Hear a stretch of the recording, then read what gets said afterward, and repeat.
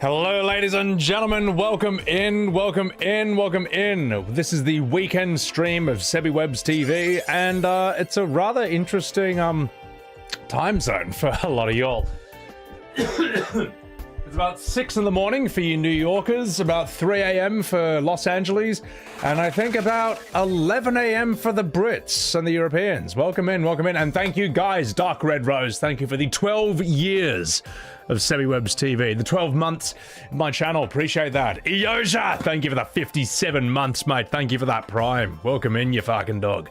Eliminator, thank you very much for the 9 months on SebiWebs. Cornfield, thank you for the gifted sub. Welcome in, y'all. How the hell is everyone going? HG Holly, how the fuck are ya? Freeze Uwu, Jado, Hectalia, welcome in. YT88, Schneepa, Jakey Boy. When's The Witcher 3? I don't know, but I know that The Witcher 3 is getting a new DLC apparently sometime early next year. So, yeah, I think that's why not? Let's see if we can get it out before then. Gizmo Heath, thank you very much for the 1 year, 12 months of excellent entertainment. Oh, you stop. Screech to Play, thank you very much for the 500 bits. Have I heard the Yang versus Tifa death battle? Yang from Street Fighter? No, I don't know that. I don't know that. But I feel like, that's it. You know what? I think Tifa deserves to win just because she's more popular. Also, I cannot picture Yang picking up Diamond Weapon with one hand and spinning him around and slam dunking him. Tifa can do that in the original game, so. Welcome in, Nettie Shin, Tamo Shant, Mark, welcome in, Andy. It's 5 a.m. My God, you must be sort of middle-ish America? Well, between LA and New York, which is like the entire country, I guess, when you think about it. Kicklaw, welcome in. Zelfie, how are ya? Cold Zero the Wise, 6 a.m. on the Sunday. Well, here's the thing. I will be going for about probably 10 to 12 hours. We will be recording a number of YouTube videos today. We got quite a lot to get through. And thank you guys for being patient while I do this, because as much as I do want to stream some games right now, there's a bunch of long-form videos about a number of things, E33, FF7R obviously, but also a bunch of things that have nothing to do with that. Yeah, I thought, why not? Why not just do this in a couple of big recording sessions and then come back to gaming streams while my editors work on these videos? So yeah. Count Squad, welcome in. Bless you, Seb. When Revelations releases, is it a part of you nervous for the battle to come? Yeah, sure. I mean, it's going to be an apocalypse when FF7 Revelations drops. At least in the Twitter debate sphere, it's going to get pretty ugly. Not that I want it to be. I'm just saying that's how a lot of fans are going to behave about this. Yeah, I reckon just... I don't know. Brace yourselves. A storm is approaching, all right? And it's not Virgil. Juzuyumi, thank you for the 2 months Prime. Thank you so much. All right. Sorry, I'm missing a million chats here, but we are going to be talking about some news today, and I will also tell you what we will be reacting to today and commenting on. We got a lot of fun shit. We got a lot of fun shit in the bag. Devereaux, welcome in. Kazabel, welcome in. Raw X, how you doing? Miala, Scotland loves Sebi. Oh, you get out of here. I hope your Scottish boys and girls love the Tekken song that I made, which I sang in a Scottish accent.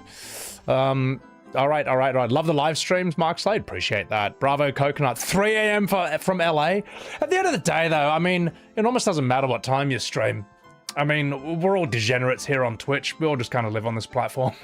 We've always got streams going. So I will do anything to avoid FF13. Partially correct. Yes. Well, here's what I will do before FF13. FF2, FF3, because I can knock those out in like 1 or 2 streams maximum. Also, I would say Devil May Cry reboot, because I do want to do a long form video where I rank all the games and talk about what I thought was good about them all. You can't do that without that game, unfortunately. It's got to be there. And that will also be knocked out in probably like 2 or 3 streams tops. Gohan, thank you for the gifted sub. Thank you so much. After that, then maybe FF13 or maybe OG FF7. All right? Maybe one of those things. So, yeah, DMC will be interesting to watch. Yeah, well, that's the thing. Apparently I hear good gameplay, bad story, characters, etc. So, or Dante, as you guys call him. So, but here's what we'll be doing today. We will be reacting to 2 more death battles, because I thought these death battles are actually quite fun. I don't actually agree with a lot of their conclusions on stuff, but at the end of the day, they're the guys making the vids. They get to do it the way they want to, and clearly it works, because all these videos have something like 4, 6, 8 million views. They're good at what they do, man. So if I've got the Dante versus Clive, Virgil versus Sephiroth, one of my editors is working on those. Today we'll be reacting to Cloud versus Link. I don't see how Link even stands a chance in this, but I also don't know Zelda. I'm a tourist, so maybe Link has shit I have no idea about. Also, we will be looking at Sauron versus the Lich King. That is going to be very fun and have absolutely nothing to do with Final Fantasy at all, because I'm listening to Andy Serkis do Return of the King right now, and it's fucking amazing. Fellowship is very rough, because there's like way too much singing, way too much Tom Bombadil singing, and I get the feeling that I think Tolkien's editors may have told him, look man, great world and story you set up here, but just please get to the point faster on stuff. Because the Two Towers almost feels like it's written by a different... Two Towers feels like he's definitely had his editors say, please, please, please get to the point and less singing. Two Towers is nothing but action. It's fucking awesome. It's so good. Rizzuto, thank you very much for the 7 months. Enjoy your day at work. Eris, welcome in. Two Towers, like the entire the entire first half of the Two Towers is like Aragorn, Gimli, Legolas, and Merry and Pippin and the Orcs, and the Ents, and Rohan, and Helm's Deep. That's the entire first half of the book. Only after Helm's Deep is done do we begin Frodo and Sam's journey, and that's the rest of the book. Like, I was like, whoa, this is totally different from the movies. So yeah. Lewitz, love the content. Thank you. I appreciate that. Welcome in, Awesomest Cube. You never read the books, Patriot? They are really important. Not to... This is not me like exaggerating or being hyperbolic, but I think Lord of the Rings is one of the most important texts, books, in the English language. I would literally put it up there with like Shakespeare, the Odyssey, the Iliad. You could put it up there with like the Bible in terms of how influential it's been on Western culture and the world. Like the Lord of the Rings are, when you read them, you realize how much of today's fantasy comes from that. Like I remember when I saw screenshots of Gandalf in the movie, you know, and he just had like the gray cloak and the wizard's hat. And I said to my dad when I was a kid, well, he just looks like a typical wizard. My dad's like, no, you don't get it. That's where the typical wizard comes from. It comes from Lord of the Rings. I'm like, oh shit. And if you look at, say, like Merlin from King Arthur, he kind of looks more like a scholar than what we know to be a wizard today, the pointy hat and all, which you'll see in the Black Mages of Final Fantasy. Pointy hat, robes, comes in Lord of the Rings. Tasty Mew, welcome in. I think elves come... But I think before Lord of the Rings, elves were basically like Christmas elves, you know what I mean? These short little silly impish creatures. I think Tolkien is the one who basically comes up with this new type of elf, which is basically the most advanced form of human possible. They're like Vulcans from Star Trek, but well, Vulcans are basically space elves. That's what they are. The pointy ears, just way better at us in every single facet. Immortal, immensely powerful magic, immensely like moral and just like moral exemplars, upright, good. Just basically the best at everything. That's elves. They're like apex humans. And what else? Ents, I think Tolkien creates, but I think the idea of walking trees or sentient trees came from a fantasy author maybe like 50 years before Tolkien, but Tolkien basically advances these into Ents and stuff. Didn't he create elven languages first and then build the universe for it? Tolkien created something like 3 elven languages. 3. Yeah, not just one. What, you think there's only one type of elf? You bloody racist? No, there's multiple types of elves. there's types of elves they talk about in Lord of the Rings who live across the sea and have absolutely no part in the entire story. But they're there. They're just across the ocean. It's fascinating and incredible what this guy created, what came out of his mind. It's amazing. And what else? Yeah, so Ents, and it's weird, Ents aren't even trees. That's a weird thing. They are covered in bark, they are covered in leaves, and they look like the trees that they are supposed to care after. For example, an Ent that's supposed to look after oak trees will look like an oak tree. An Ent that's supposed to look after furs looks like a fir. Not a furry. But Ents are more like giants. They're more like, they're kind of more like, yeah, they're more like giants that are just covered in bark and leaves and become tree-like over time. Their psychology becomes tree-like. Trolls in Lord of the Rings, I think, are corrupted Ents. Like how orcs are corrupted elves. It's amazing. It's just the more you listen to this, the more incredible it gets. And really one of the main reasons I'm listening to Andy Serkis read Lord of the Rings is so I can actually get to the Silmarillion, which I know nothing about. But the Silmarillion is basically put together by his son, Christopher Tolkien. Over something like 3 to 5 years, he gathered all his dad's notes after he died, many of which actually conflict, because his dad's kind of like trying to invent the lore that feels the best for these things, but comes up with new ideas all the time. So his son had to kind of pick the best of all these ideas and compile them into this cohesive book called The Silmarillion, which is like a history of Middle-earth. And Andy Serkis reads that on Audible as well, and I can't wait to listen to that. That's where you hear about Morgoth. You know Sauron, right? He's a lieutenant of Morgoth. Yeah. And Morgoth is basically the Lucifer Satan of their world. Like, so Sauron, despite Sauron being a lieutenant, he's still unbelievably powerful. He's something like, maybe like 100 Gandalfs or like 1,000 Gandalfs. He's really, really strong. So yeah. Also, Shawsome, thank you very much for the Prime. Dreaded Viking, thank you very much for the 6 months. Welcome in, welcome in, welcome in. Yeah, but what's interesting is that just because Morgoth is basically gigantic and godlike compared to Sauron, doesn't mean it was a steamroll for him back in the ancient world. Because in Middle-earth, as the world gets older, more and more, it becomes less and less magical. So Morgoth is godlike in the ancient world, but I think elves are much, much stronger back then as well. They have, their magic power is like obscene, what they're able to do. So it's kind of a fair fight somewhat. Also, yeah, like Smaug, for example. Smaug is enormous in The Hobbit. Smaug is like the size of, I don't know, like a 5-story building or something like that. But Smaug is considered small compared to the older dragons. You have, I forget one of their names, but there's one that's like 4 times bigger than Smaug. And then there's one called Ancalagon the Black. And we just don't know how big he is. He's too big to be measured. But he's so big that when he was actually finally taken out and shot out of the sky, he just shattered an entire mountain as he fell. Like, think about how big you have to be. Like, Sauron would just land on the mountain. And just be on the side of it. Like, and Calagon the Black falls through Mount Everest and shatters the entire thing. Like, this is so big, you just can't even measure it at this point. It's just... It's the stuff of legends. It's so cool. It's so interesting, man. So we will be talking about Sauron and the Lich King when Death Battle do that.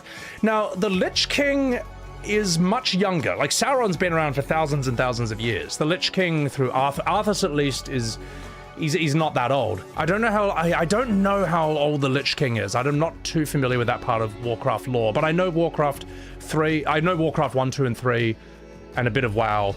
And it'll be interesting because I feel like Sauron should win this, because Lord of the Rings magic works differently from Warcraft magic. Warcraft's just kind of more a classical brute force, like you see the effects of the magic straight away, whereas a lot of the Lord of the Rings magic can be quite insidious and it can be more psychological. It can play on how you perceive things or how your words influence people. So I don't know. Actually, I can't call it.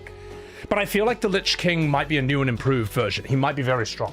So, Valerian Savager, thank you for that Prime. Welcome in. Ben Dixon, thank you very much. Thank you. Welcome in. Welcome in. Thank you for the 4 months. It's fascinating to me, chat, how much of Warcraft comes from Warhammer as well. I was looking at a bit of Total War Warhammer yesterday because I was thinking about starting a new campaign just to like play on my off days. There's one of the legendary lords of Khorne looks exactly like Diablo. Like it, and I'm certain that this Warhammer stuff came before Diablo. That stuff, Warhammer Fantasy's been going on since like the 80s, I think. So it's interesting how Diablo, I think, is based off a Khorne legendary lord. And I was looking up Arkan the Black, who is one of the Tomb Kings. Well, the Tomb Kings are basically undead ancient Egyptians. They're all skeletons. And Arkan the Black, I think, accidentally created the vampires. I think this is the lore. So the vampires all actually come from them. But it said Arkan the Black is also known as the Lich King. Lich with an E at the end. I'm like, how much of Warcraft really comes from Warhammer at the end of the day? Because we all know orcs do, and we all know that like Warcraft 1 is meant to be a game that was originally meant to be a Warhammer game, but there was a licensing issue, so Warcraft splits off from Warhammer, becomes its own thing. But anyway, let me answer these super chats. Sorry, let me catch up to you. Tom Van Winkle, thank you for the $11. Currently watching my Legend of Dragoon playthrough. Volcano! Dude, your voice acting skills are freaking phenomenal, talented.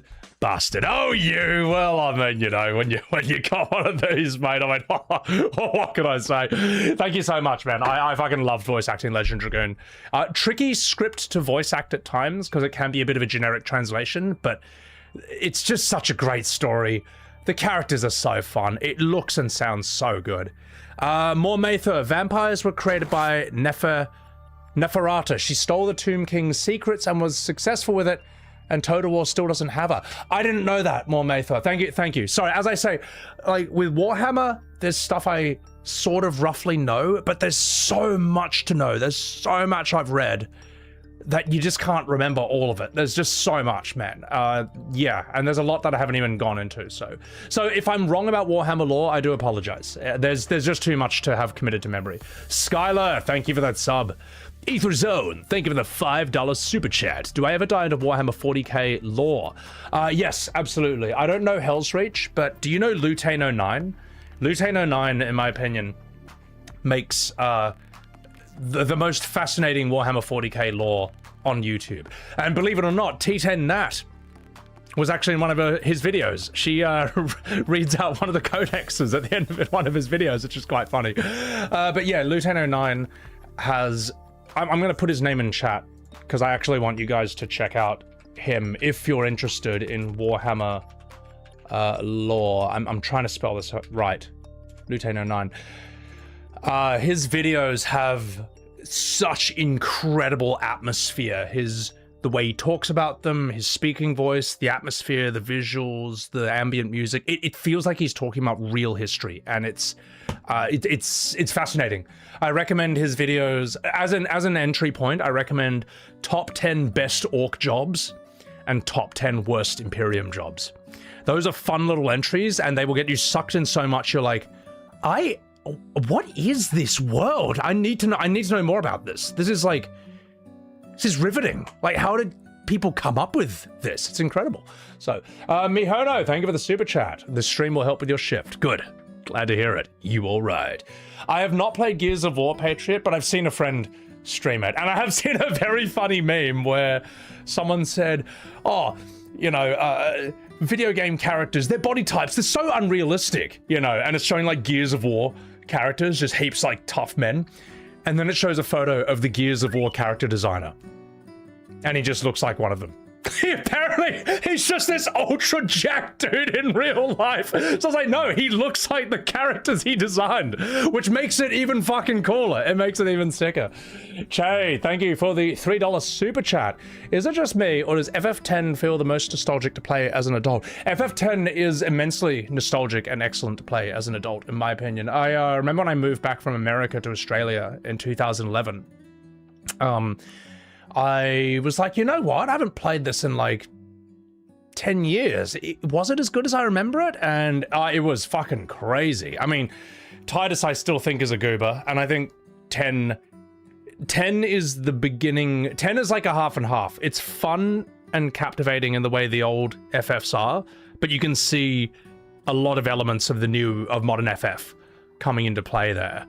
It still is very entertaining. It's still very good, though. I still think it's a good entry point into the golden age of FF if you're a broccoli-haired zoomer and you can't handle the glorious graphics of OG FF7. So, Razzletooth, thank you for the prime. Thank you. Titus and Seymour are soy boys. Soymore. God, that name just came to me. Seymour has a bad name, and he seems annoying, but I think he's quite a decent antagonist. I quite enjoy him as a bad guy. I think he has some very cool boss fights. One on that cliff, I think in Mount Gagazet, and one where he's got like Omni Seymour with all the, you know, colors and circles and shapes around him. He's got a great boss theme, and he's got a good little backstory where you see him as a kid just devastated by the fact his mum's sacrificing herself to become Anima. I think Seymour deserves a better name. All right, because maybe the Japanese think Seymour sounds cool, but in the West, Seymour is Principal Skinner from The Simpsons.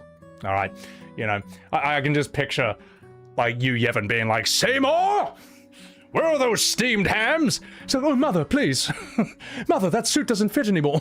So yeah, yeah. So Welcome in, welcome in. Your mind will be blown away by Death Stranding. That's good. Yeah, Death Stranding, Metal Gear Solid 4. These are going to be crazy games. So, Congo Sax, Sebi, what is your opinion of Sony getting rid of physical media? This is something I need to like think about a lot more because, as I say, like my attention right now, all my time and energy is spent just like trying to get enough sleep, deal with everything, you know, basically get these videos done, and keep on top of all the FF7R news, but I don't like it. I don't think it's good, and I don't think there's a good reason to do it either, to be perfectly honest. Because, okay, here's what I thought. Well, I'm trying to think of it from their perspective. I'm like, are they just printing like a bunch of discs for every game and only 3% of those discs are selling, and they end up with stacks of discs that are just like, what was the point of that? I could understand their thinking if it was that way, but then I looked it up and it said something like 80 to 90% of game sales or something were physical discs or something like, no, it said like of physical discs of each game that are made, something like 80% of them get sold and only 10 to 20% of discs for each game get left over and are considered waste. I thought I don't think that's good enough, man. I think they can afford it, man. It seems like if 4 out of 5 of those discs for each game get sold, I don't think there's a good excuse. Whereas I was going to say, if only 3% of all the discs they print got sold, I can understand from their perspective. They're like, look, guys, I get it, but like, what are we printing these for? I don't know. I think it's sad. I think it's the end of an era in a lot of ways because, this Wandering Flame music is extremely sad and appropriate for this conversation, isn't it? You know, I think it's sad that we might lose physical discs. I don't think there's a good reason for it. I think they should always be there. And I don't agree with the arguments that, like, you could, yeah, reduce the number of discs printed. Yeah, just cut it down by 10% or something like that. And if there's a special request, print a few more. I mean, it's not the end of the day. They've got the means to do it, man. And even though, let me put it straight, chat, I am not a physical collector at all. I have no anime figurines, I have no Funko Pops, I don't even have posters anymore. My room is just covered in acoustic foam, believe it or not. I could put one on a wall I've freed up recently. I like posters, I'd say, but I don't want disc plates, because if I put a disc plate above my bed, I'm worried this metal thing might just land on me in my sleep, and that would fuck up. But the thing is, I feel like you should have the right to be a collector. You know, I have no interest in being a collector, but I think if you want to have a shelf full of your physical games and all that, your Funko Pops, your Nico Robin statues, your Nami, and so on and so forth, your Evangelion Gundams and all that, then by all means. I know Gundam's not from Evangelion, my god. You can do that. Yeah. God, this song is so appropriate for this conversation. Gohan, thank you for that 100 bits. Appreciate it. Screech to Play, thank you for the 100 bits. When one company does it, the others will start sniffing around. Same argument for DVDs. How much do people stream movies or shows, but we should always have DVDs? Yeah, I mean, yeah, like, I'd say there's certain movies, right, that I think deserve to be preserved. Like, I got Lord of the Rings, the extended trilogy in 4K. Like, if that's one thing to have in 4K, that's the movie. And I remember back in 2015, I was watching, here's the problem with streaming. They can go back and they can censor parts that are now problematic in this day and age. And I've seen this happen. Because in 2015, I watched Austin Powers on Netflix. And you know the part where, when they kill a henchman, and then from your perspective, you're like, oh, it's just some henchman. But then the movie actually goes into the henchman's backstory and shows how they actually have a loving wife and child. And he was going to come home for his son's birthday, but then he won't be coming home after all. And it makes you feel really bad about that. That's gone. That's gone. That was cut. I'm not even joking. I was watching this in 2015 and I was like, what? Where's the scene? What? The scene, you know, where like the guys are all at the bowling alley and like, yep, no, yeah, he's coming home and like, we heard his wife's pregnant, you know, he's getting married. It's like, wait, what? He got eaten by radioactive sea bass? Oh my god. And then they all pour one out from, yep, gone. That was gone from the 2015 That was gone from Austin Powers on Netflix on 2015. I don't know if they've added that back in since. Maybe, hopefully there were complaints about that. And it's not Mandela effect. These are very well-known scenes. These are very well-known gags from that. Because it was a very odd idea to have. It was a very strange idea to give some, like, henchman number 200 that the hero kills this whole backstory and show how he was actually the hero in his own journey. Yeah, no, it's very funny. But that, I don't know why they felt, and the thing is, there was nothing political about that scene either. You know what I mean? There are many scenes from Austin Powers I could imagine them removing for Twitter reasons these days, but not those. Why? Did too many people feel bad about it, or what, man? So, and that's why I think you do need physical copies, because they can't remove that from them. Yeah, and I'm glad that back in the day when I was young, oh God, I mean, like my mid-20s, I would actually get as many movies and shows that I thought were important on Blu-ray and disc. It just felt right, and I'm glad I did. I had all of Futurama, tons of movies I think are really important, like Valhalla Rising. What else? And I remember when, oh my God, this is so sad. When my Blockbuster went out of business and they just had a sale where they were selling everything for like $2, I went in and I just got everything that I thought looked cool. Yeah, so removing scenes quietly is the disturbing part. Yeah, no, that deserves like outrage, man. You don't censor Austin Powers, you fucking dogs. We're boomers now, Ben. Yeah, but on the internet, everyone over 30 is a boomer. So, all right. I'm gonna catch up with chat. The bad British teeth. Are they?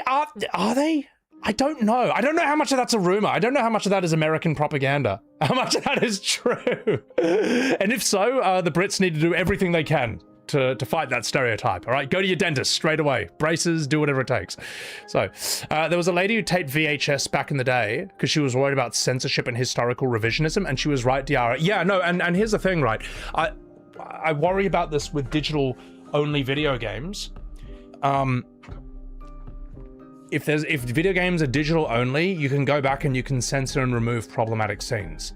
You know, Twitter made fun of me for worrying about that when Square announced that there was going to be a new OG FF7 for Steam that would replace the old one. And I was concerned that they might change a line or two, or remove something that was problematic, or have some scenes sort of altered to fit Rebirth. To which everyone, you know, the usual suspects laughed at me, in spite of the fact that they literally have done this with previous games. They did this in Final Fantasy VI. You know, FF6, arguably the best Final Fantasy of all time, according to a lot of people. FF6, which is basically sacred to the series.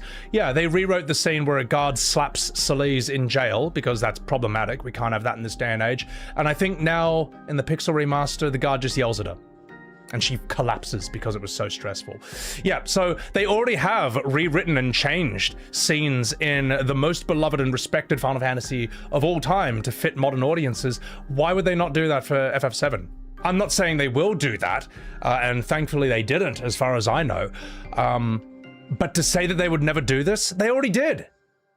They already did. There's a reason people are concerned about things like that happening. Stop gaslighting people, guys, please. Grim Expedition, thank you for that sub. Thank you, welcome in. Schneeper, did I see the Final Fantasy X 33-hour confirmation where they're doing a live stream from Zanakin for 33 hours straight? I did. I don't know what that means exactly. Some people theorize that, like, oh, is Sandfall making Final Fantasy X 3? I don't think so, nor would I want them to do that. I think Sandfall should be allowed to do whatever they want, and if they want to make a Devil May Cry game, they want to make a Souls game, they want to make an RTS, by all means, they should be allowed to do whatever the hell they want. Expedition 33, it's already amazing enough that that game exists at all.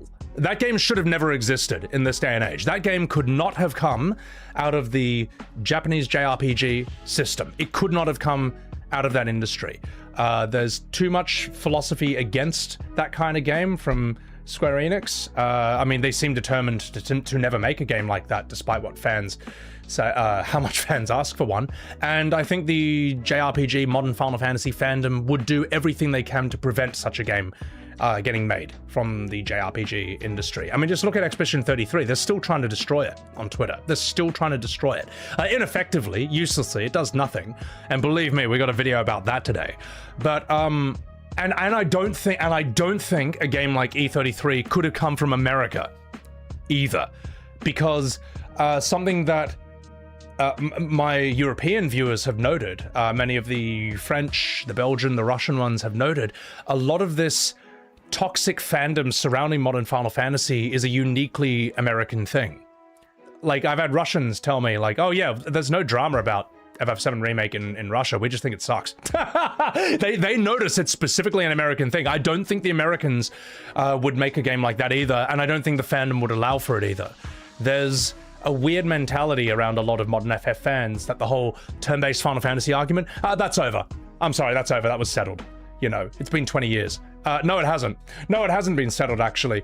It's just, it's been an unsolved problem for 20 years. And then Claire Obscure basically came along and proved all these bad excuses wrong. And that's why a lot of those fans hate that game. So, it's interesting. E33 had to come from outside the system. It had to come from a country like, it had to come from France. Maybe it could have come from Belgium as well. I don't know if Russia would have made a game like that, but I know Russia did. I think Russia did Space Marine 2, so which I hear is an absolute banger, and I would love to stream that, chat. Sebi Webb's Warhammer streams are gonna be fucking sick. And maybe it could have. I don't know where else it could have come from. So, yeah. You want Sandfall to keep making one-shot new IP games that defy corpo logic. Yeah, I mean, fuck, whatever they want to do, they can do. I'm interested in that. However, if Sandfall ever said that they were remaking Legend Dragoon, the soy face you're gonna see me make. My God, I will make a soy face to rival the biggest of soys. Because that would be so cool. That'd be so awesome, mate. So, yeah. You love that E33 is basically that guy just being like, yeah, well, I mean, they just did what felt right. It was a game made by gamers. So, that's one of your biggest worries about digital downloads, their abilities to go back and change things or take music out because of licensing issues, Stoner. Yeah, I don't know if, I just don't know what how the policies of that are different in the United States versus Japan. I feel like Japan, if they feel they need to fix the problem, they'll go back and fix it. I think America, is America a bit more against that? I don't know. I feel like Americans are very freedom of speech and anti-censorship, or at least a large section of them are. That's a tough one. I don't know. Because I know that Gabe Newell is probably against that stuff, but then how much of that is up to, how much of that freedom is up to the person who made the game, you know, or the publisher and all that. You know, Steam wouldn't be allowed to say like, oh, you put the game up, you can't change it anymore. I don't know. I actually don't know the laws on this. So, Inferno Homer, you saw a video of a guy who said Red 13's voice being cringe is the point of the character. That's why he uses a fake voice. If you don't like it, you prove the point of the voice. Oh yeah, Inferno. No. I see some people try to defend Red 13's voice change with that weak argument. The problem is, that the only way those arguments can do anything, sorry, the best those arguments can do is get a bunch of upvotes in the comment section or on a subreddit. The problem is Red 13's voice is so nuclear, it's so embarrassing to listen to that it doesn't matter how well you explain it. It's just any normal person is like, that sucks, that's embarrassing, that's cringe, that's a character butchery. It hits you on an instinctive level. And as I say, guys, I actually think FF7 Remake Rebirth, I think Rebirth would be much easier to defend if they didn't change Red 13's voice. I think that voice is nuclear. I think that voice is the ultimate wake-up call. And you can't, no matter how many times you listen to it, you can't get used to it. It never feels right. And the thing is, that voice is the window, or it's a very strong window for any normal gamer, any outsider, into all the other games' problems. You know what I mean? That voice is brutal. It's indefensible. It's fucking indefensible, man. It doesn't matter how well you argue it. You can't win this argument in real life. You can only get tweets or Reddit posts with 1,000 upvotes. That's all you can do. but that only, you can only win in echo chambers in text. You can't win in real life. You can't win in a public discussion with Red 13's voice. It sucks. It's so bad. It's so bad. Yeah. All right, welcome in, Fan Skates. The Morty-ish voice, Ben. I mean, I don't think it should be in the game at all. When I look at FF7, I don't think like, oh geez, man. I don't think that voice should be in there. It doesn't feel right. Yeah. So, Raven King, thank you for that about Steam. As I say, this is why I'm not making a video about the PlayStation physical disc thing, because I haven't... A lot of my energy, time, and attention has just been devoted to other things. I don't have a full grasp of it. I don't like it, I can tell you that. But I also don't want to, like, say shit where it's like I'm just missing some absolute basics of the industry and stuff. Maybe I'm missing critical information on that. But I don't like it. I think we should always have physical discs. I think that should always be an option. And I also don't like how, without physical discs, it makes it easier to rewrite history. That irritates me a lot. Space Marine 2 fucking rocks. Volg, it looks so sick. Nyako, welcome in. You miss Billy? I could find Billy. I think he's having a sleep. Do you want to say hi to Billy, chat? I think Billy's sleeping under my blankets. I'll go bring him in to say hello for a bit. I'll be right back, guys. Hang on.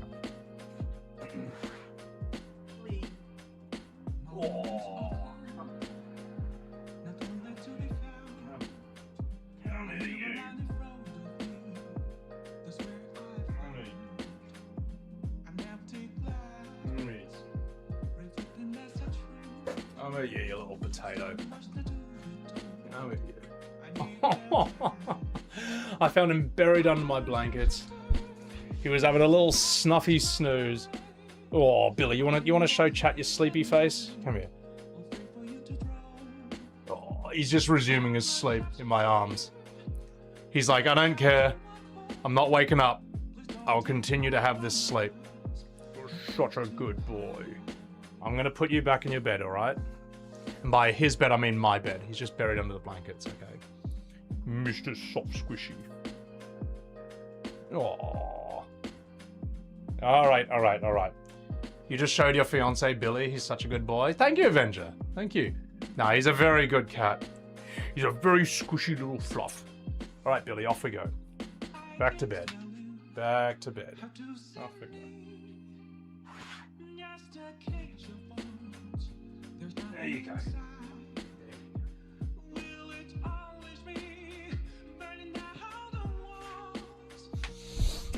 Alright. Yes, he was having a little snooze, but you know what? He doesn't pay rent, alright? That's his rent. He doesn't have a job, so that's him earning his keep, alright? You can't hold your cat like that, he would murder you. Mike? Yeah, no, Burmese are very unique in that regard. Well, I don't even know if it's... I think Burmese are like that. They're like dogs. They don't mind being picked up. How would I feel if Billy started talking like Red 13, Tom? I would be unimpressed. I'd be like, listen, Billy, we're going to, yeah, we're going to voice coaching, all right? Because you're not talking... No son of mine will talk like that in my house. So... all right. What are my top 5 games? Oh god, that's a long answer. I don't really... Here's the thing, I don't even think in terms of like 10 out of 10 for a lot of games. I know I say that, but that's just kind of a thing you say. For me, a game is like, it's either worth playing or it's not. That's it. And it's either a game you might like or you won't like. So, like, I don't think 10 out of 10, because Forza, the racing game, may be a 10 out of 10. But it doesn't interest me in the absolute slightest. You know, FIFA 2024 might be a 10 out of 10. Doesn't interest me in the absolute slightest. It's just not my kind of game. Vainrit, thank you for the Prime. 9 months. That's a... Yes, you have given birth to Veiny Webs. Or that sounds horrific. I shouldn't have said that. Or Sebi Rit, there you go. That's a birth. It better not be a rebirth. God, I love how that word rebirth is just ruined now. His job is being adorable, Phantom. Yeah, exactly. Like, Broforce, to me, for me, is a 10 out of 10. There's nothing I would change about that game, but I know that Broforce is not going to be a 10 out of 10 for everyone else. That's a very specific type of game, you know. I would also say, what's another good example? Titan Souls, for me, is a 10 out of 10 indie, but I know that it doesn't interest everyone. Have I played Disco Elysium? No, but I heard that's really good. I heard that's really well written and really well voice acted. That would be a great set of streams. So, here's what else we're going to do on today's stream, guys. We are going to, we're going to make a couple Twitter videos, very short. It's just interesting stuff. It's in the news. We are also going to react to and talk about the death battle, Cloud versus Link. Death battle, Sauron versus the Lich King. We are also going to, I think we might have time to react to Abasoft's 1-hour video, The History of FF7 Speedruns. We've already done a couple of FF7 challenge videos on stream. We done, I think when Dash Retro was able to figure out that someone was cheating, which is amazing, because to me, I'm like, just looks like someone's playing FF7, but Dash has like Matrix-like vision and can pick apart where the guy took the wrong number of steps before a random encounter happened. And I'm like, how do you know this? How do you see this? That is amazing to me. That's incredible. So I find I find that stuff. Yeah, with Caleb Hart in Guardian. Yeah, he's in that documentary as well. So that could be a good one to watch. Burnt Potato, welcome in. Also, what else do we have? Oh, and chat, we'll do some fun Final Fantasy stuff. I will be ranking. And by ranking, I don't really have a tier list for these things. I couldn't be fucked to make one.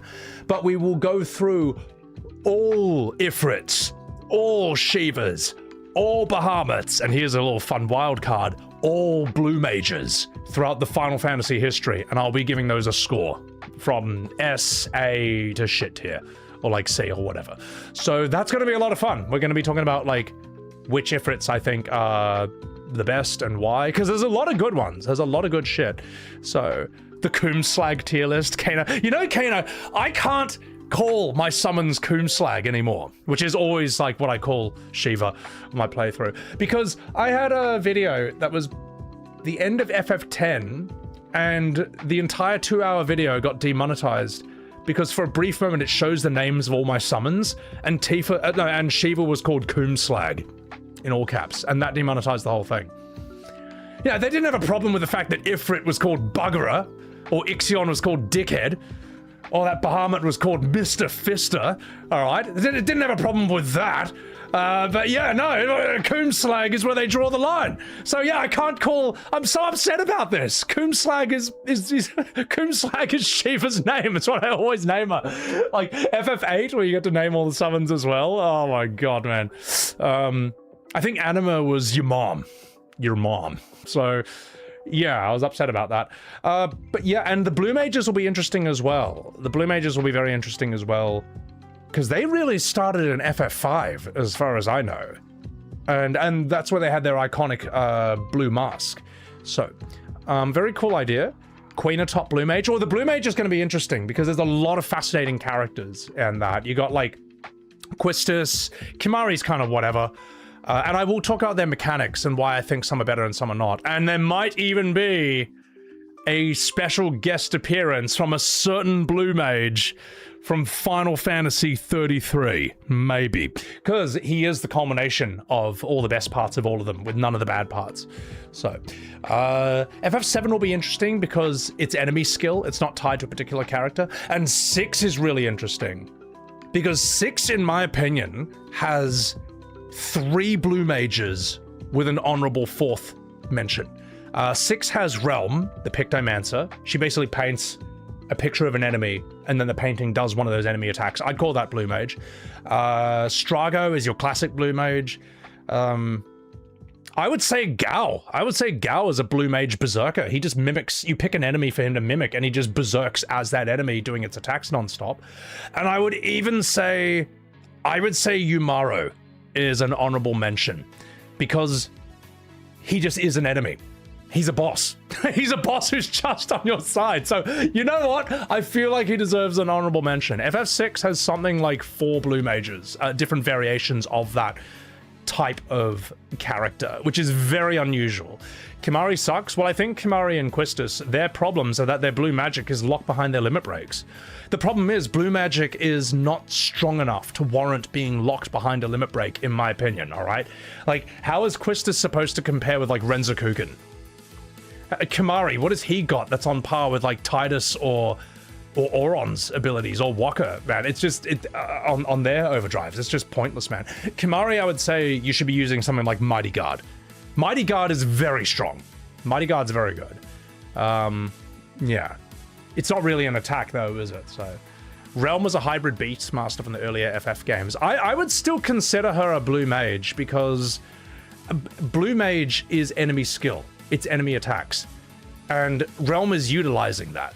I would consider her a blue mage. I would not consider her a Beastmaster. I'd say a Beastmaster would be more like you have your own designated pet. Something like I think a hunter from WoW is kind of the ultimate Beastmaster. I mean, they even have a spec called Beastmaster. I would say that's like more, yeah. You take Quina for mother. I love Quina. Quina's fantastic. Quina is basically the cool Jar Jar Binks. So Kimari got mogged by Riku's alchemy. Yeah, Riku's alchemy is like a billion times better than what he can do. Then again, I mean, look, it's you can't go wrong with Mighty Guard. Oh yeah, if my hair's like a bit weird, I guess it's no, sorry, we're talking about the green screen. It is what it is. You know, we can't be perfect here. I'm trying. I might need to tweak some settings on all my shit later on. So I got a lot of shit I got to do on my off stream, but we will be recording a lot of videos today. I'm trying to think what else we've got. And chat. We might do a couple more shot-by-shot comparisons from OG FF7 and FF7 Remake Rebirth. We're only going to do single scenes at a time, but these will both be very good. These will be interesting ones. So, yeah, it's going to be a lot of fun. Hair looks fine. Oh, you get out of here. Because I think that Eris, Cosmo Canyon bonfire scene with Eris is brutal. It's so brutal, man. I mean, just like the OG one, it's just this atmospheric, intimate scene between you and all the party members, and they each say something that's intriguing and important about both of them. And then you watch, what is it? And then the Rebirth one, it's just the Eris show. It's like a self-insert therapy session. It's like, oh, why is it written like this? Mog is a Geomancer, not a blue mage. I thought for a while, is Mog a blue mage? And he's not. He's more like a dancer, berserker, and as you say, Geomancer. Mog is something different. Mog is sick though. I fucking love Mog. I think Mog is so cool. In fact, I do get sad that I think this is one of the reasons FF6 is so strong, is that you have characters like Mog and Yumaru in your party. Like, you have these bizarre, weird creatures as main characters. It's so fucking sick. It's so mad, you know, and we just lose that after, I'd say, technically, look, I'd say you really lose it after FF9, let's be real. Yeah, Kimari, but no one cares about Kimari, all right? He's boring, he sucks. But Kimari, I guess, is technically the last sort of like non-humanoid creature we have. Don't say Fran. Seriously, just don't even try. Don't even try. Let me put it this way. If you remove Fran's rabbit ears, what is she? Yeah, she's a human. That's right. Okay, it's not the same thing. Fran's not in the same conversation. I know you want to goon to her all day. That's fine. By all means, splooge all over your keyboard and your screen. But don't act like Fran is in the same conversation as Red 13, Cat Sith, Yumaru, Mog, Quina. You know she's not. So, yeah, and I wouldn't say... Who else? FF14? Not really. I mean, people say Alpha no Alice. They're not humans. They got they're pointy ears. That's it. Remove the pointy ears. What are they? They're fucking humans, all right? You can't just remove Red 13's ears and suddenly he's a human, no matter how much he moonwalks, okay? Just be honest. Be honest. What about Torgal? I think Torgal is... You know what I think is so bad about Torgal is... I tried to use him in FF16, but I don't know why they did this, and I don't think they ever fixed this either. Every single time you issue Torgal a command, Clive says, "Get him, Torgal, sick him. Get him, Torgal, sick him. Get him, Torgal, sick him. Get him, Torgal, sick him." Every time. Every time. How did this pass testing, man? Seriously, did they not think someone was going to sit down and just spam the dog because it's funny? Well, I just don't use Torgal after a while. In fact, I would say, when you're playing FF16, the one journalist ring you should wear is the one that makes Torgal do stuff automatically. Because then that way you don't have to hear Clive say, get him, Torgal, sick him every time you fucking make him do something.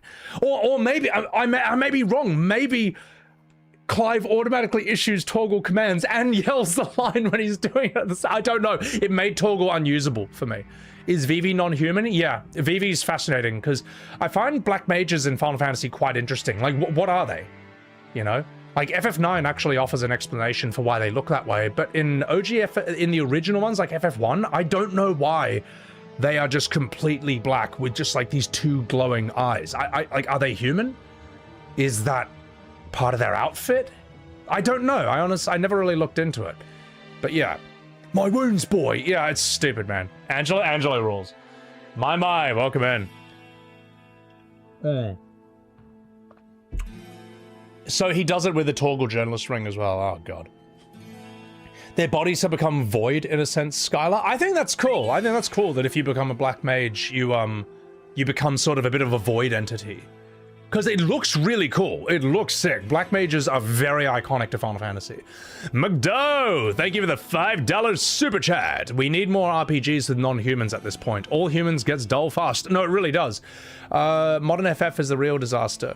Exhibition, later, shady webs. Well, I mean, that's why when I saw leading up to Exhibition 33, and I was worried, like, is this going to be mid? Is this going to be disappointing?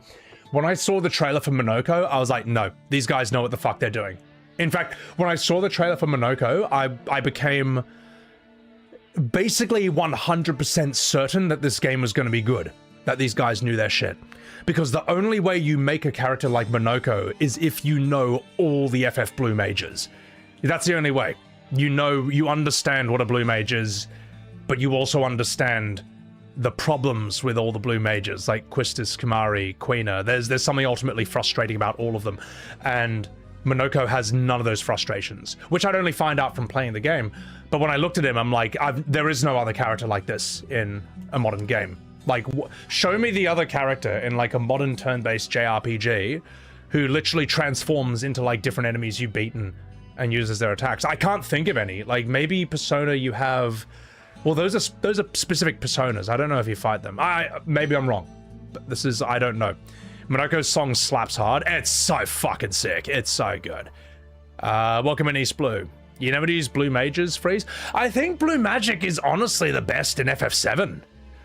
I think that's the best. And I think FF7's Blue Magic is so overpowered that they kind of nerfed it. They tried to prevent it from being overpowered for all future Final Fantasies. It's just too strong in OGFF7. Like, if you slam on Big Guard at the beginning of a boss fight, well, I mean, you basically, you have so many advantages all of a sudden. Physical barrier, magic barrier, and haste on all party members. Like, that's outrageous. And then if you go back and get Beta, as you say, Penance from the Midgar Zolom, if you get Aqualung from, I think, the Chimera around the desert in Gold Saucer, and Trine. You get Trine, you get those 3 moves, you're gonna kick the shit out of a lot of enemies in OGFF7. You are gonna fuck them up. My FF7 documentary review adds years to your life. Thank you, Rakora. Appreciate that. The personality matters. Blue Mage is the best quirky. I agree with that. I think Blue Mages should always be a bit weird. Because what they're doing is something very strange. You know what I mean? They're not... The reason Blue Magic is so interesting is because it doesn't play by the rules. You know, which is why you want enemy skills, because they don't play by your rules. The problem is, as soon as you use them, you become insanely broken. And I think that, I think FF14 struggled with that problem, because how do you do a Blue Mage in FF14? If you make it balanced, then you're not doing Blue Magic right. It's kind of wrong, it's kind of boring. But if you make it as broken as it needs to be, now it's unbalanced and you can't use it for world firsts on Savages or Ultimates. So I don't know. I don't know how good the Blue Mage in 14 is, but I understand they had to struggle with that difficult problem. Bourbon, you just turned Monoko into a shield generator? Yeah, no, he's fucking awesome at that. He's so good. Thank you for that super chat. So, Pandora's Box, I forget if that's any good. White Wind is really good. Shadow Flare is awesome, but you're only going to learn that from Dragon Zombies, an ultimate weapon, and they're probably going to kill you with it as well. So you'll learn it and then die, but Shadow Flare is very cool. Wolfen, what's up? What's up? So, Shin Megumi Tensei. The main character can capture any enemy outside of story bosses. I guess that's sort of like a Pokemon ability in a way. I mean, at that point, you just kind of... We're just splitting hairs. Bad Breath, yes. I think Bad Breath is... I personally think Bad Breath is the most dangerous enemy attack in all of Final Fantasy, period. And you never really... You can sort of almost deal with it in 7 and 8 at times, because you probably got some sort of immunity just kind of just lying around that you've forgotten about. But in FF10, you meet the Blue Marlboro, which I think is the most dangerous enemy. I would say the Blue Marlboro, in my opinion, is the most dangerous enemy in all of Final Fantasy, period. Because the Blue Marlboro has First Strike. Okay? It first strikes you with Bad Breath. It fucks you up so bad. It's wiped me. And the way I had to deal with that in 10 was I had to give Tidus First Strike so that he would have his turn before the Blue Marlboro, and I would just immediately swap him out, get Yuna in, and I would summon. Because summons in FF10 are immune to all status effects. That was how I would deal with it. I'm like, oh my god, this thing's nuclear. So yeah, that was my strategy. You guys all had different ones. You had this and that. I forget how to get ribbon. Yeah, you get ribbons in 10. I forget. Do you? I know that was my strategy. FF7 was interesting because you could morph a Master Tonberry into a ribbon. Very, very useful ability. Benj, thank you for that $10 super chat. Sebi, what Final Fantasy job do I like the best or most aligned with? Ooh, that's a very interesting... No one's ever asked me that. I don't really think about that. Monk is extremely enjoyable. FF Tactics, the Monk is amazing. We love monks. Atif is just a brilliant monk. Trying to think who else. Sabin is just awesome. I think blue mages I have a soft spot for, but I also know that they are usually shit. They're just kind of like a weird wildcard spec. But blue mages I are probably most in line with my personality. Like, you'll notice when you see me play Tekken. Oh, by the way, yes, thank you, chat. We will react to the Bob trailer for Tekken 8 as well. Whenever you see me play Tekken, I only play the weirdest characters. Lei Wulong, Drunken Master, you know, or Bob, the 300-pound American who can do spinning backflips, or like Panda, Kuma, and stuff. So, yeah, it's probably blue. I think blue. Let me put it this way: there's a reason I'm ranking blue mages today, and no other class. I think it's blue mage, Benji. I can't think of anything else. I would say maybe Dragoons. I think Dragoons are really cool, mainly because of Sid Highwind and Astinian. And I loved playing as Dragoon in PvP in FF14. I thought that was really, really fun. Black mages, white mages don't particularly interest me. Neither do summoners. Ninjas, no. Samurais, no. Maybe time mages. I think time mages are really interesting. Again, that's a kind of wild... You'll notice this with a lot of things. I tend not to gravitate towards the classic obvious choices. For me, it's something about me. Maybe I'm naturally a contrarian or something, but I gravitate towards the bizarre choices. Do I play Roger? Yes. I can't wait for that. Can I explain the mages? White mage is, you know, healing magic, support magic, you know, barrier, protect, revive. Black magic is offensive magic, fire, ice, you know, death, comet, and all that. Blue magic is enemy skills. Time magic is quite specific to FF Tactics, but time magic would probably fall under white magic in most other things. And oh my god. Al Drake 7, thank you for the 20 gifted Subarus on Sebi Goddamn Web's TV. You even activated the gift of me dancing with Juliakins and T10 Nat and Daddy Scam back when I was in Texas. Thank you, Al Drake. Absolutely massive. Thank you for gifting that. Thank you for gifting that 20-pack to Sebi Web's TV. You all right? And if anyone got a sub from Drake, please say you all right. Red mages are interesting. Red mages have evolved because red mages were introduced to my memory in FF5, and basically they can do black and white magic, but with half the power of each, which seems like not a bad idea on paper, but in practice this is just dog shit. And I think red mages evolved, I think FF12 is where red mages evolved into a physical melee hybrid, and then you get like Alisei, the quintessential red mage later on. You also get K-Marie with that raid on Sebiwebs TV. Ladies and gentlemen, please chuck a follow to the lovely K-Marie. God, I've known this woman for bloody... Okay, have we known each other like 6 years at this point? My God. But she looks like a Final Fantasy character. Beautiful lady, lovely to hang out with, super chill, brilliant artist. Yeah, and also an awesome DJ as well. Check out her streams. I don't want to catch any of you not simping in her streams, all right?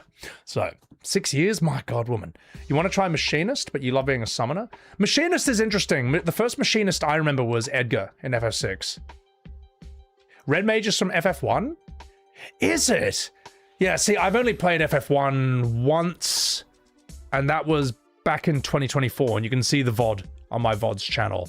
FF1, yeah, no, look, I admit I have to look up some of these things. I don't know FF1 too well. 7 was my introduction to the whole thing, and then I worked backwards through like 6, 4, 5. Haven't played 2 or 3 yet, which we will do. So Red Mage comes from FF1. Did it then I assume it functioned the same way, where it's like half... It can do both black and white, but it's half the power of each, which is dog shit, in my opinion. I just have a black mage, have a white mage. So yeah. Deadly Mouse, you're buzzy? Good. Many classic jobs came from FF3. Yes, no, FF3 is where we see Ifrit for the first time, and Shiva for the first time, apparently. 5 is what sends that, takes that to the next level, and then Tactics puts that in overdrive. So, yeah. Spellblade class was in FF5. Is that the Mystic Knight? Because the Mystic Knight's the guy who like enchants his blade with like fire or ice or something. Yeah. So. Red Mage is the jack of all trades, but master of none, Mr. Haku. See, I think it's better to specialize, personally, because you just have better numbers that way. Flexibility can be important, but it's just kind of such a situational thing. It depends, yeah. I'm trying to think what other classes I identify with. I really think Blue Mage is probably the one I identify with the most. I like just weird shit. So yeah. Red Mage could not use level 8, the highest tier spells. Ah, there you go, there you go, there you go. And speaking of high tier spells, I'm still rewatching Overlord, the anime. It's just fantastic. Fuck, I knew it was really good, but rewatching it is like, yeah, this is just excellent. It's so fascinating. If you haven't watched the anime Overlord, guys, definitely check it out. It's very unusual. It's not your usual isekai where you wake up in a foreign fantasy land and you're like some good guy and all the women love you for no good reason. Well, actually, no, it does happen in Overlord, but I digress. In Overlord, he wakes up in a fantasy world and he is like, he's the villain. He is the strongest, the most godlike creature, and he's the bad guy. But from his perspective, he's him, you know, and he just sees all these other characters as sort of NPCs, which why wouldn't he? If you woke up in WoW, if you woke up in FF14 and you were the strongest thing there, you kind of would see them that way. But the show goes out of its way to really flesh out all these NPCs as well and give them as much of a backstory as possible. It's fascinating. It's such an interesting idea, the show. Fangiana, thank you for gifting a Subaru, mamma mia. Yeah, Overlord's more inspired by tabletop RPGs more than JRPGs. I think it's like everything, because like there's definitely a World of Warcraft element to it.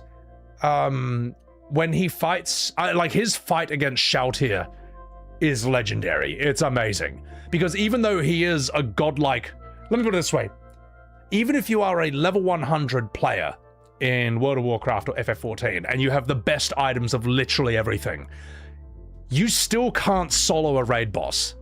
You can't do a one-man savage. You need 8 people.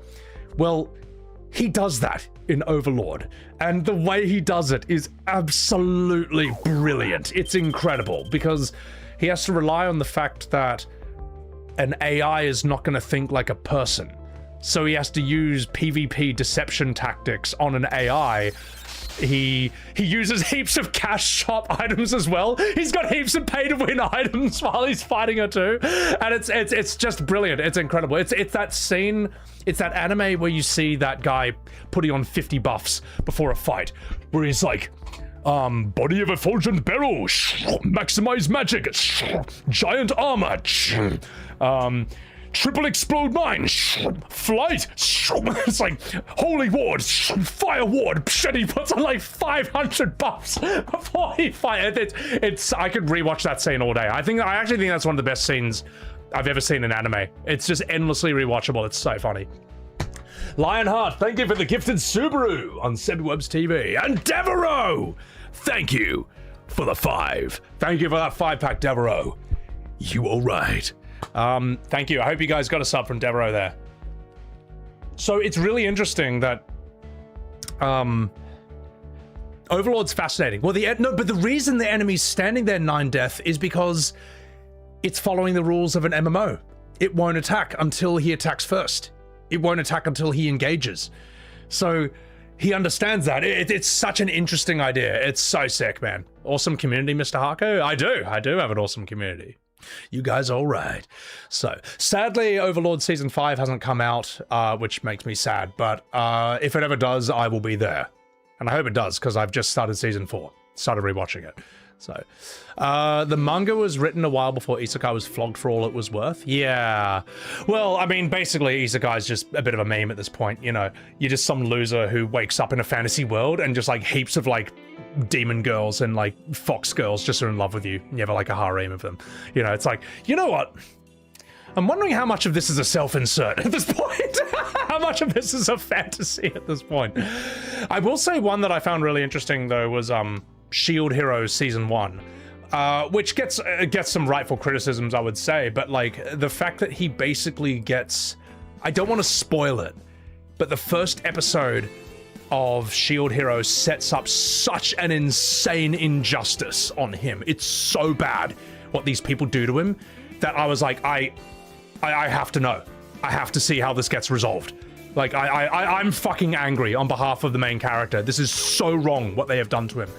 And the problem is, it's a great first season, but the problem is it resolves it by the end, in a very good way, in my opinion. But then after that, I saw no point in watching the rest of the show. I tried watching Season 2, I'm like, it's just not the same anymore without this massive injustice done to the main character. So, but yeah, it's a very interesting, I think that was one of the better isekais I saw. And the main character, oh my god, he gets fucked over so badly in the show. And his rage, the moments where in Season 1 Shield Hero, where he's expressing just like insane rage and anger at the injustice, it's glorious to watch, man. The voice actor is so good. You can feel his true raw anger just coming through the screen at you. It's just magnificent. Speeb Hecht, thank you for the Prime. Appreciate that. Cheers. You all right? There was an Overlord movie. I still need to watch that, Shoelace. Is that a separate story or is that like a summary of the show? Because that's something Overlord does really well. It really makes you see that these NPC characters are fully fleshed out living human beings. And it's horrifying what's happening to them. What the main character's doing to them. And even he knows he's losing his humanity. He's like, I'm about to kill like a lot of people and I don't feel bad about this at all, is what he thinks, before like casting a spell that kills like 70,000 people. He's fucked, man. In a way, it's like Eldritch Horror. I was looking up like analyses of Overlord, and it's talking about how like a lot of the NPCs in that world are trying to come to grips with the fact that they are facing an eldritch horror. He's unbeatable. It's completely impossible. They'll never be able to beat this guy. So, is it really people is the question? Well, that's the thing. It raises the question of AI, which some other games have raised. Like, if they are identical to humans in every way, but they're just not made of the same stuff as us, are they alive? They may not be human, but they are alive and sentient and feeling. So it's fascinating. So,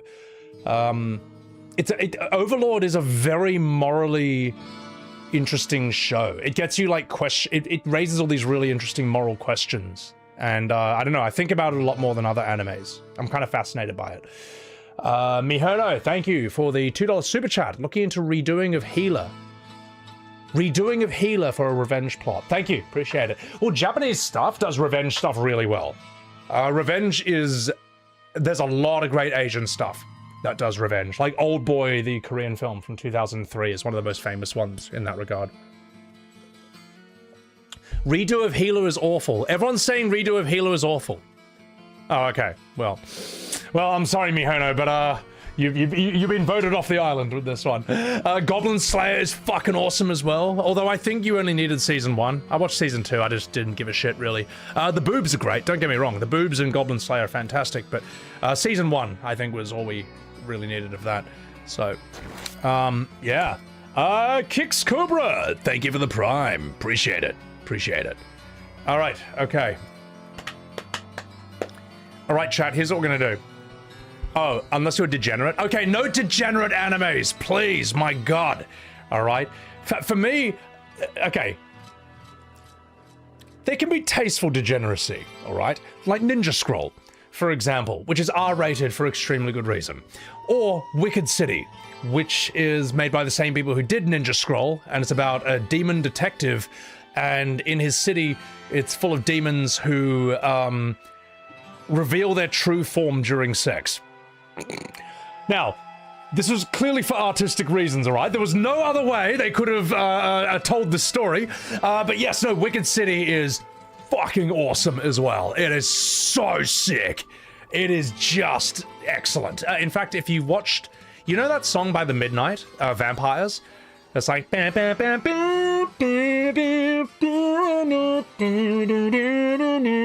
You know that one with the saxophone.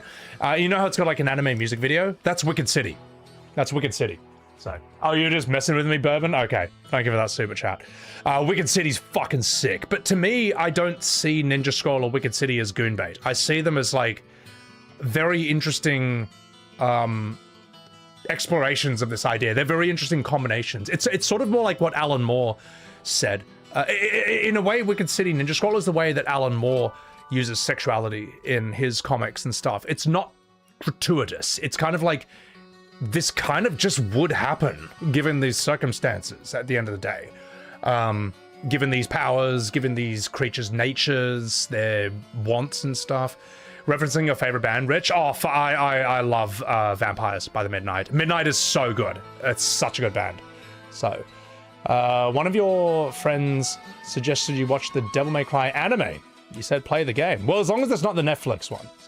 No, I have not seen Gungrave games, but I know that name. I hear it's good, though. Ichi the Killer, Jankin? That movie's fucked. I don't recommend that. Ichi the Killer is just like... Oh god, it's just, oh god, it's sickening. Although Ichi the Killer does have imagery you'll never ever forget. And in a way, it's worth it for that reason.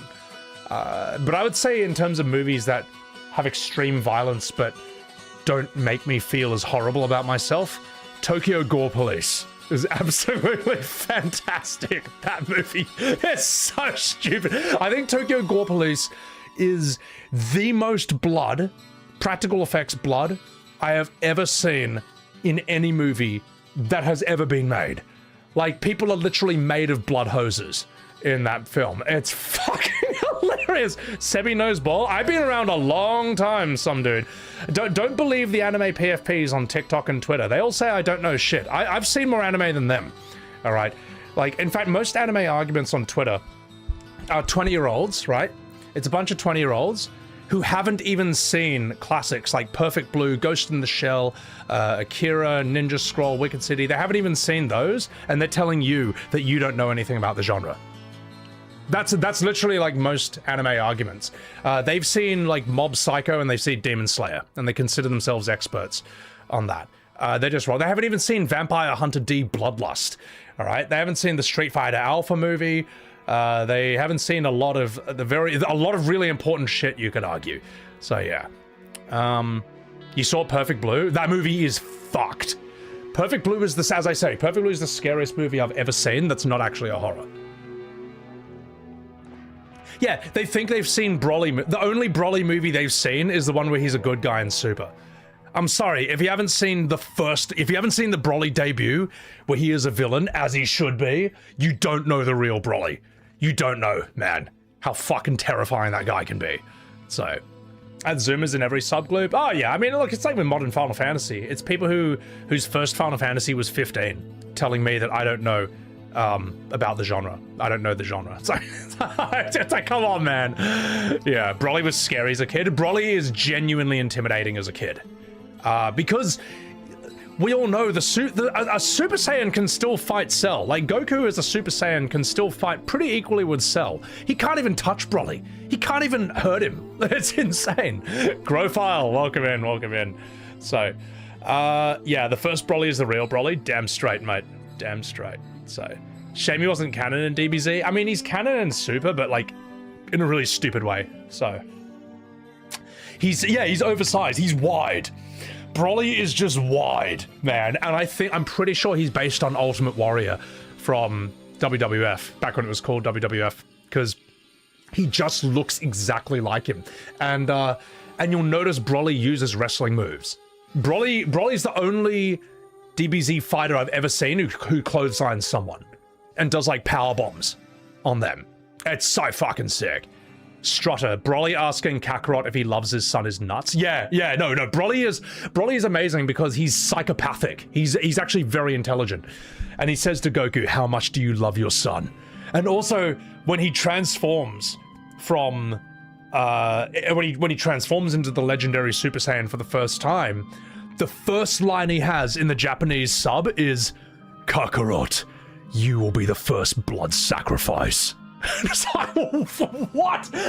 This guy's fucked. This guy's serious right off the bat. And there's another great part. I think my favorite part, which I can't show on stream sadly, because it'll just be copyright, is where they have all these kidnapped aliens they're using as slaves on the planet. And Broly, while he's fighting the Z Fighters, stops and he says to these like cute little aliens, he's like, you've often looked up at planet Shamu, thinking about how one day you might go back there, right? And the little kid alien's like, and Broly goes, wow, and he throws this ball and it looks like it's just about to kill all the aliens and their kids. And then it turns around and goes, and you just see their home planet and it just goes, and the baby's like, oh, planet Shamu. And the baby's like, and Broly's like, It's just he is so fucking evil. He's such a bad person. And that's why I was so offended by the idea of turning Broly into a good guy in the Super movie. I'm like, you don't get it. You're not using this type of character in the best way possible story-wise. He works better as a villain. He's so good as a villain because you're just sitting there terrified the entire time. Like, how the fuck are you gonna beat this guy, man? And you can't give him a moment because you can't even stop attacking him. Because if you do, he just does something like that. He's such a fucking Gronk, man. Yeah, I don't like the face turn for Broly. I think it's a bad idea. It's like having a face turn for Cell or, you know, or something, or Raditz. It's just wrong. So yeah. Didn't Supermate Frieza good? Oh no, Frieza's not a good guy. Frieza is a convenient temporary ally. And Frieza even tells them, you do understand, right? Like, I'm gonna help you win this tournament, and you'll set me free, but I'm not gonna turn good. I'm gonna go back to my old ways. You understand that, right? And like, well, okay, sure. Because that's how badly we need you, man. So, Frieza's not a good guy. He's very racist, which is, oh my god, when you look at some of Frieza's lines today, it's like, oh my god! This is outrageous. But in a way, Frieza is perpetually rage baiting people. It's part of his strategy. It's part of his tactics, which is quite funny to watch. He's immensely good at pissing off his enemies. Yeah, so, no, I would not say Frieza is a good guy at all. Frieza, I don't know if there's a Japanese word for this, but there is a concept in Japan of, like, enemies putting their differences aside to fight a much greater enemy. Maybe that concept came around during the Mongol invasion back in the day, because I think before the Mongols showed up in Japan, they were all fighting each other. and they're like, oh shit, this is much worse. We got to stop fighting each other for a bit and deal with this. Also, even in Pulp Fiction, they reference this idea. That's a real boomer movie, but I'll tell you what, I'll finish this story, then we'll start recording some videos. You know the scene where Marcellus Wallace gets kidnapped, you know, and they bring out the Gimp, and then those really weird guys just like do things to him in a dungeon, and Bruce Willis is about to leave. He escapes, and he's gonna leave, and he's like, I can't leave a guy down there with these dudes. That's too fucked. So Bruce Willis is like, okay, how do I take him out? And he finds he's in a weapons store, finds a baseball bat, and he's like, I mean, this could work. And he's like, an axe, chainsaw. Well, that's interesting. And then he's like, sees the samurai sword.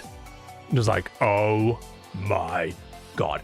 Well, the thing is, Quentin Tarantino, for all his criticisms, he was a bit of a weeb, you could argue.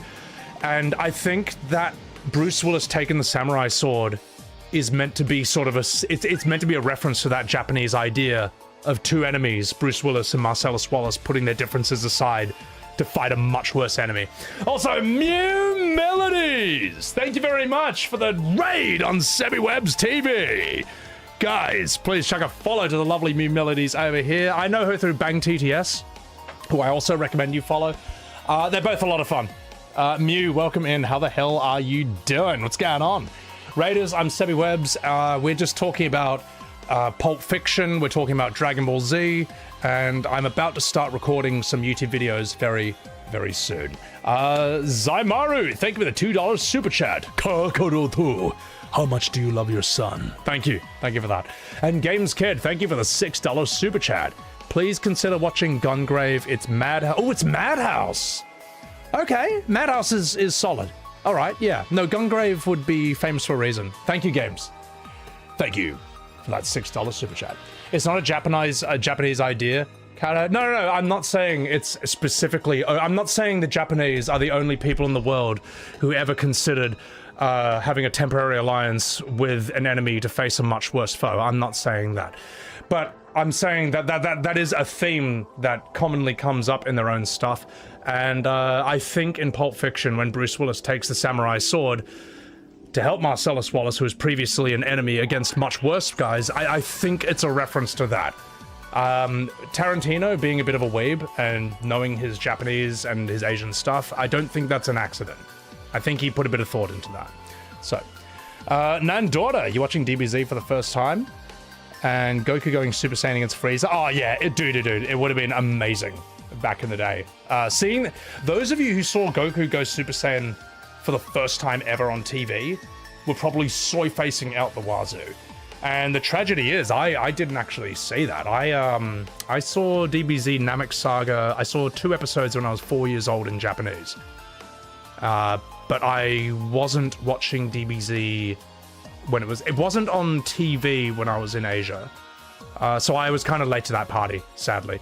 And I didn't really sit down and watch all of DBZ through DVDs from start to finish until like 2011, which was fantastic. It was so good. It was so fucking awesome. Big soy-facing moments, mate. So, it took forever to happen, Grofile. Oh, yeah. I mean, well, like, the pacing wasn't great back then, but just how it is. So, thank you, Vidman, for enjoying the YouTube videos. Appreciate that. Gambate! Mew Melodies, thank you very much. All right. Sorry, guys, I'm missing a shit ton of chats, but I think it's time to get down to business and do this.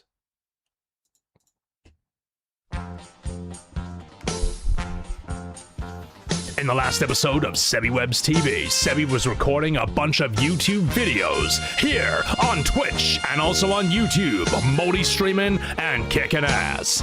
He did some FF7R drama videos on Twitter. Then he watched Death Battle with Dante versus Clive, where apparently Square Enix paid for Clive to win. Then he watched Virgil versus Sephiroth, which was slightly more believable, but still a bit bullshit.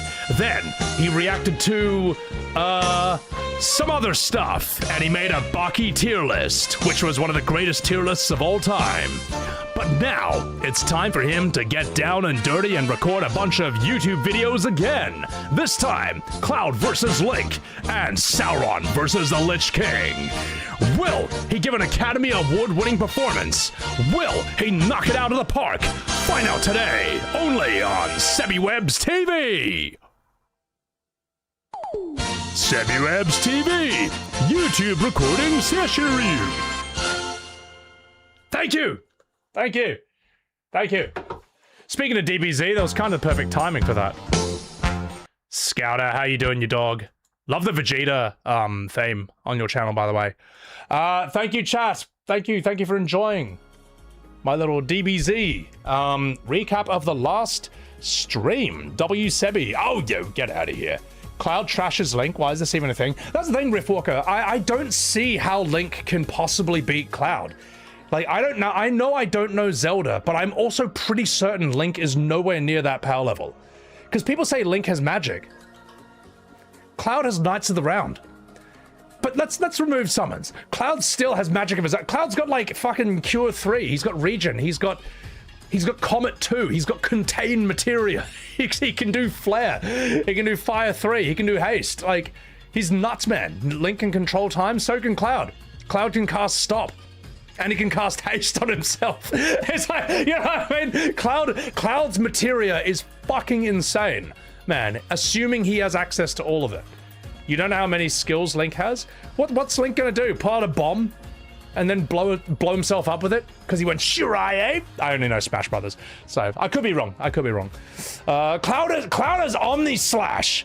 How is Link gonna survive that? Cloud will kill him. Cloud will kill Link with Omni Slashes. There's gonna be nothing left of the kid. He's gonna cut him to ribbons, man. So yeah. But then again, I do want to see. Oh, Link has a shield. That's true. Yeah. Link's just gonna have to somehow parry Omni Slash. Omni Slash would break his shield into pieces unless Link has some like Omni Shield or something. Here's the thing. This will be interesting for me because I don't see how Link could possibly stand a chance. So it's intriguing to me for that reason. So, all right. And that's not saying that Link is bad or that Zelda games are bad. Zelda games seem to have been pretty strong throughout history. So,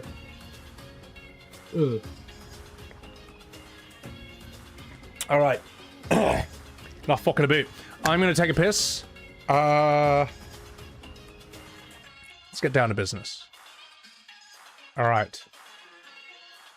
Let's go. Oh my god, chat. Oh my god.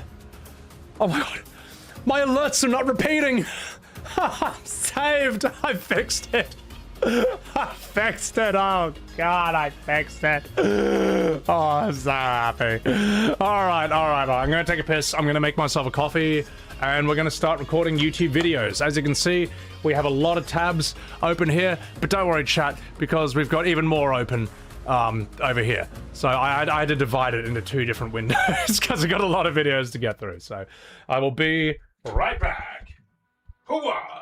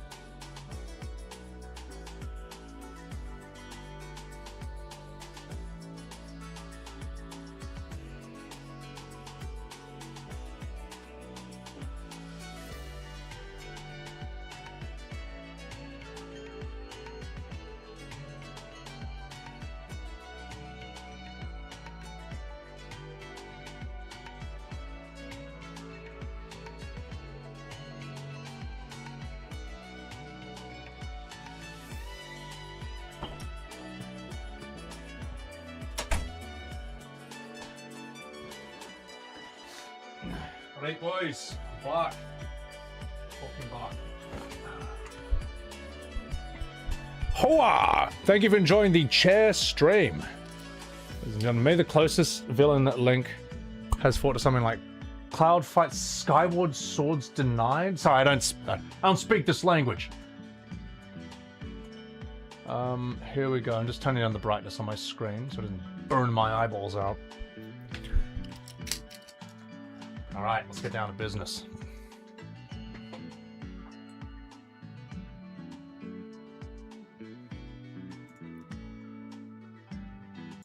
See, when I think of Link, I think of this.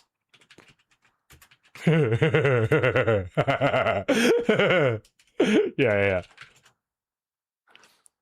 See, when I think... Okay, someone explain to me, how is this guy supposed to beat Cloud? How is he supposed to beat Cloud? Zelda, Duke Onkled is under attack by the evil forces of Ganon. I'm going to Gamelon to aid him. But Father, what if something happens to you? I'll take the Triforce of Courage to protect me. If you don't hear from me in a month, send Link. Impa? Don't worry, Zelda. The Triforce of Wisdom promises the king will safely return. Enough. My ship sails in the morning. I wonder what's for dinner. Oh boy! I'm so hungry, I could eat an Octorok!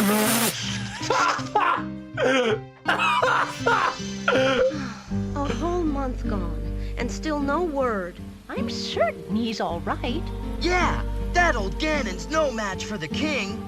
Link, go to Gamelon and find my father. Great! I can't wait to bomb some Dodongos! Oh, that is... Wake up, Impa. We're going to Gamelon. That is fucking dog shit. How is this guy supposed to beat Cloud? Wait to bomb some Dodongos! I mean, to be fair, he just disappears. He just disappears from the frame. Fuck, this is the best. This is, you know what?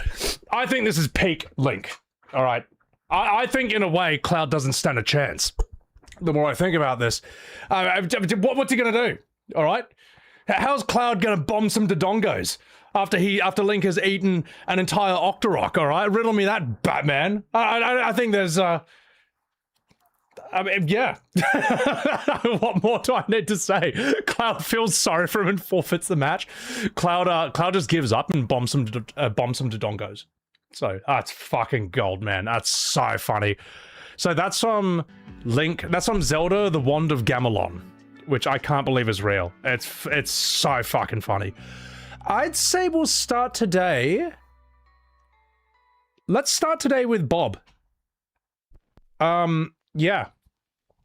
Ladies and gentlemen, there is a new character coming to Tekken 8, and his name is Bob. And, without further ado, let's begin. Fuck yeah. Let me just refresh. I'm just going to give you all a heads up. I have already seen this because this trailer came out, I think, 20 minutes after I ended stream last week. And no, I was not going to sit there and not watch it for a week straight. This is my favorite character. This is one of my favorite characters in all of Tekken. He's one of my mains, and he's one of the reasons I stopped playing Tekken 7. So, anyway, ladies and gentlemen, God, how do I get into YouTube mode? Thunderleap, welcome in. All right. YouTube mode time. Let's do this. Ladies and gentlemen, it's time for the most American character. Oh, fuck, hang on. Bianca, thank you for the 6 months. Thank you for the 6 months.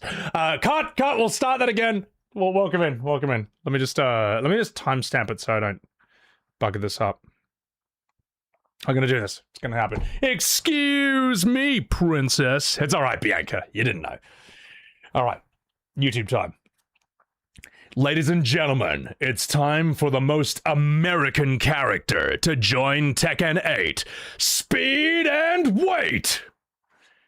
Bob.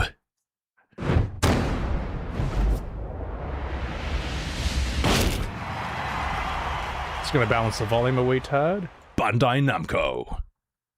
Unreal Engine. Bob, onigiri! Hunger's the root cause of conflict. Join me, and we'll feed the world. Okay. Get ready for the next battle. Speed and weight. Turn 8. New challenger. The hero has arrived. Oh my god. I don't know what I think of his costume so far. It's whatever. I'll probably just revert to his classic. What I used to do with Bob is that I would have him in the gold version of his default suit in Tekken 7. I would give him a tan, so he was dark, gave him aviator sunnies, and I gave him little angel wings and stuff, because he's so aerial. It was such an infuriating costume to lose to. Just an amazing character. Alright, let's keep going. The hero has arrived. Boom!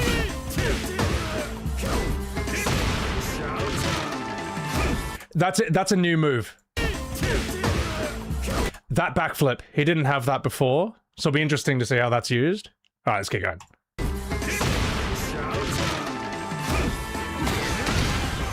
That's a different animation. Alright, here we go. Oh! That is one of my favorite moves he has in the entire game. Look how ridiculous this is. Wait for it. He backflips, which goes under your low attack, and mid backflip punches you in the air. Punches you in the face. Bob is basically inspired. Bob is a combination of Sammo Hung, who is one of the Jackie Chan, Bruce Lee era. Sammo Hung was like a fat guy from Hong Kong who could do backflips and just heaps of kung fu. Brilliant film star. You might know him from martial law. He's, I think Donnie Yen fights in him. I think Donnie Yen fights him in Ip Man 2. And he's also a combination of, I think, Chris Farley from American Ninja. Chris Farley, the SNL comedian and star, he was like a big fat American dude.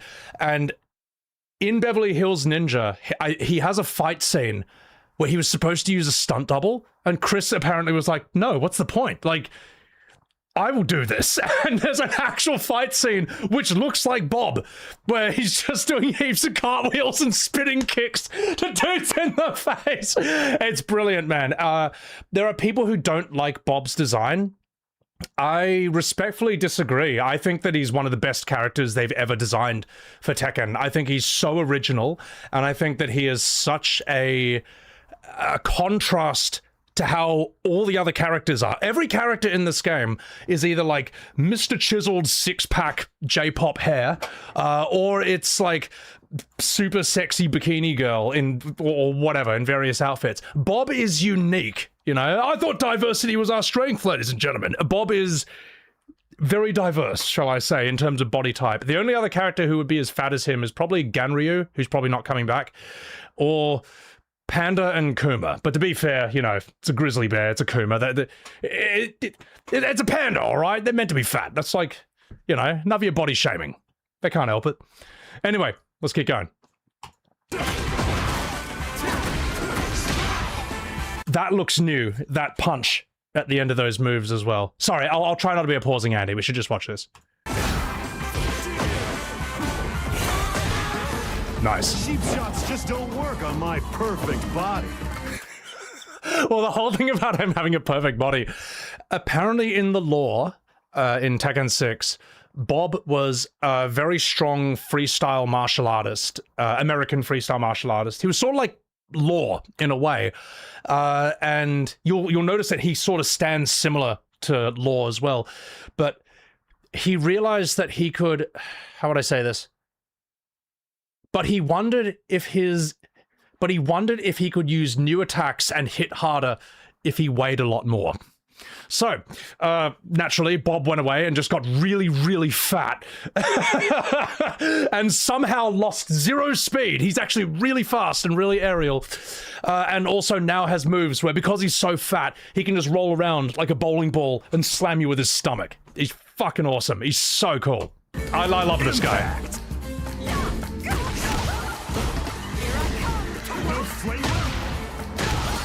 Oh my god, they've given him a parry. Look at this. Right here. Here's a parry. No flavor? Oh, that's gonna make him even more annoying.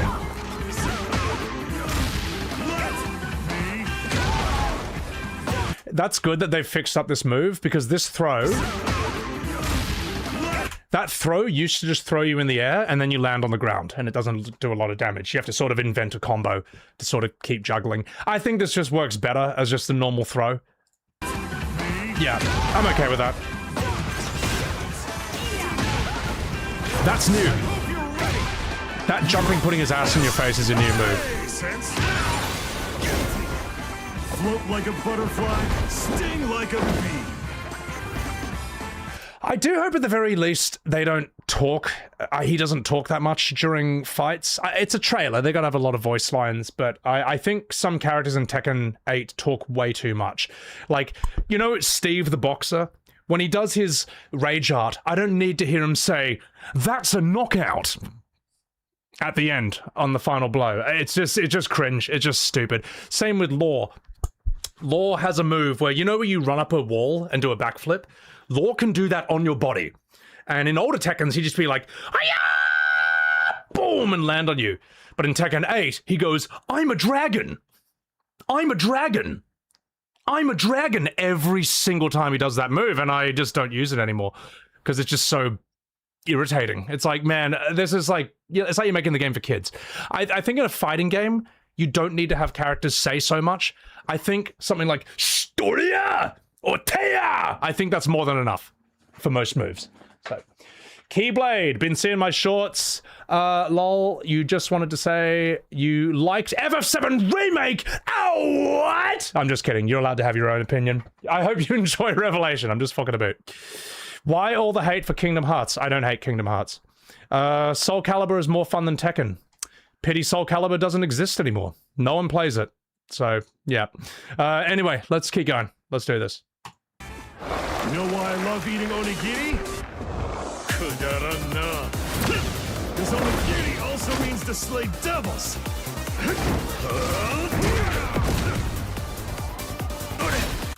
Isn't that the punch that killed Heihachi? And Bob can just parry it with his stomach. Wow. Canonically, that's strong, mate. Let's go.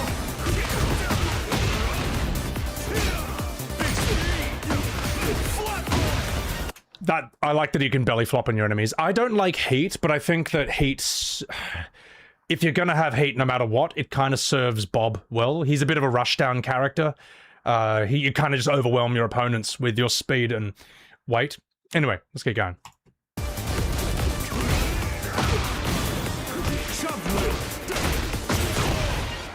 That's a new kick. Ooh. Eat your calories out. Burn my fat. Roar my fists. So I feel like they're flanderizing him. I do feel like they're flanderizing him a bit somewhat, like making it all about fat and food and stuff. You don't need to go that... We can figure it out, all right? We've seen his physique. Anyway, let's keep going. You'll need to spend the rest of your life paying for all your sins. I'm okay with this. I'm okay with him leaving the fight with a plate full of burgers and donuts. What a fucking gronk, man. The most American character. He is covered in American muscle. Early access, August 19th. Ooh, official release 24th. I will probably stream this on launch, but I might practice with him a bit off stream before I play on screen. Because I'm going to want to fight you guys, you know, if you guys are playing Tekken as well. And I can't learn on stream. Like, I kind of want to get a bit of muscle memory, because he's going to play differently from... His button inputs will be different from what he was in Tekken 7. So, anyway, let's go.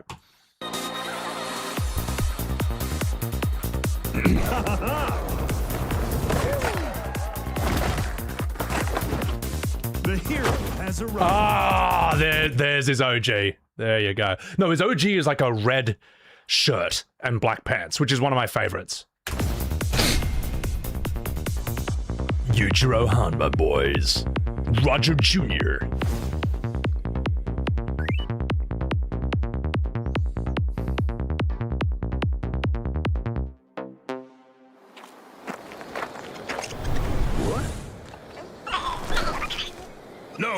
Yeah, they did the meme.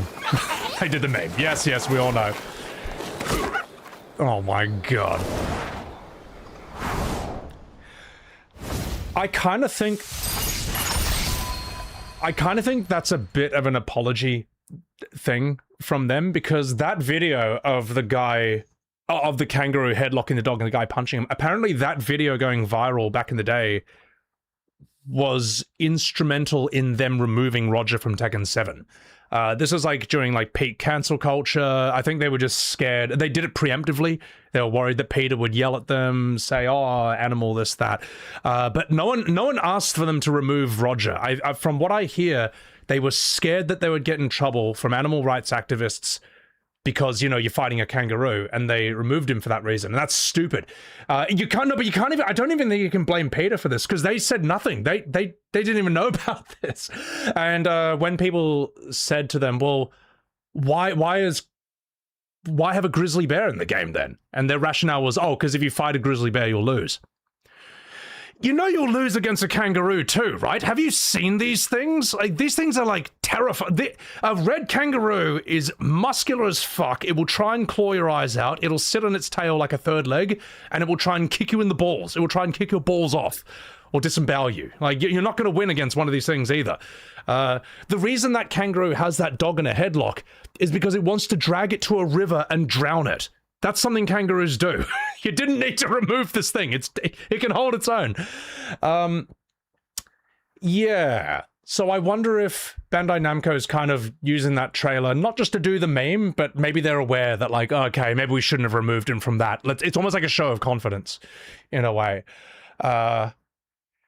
Yeah, no, I'm really looking forward to Bob. Bob was one of my mains back in Tekken 7, and him being removed from Tekken 8 was one of the major reasons I stopped playing that game. I was just like, the only main I had left was Panda. I'm okay with Jack, but Jack's, I'm probably not good enough at Tekken to be good with Jack, but I had to then pick up Jack. I picked up Azucena, who I like a lot, but I can only make Azucena work if I've glammed her to look like Luffy from One Piece, in which suddenly the character makes sense. But I can't fight well with her outside of that glam. This is how autistic I am. So, but yeah, I lost Bob and I lost Lei. And then they introduced Heat. And I was like, sad. So, yeah, I'll play it. I will pick it back up for Bob. And in Tekken, I think in Tekken Tag Tournament 2, they introduced a character called Slim Bob, which is Bob, except he's not fat. Whose sick idea was that? All right.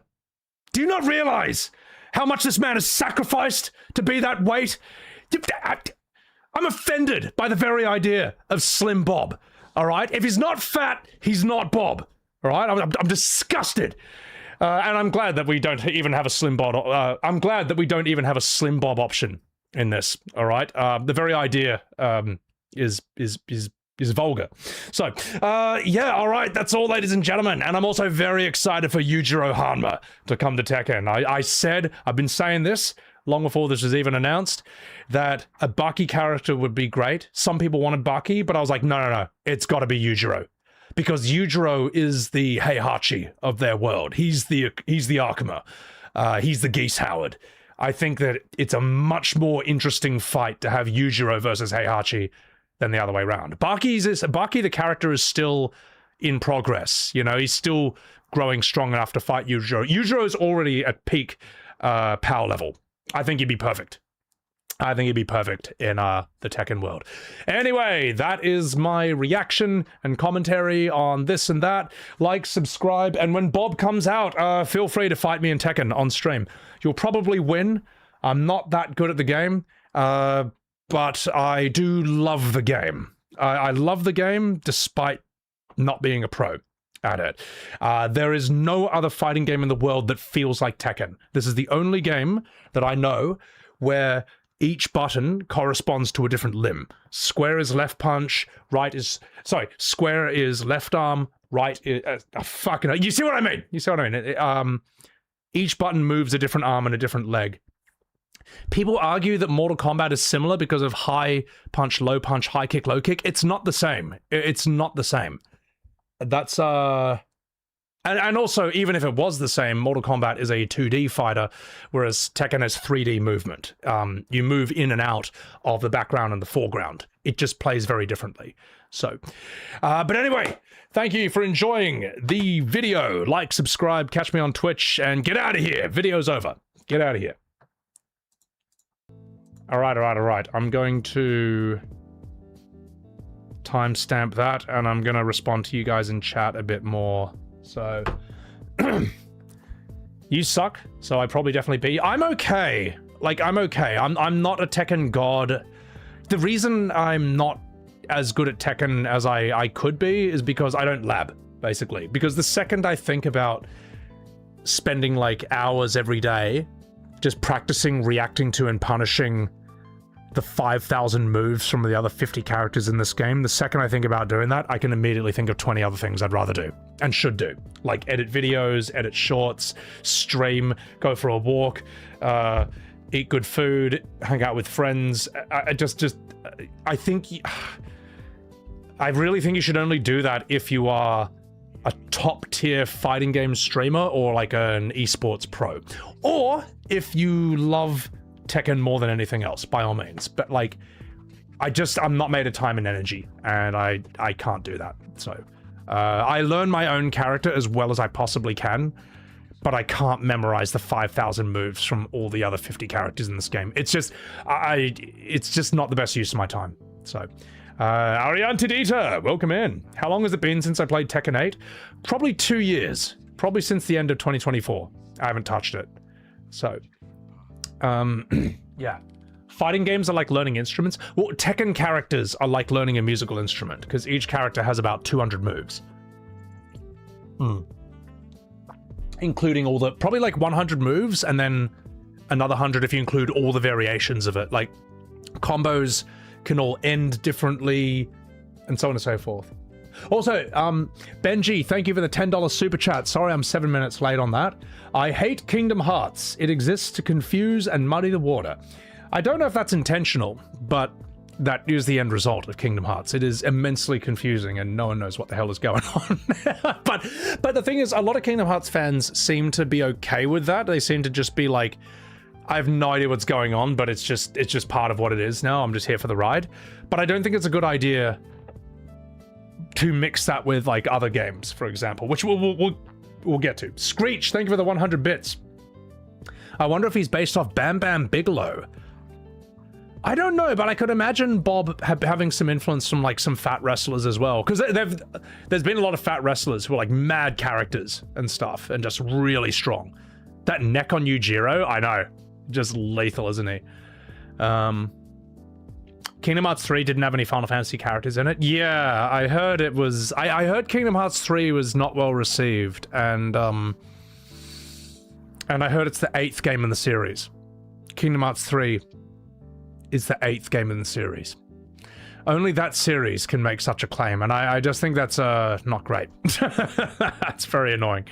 So, Bam Bam Bigelow was really athletic for his figure. Oh, okay.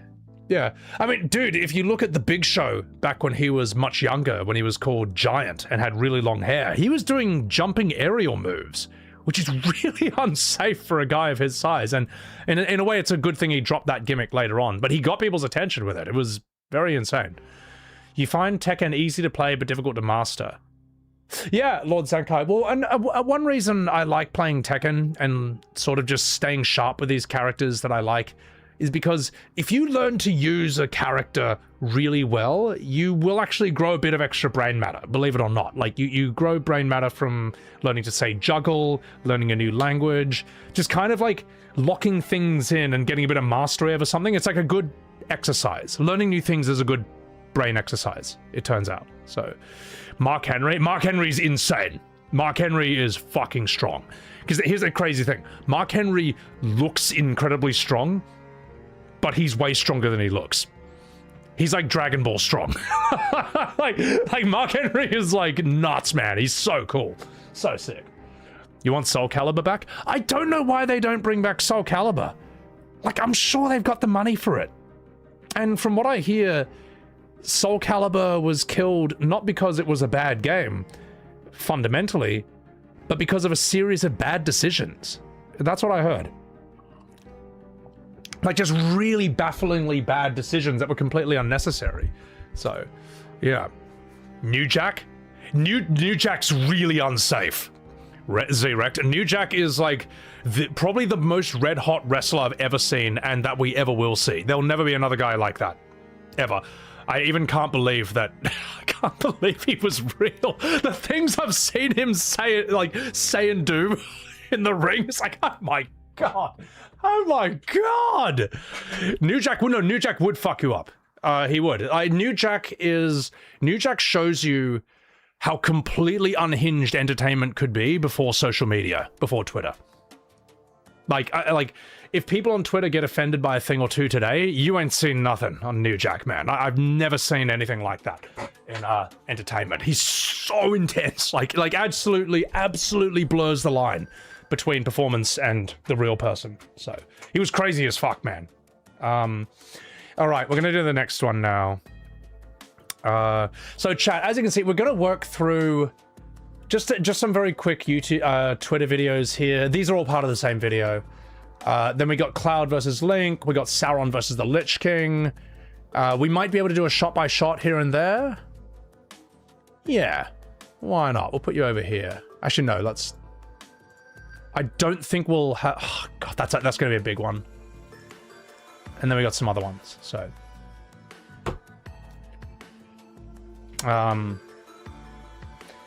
FF7 Revelation is dead on arrival. I kind of think it is. Like, if it was a PS5 exclusive on launch, I would say Revelation would probably sell 1 billion copies and then drop off. I don't know how much Steam, Xbox, and Switch 2 is going to boost it, to be perfectly honest. I mean, I've seen people on Twitter brag that FF7 Rebirth sold 30,000 copies on Switch 2. Like, this is some amazing victory. I'm like, 30,000 copies? Like, am I missing something here? This isn't amazing to me. I'm sorry, if I bragged that, like, Claire Obscure sold 30,000 copies on Switch 2, they would laugh in my face, so I don't know why they're acting like this is amazing. And maybe I'm missing something. Sauron would destroy the Lich King? I think he could, but Lich King is not weak. Lich King is not weak. You reckon they might reach 2 mil in the first 2 months? I reckon they'll reach... I don't think they'll reach 3 mil, to be perfectly honest. Truth Fan, thank you for enjoying the Mad World parody. Thank you. How do they not call it Reunion? Because Crisis Core Remake is called Reunion. Yep, they wasted it on that one, so... Skylar, you can find the answer to that question... I would say that's a long question for me to answer. So you'll find it in my videos if you watch those. Yeah. You think Sauron's avatar in the movie is badass? His avatar? What, the red eye? It looks sick. The crazy thing is the red eye is not in the books, from what I see. But we'll get there in the video. I'd say let's knock this out first. Let's just knock out these videos first and then we'll continue. Why even do a shot by shot? Only delusional people think it's a remake. Because here's the thing, Yamino, because let me put it this way. Something could be red in the original game and blue in the remake, and there are people who will swear that it is the same color in front of 1,000 witnesses. Then they will flood in and upvote each other by the thousands to make that statement look right. You can't win this argument through words alone. It has to be shown through evidence.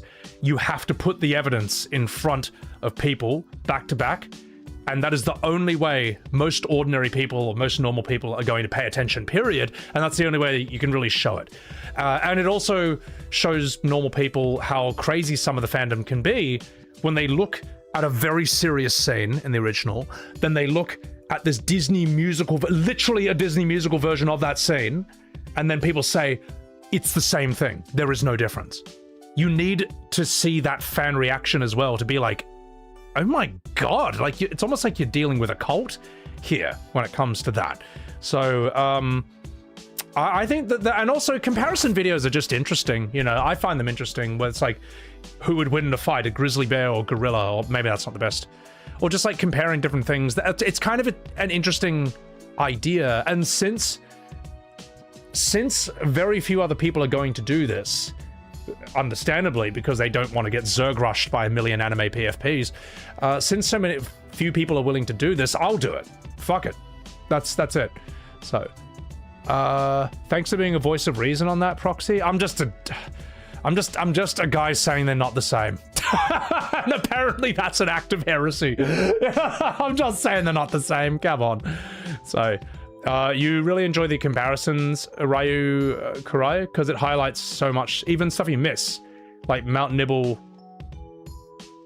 Yeah, no, that's a good point. Yeah, I can't wait to breathe fresh mountain air. It's like, no, Mountain Nibel's meant to be fucked, man. And the thing is, like, the reason shot by shots are important are because most ordinary people do not have every single detail of the original Final Fantasy VII, both major and minor, committed to memory and ready to go, ready to regurgitate at a moment's notice in case a remake fan purity tests them. Most people do not have that, aren't doing that. Okay, the only reason, a big reason I remember it quite well is because I've streamed OG FF7 3 times in the last 6 years. It's quite fresh in my memory. That's why, whereas a lot of people who loved that game maybe actually haven't played it in 10, 20 years. And those people are easier to gaslight. So, yeah. Liquid Sharingan. Sebi, I have a friend who's been telling you are wrong for hating the changes and disliking remake, and he's attacked you on X. He told me you blocked him. I laughed at him. If I've blocked someone on Twitter, it's 99% chance they block me first. The reason they get angry that I blocked... Okay, they block me so they can come to my own comments, lie about me or insult me, and I can't respond to their lie. I can't debunk it in my own comment section because they blocked me. So I just block them back. That's why they're angry. They're angry that they can't do that to me anymore in my own comments. Or all those same people, they just want infinite access to me to annoy me as much as possible. They're not here for an honest argument. They're not here for a respectful discussion. They're here to just try and annoy me as much as possible. And I can tell that. I can pick that very fucking easily. So my patience is basically zero for people like that these days. I just don't have any time for that. So, yeah. Proxy, thank you for that Prime, by the way. Appreciate it. Jules, you reckon you're pretty tough, don't you? Charmander, welcome in. You love marveling at the backgrounds in FF7? Yeah, no, they're beautiful. They're really sick. They look really good. Scout V, one thing you have not seen talked about is Shinra blowing up the reactor instead of Avalanche. Well, it makes sense from a modern audience perspective because if your characters actually were legitimate terrorists who actually did blow up a building that got a lot of people killed, well, then they can't be black and white good guys anymore. Remember, this is 2026. There's no moral grayness anymore. You're either all good or all evil, and there's no path to redemption. So that's why they removed Cat Sith, where after Cat Sith has betrayed you and you tell him to fuck off, he's like, listen to this recording, and it's Marlene. And they've kidnapped Marlene, and Cat Sith is like, you gotta keep me along, guys. And it's just like, that is not in Rebirth, by the way. But that's also a really important part of Cat Sith's character, because you underestimated him. You thought this was this fluffy little silly cat. He kidnapped a kid, and he's blackmailing you to keep him in your party. Again, and it's really weird, because he's this cute, stuffy, fluffed animal, but there's this really dangerous element to him at the same time. You can't have any moral grayness in characters anymore. It's either all good or all bad, and nothing in between. So... yeah. Remind me never to get on your bad side, Skywalker. I don't want to be on anyone's bad side. If someone's nice to me or respectful to me, I'm nice back. And if they insult me or lie to me, and that's the first thing they do, I respond with a Red 13 farting face. And then they get angry. They're like, oh my god, he responded with a Red 13. It's like, you insulted me. You came to me and insulted me. Why do I owe you some UN speech? Some dignified response? I don't know. So... Why shouldn't I respond with a joke? So, all right, chat. Enough fucking about. Hopefully Revelations has 50 times the bald bar side quests. I get the feeling that Turtle's Paradise is going to be a bit... I get the feeling. I'm worried. I'm worried. I'm actually really nervous about Turtles Paradise and Wutai. I think Wutai is going to be fucking brutal, man. So, sorry. All right, we're going to do a new video. Charmander, thank you for the 18 months. Appreciate that. Appreciate that. Yeah. Okay. We're going to close this one.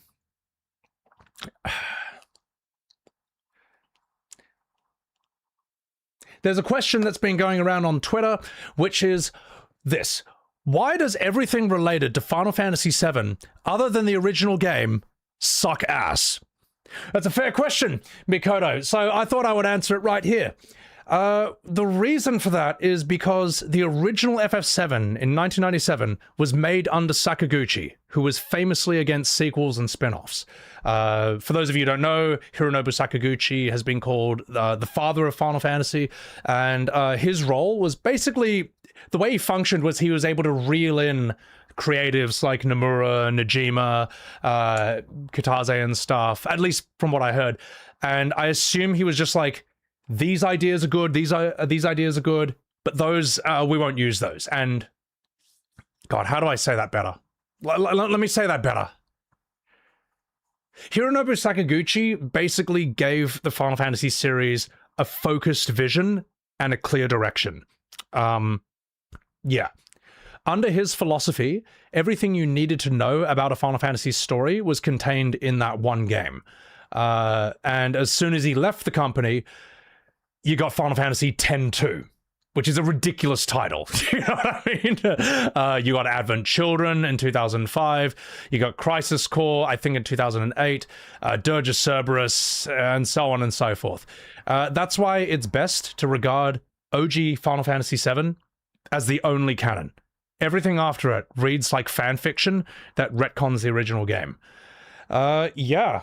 And there's Sephiroth with the usual suspect, letting Cloud know that it's not actually a real remake.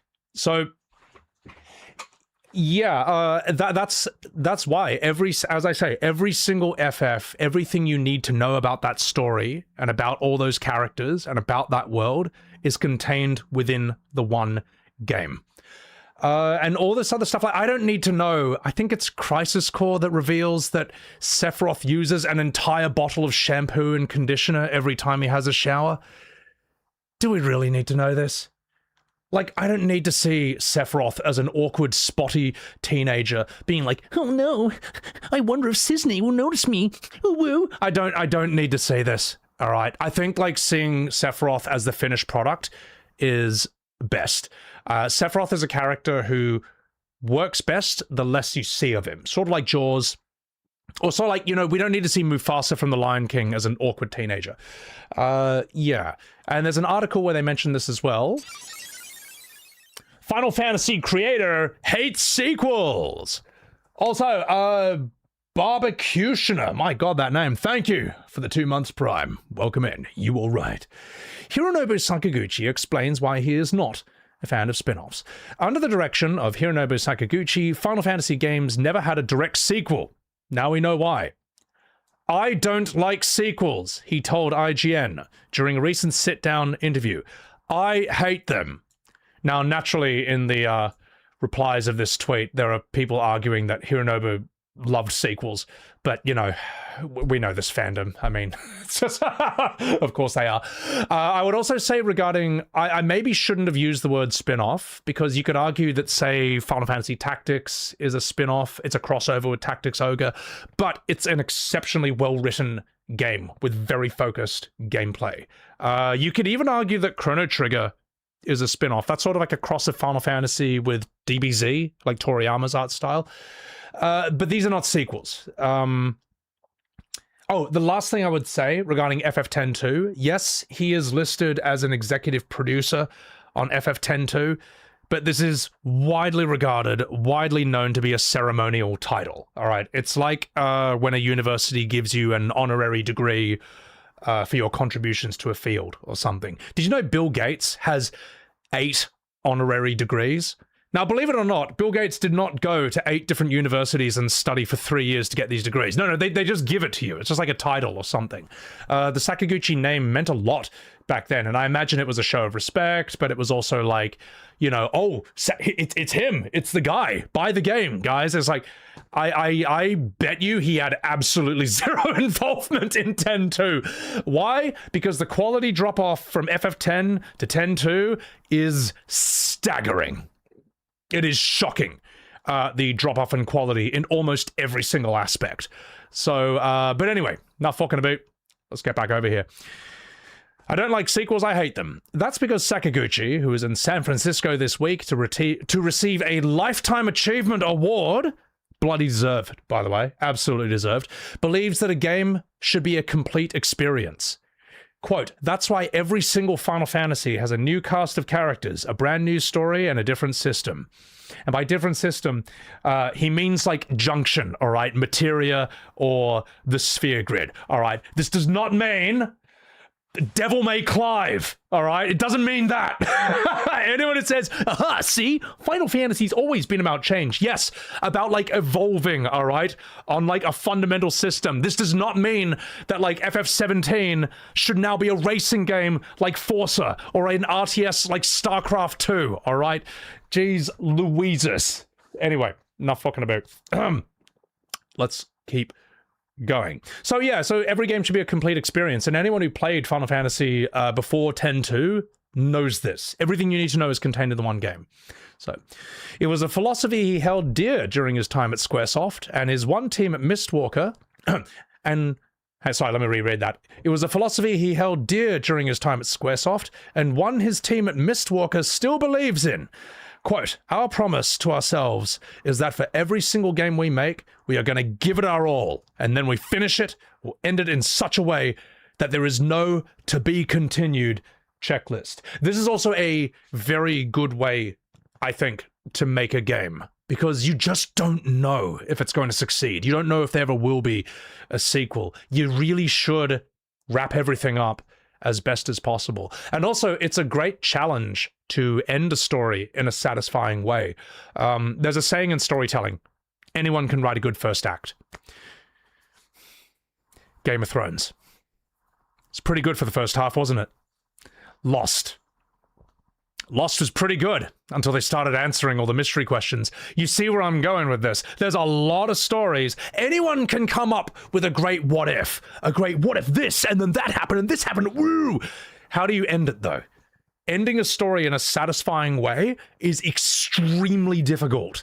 And I think they were quite good at doing this with, say, Final Fantasy VII, FF6, FF4, FF9.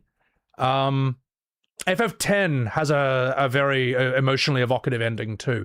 I think, yeah, anyway, you can all think of a bunch of examples yourself, but ending a good ending is extremely hard to do, and the approach of saying like, oh, that'll be a problem for future me, and then you just never end it, I'm sorry, I don't like it. I don't respect it.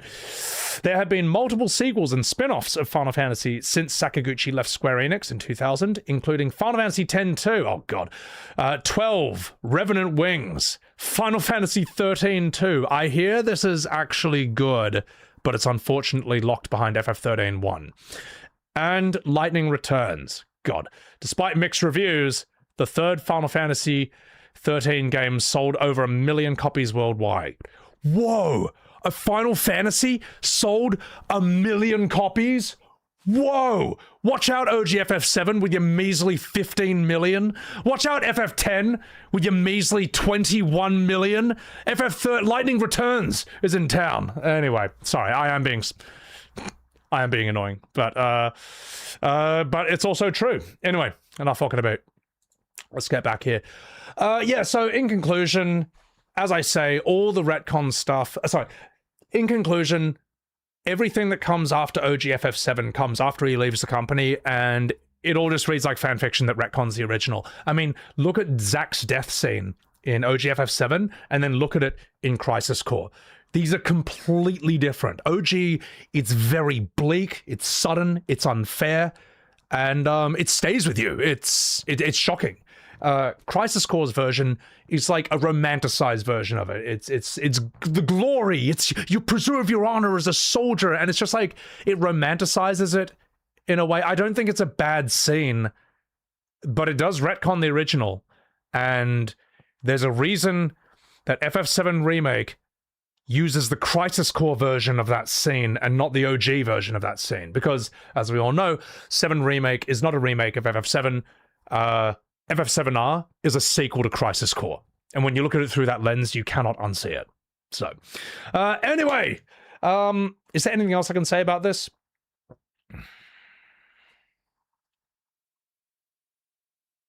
And that's all. Thank you for enjoying this video. We have just proven...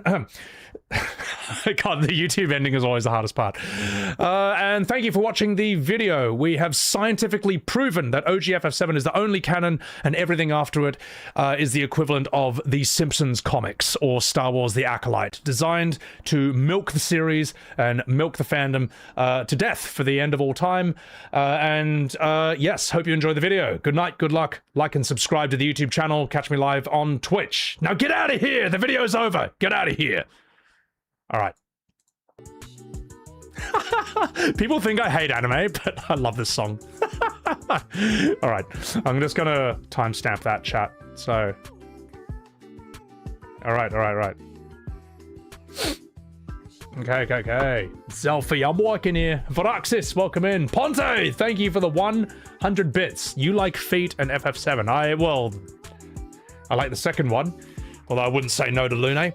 Also, guys, please chuck a follow to Ponto over here. Dan Crystallis, does he make these intros and outros off the top of the dome?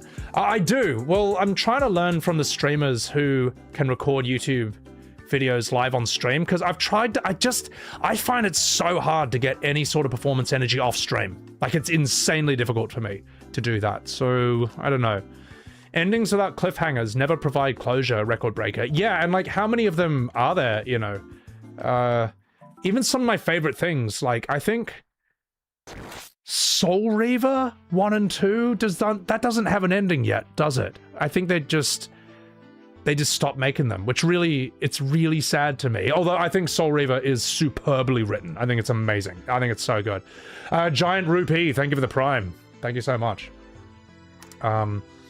Very professional. Oh, you. It's a Kingdom Hearts reskin? It's not great. Hopefully FF17 will be an FPS. About to change things. Yeah, Final Fantasy's always been about change. You know what you can do? These people, when they use Final Fantasy's always been about change argument on you, just throw it back at them. And when they get pissed off, just say whatever you're talking about has always been about change. Like, screw that, man. I mean, if they're gonna use shit arguments, just use their own arguments back on them. Just judo. Just Tai Chi it. Just judo the bad arguments back onto them. Amy Hennig did a great job on Soul Reaver. She's an amazing writer, Amy Hennig. I think, like, Last of Us 1, she played a big part in. Uncharted 1, 2, and 3. Soul Reaver. Like, these are all massively influential games. So, yeah.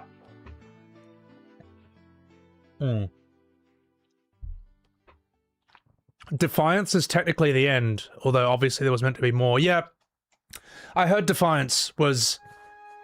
Is it good, though? It's a pity, though. I think the problem with Soul Reaver is, like, it's just too cool to end. Everyone's just immortal. So, Freethinker, thank you for that $2 super chat. But Sebi, what about 7 seconds until the end? You know, it's crazy, Freethinker. Sometimes people arguing against me in my comments, they talk like Remake Sephiroth. They're just like, you don't understand, Sebi Webs. You're seeing this with clouded eyes. If you only look through clouded eyes, you'll never see the truth. And they'll even quote him. It's like, Sephiroth said this, you know, and you're falling into his traps. Like, my God, some of you people are completely insane, man. This is like concerning. But yeah, being an idiot has always been about change, Polo. You know what I should say, Polo? I should just be like, the eyes have always been about change, and now mine are clouded. I don't know. Like, what can you do, man? Like, just with these stupid arguments, you can just justify anything, man. So, Red 13's paws have always been soft. God help me. All right. What's the next video we're gonna do? Let me raise my power level for this one. You should comment in my section as Sephiroth. Oh my god. There is a content creator. He's this big dude with a beard, and he just rips on like being an otaku and stuff and being a weeb. His name on Twitter, he's like quite a famous content creator. He's really funny. And his Twitter name is Sephiroth Sword 57. I forget his name outside of that, but fuck, his content is so funny. You might know who I'm talking about. He's a big dude with a beard, and it's just like him just bowing heaps, like with a fedora, saying this is how I walk around Japan and stuff. It's fucking hilarious, man. It's so funny. I love self-aware weebs. I love self-aware otakus. It's, yeah, guys like It's Lolo and stuff. They're so funny, man. So, what made me make the Soy World song, Giant Rupee? I made that for those. I know there's like some people who are offended by my Soy World song, my music video. I made that in 2024. I don't think a lot of people know that. I made that in 2024. I put it on my music video channel, which I'm kind of like putting out a commission. I'm moving all the music videos to the main ones. Some people think that I'm making this about current stuff. I'm not. I made this before, like 6 months before E33 came out. Like it actually has nothing to do with any of these arguments. It's literally nothing personal, kid. It was a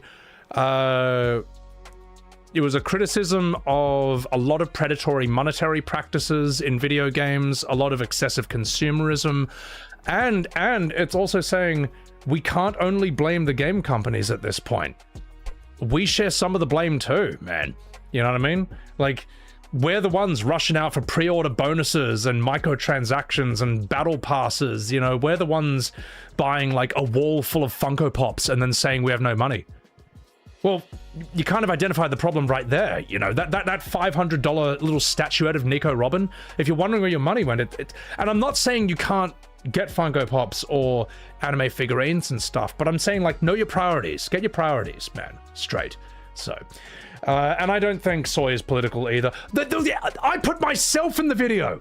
I call myself Soy in the video, and you see it. There's Jeff Keighley on stage when he announced Tekken 8, which I was excited for, and you see me just like, oh, like I soy face as well at stuff. You see me soy face at a million things. It's not actually me insulting any specific people. It's like a general thing. Like to me, soy is like, let's say I'm 35 years old and they announce a new Spider-Man or a new Mario game. I'm like, oh, Spider-Man, Mario.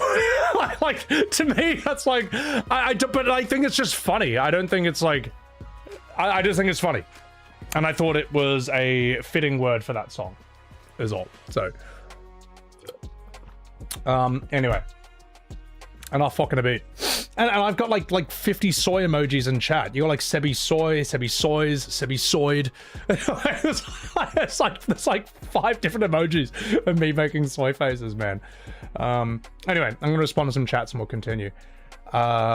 Giorgio Wise, thank you for the $4. It's sad that after so many years, you don't hear people recommending Final Fantasy to people as a cool best game to offer. You miss the good old days. Well, here's the thing, Giorgio Wise, is like, in this day and age, if you told your friend to rush out and play FF15 or 16, they will never trust your opinion on games ever again.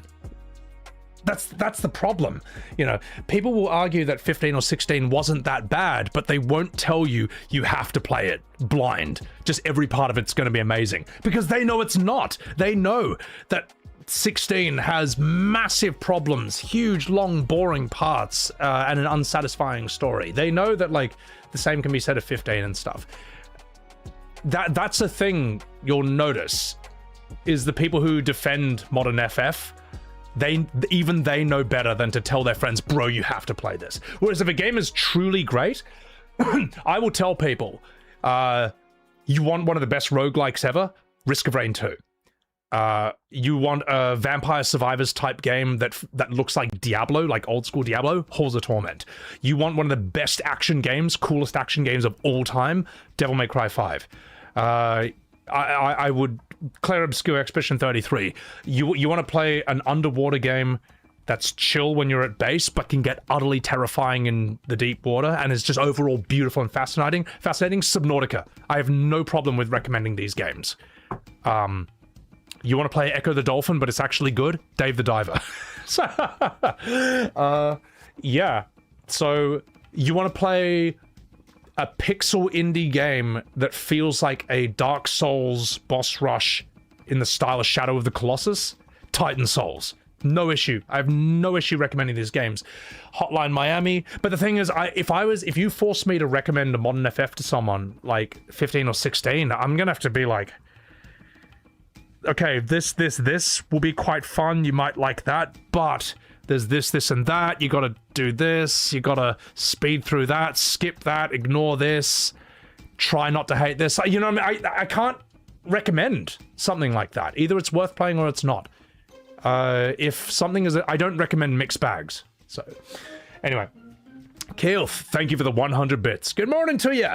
Ether Zone, thank you for the $2. I got one for everybody. Alucard versus Alucard versus Vampire Hunter D. They should do that in Death Battle if they haven't done that. That's a tricky one. They're both very, very strong. Hyperlight Drifter is very good for what it is. Yeah. Neo Automata, I'd recommend, but I recommend playing Neo Automata in the correct language, Japanese. The VA is amazing. It's so emotionally evocative in that. It's like, it will gut punch you how good it is. So, 1500 Black. If you recommend a mediocre game to your friends, they won't trust you again. Yeah, exactly.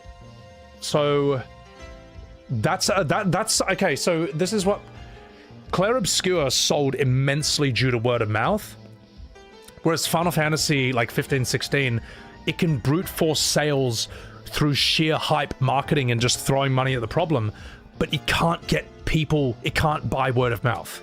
You know what I mean? The most word of mouth they've probably ever gotten was 7 Remake Rebirth, and that's carried entirely, mostly on the nostalgia of the original game.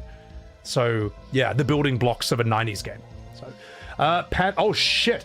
LG Panthers, thank you very much for the $20 super chat. Thank you. $20, absolutely huge. You don't know if I've ever played Armored Core. Have I played Armored Core? I played the fuck out of Armored Core 1 on PS1. So good. So fucking sick. But I have never played Armored Core 6. And I think I've got it. I think I got that for special. So I reckon Armored Core 6 could be a sick bunch of streams, man. I think it'd be fucking awesome. We could sit here and just nerd out to like really intense mechs for ages. So, yeah. Hollow Knight? I've heard a question regarding Hollow Knight. I have one last question and then we'll move on to the next video. If I was going to play a Hollow Knight game, should I start on Silksong? Or can I start on Silksong? Or do I need to play Hollow Knight 1 and then 2 in that order? You need to play Armored Core 6. It looks sick. It's good but short. I'm assuming it's replayable somewhat. Playing the OG is recommended. Okay, because the character in Silksong is a boss from the first game, isn't she? You pirated E33, but it was so good that after 17 hours you bought the deluxe edition on Steam. Do you know how common that story is? Like, a lot of people all over the internet say they pirated it or they got it on Game Pass and they respected it so much that they just paid for it because they wanted to support the devs. Isn't that interesting? The devs did not need to ask you to support them. Sandfall did not need to ask you to support them. It didn't need its fans to say you better support this, and people just did it on their own. Now, look at FF Resonance. Look at this. I'm not saying FF Resonance is a bad game or that you can't like it, but notice how a lot of modern FF fans are saying that, oh, you want FF17 to be turn-based?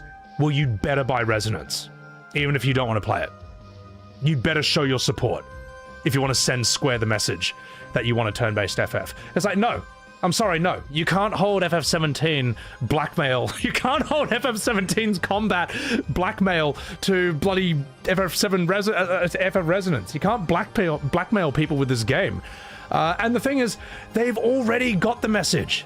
Clair Obscur Exhibition 33 already showed that that type of game will sell because it outsold FF7 Rebirth and FF16. if FF Resonance sells well, I don't think it's going to change their minds at all. And if it does change their mind, it will just tell them that we want more Octopath-like games, more 2D pixel turn-based games. It will have no influence on the 3D mainline FF debate. E33 is far more influential on that debate than Resonance ever will be. Resonance is in the same conversation as like Octopath and Bravely Default in that regard. So, yeah.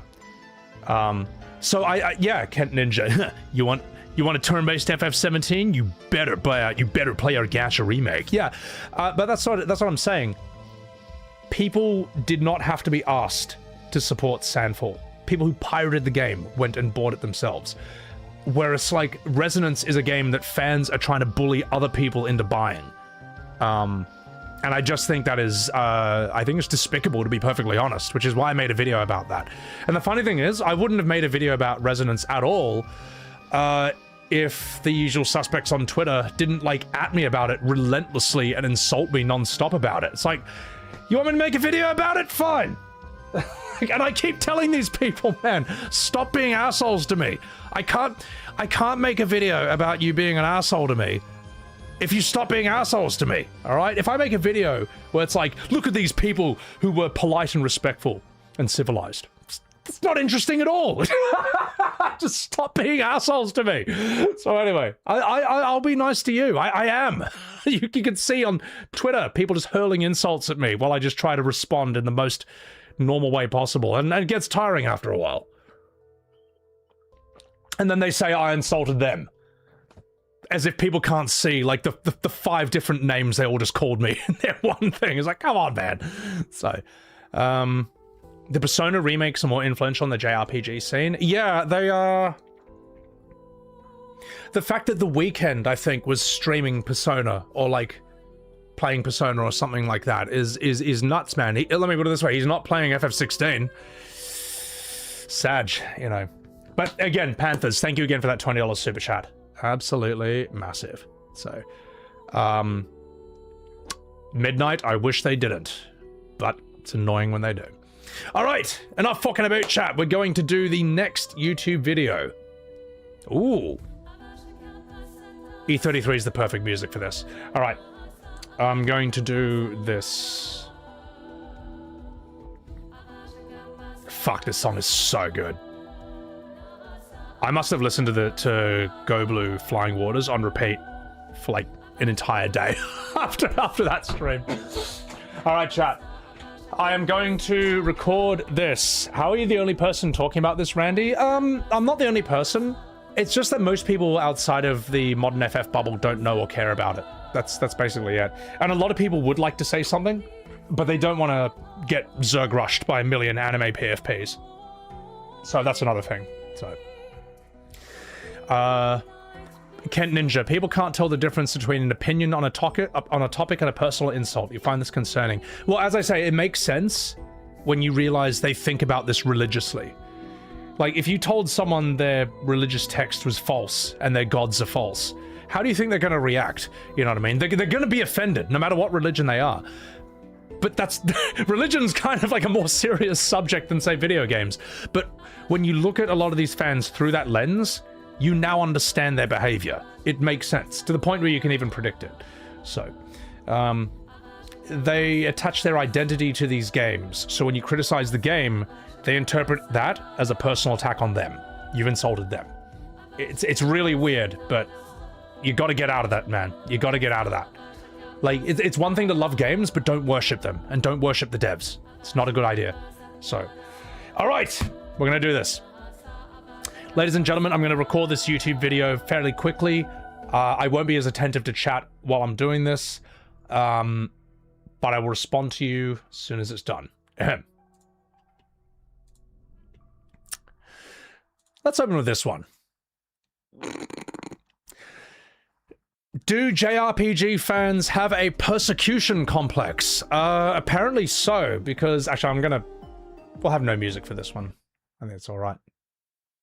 Start with this one. Do JRPG fans have a persecution complex, especially when it comes to Clair Obscur Expedition 33?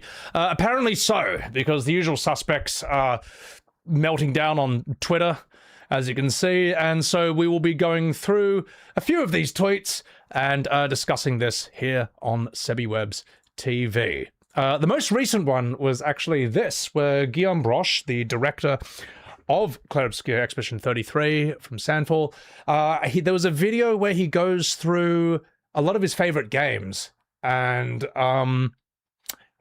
people were adding me about this non-stop, as if this was something like a sucked in. I'm like, I don't see the problem with this. For example, it started with this. All right, so Clair Obscur Expedition 33 director Guillaume Broche considers Kingdom Hearts 2 among his top 5 games ever, and previously stated that Atelier series, super anime by the way, is one of his favorites. Ahem. At SebiWebs. Oh jeez, what am I gonna do? Oh, whoa. And I'm just like, I answered him here, but let's go to the quote tweet when I have a full response. I'm just like, I don't know why people keep adding me about this. I thought the story and the gameplay in Kingdom Hearts 1 was great. I had a great time with it. You can see on my VODs, man, where I'm like, I think I did that whole Colosseum, the Hercules Colosseum bit. Love that part.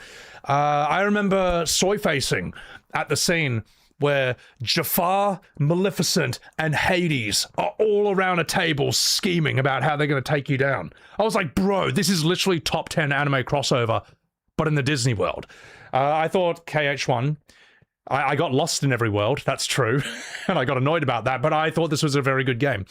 I thought Kingdom Hearts 2's story was less balanced. I didn't like it as much, but I thought the combat was very good. And I've said this since I streamed both games in 2024. Don't take my word for it. Go watch the VODs yourself. You know, for people who love reading games, there's a lot who can't read. And they don't even know what they're arguing against. So, and yeah, Rent-Free doesn't even begin to describe it. You have no idea how many people were adding me, being like, sucked in, Sebi. I'm like, I like this game.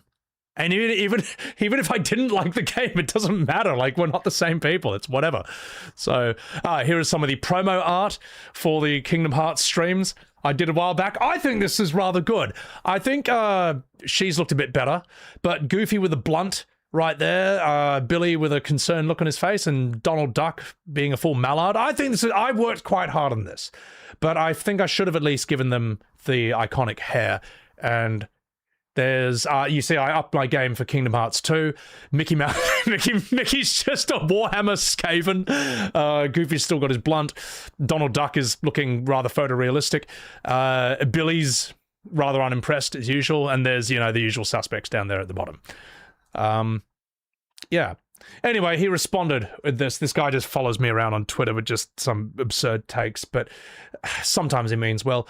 I follow most of your videos and I watch your gameplay for Kingdom Hearts 2. I didn't say you hate Kingdom Hearts, but there's other videos where you mention KH and anime, look in a negative way while praising E33. So I found it funny that the director himself was opposite your opinions. So I just had to clarify. And this is part of the reason I'm making this video, is to just clarify this. I think Kingdom Hearts should stay Kingdom Hearts. I think Final Fantasy should stay Final Fantasy.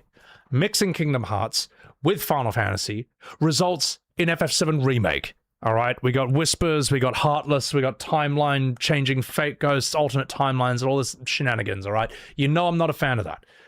I like anime, but anime acting only works in cartoon. It doesn't work in live action or realistic 3D. Why? Because cartoon is stylized. It allows us to suspend our disbelief. Your brain just knows it's not real. While realistic 3D mimics real life, and it requires a more naturalistic style of acting.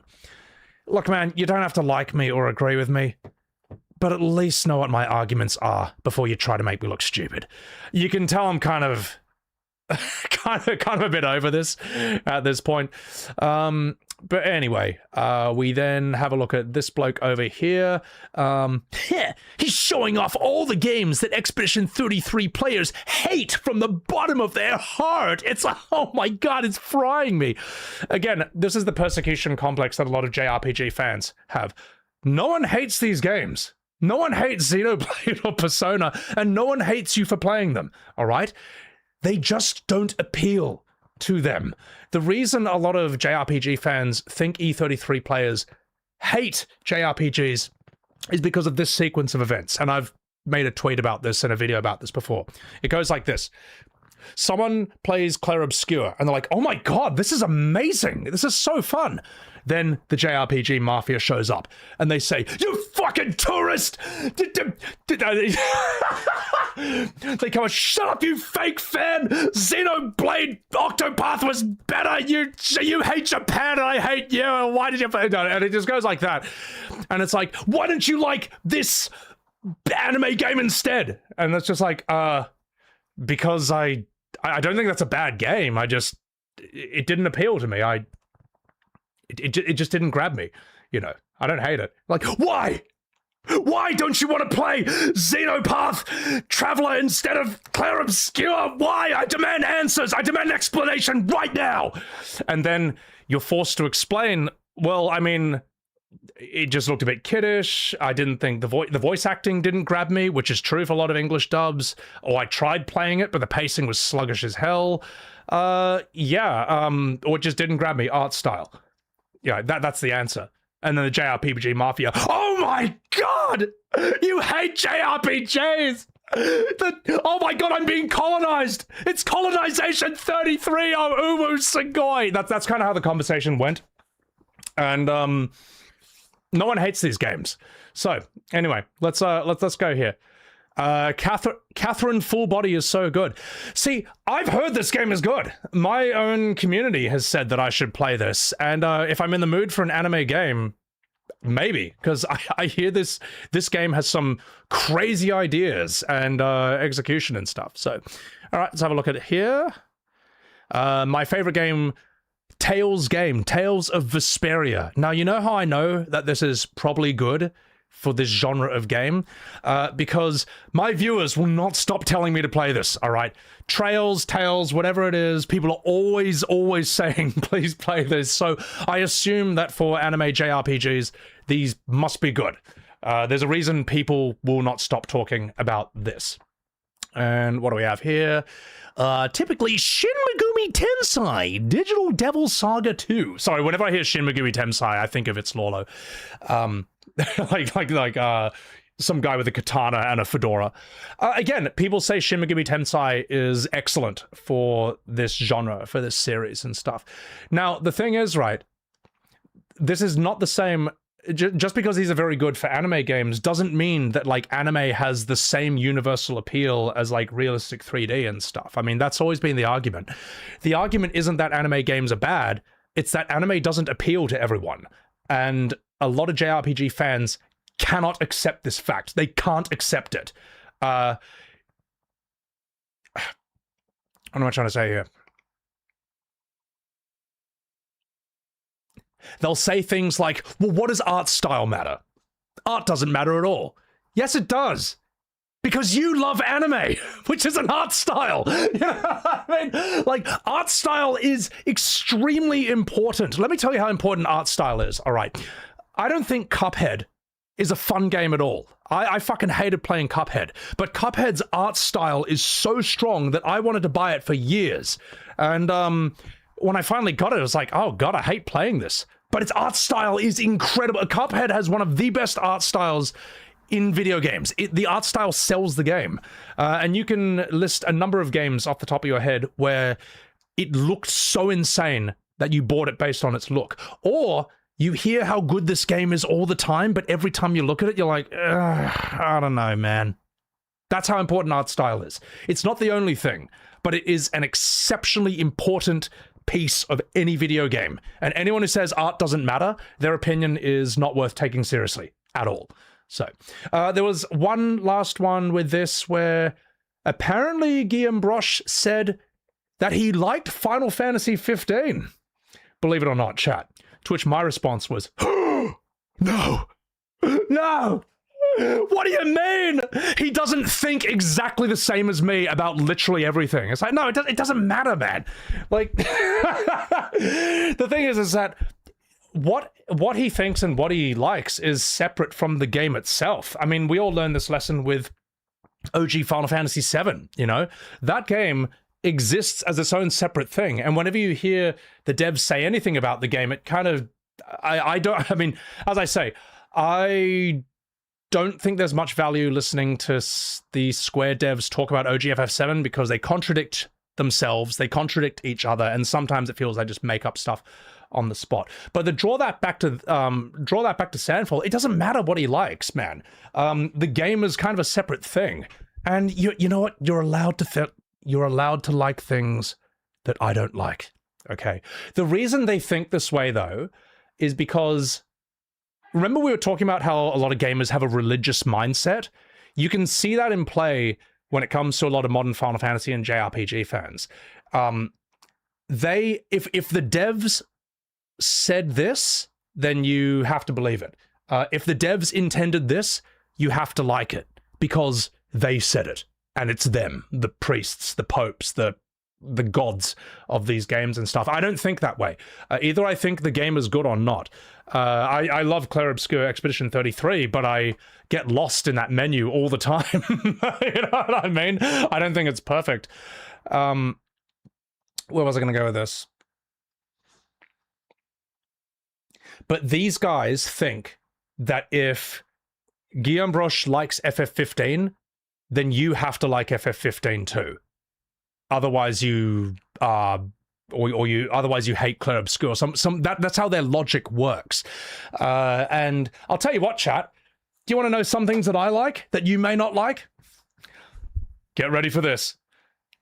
I like the movie Clueless with Alicia Silverstone. I like Bridget Jones's Diary with Hugh Grant. I like 10 Things I Hate About You with Heath Ledger. And I like Mean Girls with Lindsay Lohan. All right. These are the biggest chick flick movies you can possibly imagine. And I like them. I think they're very well made for what they are. And I watched those during a time in my life where, you know what, I needed to see something happy. And they did the job. Now, you don't have to like those, all right?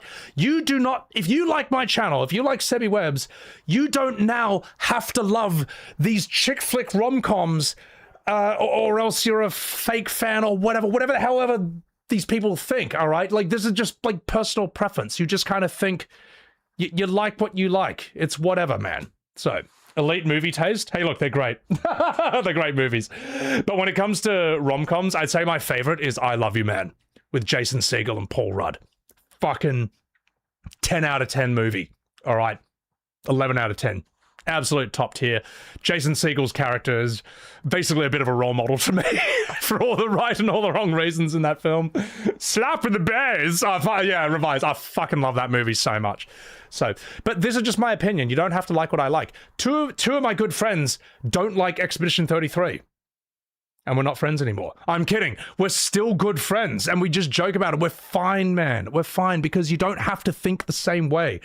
This is a very hive mind mentality that a lot of JRPG and a lot of modern Final Fantasy fans have, and I don't think it's healthy. I think you need to go outside if you think this way. But anyway, enough talking about... Oh, and the last thing I want to say is I think I remember hearing or reading somewhere that Guillaume Broche liked FF15. One thing he really liked about it was how the characters sort of talk to each other as you're wandering around. There's a lot of inter-party banter, which you see in Clair Obscur.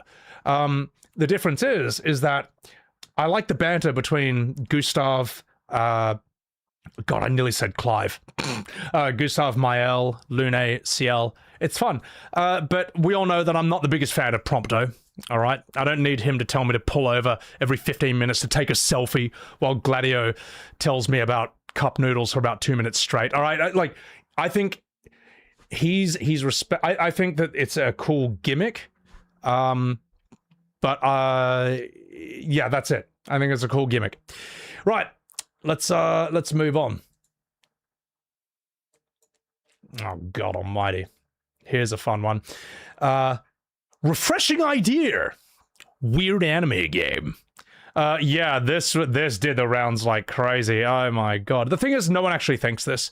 You know, no one thinks that Clair Obscur invented the Persona menu, invented turn-based combat, invented QTE attacks, or invented parrying, all right? And those people who do, they are in an insignificant number, and they're also not a big deal, And you know what? It's not a big deal if they're wrong, all right? Not everyone in the world has played Legend of Dragoon, the Final Fantasy clone from 1999, all right? Not everyone has played Paper Mario, and I don't think anyone would say that... I don't think anyone has ever said Clair Obscur invented this menu. This is just JRPG fans having a persecution complex once again, and I responded to this, all right? I'm like, look, this is the kind of post that goes viral, but one, it doesn't change anyone's mind. Two, it doesn't hurt or help the sales of either game. It's basically preaching to the choir. It's getting pats on the backs from people who agree with you and who hate E33. This is because it is a half-truth, and that can be worse than a full lie. Here's what the tweet should say. Are you ready? All right? Clair Obscur, mainstream appeal. Persona 5, anime appeal. That's what it should say. All right? And that's not saying one's better or worse. Like, some people prefer anime, some people prefer realistic 3D. But that's what it really is. Mainstream appeal, anime appeal. That's the real story. But that's not going to go viral because it's not an FU to either side. All right? This is Twitter. This is a PvP zone. All right? The reason this meme has gone viral is because many JRPG fans cannot accept this one fact. Are you ready? Listen carefully. People who don't like anime games don't like anime games. All right? Reread that sentence like 50 times. I know it's not going to sink in. Sorry, I shouldn't be mean. But I'm just saying, like, you just get it, man. Don't you get it? Just get it, man, please. Oh, God. I've been watching anime since I was 4 years old in Japanese. And I've been playing JRPGs since I was 10. It's always been this way, and it always will be. And you know what? That's fine. Okay, that's fine. People are allowed to have different tastes. You can't force people to like things that they don't like. Okay? And when people say like, oh, you didn't give it a go. No. Everyone's given an anime a go. Some of them loved it, and some of them didn't love it. All right? You can't say that like, oh, you just need to watch all 1,000 episodes of One Piece, then you're allowed to have an opinion. It's like, no, you can tell right off the bat what your preferences are, man. This is ridiculous. So, also, Machina, thank you for that super chat. Seb, what's your dream setting for a future Final Fantasy game? By the way, your favorite part of Rebirth is the main battle theme edit music. Thank you for that super chat. I actually like the remixes of For Those Who Fight and the Airbuster boss theme. I actually like them, man. Dream setting for a future FF for 17. I personally think they should do something like Mass Effect, like go into space or something. Don't do fantasy, because we've just done that with FF16. Didn't quite... Well, how are you going to do that wildly different from that? Don't do super realistic like FF15, you know, like gas stations and just like... Don't do that. Go space. Go Mass Effect. I think that could be cool for FF17. So, yeah. I don't think they should make FF17 until they've had a serious think about what it should be, and I think they need to hire better writers. I think the only Final Fantasy writer they have right now who's great, in my opinion, is Ishikawa, and I only know her work from FF14. But I'd say if you get Ishikawa writing it, I think she's the best they got. So, all right. Anything interesting here? All right, let's keep going. Now, this was an interesting tweet. Unpopular opinion. Clair Obscur would not have been the phenomenon it was if the graphics had been anime style. Well, I agree. That's absolutely true. But here's the thing. If you made Clair Obscur and the only thing you changed was you made it anime, it would still have better pacing than most JRPGs. It would still have better voice acting in English than most JRPGs. It would still have an amazing soundtrack. It would still have an amazing story. It would still have amazing characters. But less people would have played it because it was an anime game. E33, the reason people compare this to Final Fantasy so much is because it is the full package. Anyone who knows Final Fantasy knows that that series has always pushed the boundaries of everything. It's always tried to have the best graphics, the best music, best story, best world, best characters, best music, best this, and that. E33 did that. So, but this guy, oh my god, this guy would have pissed off so many people with his response, and I wanted to show you this, because I read this, I was like, oh my god. This guy said, yeah, and rightly so. The one on the right, even I, who never played it, knows it's Clair Obscur. Whereas the one on the left, I don't know if it's Xenoblade, Fire Emblem, Genshin Impact, or some AI-generated eShop slop sold for 99 cents. Wow! 3,000 likes. This guy really kicked the hornet's nest, man. This guy saw the hornet's nest, and he didn't just give it a gentle tap with his foot. He ran up, and he did the drop kick of the century. Oh, I don't know how to pronounce this. Grimiliki, you were a braver man than I. That was a big one, man. And the thing is, I don't want to be as harsh on anime games as he is, but this is how a lot of normies, a lot of average gamers see these games. Like, I don't think this looks $1, but I also don't know if this is Genshin Impact, Honkai Star Rail, Zenless Zone Zero, Wuthering Waves, Xenoblade. It doesn't look like Persona because he's not in high school uniform. I don't know. I actually don't know. And most people who don't live and breathe anime games or JRPGs can't tell the difference either. That's the difference. You know what I mean? Whereas you just wouldn't say that. Like, if you put, say, like, Joel from The Last of Us next to Nathan Drake, next to Kratos, next to, you know, Abby from The Last of Us, next to, maybe that's a bad example, and so on and so, you see where I'm going with this. You don't think that, like, oh yeah, that's all from the same game. No, these are clearly distinctive characters from different things. Clive, Noctis from FF15-16, they fall into that category as well. So, yeah, I just thought that was an amazing response right there. It's crazy how nice JRPGs can be, but all look the same. Well, here's the thing. Thank you for saying that. I'm going to say one last thing. This is not actually an anime-specific problem. If you watch anime shows, I can tell a Baki face from a JoJo face, from a Fist of the North Star face, from a DBZ face. You know what I mean? Like, in anime, there is actually quite a diversity. There's quite a wide variety of how these characters can look despite it being anime. But when you look at video games, when you look at anime games, I think that most of them all look the same. I'm sorry, this is just like, I'm going to offend a lot of people when I say this, but when I look at anime games, to me, 99% of the girls look exactly the same. The only difference is their hair and their clothes. Body type, same. Face shape, the same. That's it. And I'd even say that for the guys as well. Most of them just look like these beautiful K-pop demon hunter boys with the same face. And it's just the only thing that changes is their clothes and their hair. And I'm not quite sure why that is. But yeah, as I say, I can pick a face from, say, like Ninja Scroll or Wicked City. You can pick a Studio Ghibli face. I don't think that same thing... I don't think you can say the same for anime games. So, yeah. Sorry if that offends anyone. All right, and the last one before we move on. Oh my god, they love this meme, don't they? They really love this meme. There can be variations of this where it says like JRPG history, which is what this is really about, and it ends with FF10, and then goes like Persona 5, and then this. This is just...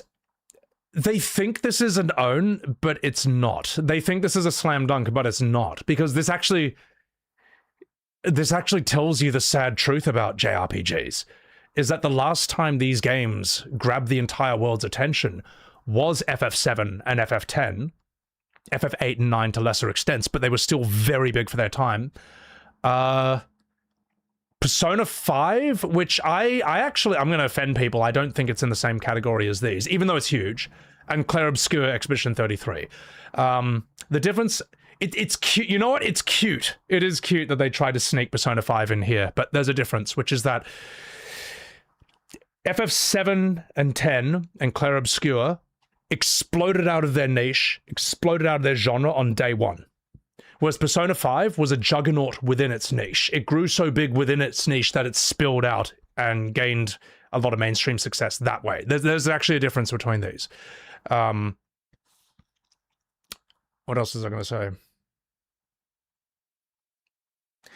The tragedy is, it's not that anyone says that there were literally no games between these. It's that none of these games grabbed the world's attention in the way that these did. You know what I mean? Like these grabbed mainstream attention, and Octopath didn't. You know, Bravely Default didn't. Xenoblade didn't. Most Persona games didn't. The vast majority of those are really only known and played by people who are hardcore JRPG fans. So, was Final Fantasy X big? Yes, Final Fantasy X sold 21 million copies to this day.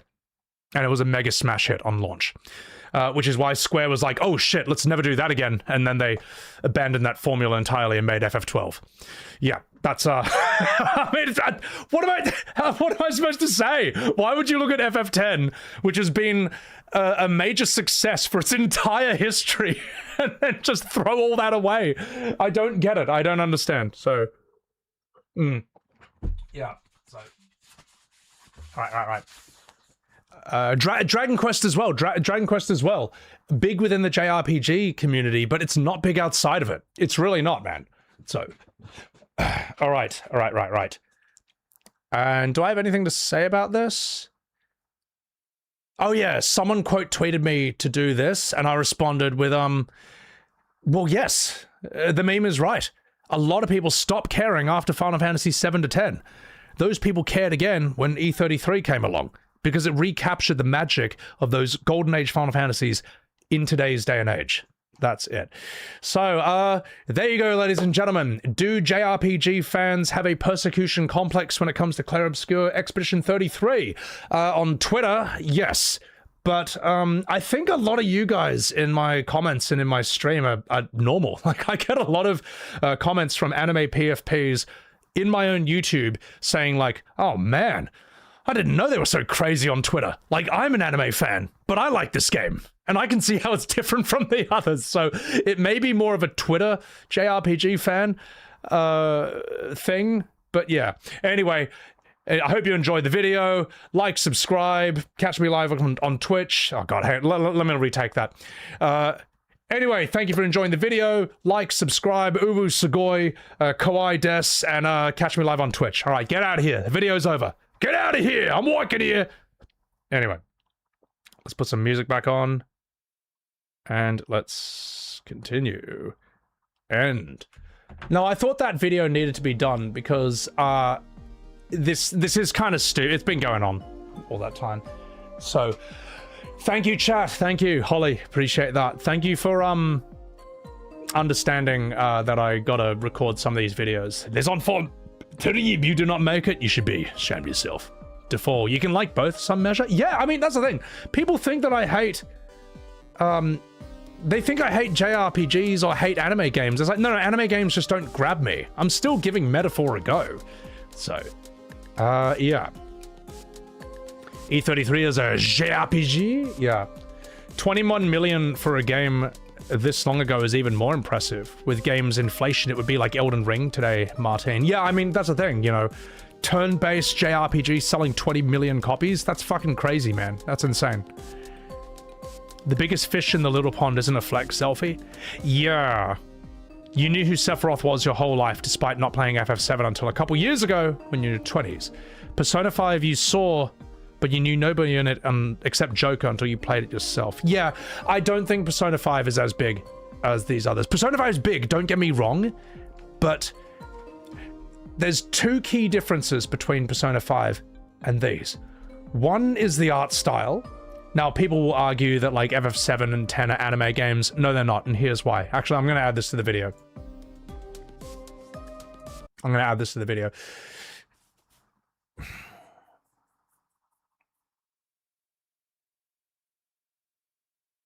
Ah, no, I can't be fucked. No, it's too hard, not too hard. All right, I'm gonna refill my water. I'm gonna respond to these. I'm Clive. I mean Cloud. Yeah, look, Persona 5 is an anime game. The others, people will claim that Final Fantasy is an anime game, but it's not. Because people who don't play anime games will play Final Fantasy. All right? So clearly it's not. Like, you know, it's like, what else can I say, man? You can try and persuade people all you want, but it doesn't change that fact. It doesn't change that fact. So, you don't get why JRPG fans want their games to be mainstream? It's the last thing you want to happen? You don't want normies infecting your niches and demanding changes? Well, what you want, right?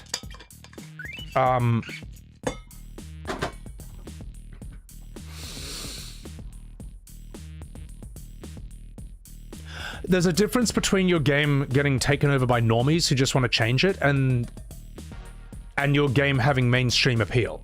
And mainstream appeal, I would say, like, the bloat of Persona 5 is a barrier to entry.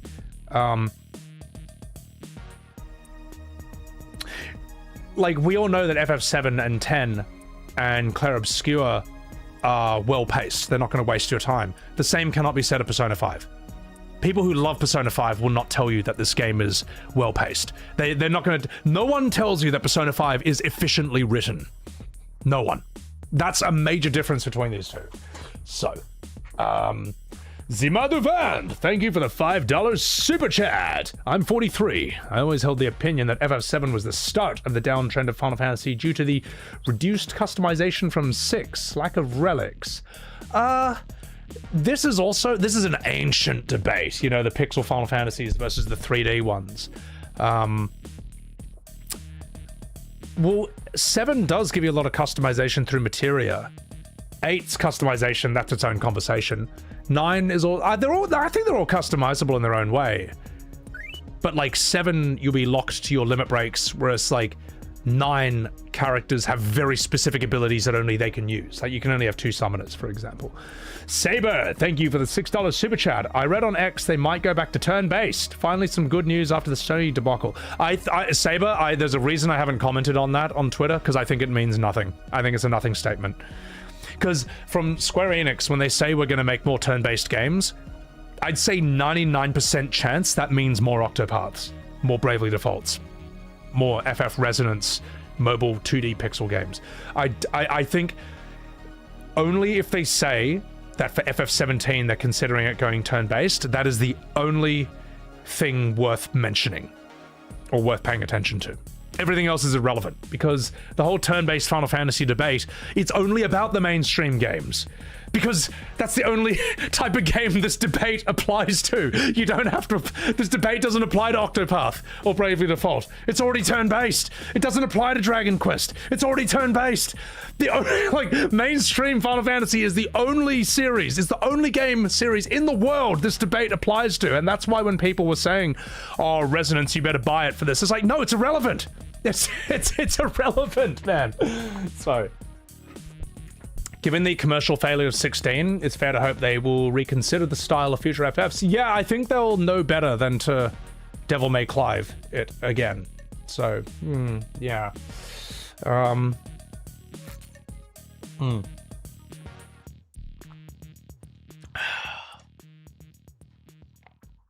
You know what? No, I'm going to say this, and I'm going to add this into the video. This has to be said. All right, this is to my editor. Let's just... put this into the video somewhere before the end of the YouTube thing. And it goes like this. They've tried to sneak Persona onto this list. Sorry, they've tried to sneak Persona 5 onto this list, but it actually doesn't belong there for 2 major reasons. One is its pacing, okay? FF7, 10, Clair Obscur, these are well-paced, they don't waste your time. Minimal bloat. The same cannot be said for Persona 5. All right, even people who love this game don't say that it is efficiently written. All right, even they say, I love the game, but I'm hitting skip on a lot of the dialogue a lot of the time. It's very bloated, very repetitive. The second thing is the art style. This is a Persona 5, probably a very good game. I hear good things, but it's an anime game, and anime does not have the same mainstream appeal that realistic 3D does. Clair Obscur has that, so does FF7 and FF10. That's what they were aiming for in their time. 7 does have some anime elements to it, but here's the counter-argument. People who don't play anime games will still play OG FF7, all right? They'll still play FF10. That's the difference. That's why it's not an anime game. And you can make all the posts yelling at me with all the upvotes in the world, but you cannot change that fact. You can't change the fact that someone who would never play an anime game will still play FF7 and FF10. All right, so discussion over. I'm sorry. I would love to stream Persona 5 one day, okay? You'll never see it coming. Do you get the joke? But what I just said is also true. Anyway, not fucking about. Let's do that. Yeah, look, I had to, chat. I had to. It had to be done. We'll add in P5 part before end of stream. Before the end of video. Yeah. It has to be said because it's kind of sneaky what they've done here by putting P5 in there. It really should just be FF10 Declare Obscure. It really should be FF10 Declare Obscure. But, JRPG fan delusions, once again, ladies and gentlemen. So, Zidane, thank you for the $5.70 super chat. Can you imagine Persona 5 with realistic graphics and without anime acting?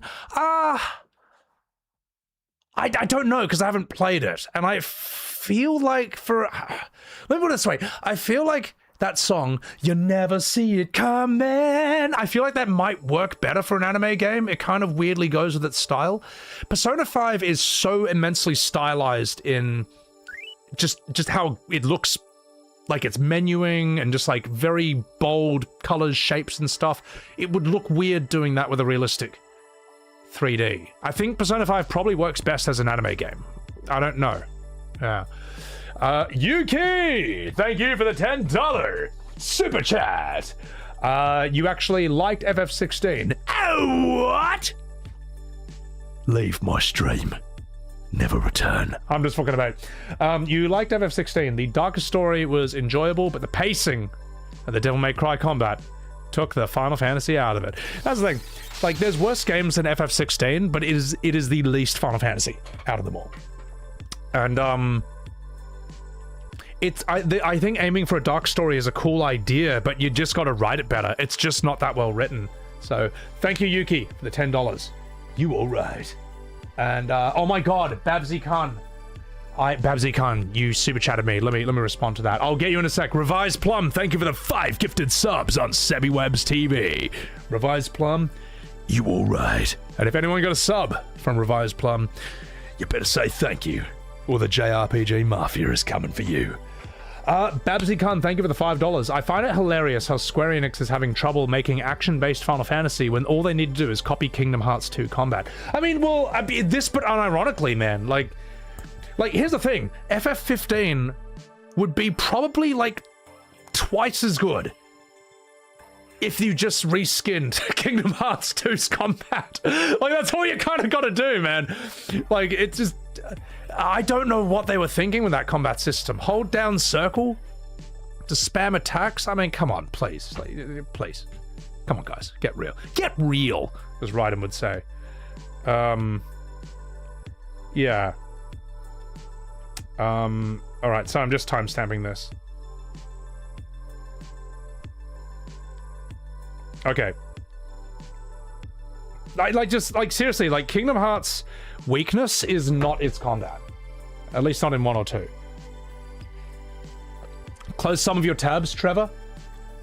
Trevor, you're gonna love the fact that I have another window full of even more tabs. Yeah. I just want you to see that, Trevor. Right, let's come back to this. Realistic graphics does better at grabbing empathetic emotions. Anime style is better at self-projection. Similar to your thoughts on movie, TV, acting, and theater. Nier Automata was able to pull my heartstrings on a couple of occasions. And maybe, for me, it was the Japanese voice acting. I think Japanese VA is just, it's just exceptional with Japanese stuff. There's something about, like, there's something about it that just works amazingly. It depends on the quality of the writing. It depends on the quality of the characters, quality of the story, quality of the VA. So yeah, something like that. Please, sir, can I have more tabs? So, emotion can be lost in translation. Well, I did that short where I was saying the difference between English dubs and Japanese dubs, and a big problem is English dubs can just feel a lot more generic, whereas Japanese are really specific. They're really very carefully considered in how they VA each character. They put a lot of thought into that. Second of all, they can be a lot more emotionally expressive. And lastly, Japanese anime will sort of be voiced as if it's for adults because of its history, whereas a lot of Western anime dubs, English dubs, it's like they're voice acting it for children. And you can just tell. It's why, like, someone in Japanese will say something like, I don't speak Japanese, but I'm gonna make some Japanese sounds. They'll be like, Goku, Kakarot Masayo, Doisuke no Trunks-kun. And in the English dub, that line will sound like, well, seems like he's figured out my Toku Gensai. You see what I mean? Like, it's not simply that you've taken the exact same voice acting and character and translated it into English. You've also now dumbed it down for children. You know what I mean? That's this is true. This is, you cannot unsee this, man. Yeah. Also, I am trying to figure out what I'm going to do next. You know what? Let's do Cloud versus Link. Let's do a couple of death battles. Let's do Cloud versus Link, and then, ooh, let's get really nerdy and do Sauron versus the Lich King. All right, let's do it.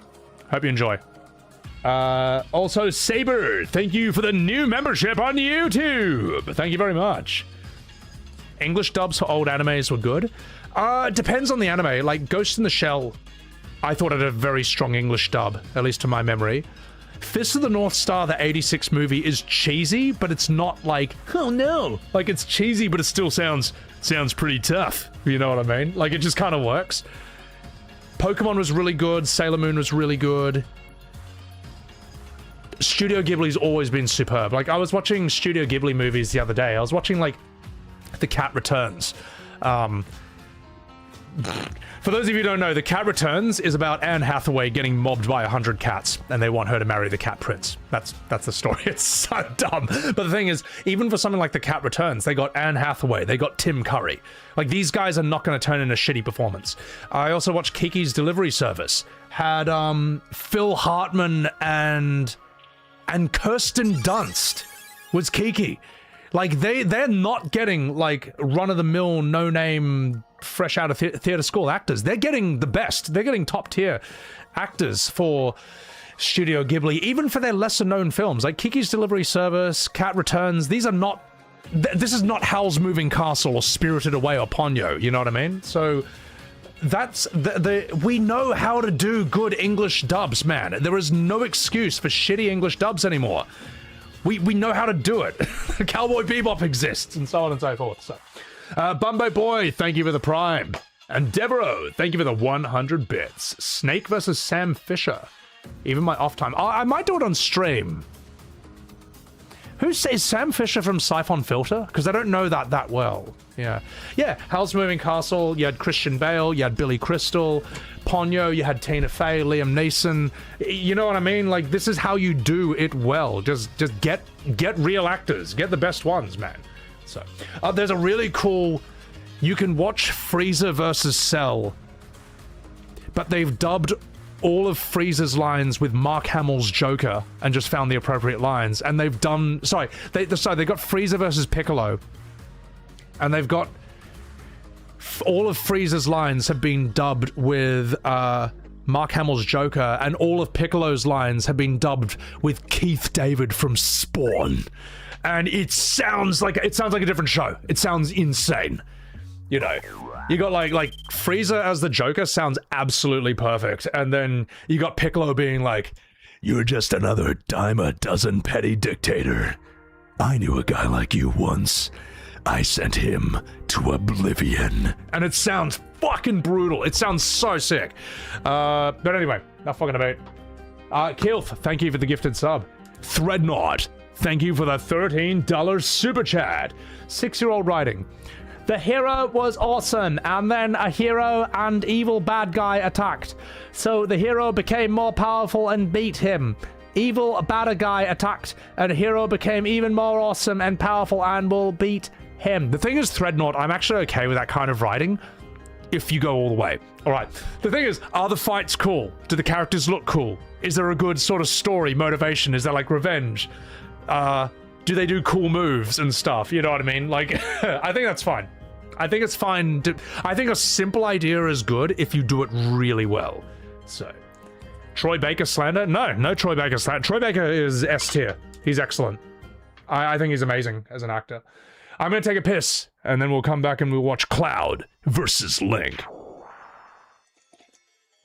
Nausicaa had Patrick Stewart and Uma Thurman. There you go. They've always gotten really good ones. Emil Gravel, thank you very much for the membership on YouTube. Threadnought, Final Fantasy 16 writing. That's 6-year-olds writing, but they use actual names and put it on PS5. Well, FF16's writing is just like, let's remix Game of Thrones with Attack on Titan and have everyone say fuck.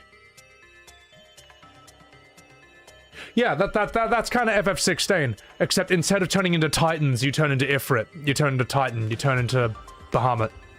Like, that is, am I wrong, man? Am I wrong? FF16 is Attack on Titan mixed with Game of Thrones, and it's less good than either of those elements. It's less than the sum of its parts. Diara Day, good night. Take care of yourself. Kelth, thank you for that gifted sub. All right, I'm taking a piss. I'm taking a piss.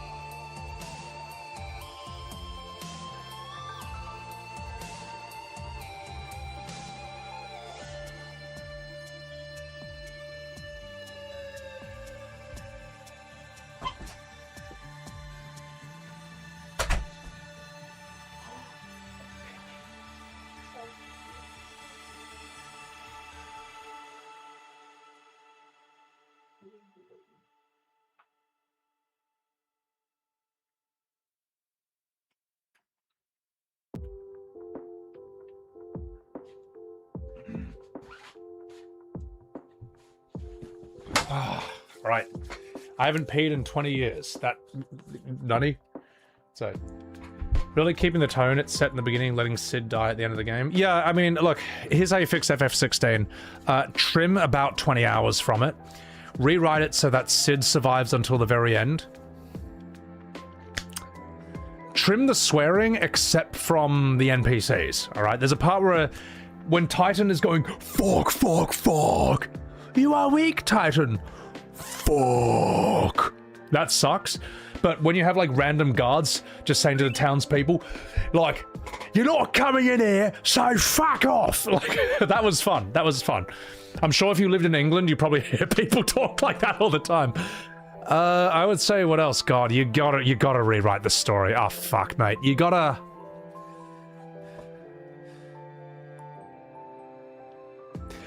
make the whole thing turn-based and make your party Clive, Jill, Sid, Torgal, Dion. Fuck it, maybe even throw Titan and Odin into that. And that's your party. And they all turn into, like... their specific limit breaks are that they turn into those summons and then have them fight something else. I don't know. The whole thing was dumb. I don't know. But, like, that game is just a series of bad ideas, not even executed well. Chromic, thank you for the $5 super chat. Why are there no studios doing 3D realistic graphics turn-based JRPGs? It's such an opportunity in the market. especially with today's technology. Well, that's the thing, Chromic. This is the mystery of Clair Obscur Expedition 33. How did it take 25 years for this game to get made? Like, how? How, man? The last great one we had was FF10, and even I don't think that's perfect. I guess with FF13, they made one of the weirdest looking turn-based systems I've ever seen in my life, and then concluded that that was the problem. It was turn-based. Let's never do that again. No. 13's problems are clearly a number of other things.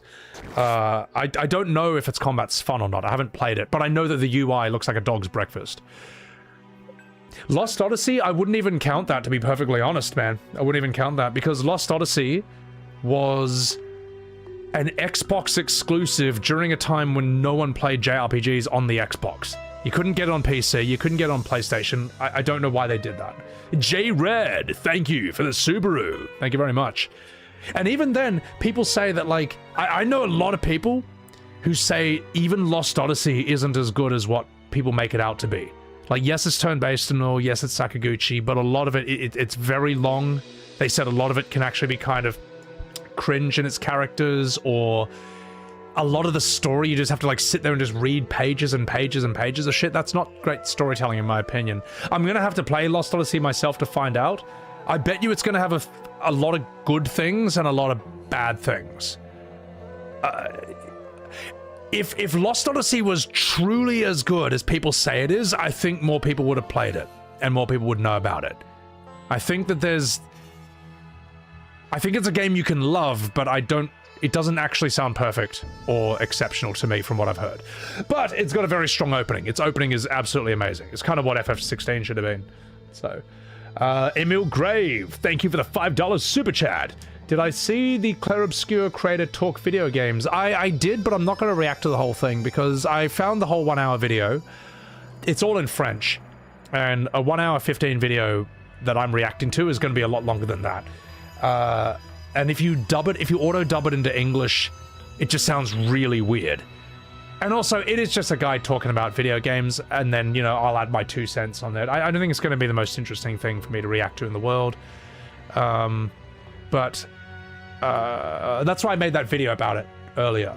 But I see people adding me all the time on Twitter being like, lol, Sebi owned because the Sandfall director likes a game that Sebi doesn't like. It's like, it's irrelevant. That's irrelevant, man, to the game itself. As I say, a couple of my good friends don't like Clair Obscur. We're still good friends. It's completely irrelevant. It's completely irrelevant because normal people know how to like different things without hating each other. All right? Believe it or not. So, and it's still stuck on Xbox? Yeah, that's the thing, Denominator. I gotta borrow my friend's Xbox so I can do FF13 and then Lost Odyssey. God, it's so much. But I gotta do those before Revelations pops out. So, yeah. Since nobody liked FF13, how did it get 3 games? Apparently it was popular in Japan, and I think Lightning is goon bait. I think Lightning is goon bait. But people just say she looks like a gender-swapped Cloud. Also, Lightning looks and behaves more like Cloud than FF7 Remake's Cloud. You know what I mean? That's the crazy thing, man. If you swapped Remake Cloud with Lightning, it would probably feel more FF7 in a way. So, yeah. Yeah. No, oh mate, a friend of mine showed me a fight from Lightning Returns, and he said it's horrible. And he loves FF. Well, he has a lot of nostalgia with 13, but he knows it's bad. So, anyway. All right, ladies and gentlemen. Are you ready? One's in chat if you're ready for Cloud versus Link in death battle. It's time, only here on SebiWebs TV. I am going to timestamp this. Cloud versus Link. Here we go. Begin. Uwu Sugoi. All right, I'm just going to do the YouTube. I'm just going to refresh it real quick because YouTube does this thing where it is like, oh no, if you leave it too long. God, how do I do this? DEFCON Boys, thank you for the $2 super chat. Would Pokemon not be considered an anime game? When people talk about JRPGs, they mean like Final Fantasy, they mean like Persona, Xenoblade. I don't think Pokemon is in that same conversation. It's kind of its own thing. It's sort of like if you talk about fighting games and you bring up Smash Brothers. I don't think Smash Brothers is in the same conversation as like Street Fighter, Tekken, Mortal Kombat, Soul Calibur. Smash Brothers is kind of its own thing. It just plays by its own set of rules. It's different. So, yeah. Anyway, not fucking about. Let's do this. And I don't think it's bad for that reason. I fucking love Smash Brothers, and I played the shit out of Pokemon Red and Blue on Game Boy, which is why I don't play portable games anymore. I've done my time. Anyway, okay, let's do this. Ahem. Ladies and gentlemen, it's time for Death Battle, Cloud versus Link. Let's go. This episode of Death Battle is sponsored by Omen. Oasis is a free and easy-to-use add-on for Omen Gaming Hub. Wow, I can't wait to not watch that. All right, let's just jump through the ad. How do we get through that? Okay, here we go. Thank you. Anyway, sorry, chat. I no ads. I'm not doing it. Sorry. Rooster Teeth. I don't see how Link is gonna stand a chance. The courageous and determined hero of Hyrule. Cloud Stripe, sword-swinging, spiky-haired Sephiroth Slayer. I don't see how Link stands a chance in this fight. Like, Cloud's got Omni Slash, you know, and not only that, Cloud's got insane materia, like Comet, Contain, so on and so forth. He's got healing magic, regen. At the same time, I really don't know that much about Zelda. Maybe Link has some things up his sleeve that I couldn't believe. Each are powerful warriors in their own right, but in a fight to the death, which one will win? He's Wiz and I'm Boomstick. And it's our job to analyze their weapons, armor, and skills to find out who would win a death battle. In the land of Hyrule was a hero so great, even a goddess favored him.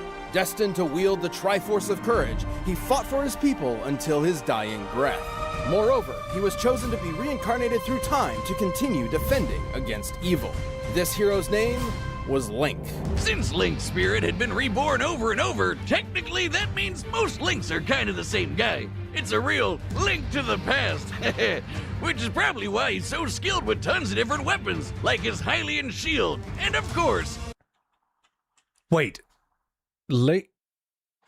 I don't know this. So Link is constantly reborn? This is how little I know about Zelda. It's not like a multiverse. I'm assuming it all happens on the same world, but his spirit comes through he gets reincarnated? Ah, okay. Wow, well, chat. So one of these characters I know a lot about. The other, clearly, I don't know anything at all. All right, okay, so like branching timelines and stuff. I do know that he's like a cartoon in one of the games, and I don't know if that was popular or not, so. J Red, thank you for the $10 super chat. Sebby, the man, the myth, the absolute Chad. I don't know if I'm a Chad, but I do know that I know nothing about Link, so I will take that. Thank you. Thank you. I appreciate that, man. Ganon. Is it the same Ganon every time? There are 3 timelines. I'm going to have to stream one of these games at some point, just so I know what the hell's going on. Well, excuse me, princess. Probably why he's so skilled with tons of different weapons, like his Hylian shield, and of course, the Master Sword. The Master Sword is no ordinary blade. Infused with sacred energy, it is evil's bane incarnate, capable of destroying magical barriers, dispelling curses, and slaying immortal monsters. But nothing's more badass than its laser beams and skyward strike. He can even charge it with lightning. You like that, like? Link's carried hammers, clubs, spears, even boomerangs, and his talent with a bow is second to none. He has fire, ice, and shock arrows, and his light arrows possess holy magic. But the ancient arrows instantly consign foes to oblivion, appearing to either transport them to another dimension or crush them into nothingness. And these souped-up weapons have come in handy. Link's Okay, so he can shoot gravity arrows that make you collapse into a black hole? I mean, that's not weak. had his fair share of tussle. Nothingness. And these souped-up weapons have come in handy. Link's had his fair share of tussles defending the world from foes like Ganon, Vati, and Majora. Link has survived rolling through lava, and while wearing the Golden Gauntlet or Titan's Mitts, been strong enough to lift stone weighing well over 10,000 tons. And the Force Sword Okay. lets him split up into copies of himself. Talk about multitasking. With the Ocarina of Time, Link can summon storms, teleport Okay, so he can get super strength and he can Naruto shadow clone himself. Okay, I didn't know this about him. Talk about multitasking. With the Ocarina of Time, Link can summon storms, teleport across the land, and even travel through time. With song. But some of that doesn't hold a candle to the Sheikah Slate. That thing can set remote bombs, move objects magnetically, and totally stop time for things. And it can summon his Master Cycle Zero. Motorcycles are all well and good, but his sailcloth is certainly a more elegant way. Not quite as cool as Cloud's motorbike, but I will admit I did not know Link had this many abilities. This would be a cool set of streams, man. Or at least, I don't know, I feel like I need to play Ocarina of Time. That sounds like it's one of the games. So, anyway, let's keep going. Zero. Motorcycles are all well and good, but his sailcloth is certainly a more elegant way to move around. So he's got a lot of cool stuff, but sometimes he's got to get sneaky about it. While he may be tough, Link can't always win fights with brute force. His claw shots are perfect for maneuvering around the environment, and his magic cape can turn him invisible. I can think of a lot of ways that would come in handy. Well, let's see. Dummy. It is insane to me how many different variations of Link and Zelda there've been. Like I played Zelda 1 and 2 on the NES. The second one is shit. The first one though is absolutely iconic and brilliant. They had the they had that amazing song right from the first game. I've also seen the Super Nintendo version that looks really good. I played a bit of the Game Boy version. That was actually quite fun. But yeah, we've seen Toon Link, Twilight Princess, is that what it's called? That looks actually quite serious. Ocarina of Time, Majora's Mask, these are like super iconic for the N64. I don't know Breath of the Wild. Well, I mean, I know it's the open world one. I don't know if it's any good or not. People seem split on that. But it's actually nuts how many different kind of Links there are. So that's kind of interesting to me. All right, let's keep going. Dummy. Haha, got ya. You know, Link's weapons are very effective against sassy robots. Ooh, you can't see me coming now, can ya? Ha! Hey, why didn't you get hit? Right, the magic cape also turns Link intangible. Huh. Well, guess there's no punch line. Anyway, did you know Link's fast enough to roll away from BMOS lasers? Which are actual light beams. They burn things, move in a straight line, and the guide says they're lasers, so there. Yeah, but they're video game lasers. I mean, they're not moving at the speed of light. We all know that. Like, video game lasers, Star Wars lasers, they move at about, I don't know, like 60 miles an hour. They don't work by our physics. This isn't really I wouldn't say this is like that much of a feat. The second thing I would say is that if Link gets access to all his abilities from all games, then I think Cloud should have access to all his abilities, all limit breaks, all materia from OGFF7. And I think that if you play by those rules, Cloud should win. If Cloud's allowed to use Knights of the Round, he's going to fuck him up. Omni Slash, Meteor Rain, Quadra Magic linked with Bahamut Zero, linked with HP Absorb, Final Attack linked with Phoenix. He's going to fuck him up, man. He's going to throw him through a brick wall. So... J Red, thank you for the $10 super chat. Easy win for Cloud. Yeah, exactly. The Omni Slash, man. Thank you, J Red, for the $10 super chat. I appreciate that. Thank you so much for the super chat. That's awesome. You hate using lasers for they did this with Devil May Cry as well versus Clive. I don't think video game lasers work the same. Let me put it this way. There's real-life shotguns, and there's video game shotguns. Now, a real-life shotgun, it will still hurt you. It will still ruin your day, even if you are more than 12 feet away from it. All right? But in video games, unless you shoot someone with a shotgun at point-blank range, It tickles, you know. Oh, you were 12 feet away from me with a shotgun? Well, that means the bullets just bounce off you. Like, this is, you know, and video game physics work very differently from real life. So, all right, let's keep going. Thank you again, J-Red. Huge. See, Link can dodge this laser at the moment it's fired. Given the distance between the two and the time frame, he would have to be moving 2 feet in just under 2 billionths of a second. Wrong. About a tenth the speed of Link cannot move at light speed, all right? And I get the feeling, I'm going to make a prediction. I get the feeling these guys just like Zelda more. I think they just like the Zelda games more, and I'm worried that he's going to win for that reason. that's my prediction. light. Now that's a reason to say, "Excuse me, princess." Excuse me, princess. But one item Link has isn't simply a mere vehicle to increase his speed or strength. The Triforce of Courage, a holy relic that offers mystic power to its bearer, including protection from transmutation. He's got some other spells too, like for shielding and healing, and his fairy spell lets him literally just turn into a fairy. Oh, look at him. Gets all tiny and he can fly around. Get the fly swatter. Link's also been granted magic by It's crazy how good that artwork was. Oh, God, well, it looks bad when I pause it. But like back in the pixel days, it was quite distinct. Even though it was just a little blob of pixels, your brain just auto-completes this as like a fairy. Anyway, let's keep going. He can fly around. Get the fly swatter. Link's also been granted magic by great fairies and spirits of past Hylian champions. Mipha's Grace can even revive him to full health after death. And if all this wasn't enough for him to just trash his opponents, Link's known to carry around a snack or two to help him out. While he usually has a limited supply of magical energy, a single bottle of Chateau Romani gives him unlimited magic for 3 whole days. That's nothing compared to his masks. These masks not only change his physical form, but give him unique abilities, like how his Goron mask increases his strength. He can even roll so fast he catches fire, but the Fierce Deity mask is the best. That's a cool mechanic that the masks basically turn him into different creatures. Yeah, no, that looks sick. That reminds me of Threads of Fate, which was a PS1 action JRPG. You could play as 2 different characters, and if you played as the boy, I think anytime you kill an enemy, you can just turn into that enemy, and now you have their attacks.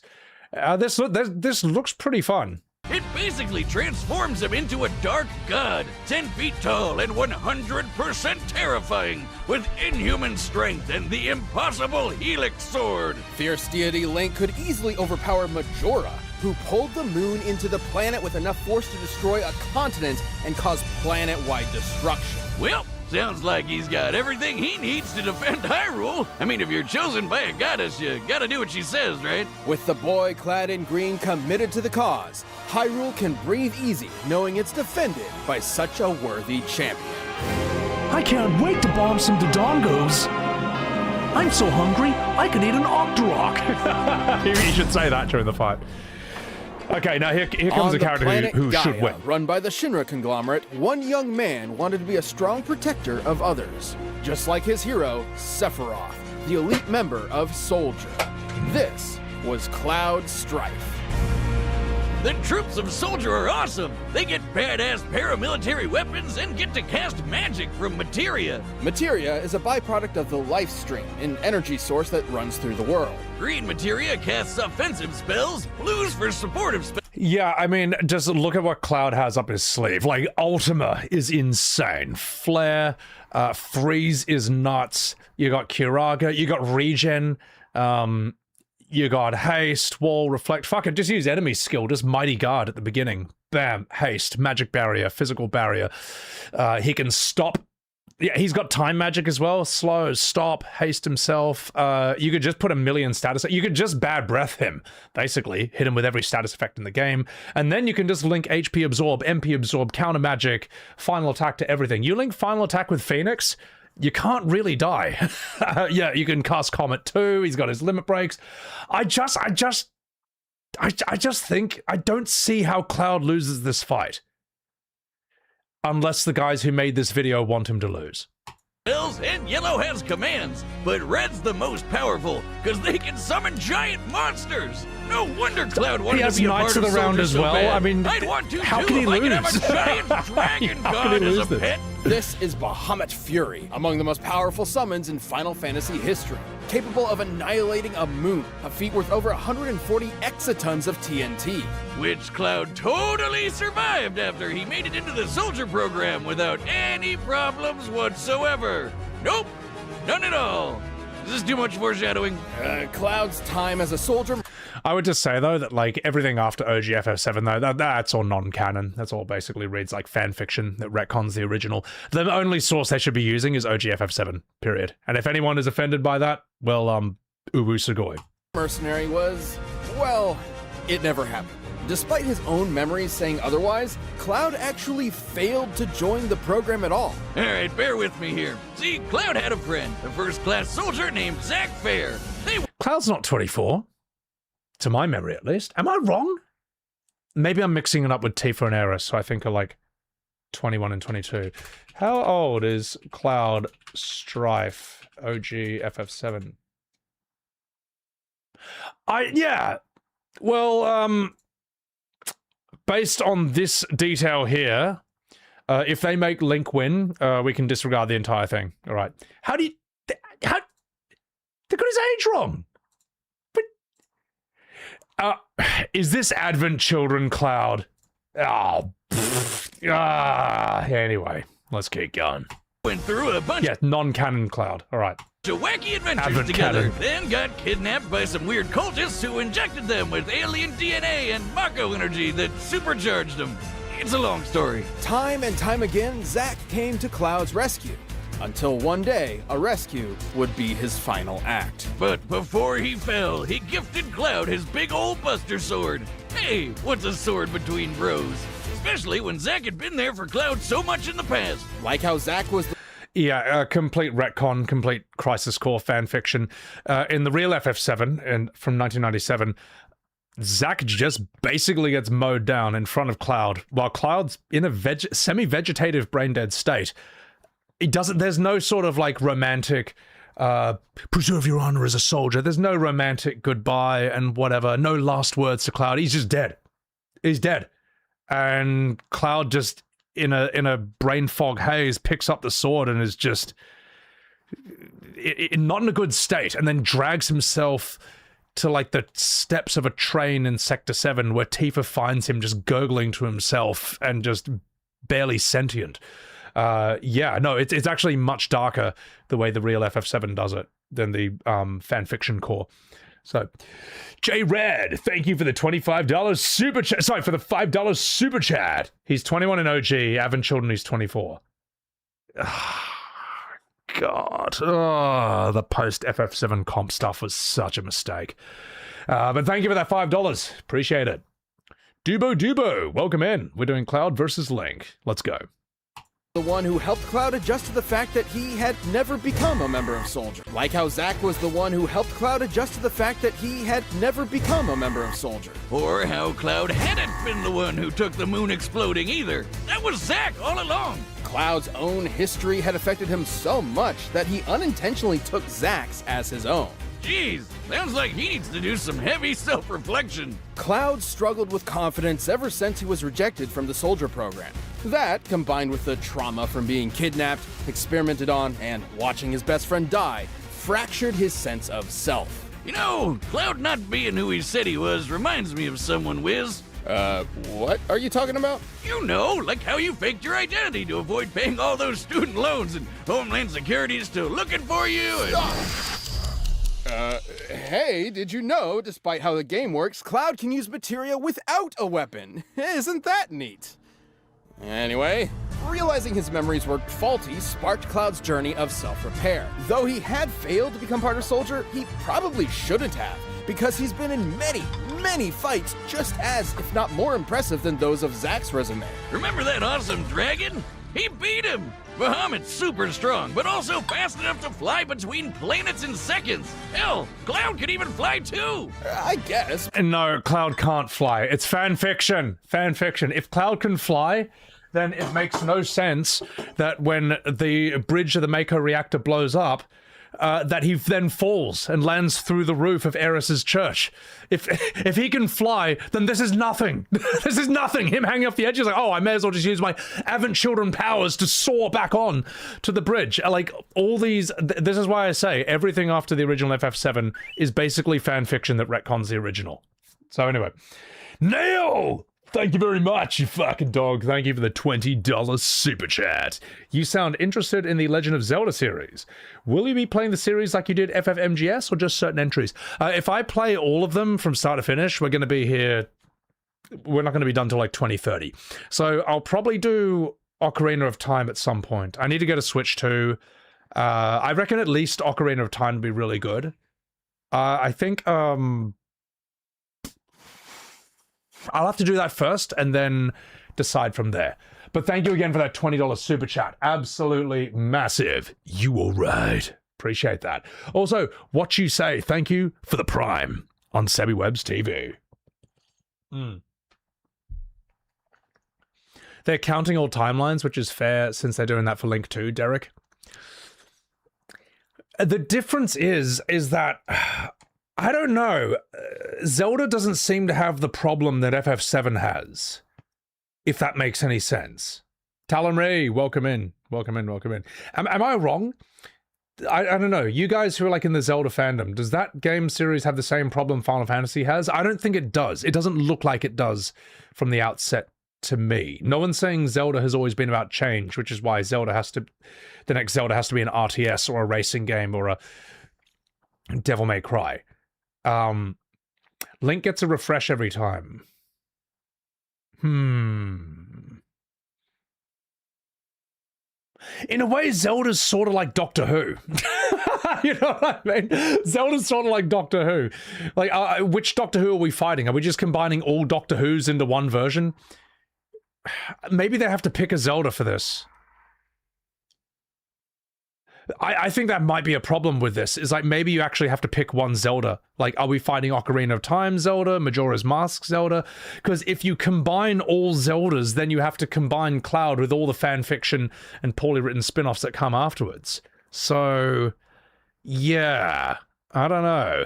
I think the Zelda thing of him getting reincarnated is just a clever way to make a new Zelda game fresh and anew each time, but with the same characters. I think that's smart. That doesn't feel to me like, oh, we're just milking the fandom no matter how much we butcher the original game. It's a different mindset and process. So, yeah. Link, not Zelda? Oh, well, then fucking call the game Link, all right? All right, call it Link. All right, this is silly. You know what? Screw it. He's Prince Zelda from now on, all right? That's what I'm calling him. Prince Zelda and Princess Link. Just call it Link. If that's who you play as, call it Link. Anyway, I'm going to respond to this. Threadnought, thank you for the 6-7, for the $6.7 super chat. Your suggestions are Ocarina, Link to the Past, Wind Walker, Majora's Mask, Minish Cap, Twilight Princess, Breath of the Wild, Tears of the Kingdom. That's going to take me like 6 to 7 months. That's going to take me a long time. So I think I'll start with Ocarina, and then I'll go from there. Thank you. Thank you for that 6-7 super chat. I appreciate it. All right. Let's see who's going to win. Cloud or Zelda? Cloud or Prince Zelda? Let's go. More like he's able to jump hundreds of yards up and hang in the sky and lunge around. Yeah, it's basically flight. He can also use spirit energy for super attacks called limit breaks, like the classic Omni Slash. He's also worn several different types of gear over the years, but the one he's consistently kept is a certain ribbon which defends him from the majority of status effects, excluding time manipulation. He's dodged bullets, lasers, and a... Just 1 second. Thank you very much, Derek Johnson, for the $20 super chat. Thank you for the support. You all right? Thank you. Absolutely huge. Now fucking about. Let's do this.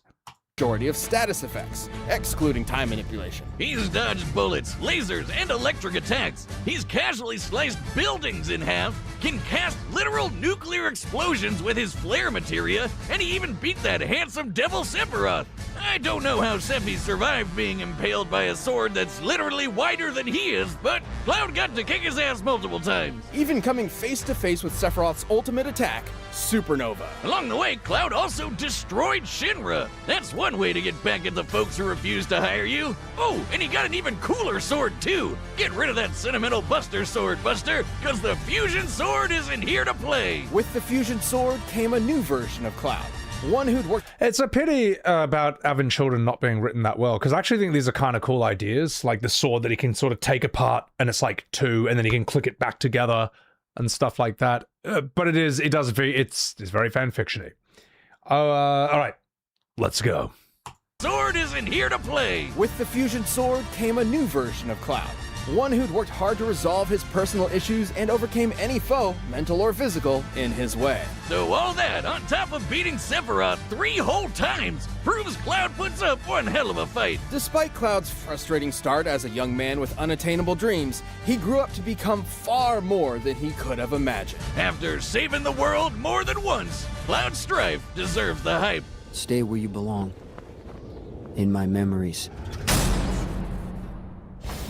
All right, the combatants are set, and we've run the data through all possibilities. But first, if you want to last as long in bed as Link and Cloud do fighting gods, check out Blue Chew.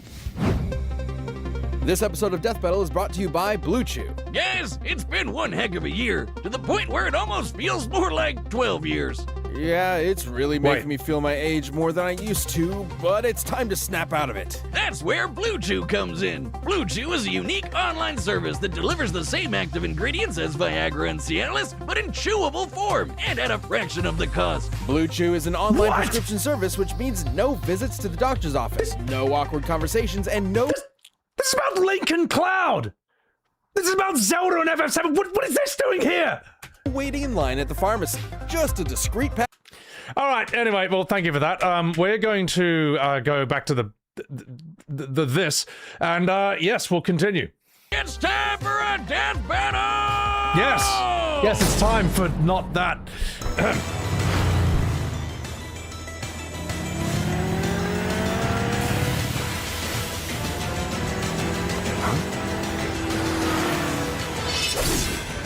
Oh, great. Okay.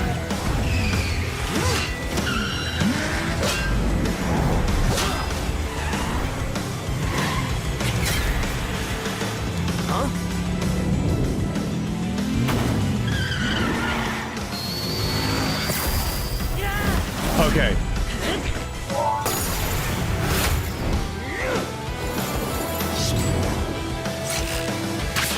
Not a bad idea to start them on the motorbikes. That's actually kind of cool.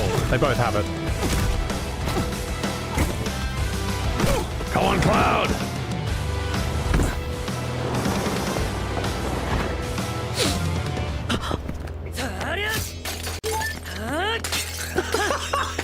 Excuse me? That's actually pretty funny. Breaking pots to get stuff.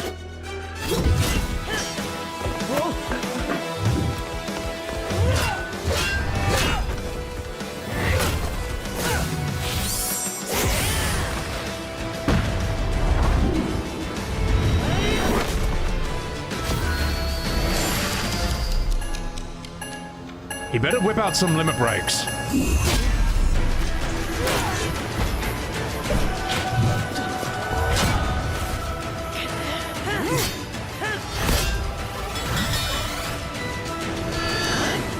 All right.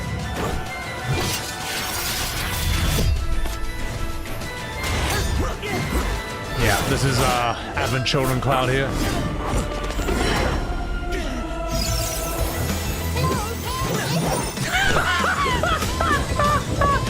Hey, listen! That's very funny. That's great. Oh, Ribbon, get fucked. He bombed some Dodongos. Come on, give him Meteor Rain. Do an Omni Slash. I guess that's Gravity, Demi. Oh, no, you don't.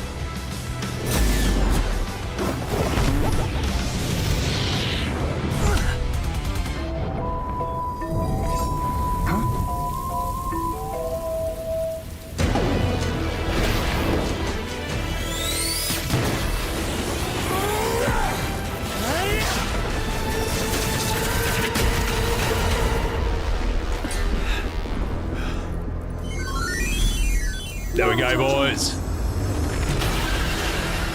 Uh-oh.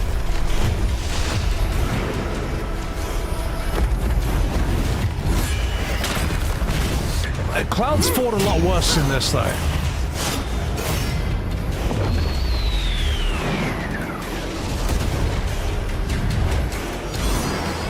Let's mosey, asshole. All right, let's go, motherfucker!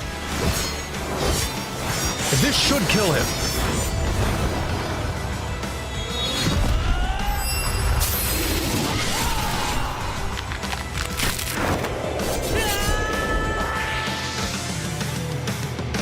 Oh my god, Cloud! Cloud, you just killed a child! You just killed a child, Cloud! That Yes, was a Link kid! thought it was time to split. Too soon? Yeah. Link had an Oh incredibly my God. versatile arsenal available to him, given the abilities he had from his various weapons and masks. And with stuff All like right, the GG. Sheikah Slate and GG. Ocarina, the guy had so much to throw at Cloud that he could have easily gotten overwhelmed. Even with that against him, Yeah. Cloud could match much of Link's I think ultimately Link has all these weird abilities, but Cloud's just got more power. He's just stronger. I can't believe he cleaved him in half. That's a heaps good ending. That he could have easily gotten overwhelmed.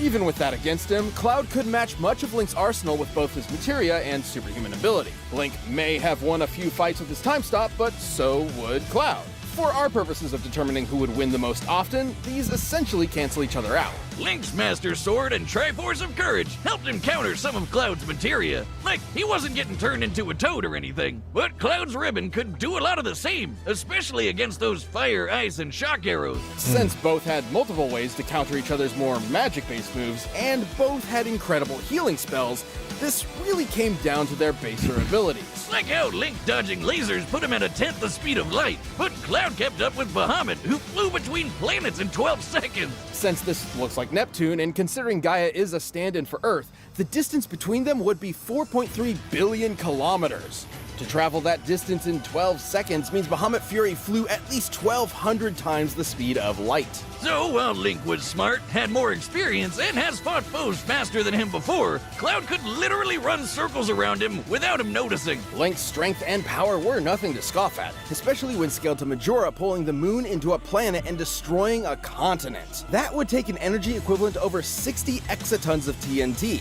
However, Cloud was strong enough to endure similar attacks and return the favor in a devastating way. Like how he survived Sephiroth's supernova attack. Guidebooks confirm that the supernova is a blast that destroys dimensional space. Technically, it occurs in another dimension where the entire solar system is annihilated, with Cloud This is all fan fiction as well.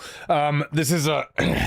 Why pull them into another dimension, attack them, and then when they're alive, bring them back into this dimension where they can heal and kill you? Just leave them in the dimension that you destroyed. A much better interpretation of supernova is that Sephiroth's not actually destroying the solar system. He's like attacking your mind. He's attacking your psyche, your psychology. Because if you thought this was happening, you're going to freak the fuck out, man. So, but anyway, not fucking about. Let's keep going. standing right there. It sounds crazy, but this means he can literally survive a sun exploding in his face. I mean, it really messed him up, but still, it's a goddamn sun. The problem is if you blow up the whole sun and then, like, you also blow up Earth, there's no Earth for you to go back to. Also, it's pretty funny when Sephiroth then does this again. he does the same move again. So something like Pluto, Saturn, Mars, they're all back there just so they can get destroyed again for the attack. Anyway. Link's never had to deal with something of that magnitude before. The hero of Hyrule put up an admirable fight and could certainly win in a few different ways. But Cloud's speed, strength, and powerful limit breaks meant that, more often than not, his victory was assured. Link tried force, but against Cloud, he had no way out. The winner is Cloud Strife. God. That's the first half of our 10th anniversary season. Death Battle will return later this year, but in the meantime, check out the all-new DBX and the debates we're having over in the Death Battle cast. Thanks for watching. All right, not bad. No. While I don't necessarily agree with some of the things, I still think this is a really good channel. I mean, fuck, look at this. 6.47 million subs, and each of their videos have 3, 4, 5, 8, 10 million views. These guys are really good at what they do. They run a very good show. Yeah, Yeah, and I agree with the outcome. I think Cloud would just throw Link through a brick wall. I feel like he just powerbomb him through a coffee table. So, good stuff. I got the result that I wanted, therefore it's a good video. So I'm going to, yeah, enjoy. Am I going to like their video? Yes. And you know what? You all right. Oh, look at that. 7,700 Zelda fans who are not happy with the outcome right there. But, I mean, it's YouTube. This ratio, there's actually like a pretty good ratio. It's normal. It's whatever. So, Peanut, what's going on? As long as you don't take it too seriously, Death Battle is a lot of fun. Well, that's the thing. No, I agree, Wilson. Like, while I didn't like the outcome of, say, Dante versus Clive, still a very fun video, still a very good product. These guys are really good at what they do. So, ladies and gentlemen, thank you for enjoying Link versus Cloud on SebiWebs TV. Like, subscribe. We'll chuck this video in the so on and so forth. God, let me do that again. Sorry, editor. Let me do this again. So, ladies and gentlemen, thank you for enjoying Link versus Cloud. Like, subscribe, and catch me on Twitch. And get out of here. The video's over. Ubu Sugoi, get out of here. All right. I'm just going to timestamp that. And we're good. Yeah, that was fun. Hillary Clinton versus Donald Trump. Did they do that? I haven't seen that. I've seen an anime. I've seen a manga of that, and it's hilarious. It's so dumb. Like, she uses like heaps of these moves on him in the debate, and he's just like, the wall. And it's just like a JoJo stand of like some American phoenix like flexing. It's so fucking stupid. But I love stuff like that, because regardless of how you feel about politics, I like that idea, that concept. It's just so silly. Doesn't care what side of the fence you fall down on. Dead Cells is top 10. Dead Cells is fucking sick. It's so good. Love this game. I would recommend this game, unironically, to anyone as well. So, Edward Hulse, thank you very much for the $6.80 super chat. You were on a Google Meet with Jennifer Svedberg Yen. Oh my god. Very fascinating insight into the creative writing process. Dude, Edwards, that's amazing. For those of you who don't know, Jennifer Svedberg Yen wrote Claire Obscure Expedition 33's story. Brilliant writer. Dude, that's amazing, man. Congratulations. That's sick. Also, Kelth, thank you for the 200 bits. Appreciate it. You all right. You'll never in your life watch a Death Battle video on your own time, Icy Drops. I wouldn't either. I think these are really good. I think this is good YouTube content. Or, I don't know, chat. Are you guys enjoying this? Like, watching these death battles, discussing who would win and stuff? Because I think these are fun ideas. Like, the reason this channel is so good, even if you don't agree with the outcome, these are arguments that we've all had on the playground at school. You know, who would win, Sonic versus Mario? Which they've done, by the way. We'll do that another stream, and so on and so forth. So, yeah, no, cheers, chat. Appreciate it. All right. What else do we have here? Virgil can't actually die, so we just got bored of aura farming. Well, I think base Virgil rips base Sephiroth, but Devil Trigger Virgil versus One Wing Angel, that's much harder to call. So. Regal Eagle, thank you very much. You discovered me from my E33 shorts. You remember I did one about music and games? How it's hard to make transitions outside of RPGs. You feel like Monster Hunter World did this wonderfully. You wonder if I'll play that game. Oh, I've played Monster Hunter Wilds. That's on my VODs channel. I don't know if I'll do Monster Hunter World, but I hear World's really good. So, all right. I'm going to take a piss, and then we'll come back. And we'll do a few more. You saw Goku versus Superman? What, you're telling me that the American YouTube channel made the American hero win against the Japanese one? Wow, I never saw that coming. Not like there's a precedent for that. Yeah, no, Goku versus Superman. Goku would kick the shit out of Superman. It's just true. But the way you make Superman win is that you pick a comic book version of him where he's absurdly strong. That's the only way you do it. There is no version of Superman in any movie or any TV show who could beat Goku. All right? I'm sorry, there's not. I've seen a ton of them, and I just don't. I feel like Vegeta when he lands on Earth with Nappa, would beat most of these Supermen. You know what I mean? Like, remember, this Vegeta, before Nappa even fights, Vegeta can just basically shoot a beam out of his finger and blow up an entire planet. Like, you're telling me that, like, not even Super Saiyan gods or fusions or SS3 could beat Superman? It's bullshit, man. It's stupid. But I don't disrespect Superman. I don't disrespect him. Because at the end of the day, without Superman, you don't have Goku. Goku is basically Superman, part of his story and powers and backstory mixed with Sun Wukong, you know, Monkey King and all that, mixed with Bruce Lee and all this. Yeah. It's difficult because DBZ has one writer and Superman has like 500 writers. So which Superman are we talking about, you know?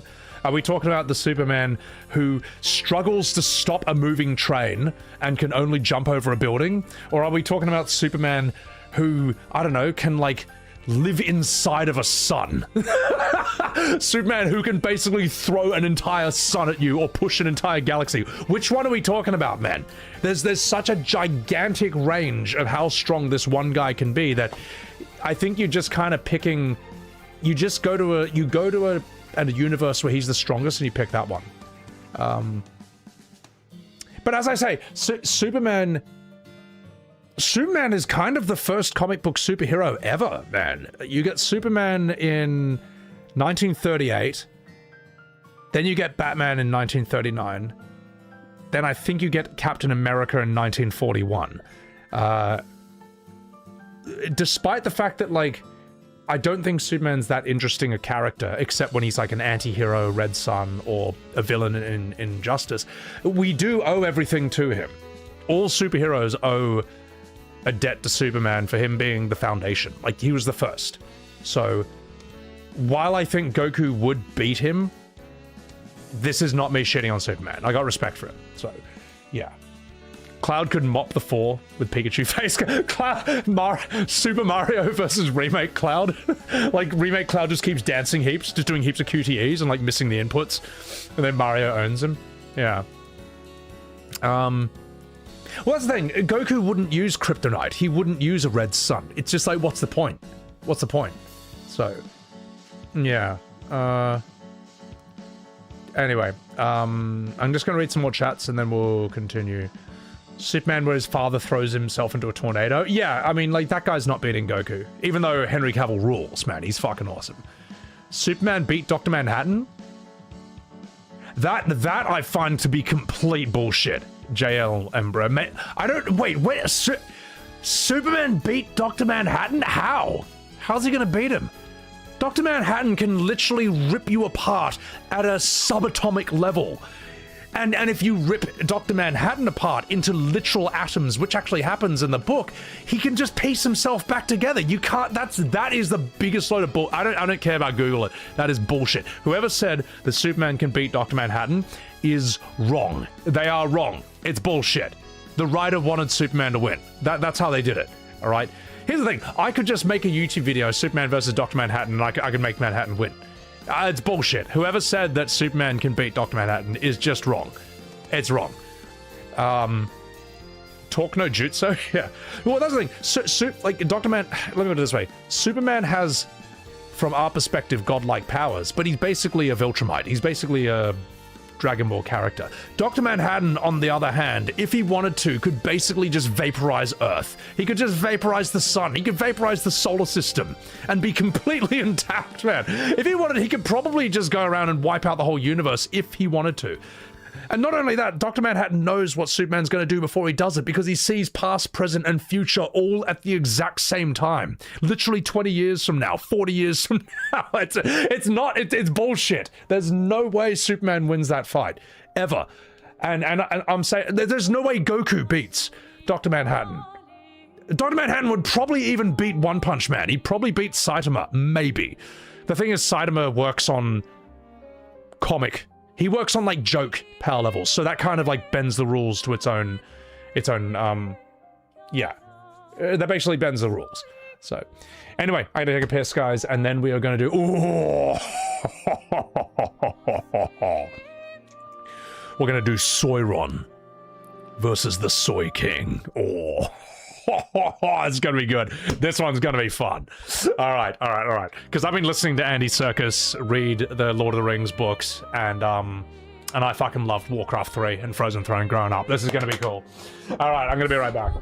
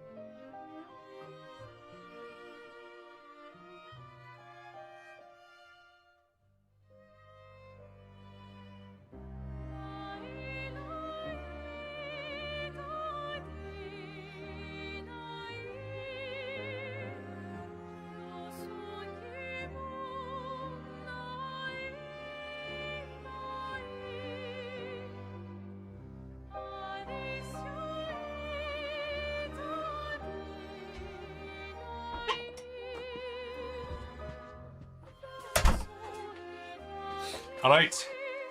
Welcome back, boys. Yeah, no, I'm sorry. Superman wouldn't stand a chance against Dr. Manhattan, and I just thought of something. I'll tell you why.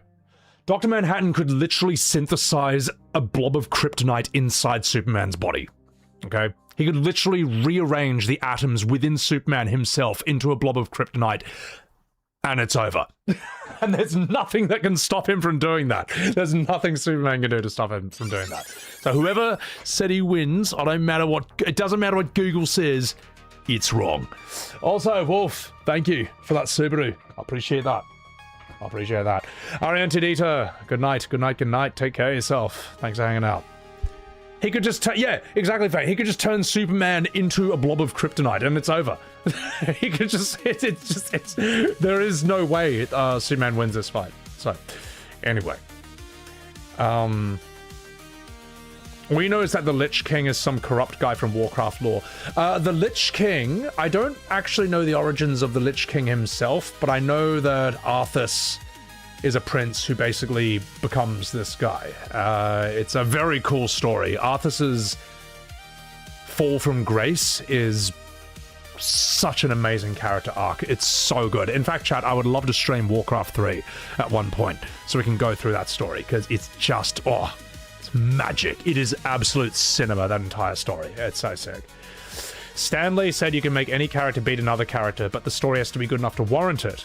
Yeah, so Wilson, this is why Batman always beats Superman in stories, because that's the more interesting story. The truth is that Superman would kill Batman every single time, like 100% of the time. There is no, like, prep time is irrelevant.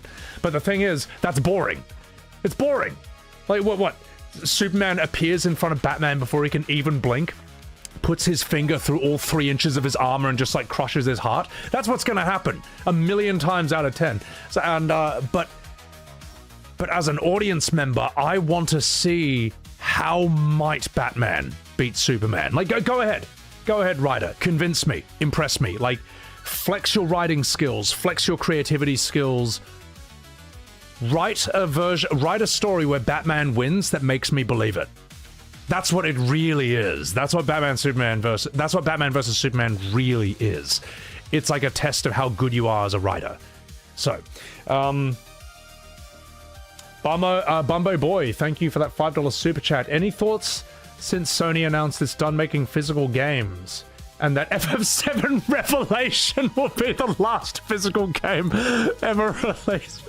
Oh, wow. Really going out with a bang, aren't we? Just going out with a wet fart. Yeah, I don't like it. I haven't really looked into it as much as I would like to, but I don't like it. I just think that we should always have a physical game option. When's the last time I bought a physical game? I don't know, but it's irrelevant. I mean, I feel like you kind of should have physical copies. It should be an option. It should be an option, man. So, Rain Morgan, Superman has far sight, super speed, and super strength and accuracy. He doesn't, yeah, exactly, Rain. He doesn't need to get near Batman. Superman can just pick up a mountain and throw it at him. Like, how are you going to deal with that? How are you going to deal with that with prep time? So, yeah. In your deepest, most private moments, I want you to remember the man who beat you, Zeitgeist. There you go, there you go. For those of you who don't know, that is from Batman, The Dark Knight Returns. If those of you who have not read this, Frank Miller's art style is fucking brutal. If you haven't read The Dark Knight Returns, you should. It's so fucking sick. This, I love this cover. Like, at first it looks kind of shit, but when you think about it, this matches how insanely gritty and violent this comic is. This comic's fucked. It's really, really brutal, man. For those of you who don't know, Batman retired because I think the Joker killed Robin, and the book starts with Batman age 65, and Gotham City is just fucked. And Batman's like, you know what? Fuck that. Puts the suit back on, gets back into the game, and it is just ruthless, man. It's interesting because he realizes through one fight with a strong young dude that he can't fight like a young man anymore, and he just gets completely fucked up. So the next time he fights him, he's not fighting fair. He's fighting dirty. And Batman fighting dirty is very scary because he just doesn't give a... He'll just break all your bones and shit, man. He uses, like, all these brutal, underhanded tactics because it's life or death at this point. Yeah, the mutant leader, Musin. It's so sick. Frank Miller's Daredevil's bad. I need to read Frank Miller's Daredevil. Joker's really intense in this. Two-Face is quite interesting for a brief moment. And this is where Batman fights Superman at age 65, and it's great. I think, to me, this is the best Batman versus Superman fight I've ever seen.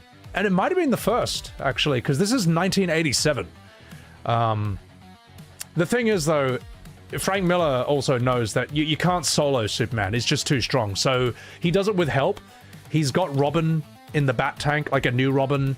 You got the Green Arrow with... Kryptonite Arrow helping out here and there, and but yeah, what's that line, Diffo? You don't get it, son. This isn't a mud hole. It's an operating table. Yeah, he breaks his arm. Or what did he say when he's breaking his leg? Something tells me to stop. I don't listen. Like, breaks his leg. Batman's really intense in this, man. It's fucking sick. It's such a cool... And their world is so bad, man. It's, There are some very, very bad people in Dark Knight Returns. In fact, I would say Dark Knight Returns was one of the comic books where the term graphic novel got coined around that. I think that and Watchmen from Alan Moore. Frank Miller and Alan Moore were basically in similar leagues in that regard. Because you can't call this a comic book, man. You can't have kids read this. It's too fucked. It's actually like too violent at that time. So... All right. Killing Joker's good. Killing Joke's sick. Yeah. All right, ladies and gentlemen. All right. It's time. One's in chat if you're ready for Sauron versus the Lich King. Lord of the Rings versus World of Warcraft. Rainstorm, welcome in.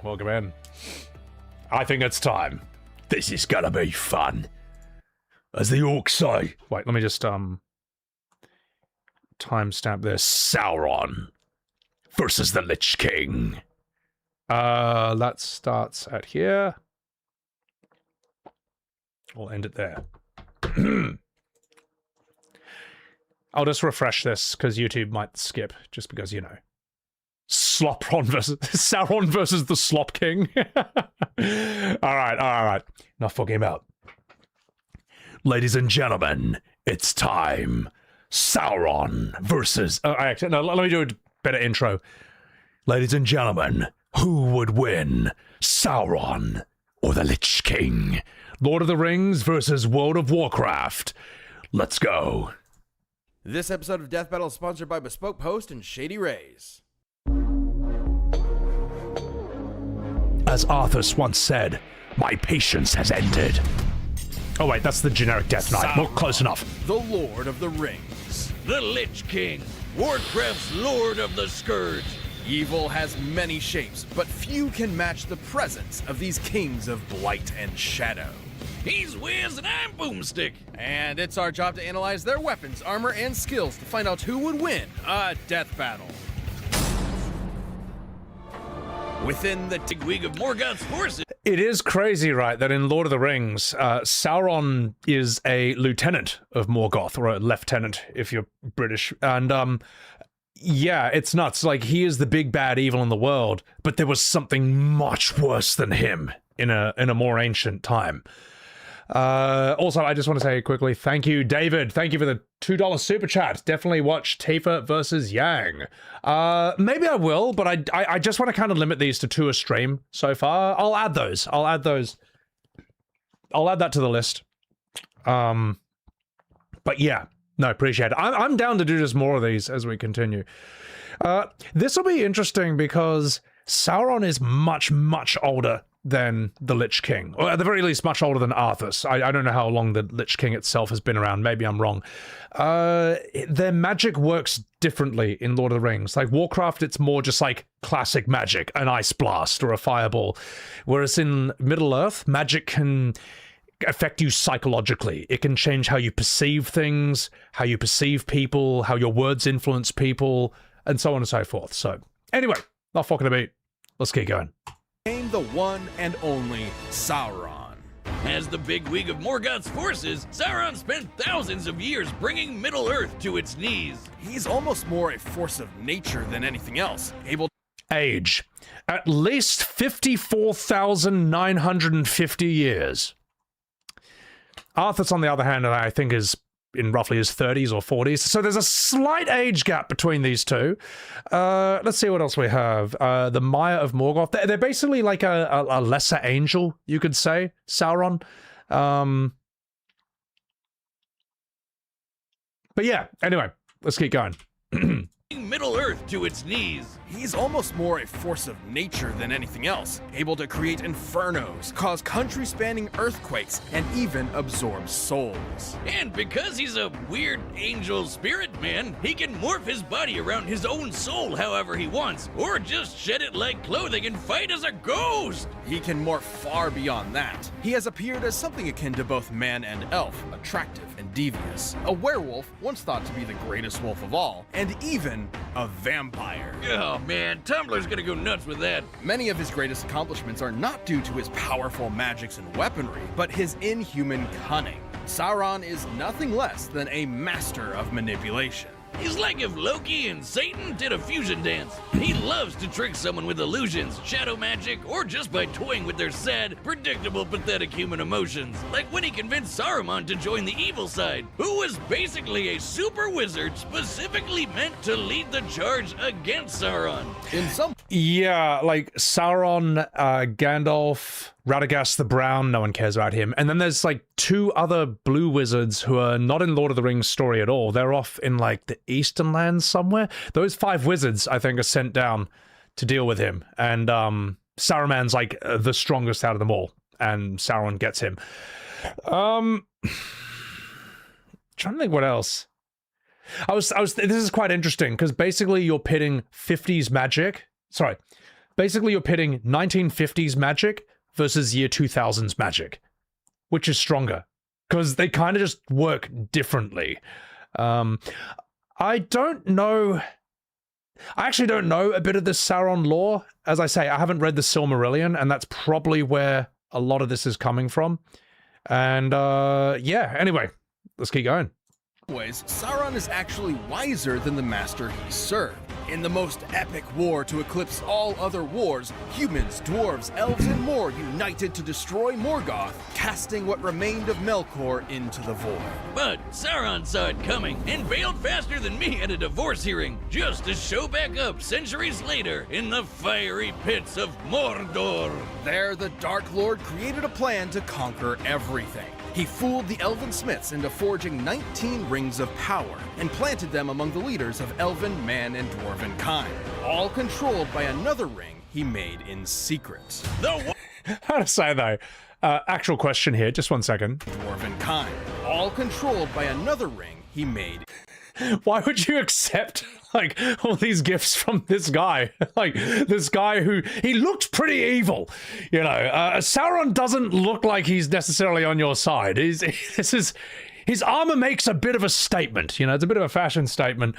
Why would you go, oh yeah, sweet, you made these rings, sure. And then he just he makes a ring to control them all. But who knows? Maybe they perceived him differently back in the day. Maybe he looked different back in the day. Maybe he actually just was. Maybe we're kind of like jumping around time periods here. Maybe when he gave them the rings, he was like, you know, beautiful and elvish himself or something like that. It could be that, yeah. He does approach you in a beautiful form. He is immensely manipulative on top of everything else, so I don't know. Anyway, let's keep going. In secret. He was a deceiver. The one ring to rule them all, one ring to find them, one ring to bring them all, and in the darkness bind them. That, when you hear it spoken in the Black Tongue, the language of Mordor, sounds awesome. I'll see if I can find it. Just 1 second. Lord of the Rings, the Black Speech. Yeah. It sounds like it. So this is basically what it says on the ring, but in its natural language. Ashnaz Gdorbatuluk, Ashnaz Kimbatul, Ashnaz Thrakatuluk, Achborsomishikrimpatul. Sounds brutal, right? Like, it sounds so intense, man. So, or is this... It reads in the Elvish Tengwa script. The Black Speech is the inscription on the One Ring. So wait, is this Elvish or Black Speech? This is kind of... So I'm kind of confused at this point. I think that... I'm assuming the Black Speech is like a corruption of an Elvish language. Because you don't want to hear it spoken in the normal world. And Gandalf even speaks a bit of it at the Council of Elrond. And Elrond's like, that was really rude, mate.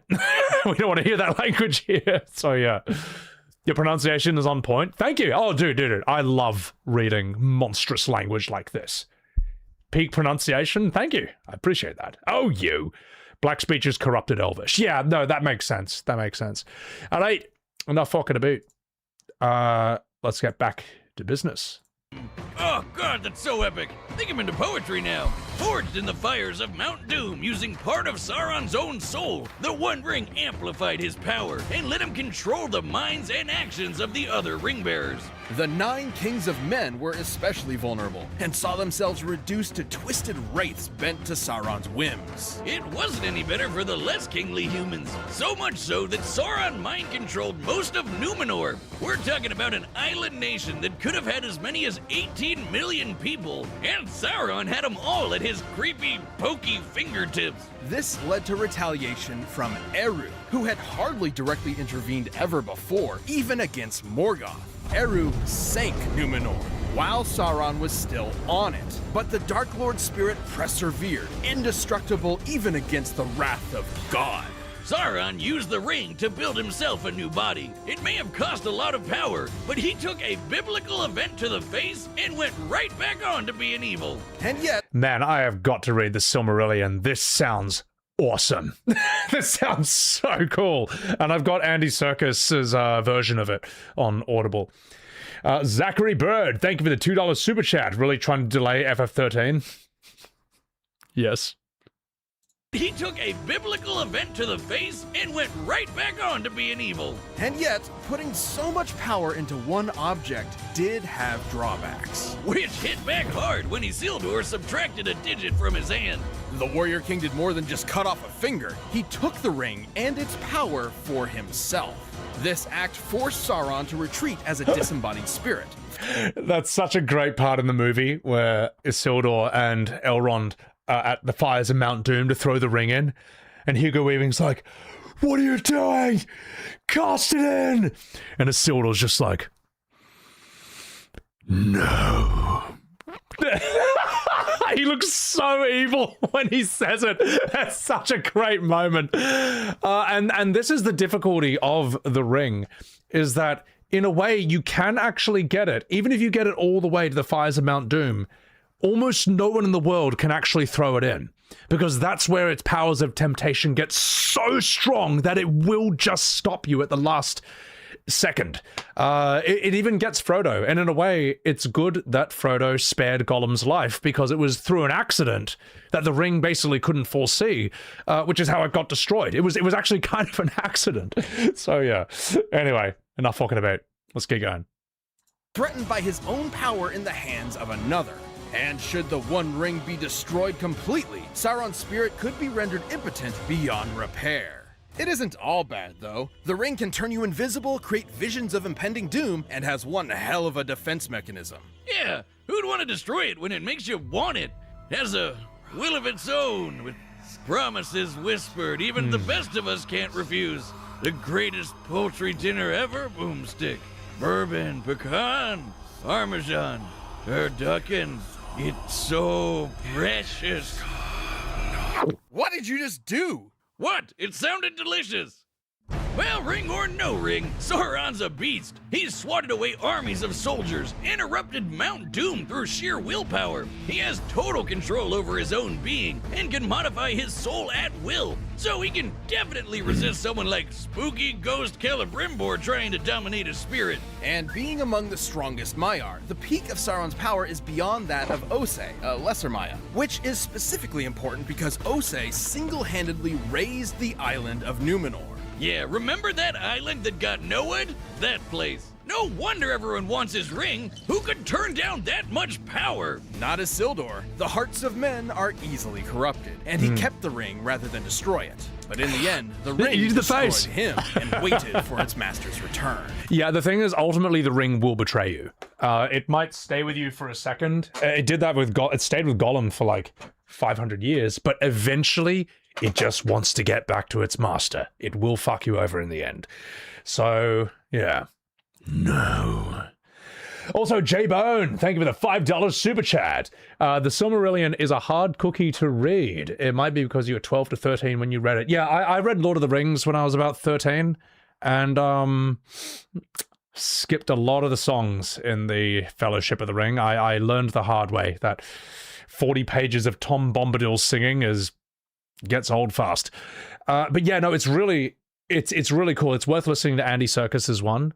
I do recommend see how many of the songs in the Fellowship you can tolerate, and if you can't take it anymore, just skip him. Because I was nearly turned off the audiobooks because there was just too much singing.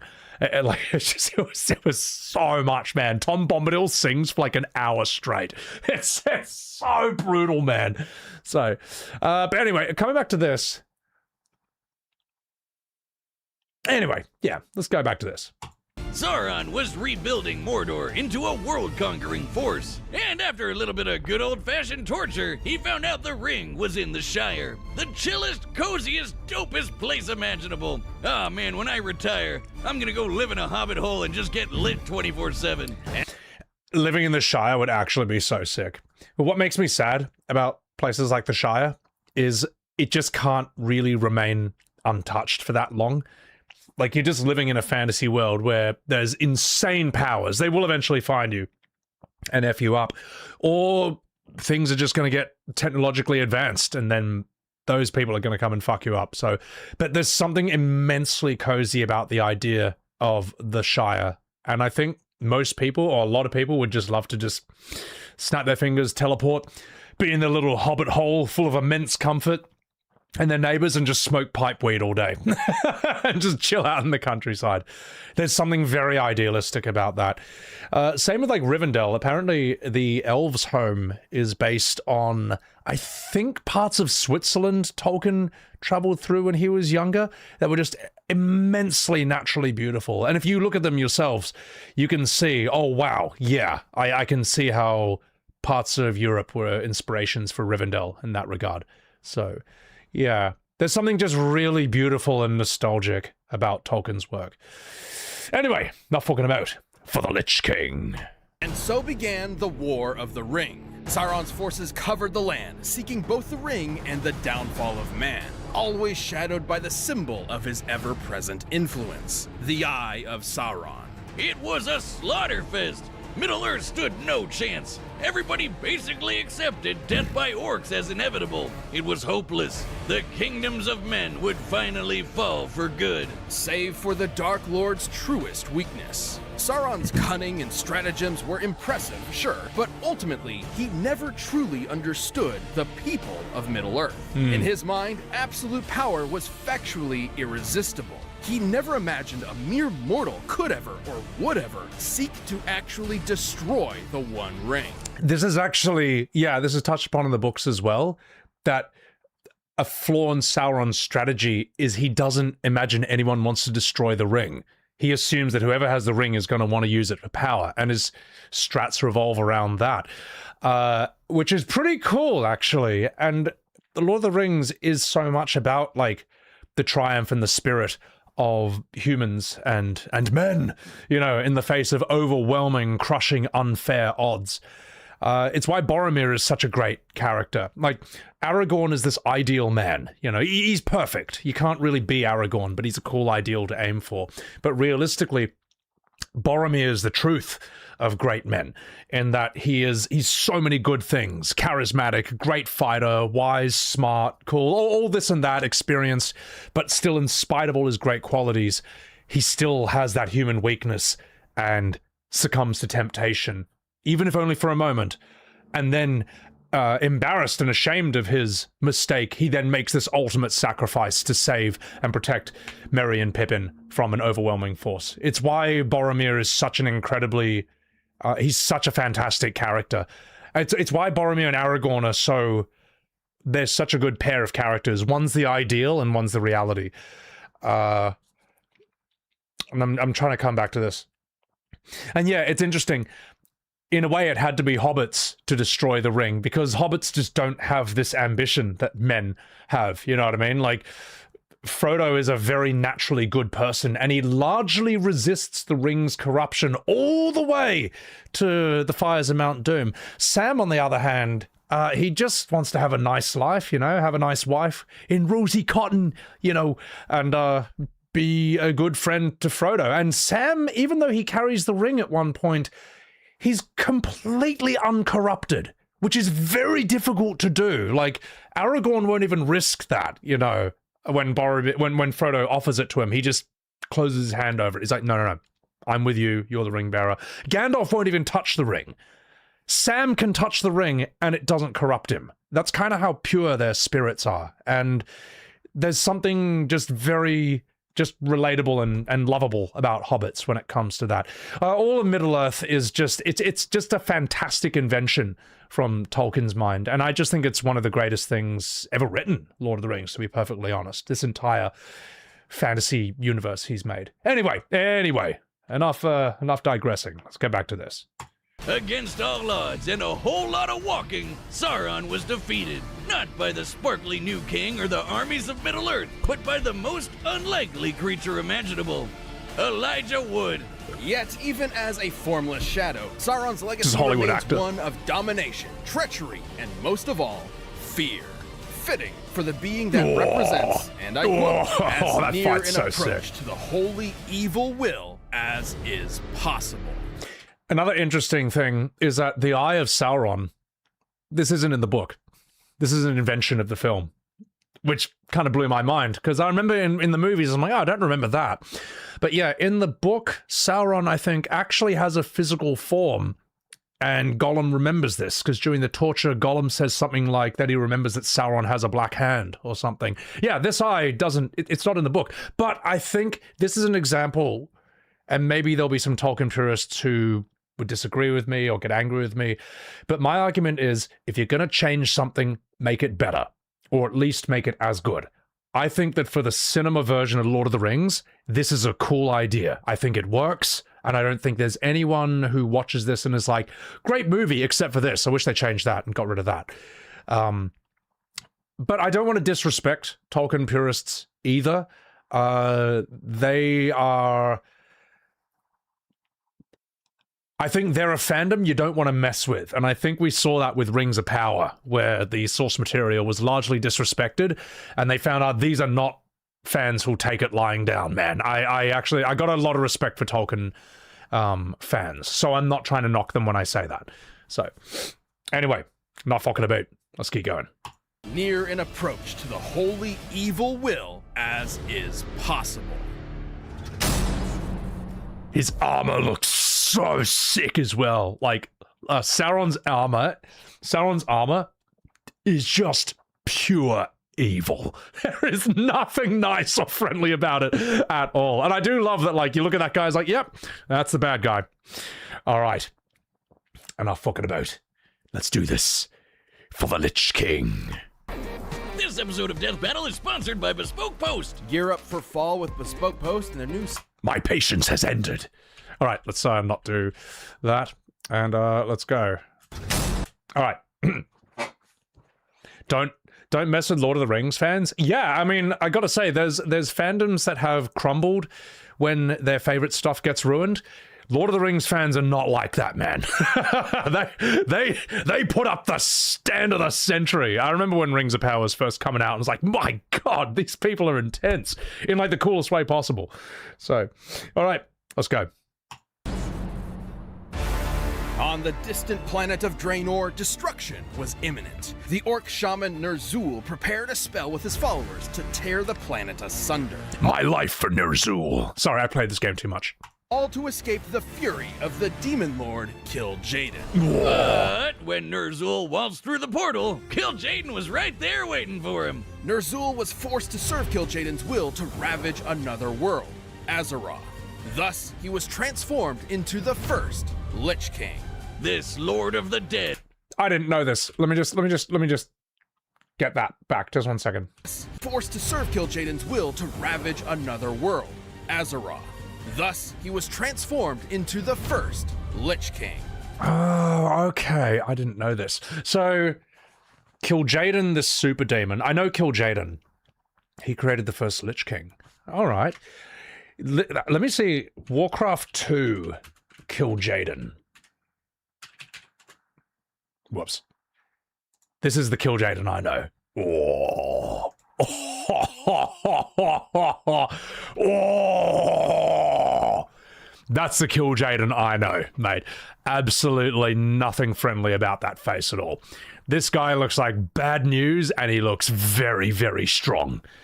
Yeah. So Warcraft 1 and 2, I'd say Warcraft 2 has extremely brutal imagery, and you don't really see that. Even in Warcraft 3, which I still think is very good, Warcraft 3 is still veering towards a more friendly universe than what we knew from this. You can absolutely see Warhammer's roots in the art of Warcraft 1 and 2. So, like, for example, let's see, Warcraft 2 art.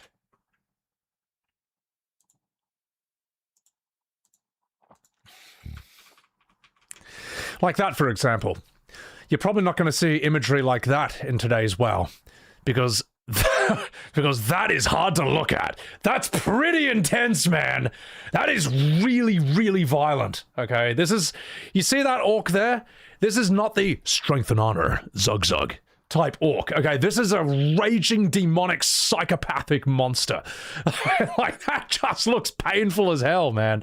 So this is the Warcraft I grew up with, and I do miss it.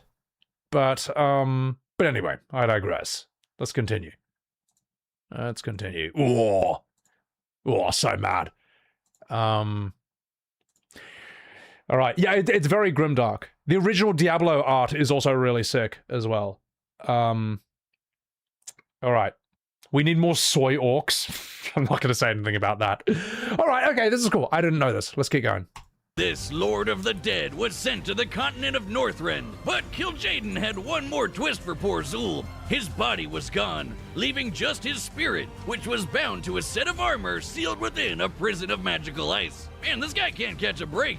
Armor looks sick, though. He's gonna possess me if I put that on, huh? From his frozen prison, the Lich King would begin his conquest, conjuring an unstoppable plague of undeath. Soon, this would threaten the lives of the king. So mad. I mean, like, Lord of the Rings is dope, don't get me wrong, but the designs of the undead enemies in Warcraft 3 are so awesome. Just ghouls, abominations, necromancers, you know, the frost worms. Just, it's just such a cool army. During an unstoppable plague of undeath. Soon, this would threaten the lives of the kingdom of Lordaeron. One of my favorites was the gigantic beetle lord, and you click on him, and it's just like, I'll consume the living and the dead. It's like, whoa, this guy's intense, man. Also, I think Billy wants to go outside. Oh, Billy, come here. Come here, you. Oh, you've been sleeping in my bed, having a little snuffy snooze. You want to say hi to chat, Billy? Just 1 second, chat. Come say hi to chat. You woke up from a big sleep. Stop saluting, Billy. Stop it. You woke up from a big sleep. You little squishy poo. How you doing? Say hello to chat, Billy. Say hello. So, okay. Well, he's kind of loafed at this point. But yeah, grumpy Billy face is unreal. I know. This is grimdark Billy. This is grimdark Billy. Devereaux, thank you for the 5 gifted subs. Appreciate that. Billy, you want to say thank you to Devereaux?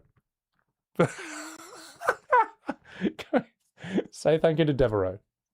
The 5 gifted subs. Come here. Come here. Come here. Give chat a smile, Billy. Give chat a smile.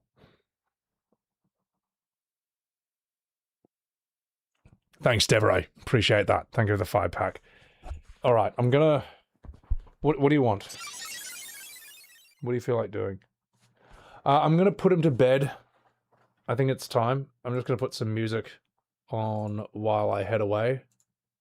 I'll come right back, chat. Oh. Off we go, Billy. Give him one last smile. One last smile before we go. Here it comes.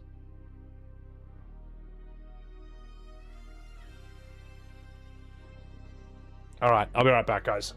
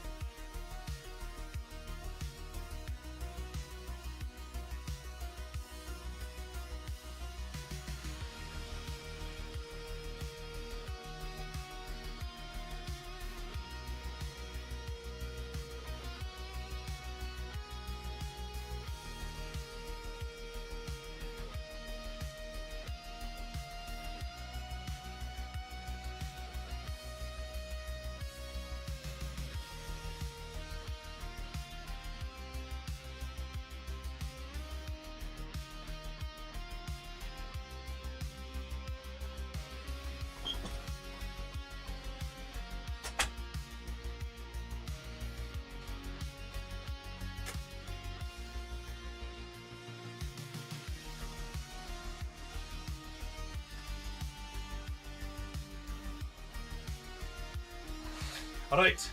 Fucking back. No one orders me around. You know what I really miss about Warcraft? Oh, Apothecary. Thank you very much for the 31 months. Yeah, I apologize, chat, that I've got like a very weird starting time. D-Ranker, I see you scattering. I know that my starting times of streams have been really weird. Sleep pattern's just a bit off right now, but it's okay because I stream about 12 hours anyway, so you get a chance to say hi to me anyway. So, GoldenEye, thank you for the 1 year, for the 12 months on Sabby Webs. Thank you very much. Thank you very much. What are those recommended shorts? What do you mean? Mummy, I want milk. Okay, alright. I don't know. I mean, we got My Shiranui. We have Death by Snoo Snoo. Fuck yeah. But yeah, what was I saying? This is not what I want either. Warcraft 3 has just such fucking sick voice lines. I'm gonna give you this one. There we go. Fuck yeah, there we go. Warcraft 3's voice lines are so good, man. And some of them were heaps sus. Like the Necromancer is just a necrophile. You keep clicking on him and he's just like, I love the dead. Frequently. Call 1-800-339 for hot undead action. So I was like, hang on. Dude, they probably removed that from Warcraft Reforged. No, it should be there. It should be there, I hope. So, Delta Wolf, you so bold. Your pain will be legendary. What are you doing, my son? Succeeding you, father. Oh, so evil, man. So, D-Ranker, thank you for the 7 months. Thank you for the 7 months. This entire city must be purged. Yeah. And the classic one, no one orders me around. So, all right, enough fucking about chat. Let's continue. Plague of Undeath. Soon, this would threaten the lives of the kingdom of Lordaeron. Okay, so that was a lot, but here's where our main guy finally shows up. Lordaeron's crown prince and holy knight, Arthas Menethil. Yeah, his name does kind of sound like something your doctor would give you for fungus, but hey, no. Arthas was a badass. At 19 years old, he was considered one of the best swordsmen in the world and had mastered nearly every weapon he could. Even with such a skilled warrior as its prince, Lordaeron was already severely pressured by a war with an orcish horde, so a zombie plague was the last thing Arthas needed. Compounding this even further, Ner'zhul managed to break free of Kil'jaeden's power and turned his attention toward creating a champion to lead his ever-growing scourge. Naturally, he chose Arthas, who was a stressed-out mess, to the point where he tried to stop the plague by killing everyone in his own city. He was absolutely right, by the way. He was absolutely right in doing this. Arthas did nothing wrong. There was no cure for this plague. You got turned to a ghoul, that was it. The whole city was fucked. The whole, this city must be purged is an amazing scene because you get to see, it goes south very fast. Arthas, Uther, I think he fires Uther on the spot. Jaina is like, what the fuck? And she's like, I can't watch you do this. And you have to go through just killing all, it's a legend, in my opinion, this is a legendary mission in video game history because it's just shocking what you have to do. It's a very unpleasant, brutal decision, and he was right. I don't know what else he could have done. If they did nothing, it would just be even worse. So, and another thing I think is really cool about Arthas and his descent into being a villain is that he's not innately a bad person. He is actually naturally a heroic guy. And that makes it so much more tragic that he becomes the Lich King. Whereas it would be less tragic if he was already a bit of a devious, bit of a bad man just waiting to turn. It's like, no, this guy was a good guy. And that makes it more epic that he then becomes, you know, the Lich King. All right, let's get going. Holy shit! Yeah, he was totally losing it. So hearing a creepy voice in his Damn, head Jaina. really didn't help. Long story short, in his efforts to protect his realm, Arthas discovered a rune blade and took it for himself. This was the fearsome Frostmourne. Surprise! It's the source of the Lich King's power. He was stealing souls and storing them within the blade. With this new ice-cold cleaver in hand, Arthas lost his soul and got a Death Knight makeover. And so the former hero of light would lead the very scourge he previously fought. And he's so cool as a Death Knight, you know, Frostmourne hungers. No one orders me around. He's so good. Such a cool character, man. The graphics of the original of Warcraft 3 back in 2004 were gold standard. The cinematics I'm talking about. Like Blizzard, believe it or not, Blizzard and Squaresoft led the world in this department. They were both #1 when it came to the CGI graphics, whether it was like Diablo 2, whether it was Warcraft 3 really came into its own. And at the same time you had like FF10, you know, and 9 and 7 and 8, which still look good to this day. So, all right, enough fucking about. Let's go. And in time, Arthas would don the armor for himself, giving the Lich King a new, ultimate power. Walking! Remember, everything the Lich King had done up until this point had been from his prison within a literal block of ice. And this new Sauronite armor, Saronite armor, is the best. Like, what was it doing stuck in ice all this time when it's made of old god blood and self-repairs? Screw you, blacksmith! You're never taking my hard-earned gold! I'll never have to get naked and die again! By donning this dark helm, Yes, well, another thing about Arthas's character is, I guess if you're going to argue what's his fatal flaw, I don't know what the word for it is, but is it hubris? Maybe it's not. Maybe it's ruthlessness. He's willing to do whatever it takes to get the job done, but it leads to him committing some pretty questionable actions. I mean, you know, the whole Arthas did nothing wrong thing is a meme. I don't really see what other options the game or the circumstances gave him to solve that problem of the entire town basically being infected. But you see it. I think he does something very unlikable when they're in Northrend before he gets Frostmourne, which is, I think he hires a bunch of mercenaries to help him out, like a bunch of ogres, trolls, all that, to destroy his own men's ships. Sorry, he hires a bunch of mercenaries like trolls, ogres, and stuff to destroy his own ships, his men's own ships, so they can't go home. They have to stay there. They have to finish the job, which I think is what Hernan Cortez did back in South America in like hundreds of years ago. He did a similar thing.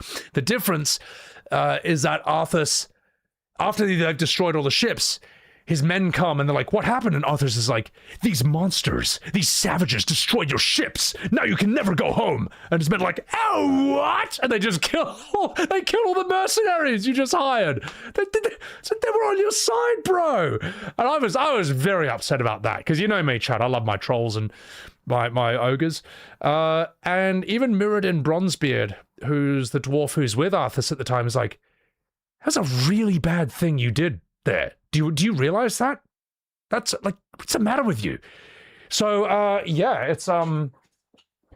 it's interesting seeing how Arthas is just like, no, I must destroy, you know, the Dreadlords and all that. I gotta do this, but I will do whatever it takes to get that done. And that kind of is, I guess, the source of his downfall, is that he'll kind of give up any part of himself for power or to win. So, amazing character, by the way. There's a reason we still remember and talk about Arthas to this day. He's an awesome video game character. So, do the ogre dance? No. Also, I'm going to respond to some chats real quick. Sabin Durame, thank you for the $5 super chat. He lacked the stream sponsor, Blue Chew, the Viagra. God, the Viagra King. Also, William Cruz, thank you for that 51 months on Sebiwebs TV. How you doing, you dog? Good morning, Fart Brigade. May I have my morning coffee with you? You still think Warcraft 3 Frozen Throne was Blizzard's best work? You were a sucker for tower defense custom maps? Oh, bro, I played the shit out of Winterwall. I was actually playing it a year or two ago with a friend. Well, Warcraft 3 custom maps are where we get Dota from, amongst many other things. Tower defense, I'd never played tower defense games before until I played Warcraft 3 custom maps, and they were so addictive. They were so fun, man. It was an explosion of creativity. The gaming community had an explosion of creativity with Warcraft 3 custom maps, and they just made everything. You could play Dragon Ball. You're running around as like a satyr, and when you type in SSJ to go Super Saiyan, and you just hear like Kaioken, and you just get bigger times 10. It was so dumb. I remember playing and that's right, you had to fight Tree of Might, you had to fight Raditz and all that.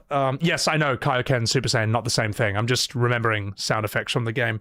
I remember there was a James Bond custom map where you're a dwarf, and I think if you go into a tank, which is basically the car, the game would just go dun dun dun dun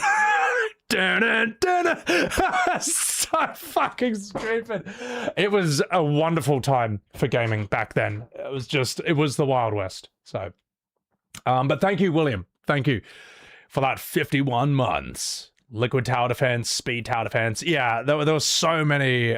Oh man, Wintermall was a big one. We all knew that was a classic. So, all right. Schneepa. Seb, you are the only streamer that you can listen to just chatting, not gaming, and loving the VODs. Very glad you got introduced. Oh, you, Schneepa, get away. Get out of here. So, StarCraft custom maps. Oh, yeah, well, they exist. It's just not nearly as big as Warcraft 3 was, sadly. But StarCraft, I fucking love StarCraft. It's so sick. It's so mad. All right. Not fucking about. Let's do this. Have to get naked and die again!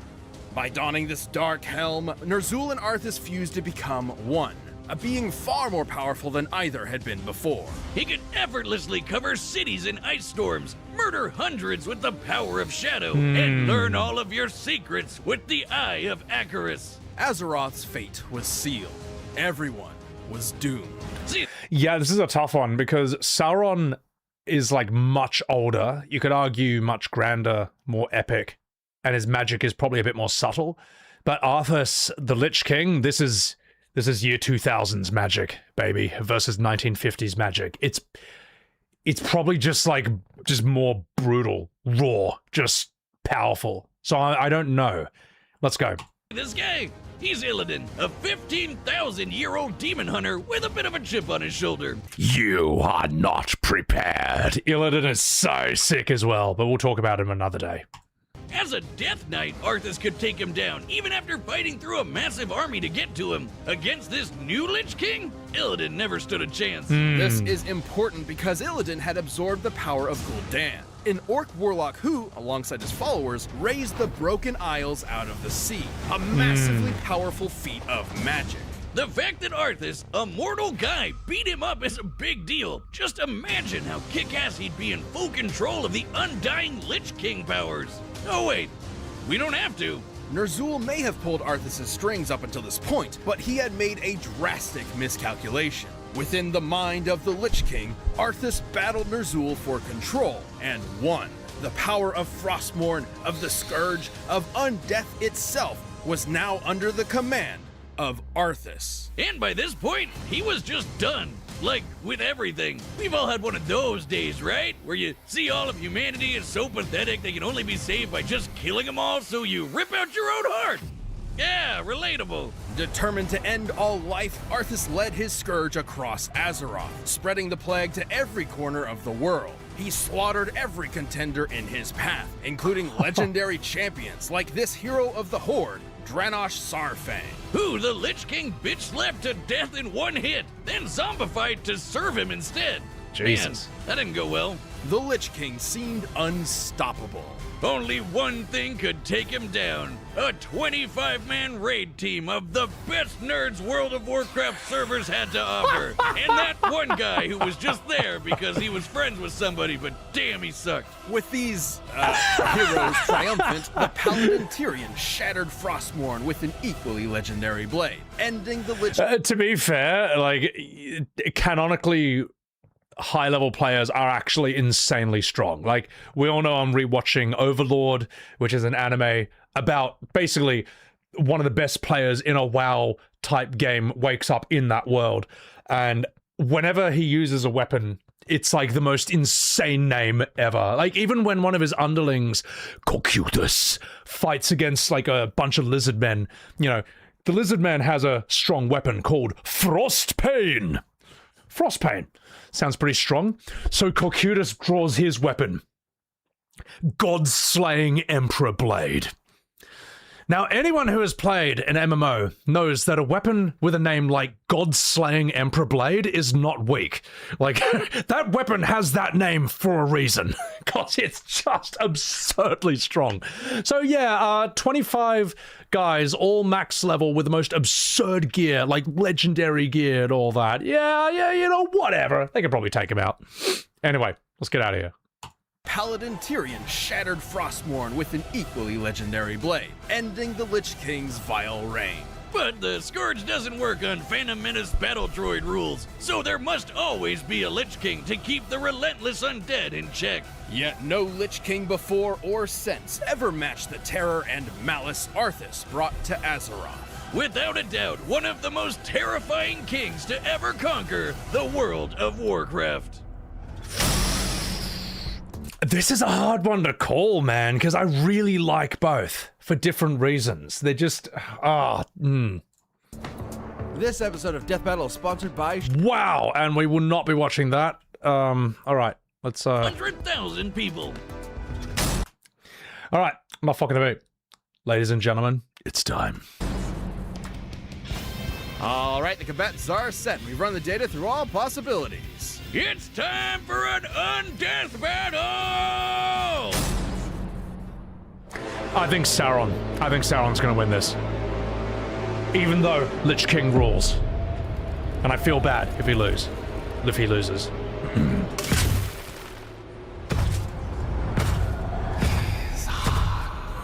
I shall claim what is mine. In this cold north, you will find only death.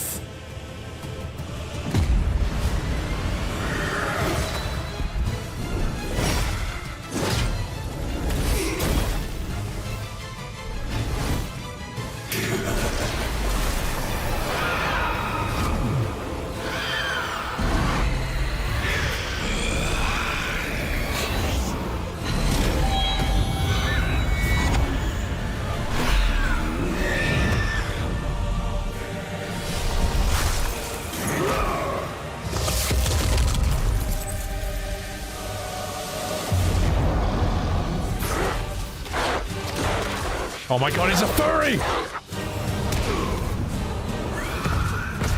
I'll tear out your heart. You will find nothing there. That's a cool line.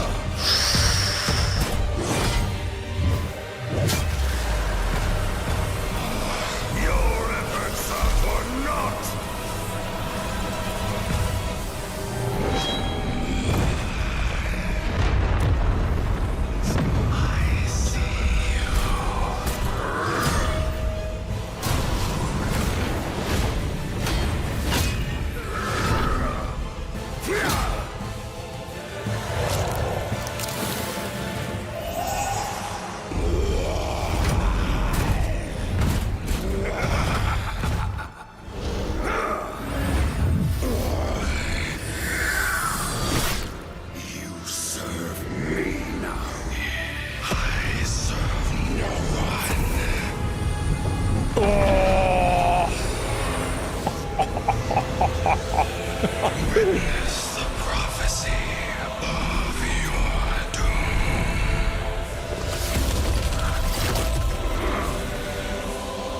Oh my god, they're Dragon Balling it.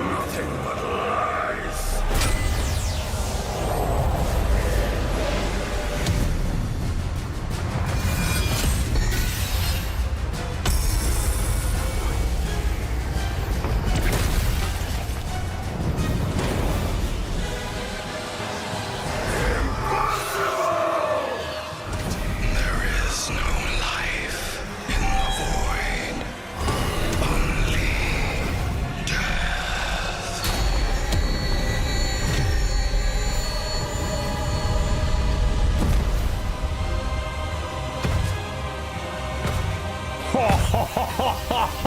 Hell yeah, brother. Gee, he kind of steamrolled him, man. No, but yeah, there you go. Yeah. Well, if he wasn't all powerful before. Yeah, Sauron for the win, man. He's just, I mean, he's 55,000 years old, and he's basically an angel. He's insane. All right, let's keep going. That was dope.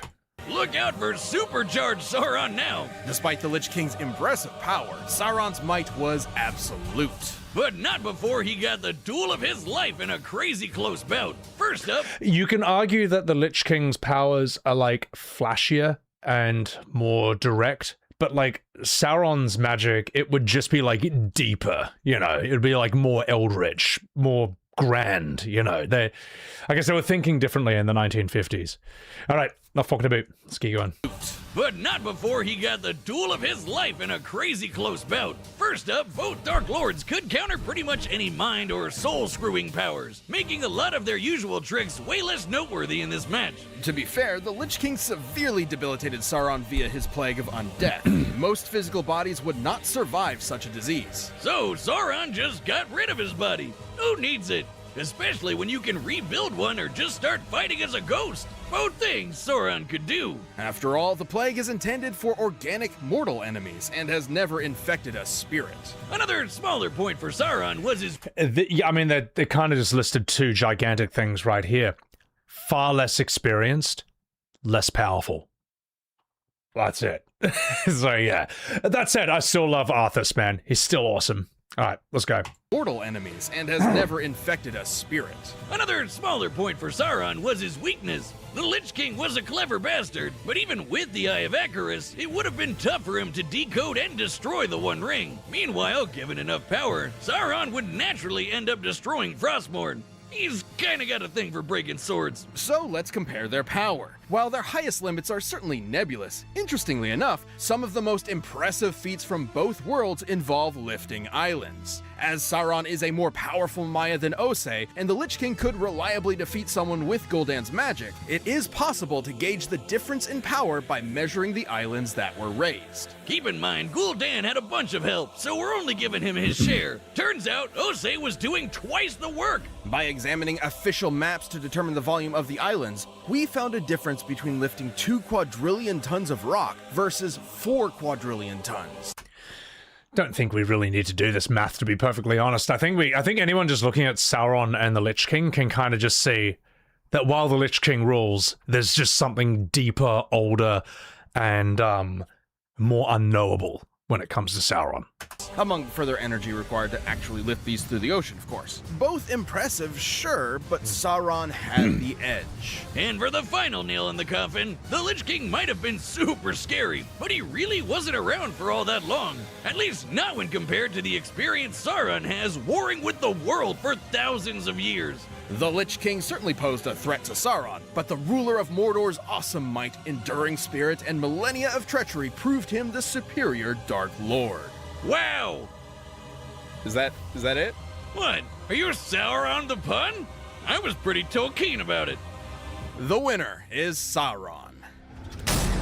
I mean, look, at the end of the day, man, Sauron is the ultimate Dark Lord. I'm trying to think who were the great Dark Lords in fiction before him. I'm gonna have to think about that. Anyway, let's keep going. Hey, if you want more Death Metal ASAP, why not grab a membership? You'll get exclusive emotes, badges, live chat, live streams, and a bunch of behind-the-scenes stuff. Just click that join button. Thanks for watching. That was great. I thought that was really good, man. That might actually be my favorite one out of them all, you know.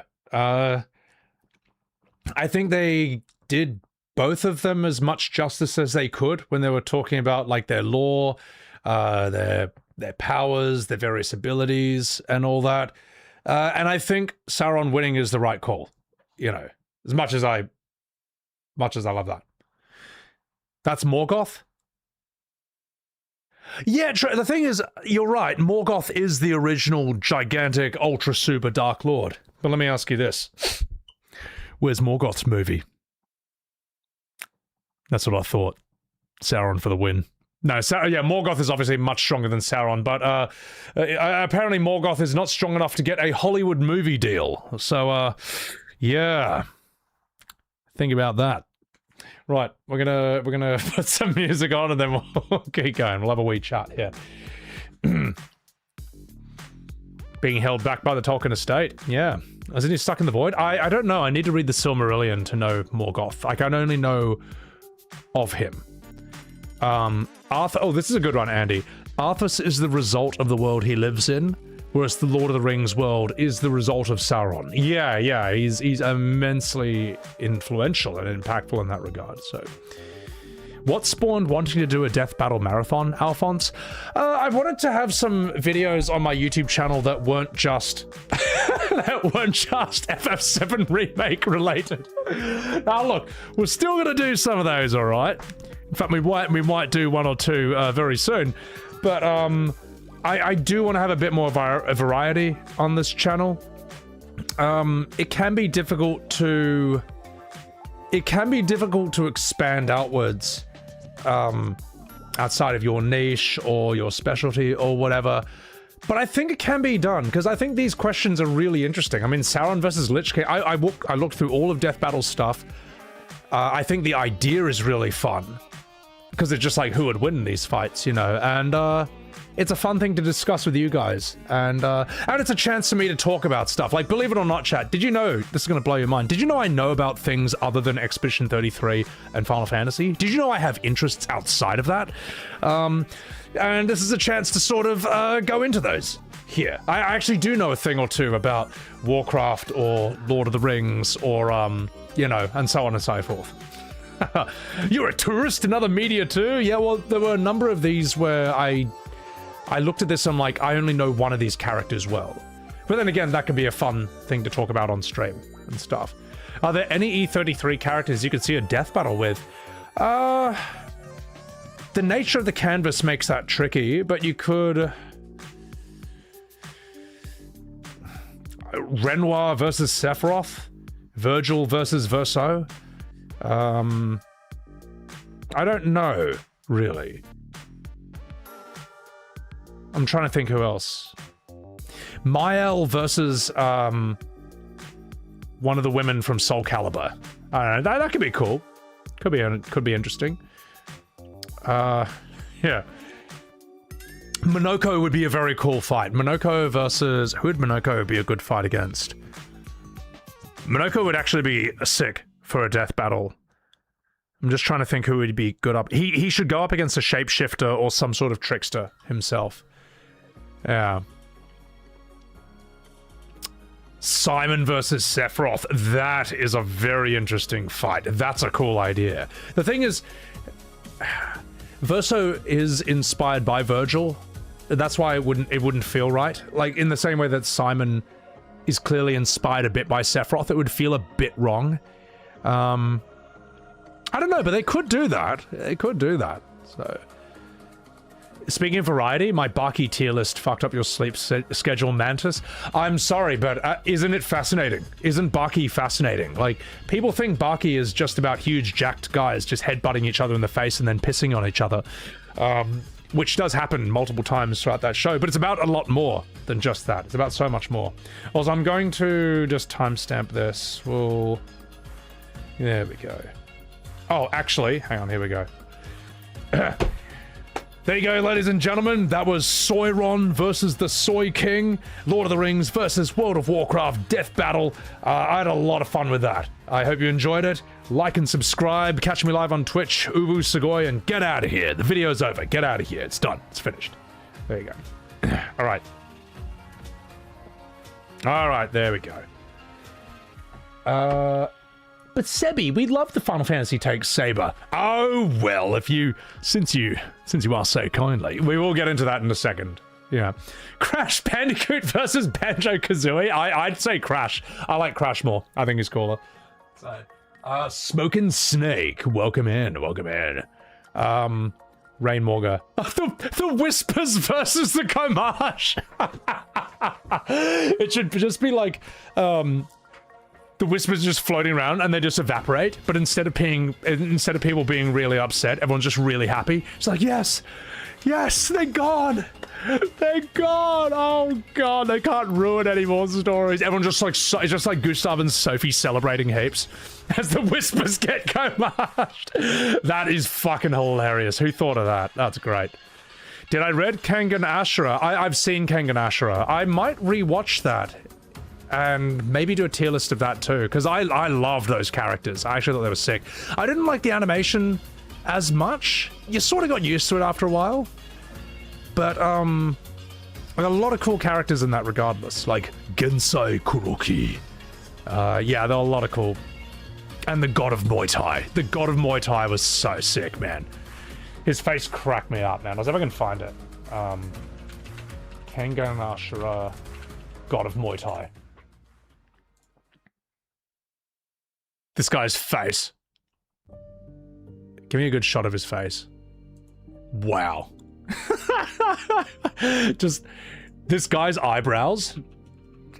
He just looks so judgmental of you in just every single shot, just perpetually unimpressed. And that's just his sort of resting face. He can't not look like that. But he was fascinating. This guy was fascinating because he goes up against Fang. And Fang is like the strongest one of the strongest characters, who basically the more you fight him, the more he just adapts to your fighting style. And that beats most guys, but God of Muay Thai is so ultra specialized in one style of fighting that he almost overwhelms him before the guy can adapt. He's so fucking strong, this dude. Such a sick character. Such a judgmental face. Yeah, exactly, Firelight. A constant look of disappointment. It's interesting. Kangan Ashura is interesting because it's trying to be a Baki-type show without copying Baki, which is very hard because Baki's done so much. It's hard to do that style of show without and come up with a bunch of original shit yourself, which they do. They come up with a lot of original shit. So him versus Appa from Kenichi. I don't know Kenichi. No, I do, William, because back in 2006, when I smoked weed in college, I used to YouTube top 10 anime fights. And I saw Kenichi versus Odin. And that's the fight where he mimics all his other teachers, the Muay Thai guy, the judo guy, and of course, because it was an anime, it was a top 10 anime fight. It was to the song Fear by Disturbed. You know, it's like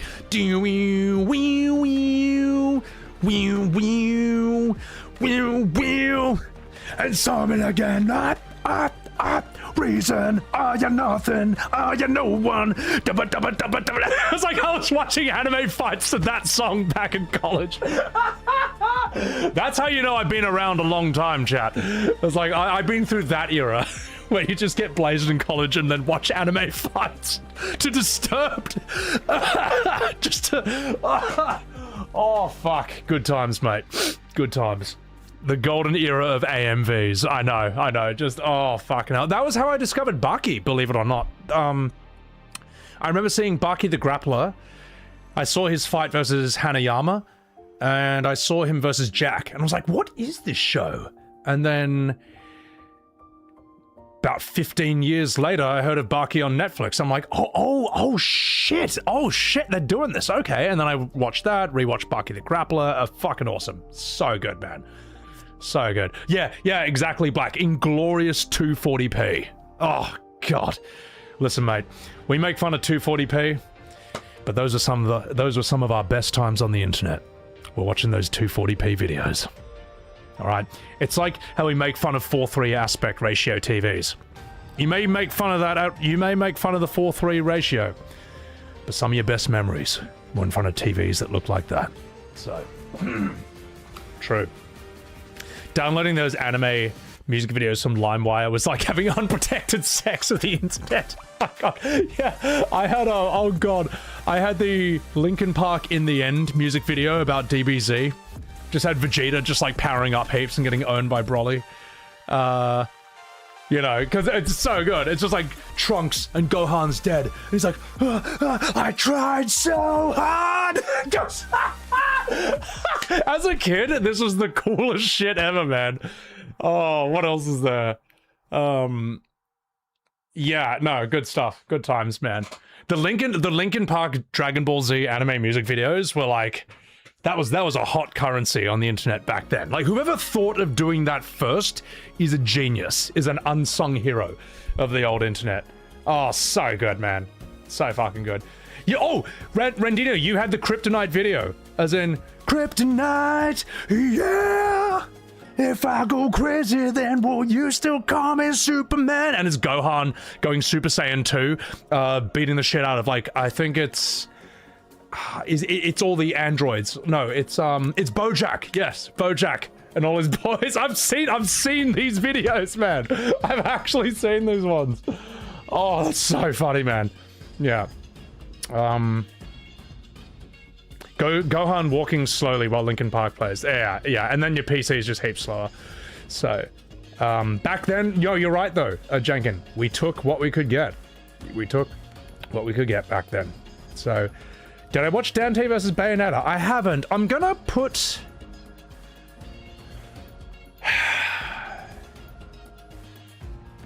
I might put this on hold just for a bit. This death battle video. I might come back to it this stream. I'm not sure. But I might do one of these things. I'm not sure. I'm not sure.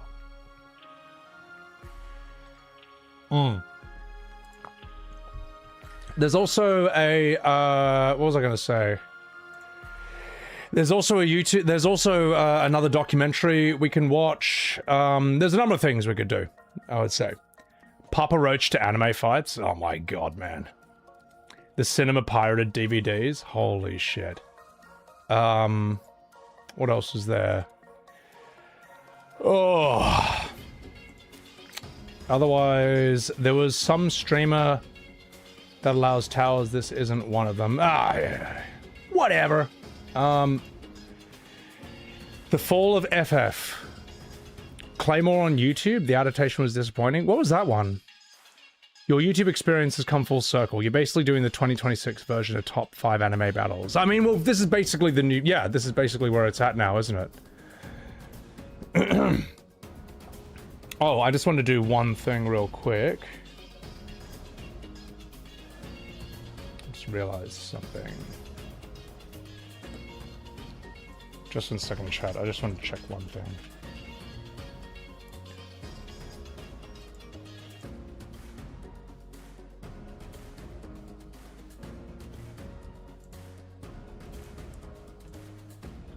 I'm just thinking which one I'm going to do next, because I've got a lot of shit I can do.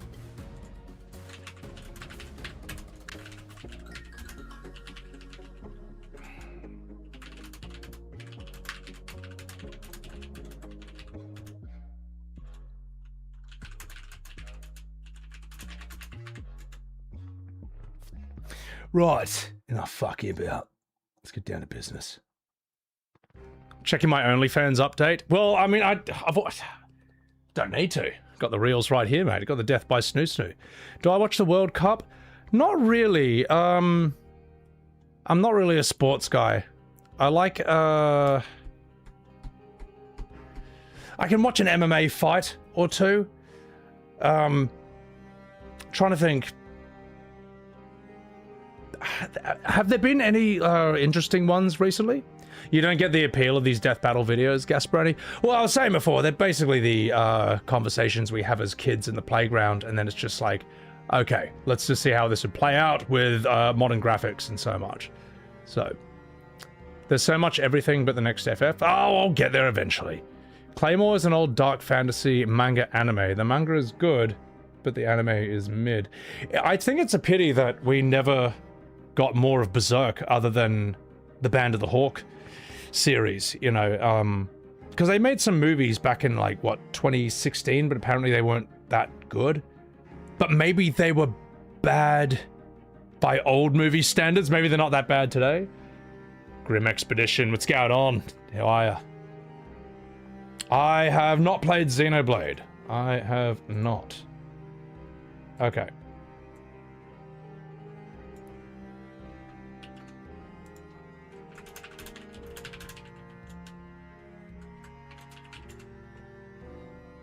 Just in second, chat. I'm just sorting one thing real quick.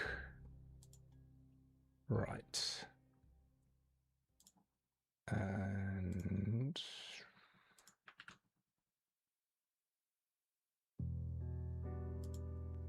I think that's it. All right. Superb. Oh shit, I just realized, did I turn that on? Pretty sure I did. Okay, good. Sorry, just tech. Just good old-fashioned tech issues. Justin is a brutal human. What's the song in the background? That is from Dead Cells. I'll give you the... Yeah, I'll give you the playlist right here. There you go. It's in my Twitch chat. I don't know if that's in the YouTube one. You put in a Star Ocean series this year? I hear Star Ocean Second Story is the one. That's supposed to be the good one. Time for your donations towards a Paper Mario fund. No, that's not the issue. It's just like time and energy. Like I want to record an absolute ton of I want to record a ton of YouTube content that really kind of has nothing to do with FF7R. I just want to do some other stuff, you know. So, don't worry, FF7R stuff will still happen. Viscount, dear Sebiwebs, I have consumed so many of your videos over the last week, and I love them all. Thanks for fighting the good fight for JRPGs.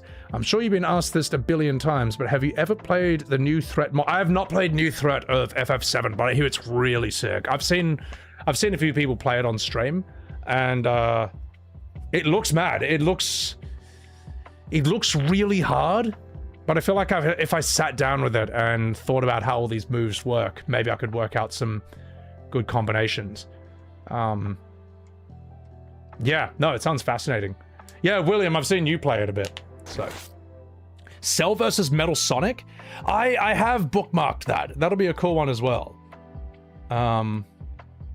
You'll make the haters sad doing YouTube side content. They can't complain that you keep dunking on FF7R. No, it makes no difference. It makes no difference, Zelfie. I've run this experiment myself. Like, I could post, like 15 to 20 shorts that have nothing to do with FF7R back to back. And as soon as I post one, the usual suspects come flooding in to be like, this channel only posts videos that hate FF7 remake. It's like, it doesn't matter. It makes no difference whether I post one every 3 weeks or fucking 4 in a single day. No difference. They'll just say it's the only thing you do no matter what. It's not about whether it's the only thing you do, it's that you did it at all. It's that you did it at all. So yeah. That said, you know, there are people who do like my FF7 remake stuff who just want to see what else can we do as well. So I'm happy to do that. I'm happy to do some other new stuff as well. The drama's great entertainment. Just is what it is. Valkyrie Profile looks really good. Oh, it would have been amazing for its time period. So, you want to see Tifa versus Yoriuchi death battle? Lesbomancy. You said that word, not me. They chose to ignore 3 weeks of DMC shorts. Thank you for reminding me of that, Andy. That's actually one last thing I want to tack onto this video. Let me see if I can find it. Yeah, just 1 second. Hold the line. I'm going to put this in, because I was pissed off about this. Okay, never mind. Hold the line. I'm going to insert this into that video I was talking about before. There we go. All right. I'm going to have to timestamp this. God, how do I reinsert this back into a YouTube video I recorded like 3 hours ago?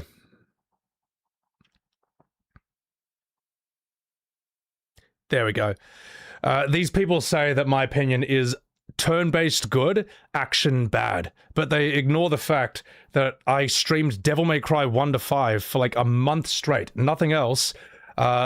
Said that Devil May Cry 5 was one of the best games I've ever played, that Virgil is one of the best inventions in video game history, and I made like 50 shorts talking about how amazing I thought it was too. You know, they ignored all of that because it hurts their little narrative of me that like turn-based good, action bad. They, you know, you can put counter evidence in their face and they'll just ignore it. Anyway, all right, I'm going to put that in this video because I wanted to do that ages ago. There was like one important point I forgot to do. Isn't that wonderful, the magic of editing? You can just do something like that. But look, it's a YouTube video, it's got to be done. There's only going to be one like that. Am I ranking Final Fantasy summons? Yeah, I will do that. I will do that. We're going to have to splice that in. God, what timestamp is that? Ni hao. Okay, there we go. Kretz, thank you for that Prime. Appreciate that. Do I have a PO box? No. The best thing to do is just if there's something you want me to buy, you can dono and tell me what you think would be good, and I'll do that. I don't have a PO box because I'd just rather not give any hint as to my location, because there are people who let me put it this way: there's some people in certain fandoms I just don't trust. Okay, all it takes is one crazy. Justin, thank you for that Prime. Appreciate it. So, these people are following a trend. Content creator who disagrees with you. That's whatever. I'm not interested in drama between me and other streamers, to be honest. Like, I'll argue the argument. I'm not interested in any beef. So, you want to play Vice City before GTA 6? Ooh. It could be good to stream GTA 5 story before GTA 6 drops, because I haven't really played any of those GTA stories, in a way. Lucas, thank you very much for the gifted Subaru. Thank you, I appreciate that. Death Battle, Sora versus Pit. I don't see how Pit wins that. I know that, I mean, he's technically an angel, but Sora feels like he's just a lot stronger and has a lot more stuff. It would just be a simple cut, William. Yeah, we'll chuck it in. YouTube algorithm tracks and pushes videos on specific subject matter. Well, if that's why a lot of people just react to stuff that's already popular. There's a reason they do it, man. You can come up with something extremely high effort and brilliant and skilled, but if it's not a thing people are searching for, if it's not a meta, it will just not go very far. It's just true. So,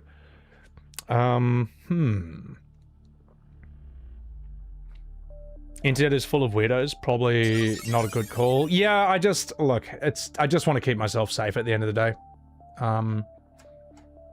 Right. Sometimes you feel like the only person who doesn't give... You feel like you're the only person who doesn't give a shit about GTA at all. No, a lot of people... I think a lot of people are kind of exhausted by the wait for GTA 6. And I don't see how they're going to... I don't know. I'm not the biggest... I think GTA is awesome, and I respect it for a reason. But there's other things that, like, grab me more. Ravenite, thank you very much for the 13 months on Sebi Webs TV. Thank you. Appreciate that. So, you're gonna play RE2 Classic? Enjoy. I'm just deciding what I'm gonna do next.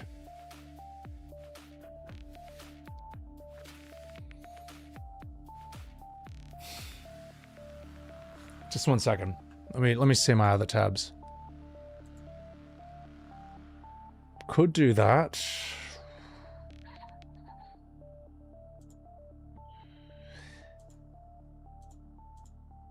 Fuck, there's so many good options. I'll tell you what, I'm going to pour myself a whiskey, then I'll come back and I'll decide what I'm going to do next. So enjoy the sights and sounds of Subnautica, and I'll be right back on Sebi Webs TV. Did I ever play Baldur's Gate 3? Yeah, the Baldur's Gate 3, the entire thing is on my VODs channel. That was a crazy journey. That was awesome. That was... Oh God, that was amazing. All right, BRB. What whiskey am I drinking? I decided to treat myself, believe it or not. And for a good time, make it a Suntory time. As Bill Murray said in the movie Lost in Translation. So I got myself a Suntory. and a Johnny Walker Black, the usual. You can't go wrong with that. But I thought, you know what, I'll change it up. I'll change it up. All right, BRB. Let's do this.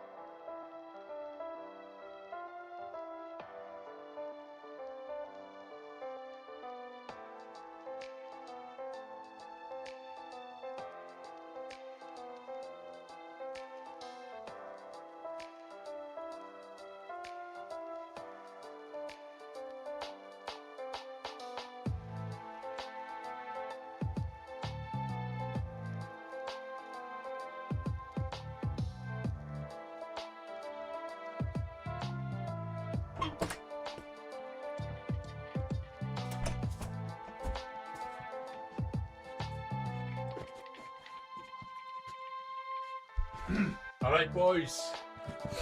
I'm fucking back. Drink enough lager? Beer is good, but when I drink beer on stream, I get fucked. Actually, nah, beer's mad. I just become more of a whiskey cocktail guy these days. Thank you for enjoying the chair. Thank you. There's a good whiskey drinking video called How to Drink Whiskey Like a Sir. Made by a guy who owns Dalmore. Okay. Which Suntory is it? I don't know. Why is this frozen? Oh no. Oh no. Oh no. All right, I'll try open that in a different window then. Just 1 second, chat. Well, that's not working. I've got a fun idea for what videos we'll do next. It'll just be chill. There we go. There we go. Give me this song.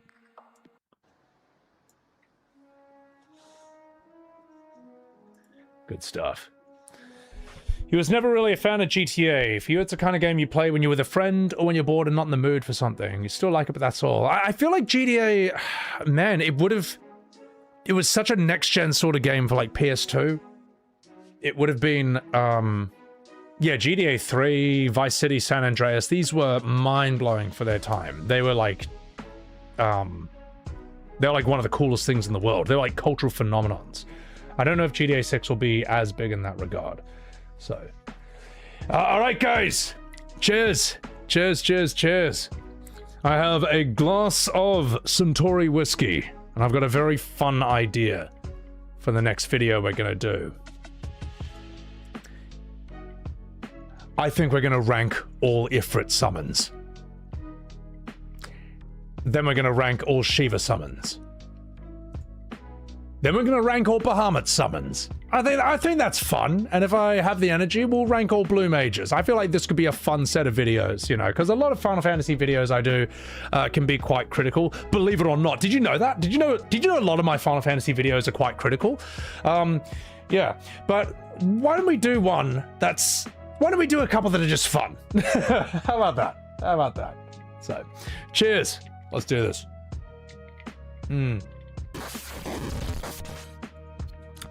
Oh gosh, I'll get there. Believe that, Grim Expedition. Just 1 second. Death Scythe, thank you for the $5 super chat. Expedition 33 and now possibly FF Resonance help Square see the sales and turn-based love.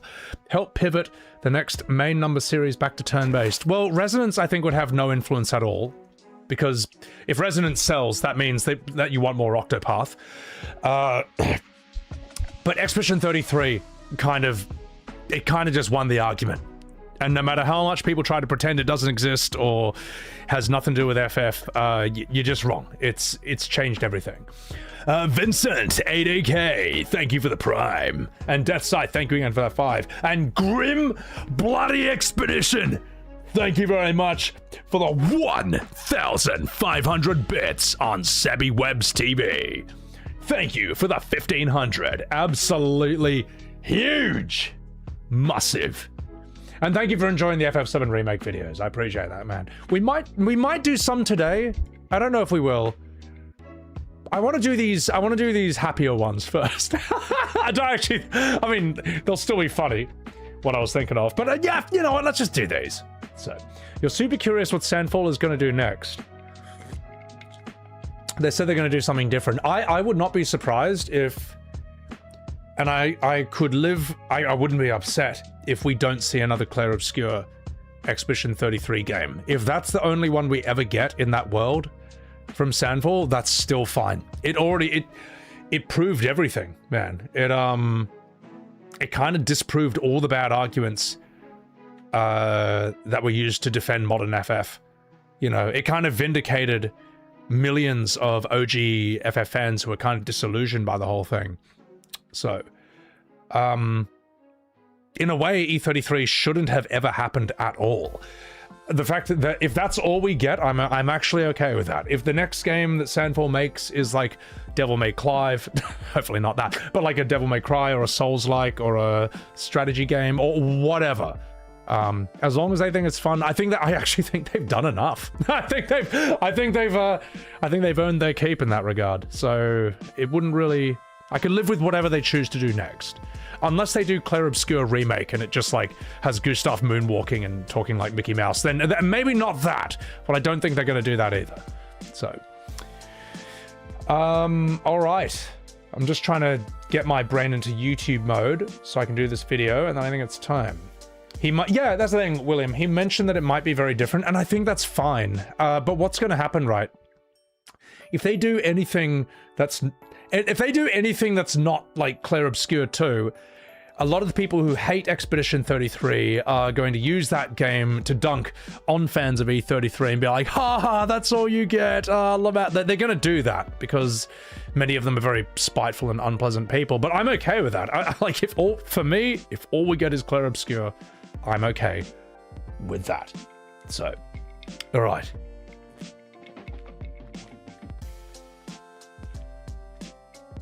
Good stuff. Okay, chat, let's do this. Let's do this. I'm going to timestamp this thing, and we're going to make this video. We're going to rank all Ifrits, then all Shivas, then all Bahamuts, and maybe all Blue Mages. Okay. Let me just timestamp this. There we go. How am I ranking this? I'm going to rank him not in terms of power, but in terms of just how awesome their design is, basically. That's it. What if Resonance outsells Revelation? It might, man. Or at the very least, it might match it. And that's a bad look either way. So, yeah. All right. Chun-Li is real? I fucking love Chun-Li. Okay, enough fucking about chat. Sorry, I just needed that break after those death battle videos. Those are quite intense, to just like talk and think about. It's much. Here's the thing. This is why everyone wants to be a video game streamer. It's just easier. You just sit there and play a game. But these talking videos, there's a lot more thinking involved, but they're also really fun. They're really good. Okay, this is going to happen. The thing I said will happen is going to happen.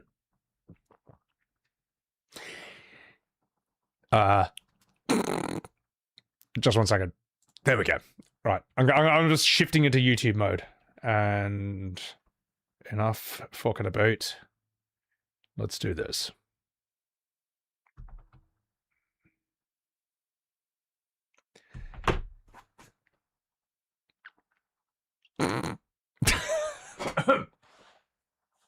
Ladies and gentlemen, it's time to determine once and for all. Oh, fuck!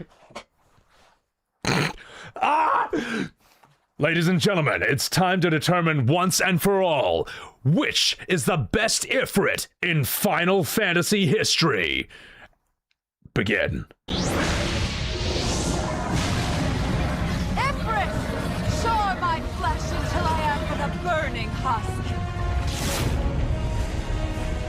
Oh, yeah, by the way, we're only going to look at Ifrits from numbered Final Fantasies. We're not going to go through all the spin-offs or the phone games and so on and so forth. Otherwise, we're just going to be here all day. So what we're going to do is I'm going to watch each of these Ifrit summon animations, and then I'm going to give it a score.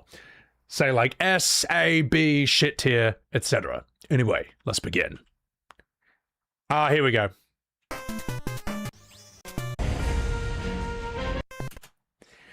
Ladies and gentlemen, this was the first time we ever saw Ifrit, as far as I know, in Final Fantasy III. Behold, witness his glory.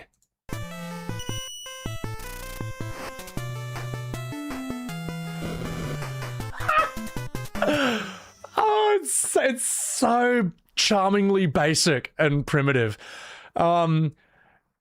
It doesn't really do that much, but he was the first. It was his debut. So even though we could say this is a C, I'm going to bump him all the way up to a B because, you know, he was the first of his kind.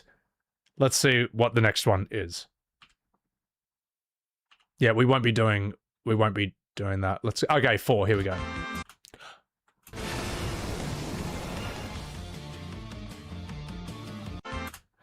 Final Fantasy IV, the first great Final Fantasy, where we had the first great story, cast of characters, so on and so forth. Let's see how Ifrit looks here.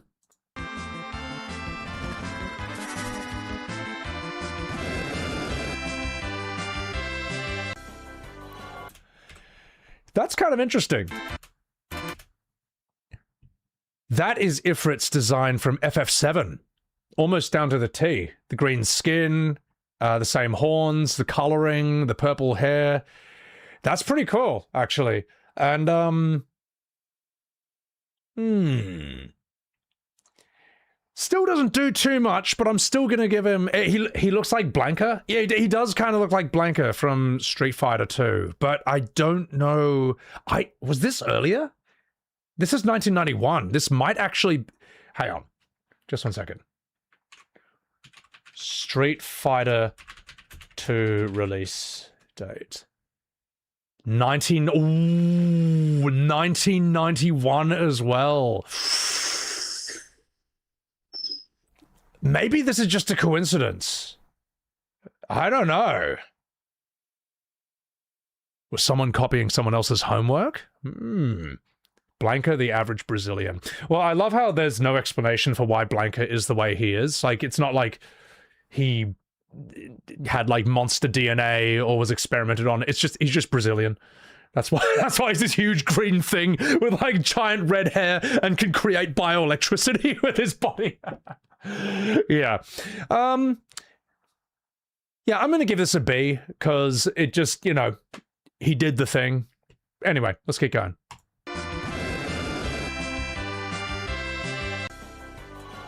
Yeah, we're not going to worry about this. We're going to go straight to Final Fantasy V. Oh, God. Is there a real 5? Okay, there's the real 5. There we go. Final Fantasy V. Let's go. Shadow Tree Man. Oh my God, it's Butt.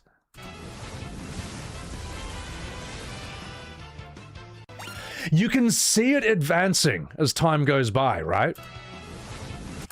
Like, this is graphically a bit more advanced than what they were doing with 3 and 4. And this was another thing a lot of people forget about Final Fantasy, is even during its pixel era, it's always trying to, like, push the boundaries of its technology. It's always trying to top the previous entry. That's why when people say, oh, why is FF Resonance not good enough for you? It's like, because it's not doing what the mainline series does. It's like, do you really think it goes FF15, FF16, FF Resonance?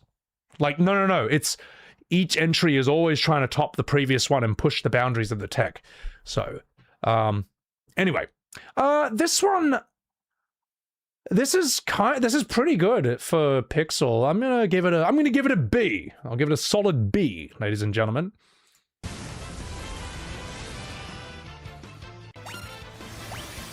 Oh god, that looks like dog shit. Ah, here we go. FF6, baby. Alright, so FF6 was the most advanced FF we got on the Super Nintendo. I mean, yeah, we can say Chrono Trigger, but that's, you know, that's like the cool cousin of Final Fantasy. Let's see Paul Allen's Ifrit.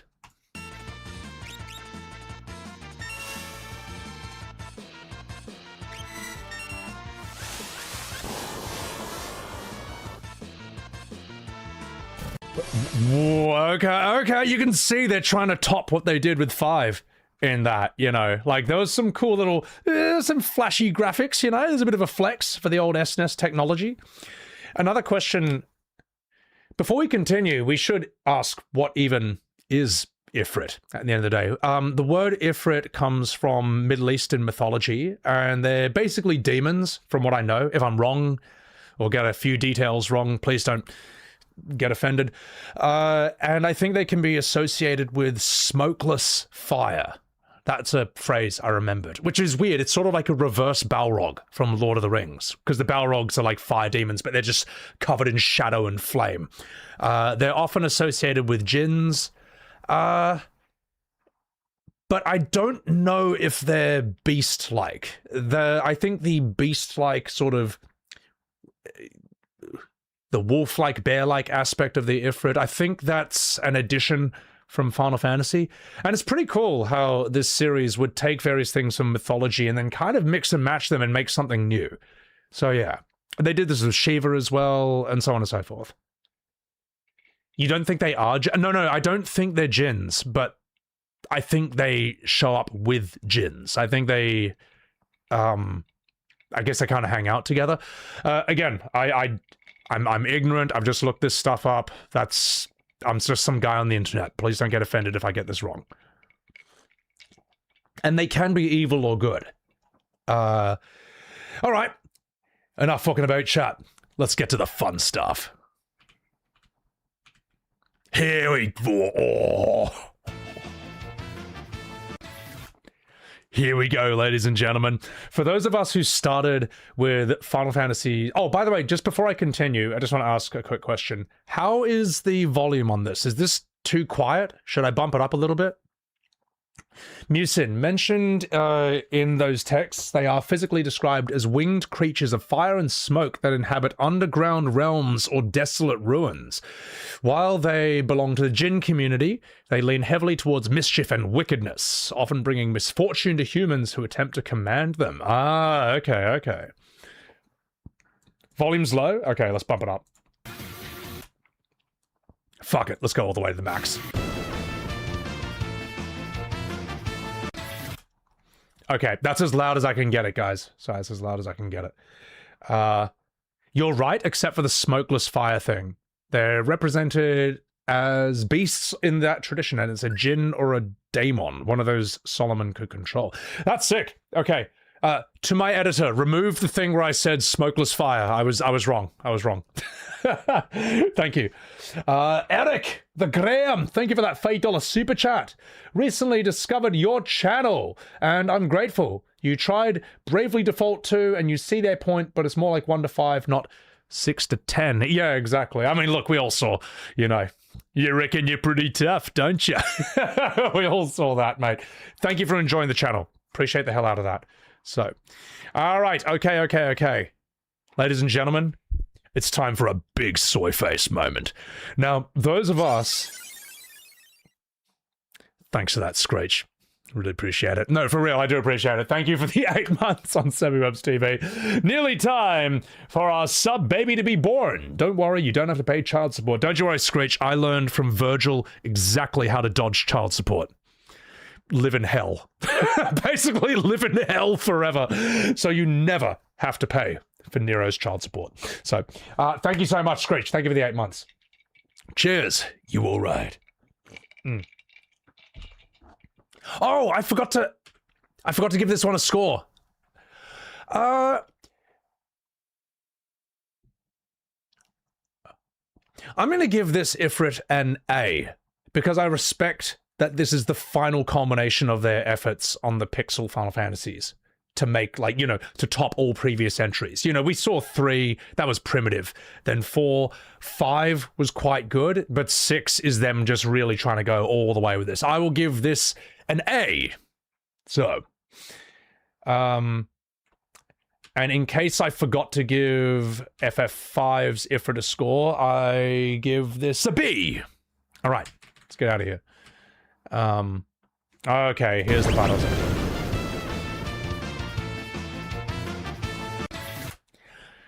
For those of us who started Final Fantasy with FF7, this was a big soy face moment, all right? Because I think you don't get summons until you're out of Midgar, and when we saw this red materia, and it's like, oh dang, and you know you played with Chocobo, you've seen Shiva, you then what is Hellfire, you know, and you see this.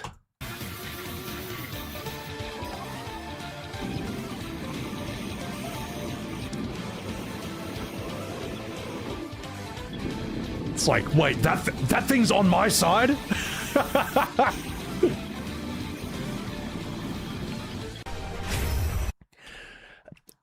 Those of us who played FF7 for the first time, those of us who played FF7 on launch when we were kids, you probably remember the first time you saw Ifrit. You're like, what is this thing? This thing's helping me? This guy looks like a boss, man. He looks like a villain. So sick. So cool. This Ifrit, I would say... Let me just get a cool shot of him. Oh, such a good roar. I'm going to give this Ifrit an A tier. I don't think he's the apex of Ifrit's forms. You know, we'll see some later on. But the amount of hype from this one... Well, that's a tough one, actually. Because as much as I want to give him an S, I wouldn't give... that same score to other... I'd have to give the other ones higher. I'm going to give this Ifrit an A+, because he's just awesome, you know? He was just like... It was a big oh shit moment for anyone who played this game for the first time back when they were a kid. It's like summoning a mini-boss on your side, and I just used it on every fight. I just... You know, remember, OGFF7 came out 8 years before YouTube existed. You wanted to see a summon animation, you had to do it in-game. Yeah, this Ifrit, A+, awesome design. Can't say enough good things about him. Let's go. Let's do the next one. Okay, here we go, boys. Here we fucking go. Okay, I'm just going to take a sip of whiskey before we do this. You like FF8's Ifrit because he shit talks you? Yeah, and it's funny because if you summon Shiva on FF8's Ifrit, he'll be shocked and he'll say her name. So if you've given her a stupid name, it's a really funny scene. Like, he'll just be like, oh, they have ice cream? It's such a... That was a very abusable moment in that game. So, all right, ladies and gentlemen, let's go. It's time for Final Fantasy VIII's Ifrit.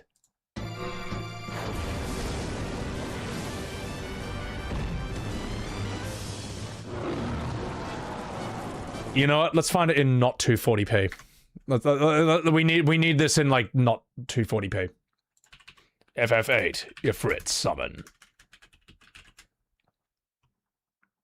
There we go. There we fucking go.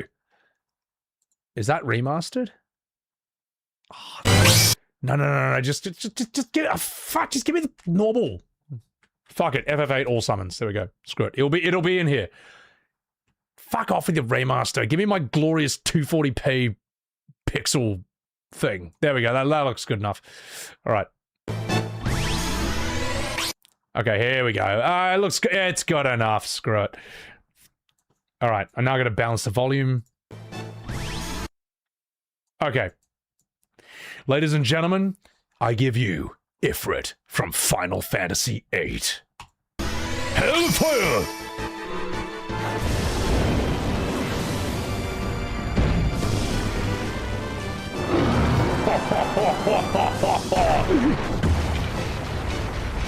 Love the crossed arms. Boom!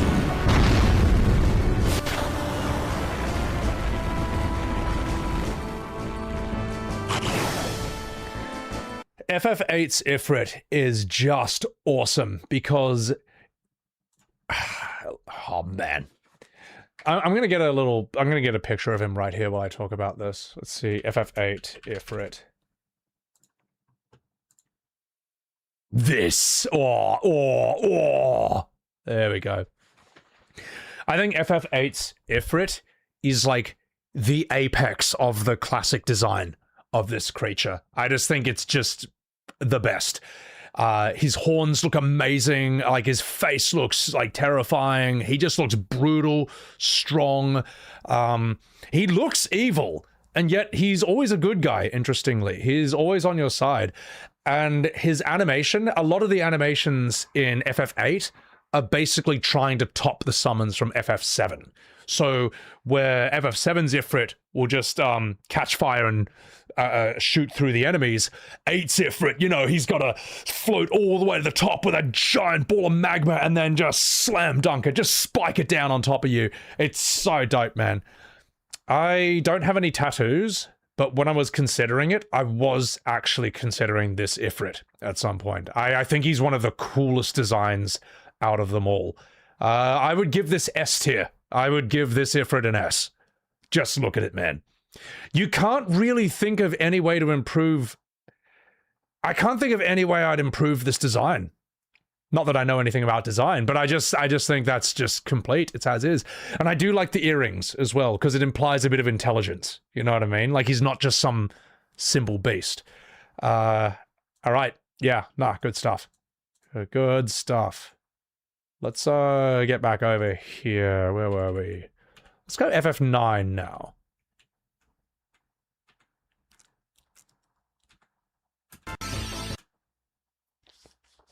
God, these graphics are dog shit. 480p. Whatever. Let's just do it anyway. Final Fantasy IX.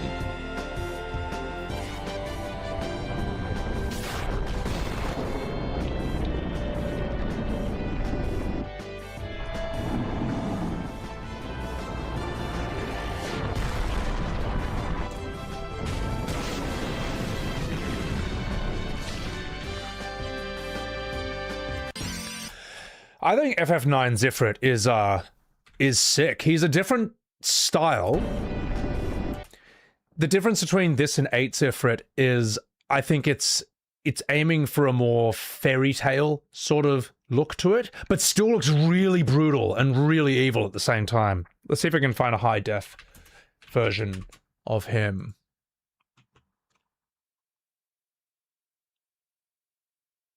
Yeah. Look at that. There's almost something monkey-like to him. There's almost something bat-like to him. It's almost like a bat's head. But I think this strikes the perfect balance of having it look fairy tale-ish, but also really brutal, really dangerous at the same time. I would... What would I give this? Maybe not that one. I'd give this like an A+, man. Yeah, I'd give this an A+. I think FF8's Ifrit is like super iconic, but this is really good. This is as good as like a different interpretation of this character or of this monster. So, I don't know, I'll give it an A+. And if that offends anyone, well, I'm Sorry. Right. Let's go to the next one.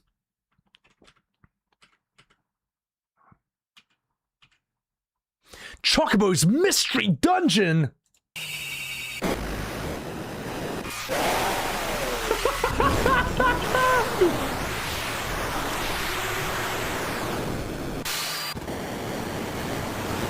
Oh my god. Okay, we won't be worrying about those. Yeah, we can remove that from the video. The next one is FF10. That's our next big boy. That's our next. Oh, should we include tactics? Yeah, let's include tactics. Tactics deserves to be there. Unlike Crisis Core and Remake. Yeah, we'll do tactics. Infernal Blaze.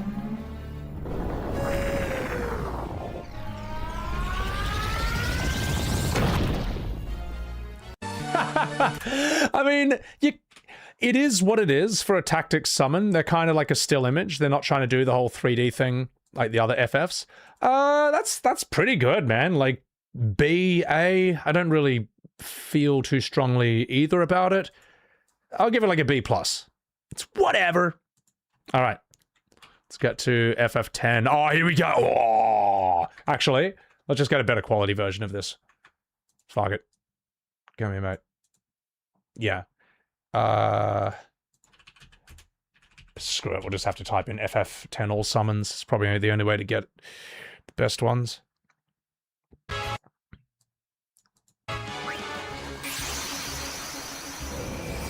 No one cares about Valafor. Here we go. Alright. Alright. Not fucking about. Ladies and gentlemen, it's time for Final Fantasy X, Ifrit.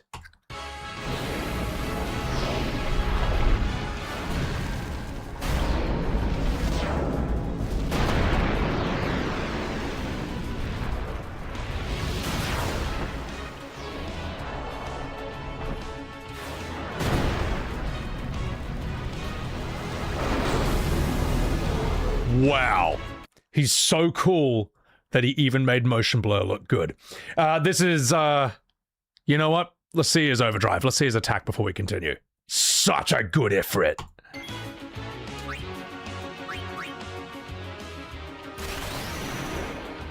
Hellfire!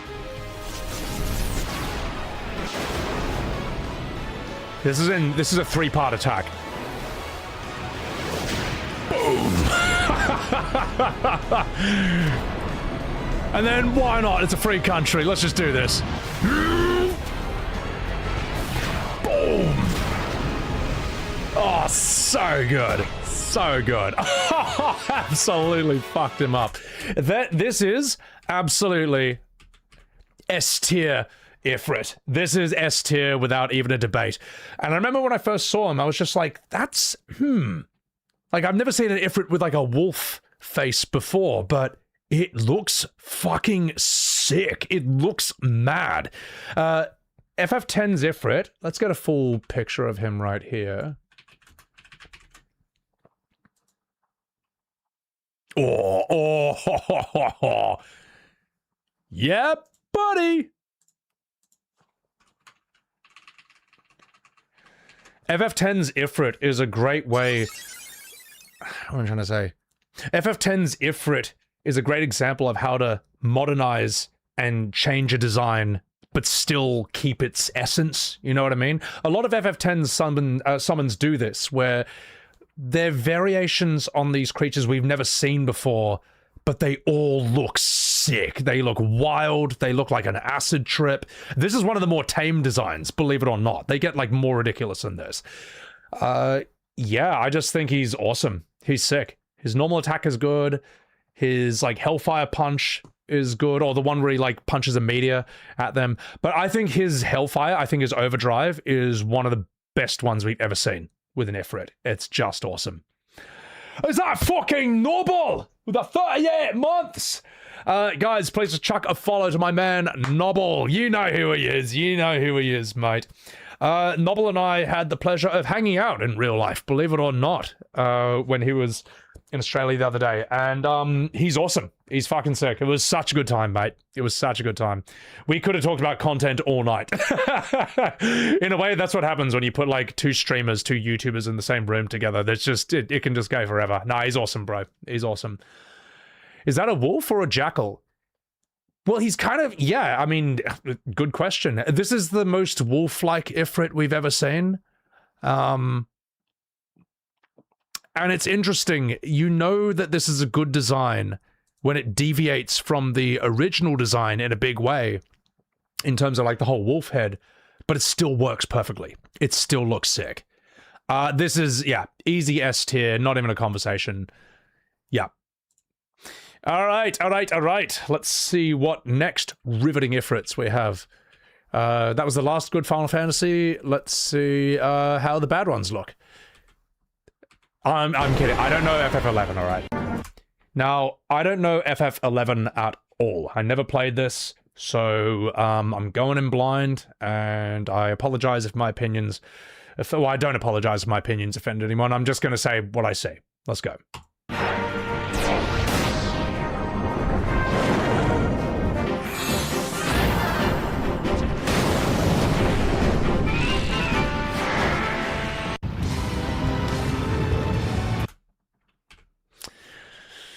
It's just sad, isn't it? Yeah, well, here's the thing. It is an MMO. You can't, like, pause the entire game for every other player in the world so you can watch your cinematic attack. But it is sad that when you switch to this MMO style, you lose the angles, you know? Yeah, I'm afraid that's a bit of a downgrade. I'm gonna give that... shit tier. We're gonna put that in shit tier because that was very sad to watch after FF10. Not entirely the game's fault because it is an MMO. Like, as I say, how do you pause and have the angles? But it's just it's not a good look. But don't worry, chat. Surely Final Fantasy XII will solve that problem. Oh my god! What is all this rubbish? Did I just skip 12? I did. What? What's 12? What do you mean we're on 14? Fuck! Oh god, we gotta watch... oh god, we have to watch FF12. Alright. Let us do it then. There's no Ifrit in FF12. I know there isn't, but we're gonna judge it anyway. Alright, we're gonna judge it anyway. Alright, there is a fire summon. And it's not good enough.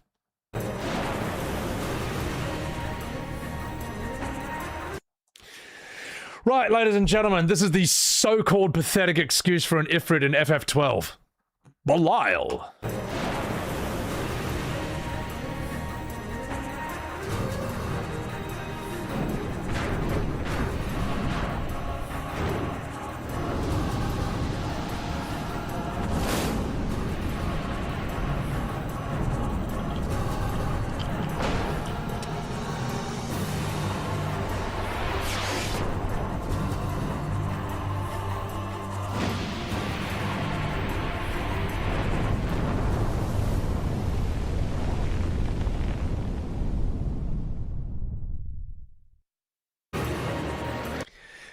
It's actually phenomenal how forgettable that one is.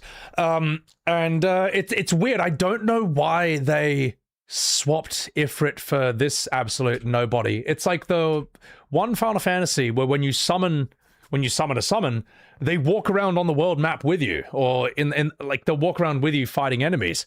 Why would you want this guy over Ifrit? Surely it would be better with Ifrit just walking around with you, kicking the shit out of things, but that was Belial.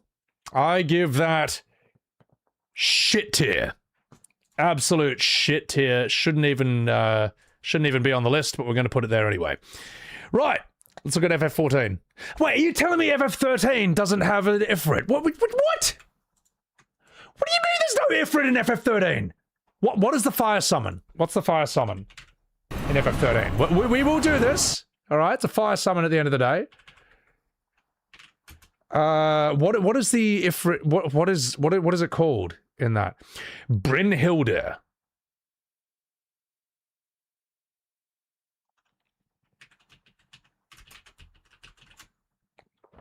All right. God almighty. What do you mean? What do you mean no Ifrit? Odin. Okay, that's Odin.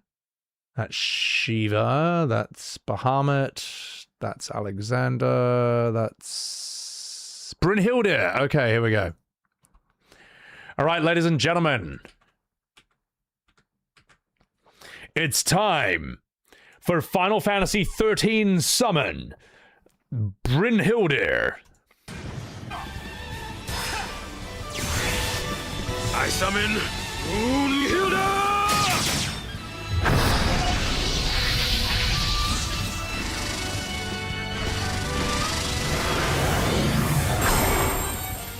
There you are. About time you showed up. Put me behind the wheel! It's so weird after FF10, for example, where no matter what summon Yuna does, even for something as shit tier as Valifor, Yuna treats the summon with absolute respect. Like reverence. These are basically demigods that are coming to help you to fight. Of course, in modern Final Fantasy, you know, a literal god shows up and he's like, about time you showed up. It's so bad. It's like modern... Oh, God. It's like modern writing before modern writing was even a thing. Oh, that's so shit. Yeah, that's very cringe. Jeff Kavanagh, thank you for enjoying the community. Thank you so much. All right, let's see where this goes. Put me behind the wheel!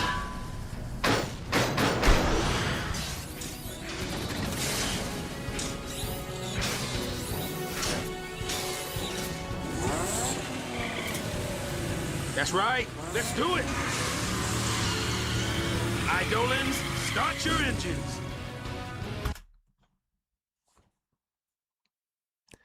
What have they done to this game?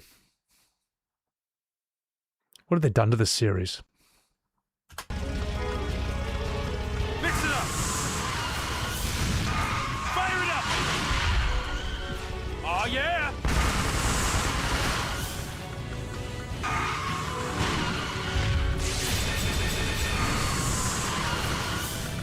Time to wrap this up. Come on.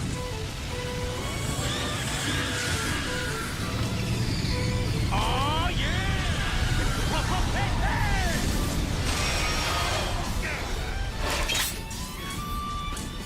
Seeing ya. Just try it. Time to end it.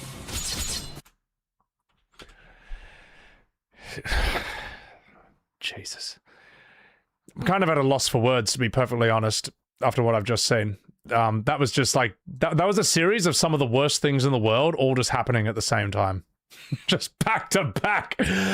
Well, without further ado, I give that shit tier. All right, that is shit out of 10. That's my review of FF13's so-called Ifrit. That was dreadful. Right. Oh God. Fuck. Let's see the next one. FF14. I think FF14's is a bit better to memory. Let's hope I'm right.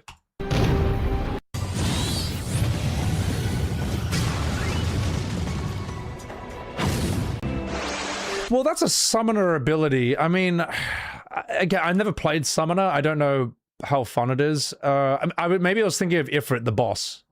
You fight Ifrit as a boss in this, to my memory, and he kind of wasn't the worst design in the world. Let me just see. FF14 Ifrit.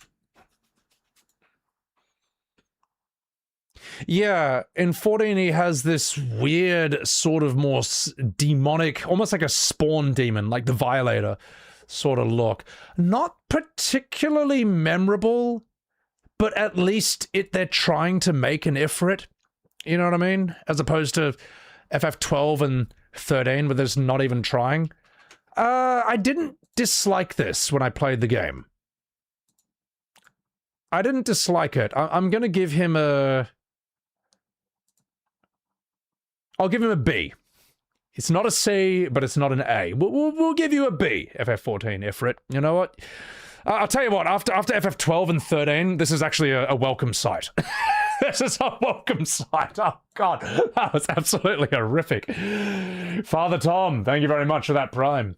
Trakushian, thank you for the $3. Sebi, glad to see you online. Can't wait for you to blow a gasket with FF13. If you need a PS3, you'll ship yours from Canada. No. I'll borrow my friend's Xbox. I'll do it there. Yeah. Shit tier. No, shit tier is like Belial and 13. That was horrible. 14's is okay. It's okay. I'd say like C to B for 14. It's whatever. Threadnought, thank you for the $6.70. Very minor spoiler, but look up Vagrant Story Ifrit fight as a palate cleanser. Thank you. Appreciate that. All right. Holy shit. The next one we have FF16. Okay, well, let me just see. Maybe we can get a better quality version of this. We may as well do FF16 justice if we're gonna do it. Let's.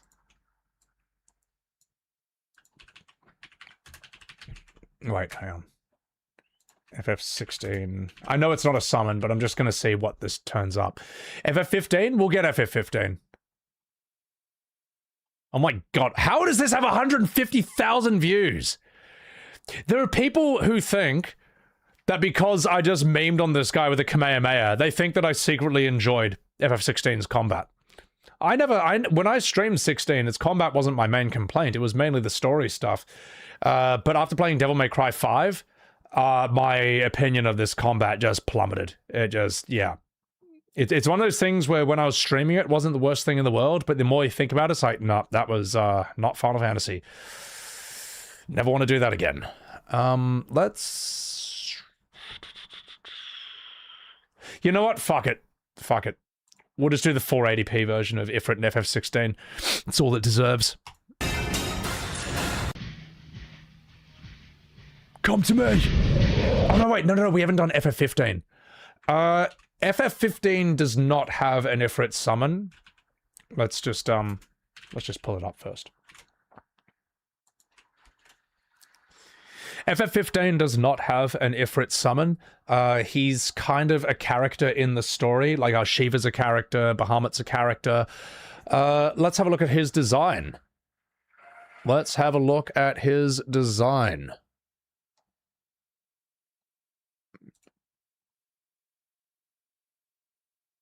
Come on, give me a high quality one.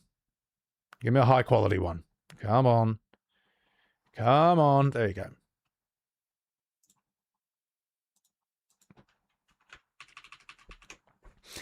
Ladies and gentlemen, I give FF15's Ifrit a whopping grand total of shit out of 10. Absolutely. No, we're going to put this below shit. This is beneath FF12 and FF13. All right, because at least they actually tried. This is the most boring, uninspired design of Ifrit in the history of the entire series.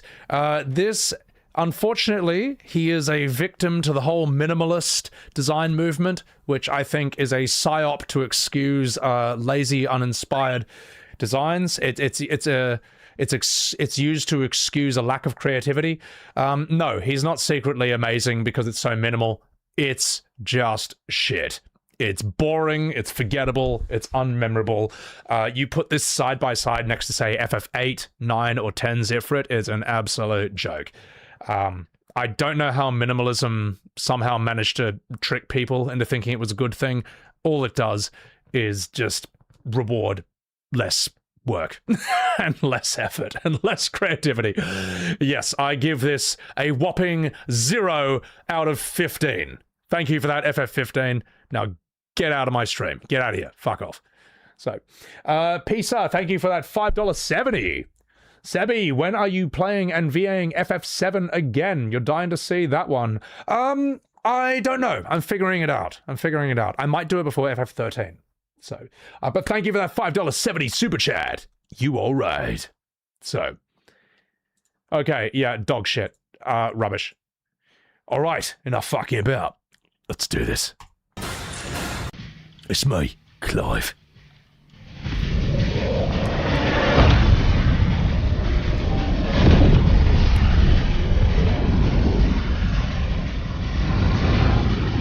It's me, Ifrit, in 480p. Fuck, that's really loud. Sorry, guys. Enough. What is this? What is this sound? I'm gonna sorry to my editor. We're gonna do this with different sound. Clive versus Ifrit. Okay, that's the scene it's from. What was the sound balancing on that? Okay. So that was really weird. It sounds like a pirated movie, pretty much. Here we go. Here we go. Here we go, Governor. Wow, that was shocking. And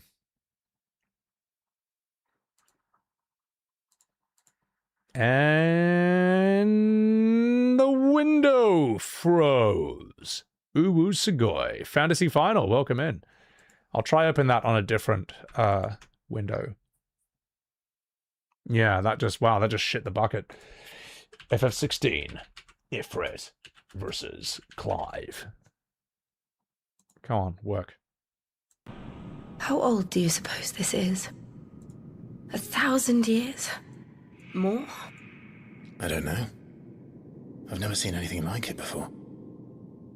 Who is that in the middle, do you think? Some sort of god? I'm just finding the spot. Where's he transform?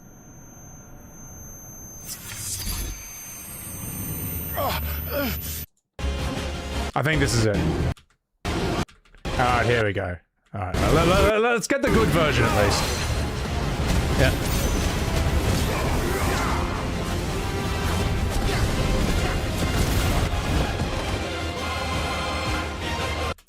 God, such a shit version of Devil May Cry. Alright, enough fucking about. Let's do this. Ladies and gentlemen, it's time to rank Ifrit from FF16.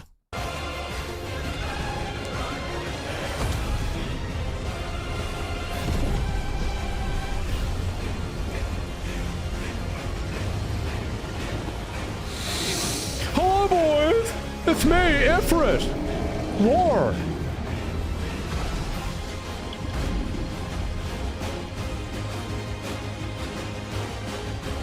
The only fantasy here is yours, and we will be its final witness.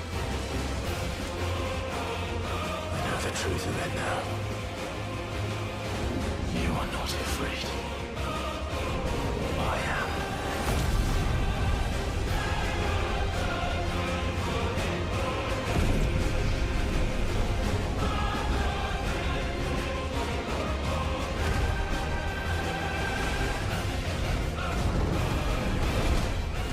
Alright, okay, we'll get the picture here. I'm of two minds about this Ifrit. I think that, like, the bad storytelling of FF16 and the fact that all its moves are just ripped off from Devil May Cry 5. Yes, I know it's the same combat director. It's irrelevant. That kind of leaves a sour taste in my mouth. I actually think this is kind of a cool design. I think it's actually pretty cool. It looks unique from all other Ifrits. It doesn't annoy me on its own. It looks brutal. It is very dumb how kaiju battle this type fight is. It's very Attack on Titan, except you turn into an Ifrit instead of a Titan. It's a very divisive Ifrit design, to be perfectly honest. There are people who love it, there are people who hate it.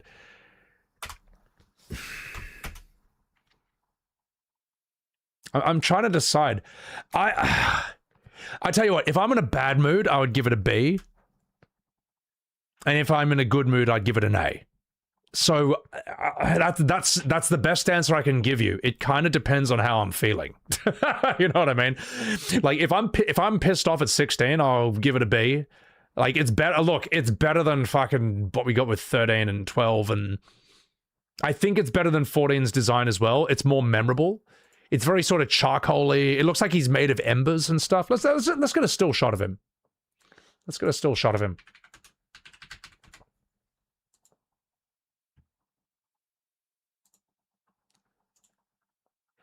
Like, this isn't shit to me. It's not shit. It's just a shame that FF16 is the least Final Fantasy of any other game in the series. Like, you don't even have a party. You're just Clive, who's doing Temu versions of Devil May Cry 5 moves, and then you turn into you turn to an Attack on Titan Ifrit and fight other things. The thing is, I don't know. It's such a polarizing game.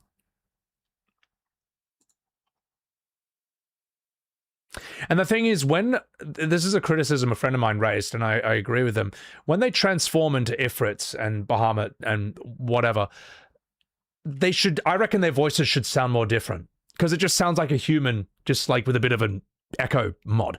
I feel like when you turn into a huge monster, you should sound monstrous. Maybe not like that, but, you know, I don't know. I feel like Ifrit and Bahamut could sound a lot more brutal than a guy just talking in a headpiece, which is kind of what we got. It's a very Gundam Attack on Titan element to it. Yeah. You know what? Final verdict. B when I'm in a bad mood. A- when I'm in a good mood. That's it. FF16 is just very disappointing because it just could have been so much better. And it wasn't. On purpose. So, all right, enough fucking about chat. Ladies and gentlemen, thank you for enjoying the all Ifrits ranked on SebiWebs TV. I thought this would just be a wee bit of fun. And, yeah, hope you guys enjoy the video. Good night, good luck. Like and subscribe. Catch me live on Twitch. And get out of here. The video's over. Get out of here. So, let's get some music back on. Why can't Square make a turn-based Final Fantasy spin-off for the money behind it, like a cel-shaded Amano style? I don't know, but Resident Arc suggested that an Amano style Final Fantasy would be, it would just dominate the market in that niche. There's nothing else that really comes close to that. Oh, I'm gonna need FF10 summons back. Hang on. Like, what else? What other game company would do that? It would win on its art style alone. Where were we? There we were. There we were. Yeah. You like this tier format, Ronan? Thank you. Thank you. Yeah, rather than sit there and just make a tier list, I'd rather just see the guy in action, see the summon. Let's discuss why it's good or bad and then continue. So.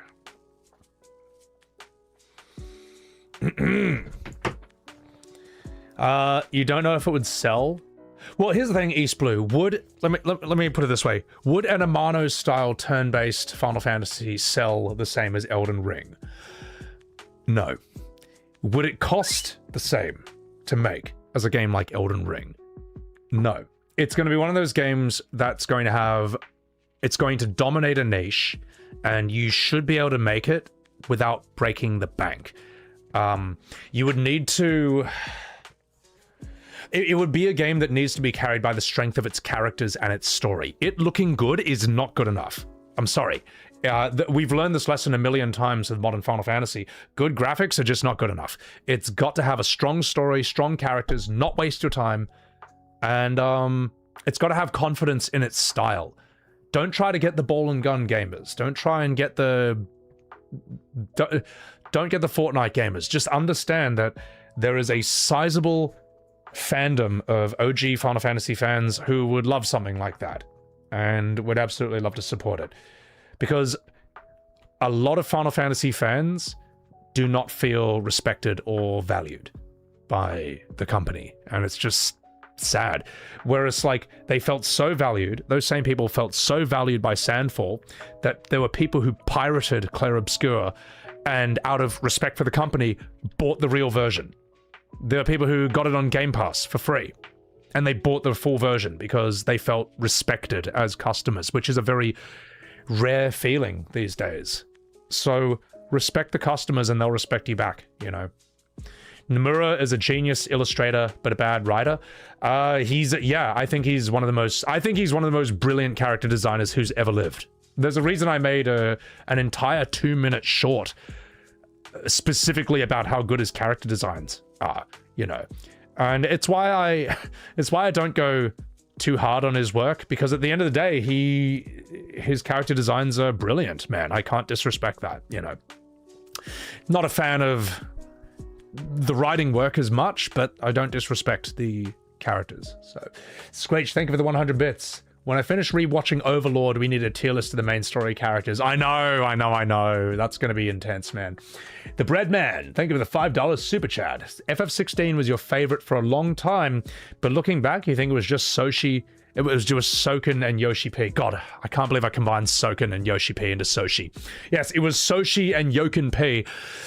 Yeah, and that's the thing is, like, I don't think Yoshi P was the right guy to do FF16 because it does feel like it's designed like a single player MMO, but I don't disrespect Yoshi P. I think he seems like a really cool guy, and yeah, he did a great job at bringing FF14 back from the brink of death and turning it into one of the most successful MMOs in the world. He's very good at what he does in that regard. So also, Cordova, thank you very much for the $10 super chat. Just found your channel the other day and it made me buy Expedition 33. Good. Being an OG fan since the 1980s, Expedition 33 is the new Final Fantasy. It is. No, it unironically is. It is. It's kind of rendered modern FF irrelevant, to be perfectly honest. Your takes are a refreshing thing to see. Thank you. Appreciate that. Appreciate that. A lot of people don't like my takes, but that's just the nature of internet debates and internet discussions. So, FF16 versus DMC5 comparison video. I'm going to need to find all the moves in FF16 that are basically copy-pasted from DMC5. And I don't know if there's a video that does that already, and I can make a video around that, or if I got to find these individual videos myself, which is going to be a bit tougher. But if there is, please post that in the Discord in either the DMC5 or FF16 section. Feel free to @me if you know of such a video. It's worth making. It's worth making. El Randinho, why are they so stubborn to learn when something doesn't work? I don't know why, but I think I'm trying to I'm trying to understand the psychology of Square Enix, and I think they're trying to prove a point with modern FF. I think they're really trying to prove that it can be just as big, if not bigger, in action than turn-based. I think that's what they're trying to do. It's got to be a pride thing, and yeah. And I think that I think they can afford to do it because they have the infinite money printing machine of FF14 and Magic the Gathering cards. So, do I think if they brought Sakaguchi back, he'd be allowed to have the same power? Would he even want to do it? I don't know if Sakaguchi would want to do it. I don't know his mind, to be honest. And if he just wants to chill and retire, that's totally fine, man. He's done more than enough. He's done more than enough. I am DK Dallas. You single-handedly changed how I view the JRPG genre and turn-based games. You started with FF13, 14 as a kid, or 1, 2, 1, 3, 4 as a kid, but now you understand. Thank you. Appreciate that, Dallas. Thank you. It's not only me, man. Like, a friend of mine who is an aspiring game designer was able to, through a conversation with him, explain why turn-based works better in Final Fantasy than action does. Because I knew some pieces of the puzzle, but he'd studied proper game design, and he knew he had better terminology and a better foundational philosophy for understanding why. And basically, it's not that turn-based or action is better. It's not. They both excel at doing completely different things. Devil May Cry 5 and Souls, these are like apexes of what action combat can do.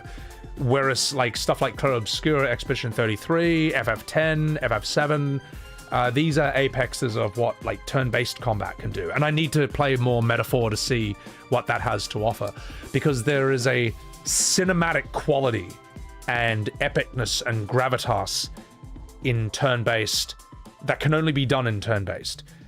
It has a unique expression of that. Whereas like with action, there's sort of like a more frantic adrenaline rush, fast feeling to it. Nier Automata's song "Birth of a Wish" is a great example of that. Or, I mean, just Virgil, when you're playing as Virgil, just being like, "Bury the light," deep within.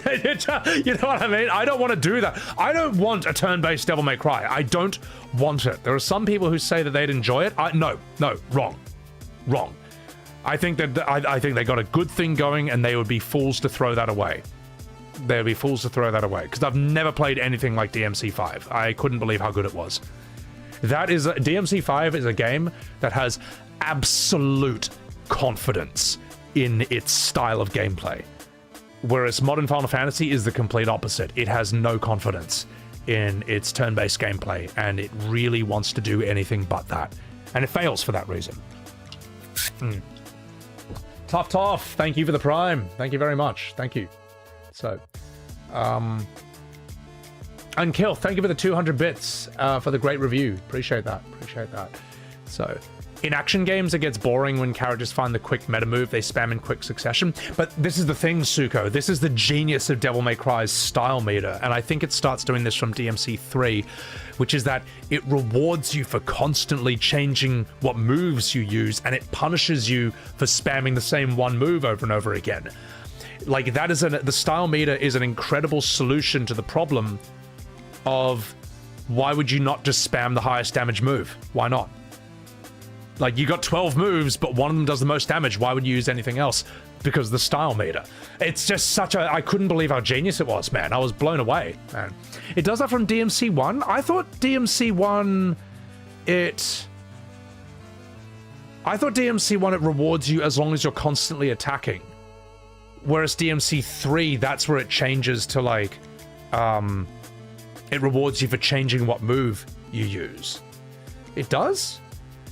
Well, okay, well, they dropped that for DMC 2.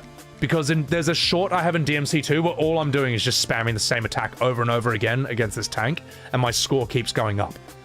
So they must have dropped it for DMC 2. In DMC 1, spamming a move would work?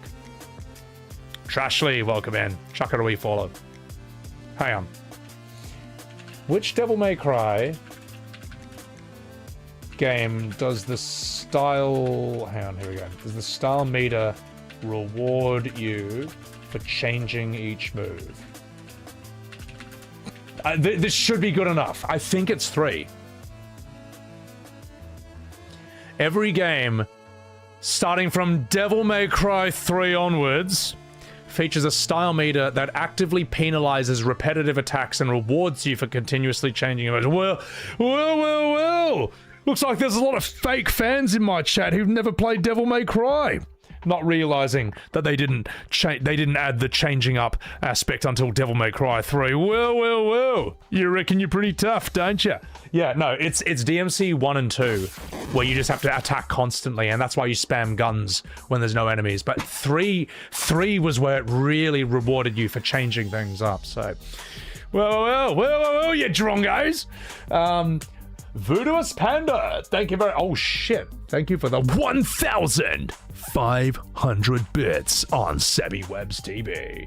My friend sent me a Magic the Gathering card called Inspiring Call. It's a picture of Tidus laughing, and you instantly heard my impression in your head. Thank you. I appreciate that. I've seen that. I can't believe it's called Inspiring Call. Like, they're just like... Oh, God, how do we put this in? We have to put this in because it's FF10. Panda, thank you so much for the 1,500 bits. Absolutely massive on SebiWebs TV. You all right? So, Tender Vittles. Turn-based combat makes you care about the monsters. They had personality and gravitas. Action, you can barely even see them. Well, say, for example, in a turn-based fight, you can present something like this. Here we go. Is it Simnor Omnus? I forget the name. So, for example, FF10, you can present the gamers with a fight like this.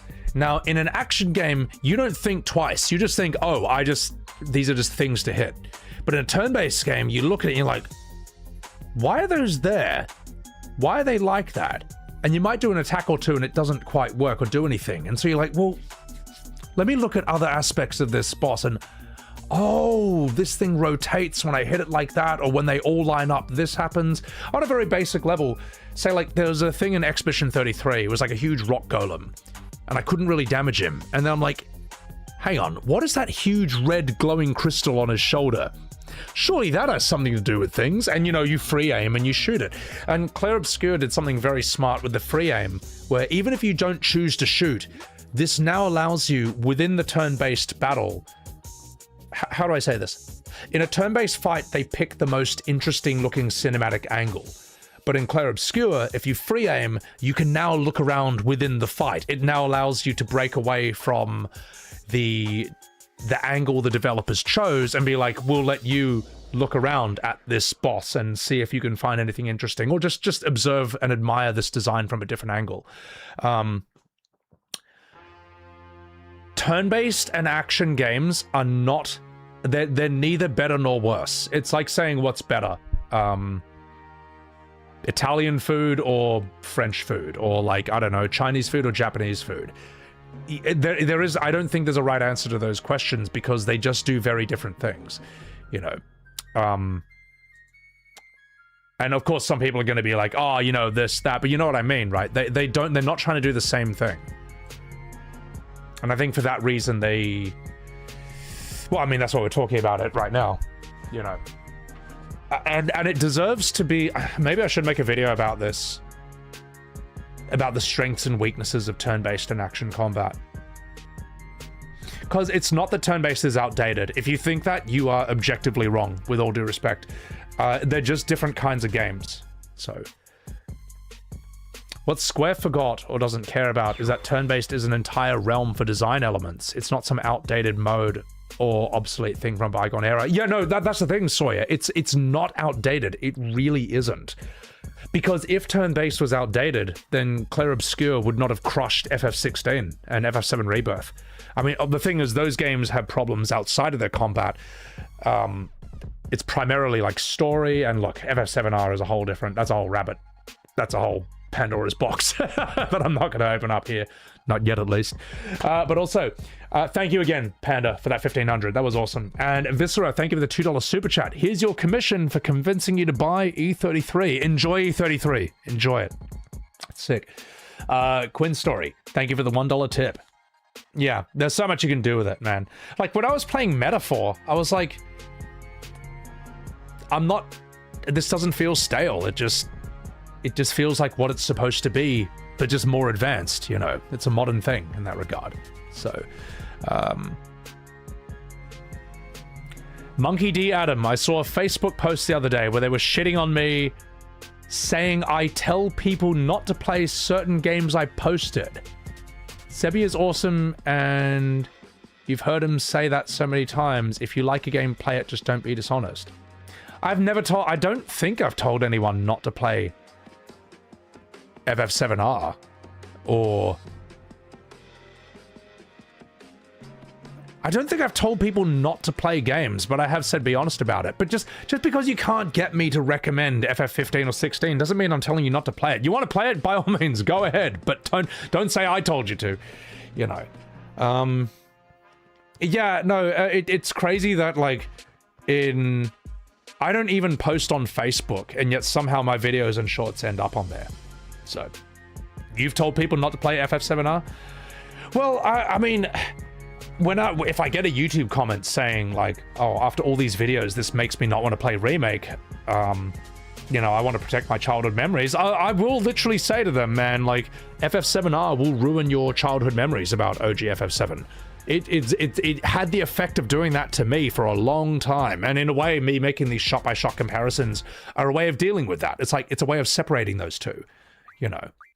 People still have Facebook, apparently so, you know. I mean, you know, you've said it in a joking way, but these people take jokes out of context to make me look bad drowned. Oh, yeah. A lot of these people don't understand humor. Like, there was a guy on Twitter being like, on one hand, you say, you hope you enjoyed Revelations. On the other hand, you know, there was someone who said they played Rebirth twice. And I responded with, you played Rebirth twice? I'm so sorry. With like a Chadley meme of him with a big chin putting his hand on your shoulder. And the guy's like, so which is it? So which is it, huh? And I responded with a screen cap of the definition of the word humor. The dictionary definition, because I'm just like, oh, like, can you seriously not tell that I'm just like joking with this guy, that I'm just having a laugh? I'm having a fucking laugh. Can you really not tell? Like, if someone says like they want to enjoy Revelation, I'll be like, okay, cool, enjoy it. Like, you know, the lack of sense of humor with a lot of the people who don't like me is like concerning, man. Turn-based is very accessible. As someone who works with a real job and has real stress taking things at your own pace, it makes gaming more enjoyable. Yeah, exactly, Bumbo. Not everyone has the energy to play. Let me put it this way, like, I love Tekken, man, but Tekken is very energy intensive. I think fighting games are like the pinnacle of action games in a way. Like, let me put it this way, you may be able to crush like Devil May Cry 5 on the highest difficulties, and you may be able to no-hit souls, but playing a fighting game, like a really sweaty fighting game like Tekken or Street Fighter, it's just the next level, man. You're not fighting an AI. You're fighting a human being who has dedicated enormous amounts of their life to being the most crack person in the world in this game. Like, when I fight people in Tekken, if they're better than me, it feels like I'm fighting an agent in the Matrix. Like, they just know what I'm going to do before I do it. And I'm like, I've never had this much difficulty with like an action game. You know, I can't believe how hard it can be to fight some people who are better than me in Tekken. So, good reference, Pasha. You know. Quinn Story, thank you for that $2. If you haven't already, a good comparison video would be Sector 7 slums after the first bombing. I've got a few comparison video ideas. Yeah. So, thank you for that. Appreciate that though. Tekken 3 is the best fighting game ever. Tekken 3, I think, has the best soundtrack in all of that game's history. I fucking love it. Also, good night, Rainstorm. Take care of yourself.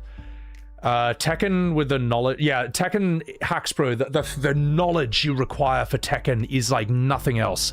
I don't think there is a second place or anything comparable to that. So, all right, I'm going to take a piss, and then I'm going to come back, and then we are going to do the evolution of Shiva. Get ready for Goon Lord Central, because I fucking love this woman.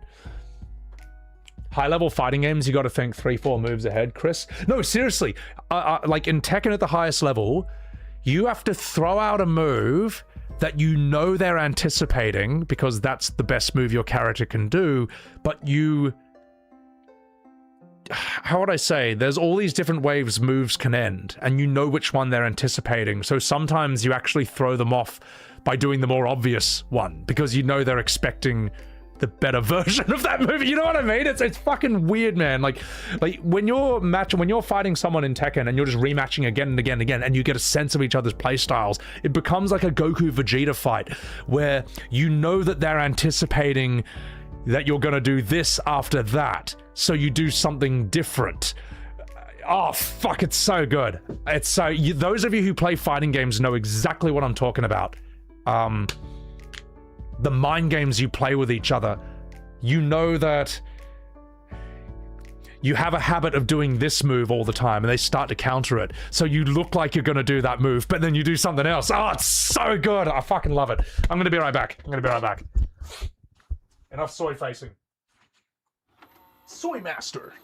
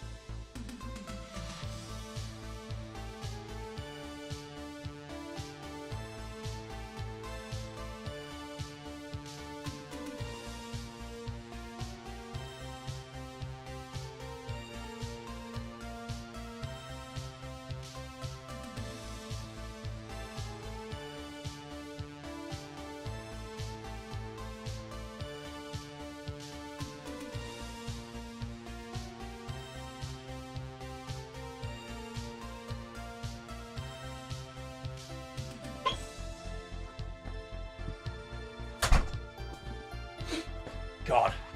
I'm actually so excited. Even though I don't like Heat in Tekken, I am excited to come back for Bob, because he's been one of my mains forever, and it was heartbreaking to lose him. And it'll be fun to play you guys in chat, you know? If you guys want to fight me in Tekken, why not? I'm not going to be one of those streamers who sits there just fighting random people online and just getting owned non-stop. I want you to fight me. I want this to be a community event. And a lot of you are probably going to throw me through a brick wall. It's probably going to be a massacre.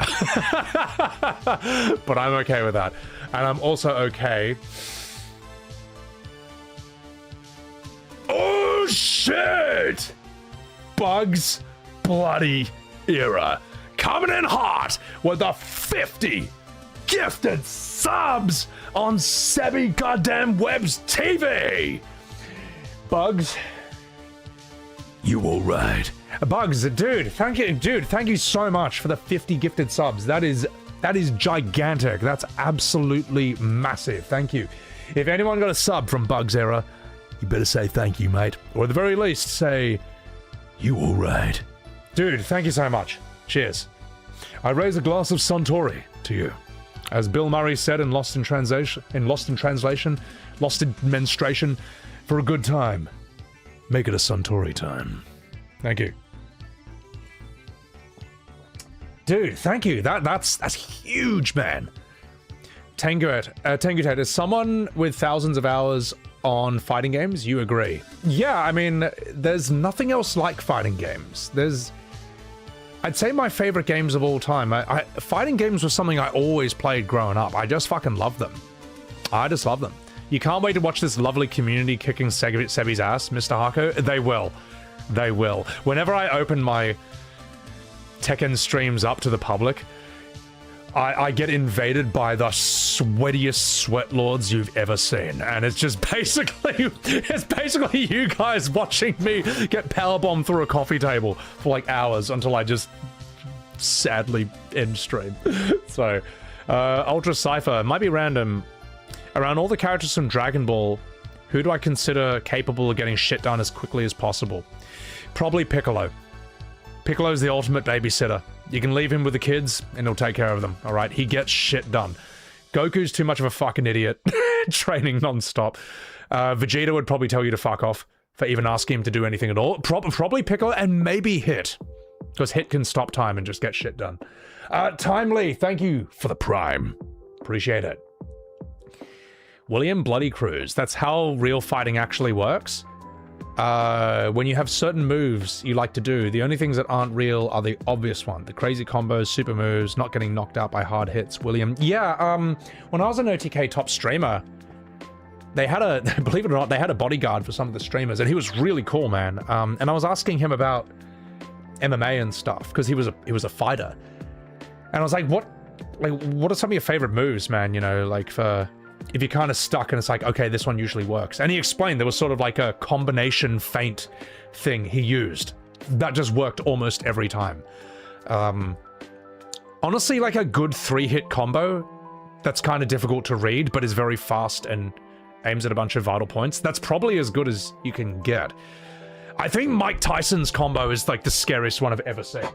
The one where, with the same arm, he slams you in the ribs, so you kind of instinctively drop your arm, and then with the same arm he uppercuts you in the face. So you get a Mike Tyson body blow, and then you get uppercutted in the same second. It is lethal. You can watch compilations of him doing that 1-2 hit combo with the same arm, and it's just like, oh my god, man. Can't believe this guy was allowed to fight, man. He was so strong. He was lethal, man. Rigumbi, welcome in. Yeah, I'm not good at fighting, though. I like fighting games, and if I ever did have to fight, I'm probably a grappler for whatever reason. For whatever reason, that just feels right to me on the rare occasions I've been in those situations. All right.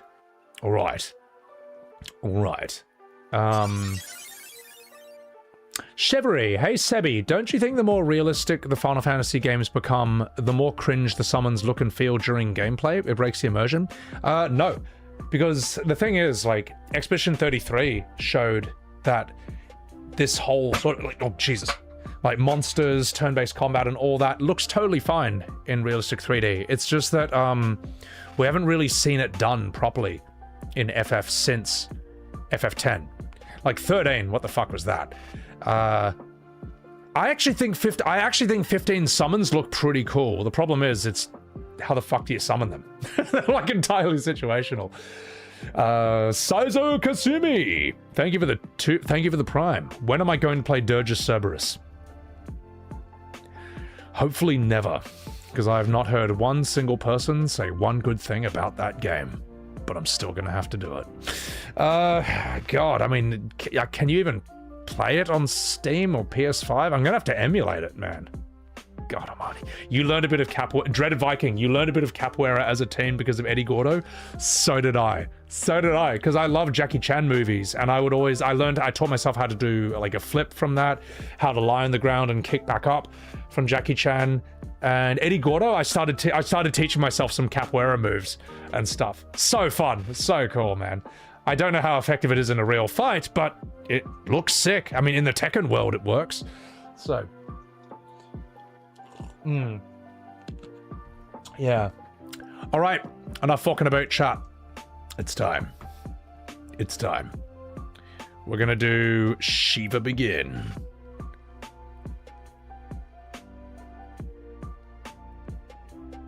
Ladies and gentlemen, it's time to rank all Shiva summons. Let me just get into YouTube mode. I'm just gonna refresh this before I lose it.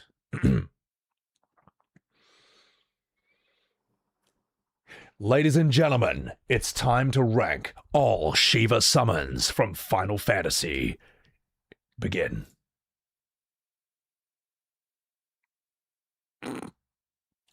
Whee! Play. Oh, come on, man. Oh. Oh. All right. False alarm. Start again. Start again. Okay. Come on. Do the thing. Yay! Alright. I'll fucking a bit.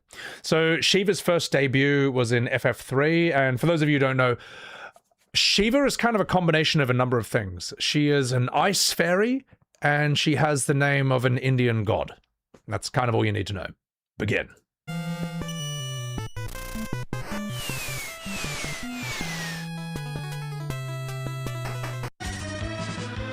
I mean, that's kind of a classic design from the very beginning. This looks like a FF7 design in a way. So, you know, it's a debut. It's the first of a kind. We'll give this a B. You know, nothing amazing, but it is the first time we saw her.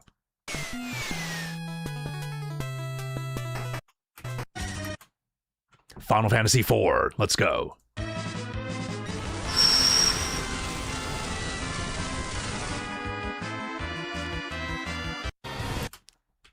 You can see they're trying to top the previous entry, and my god, she's got magnificent thighs. Yeah, it's fine. It's whatever. We'll give it a B. Alright, let's go to Final Fantasy V. God, that looks like dog shit. Rubbish, trash, awful. Ugh, get the fuck out of here.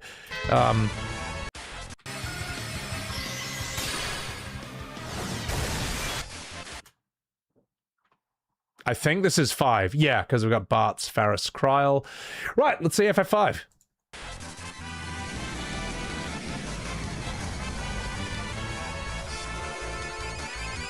This looks low frame rate, somewhat. No. Okay, let's cut that one. This looks like the real FF5. That looks horrible.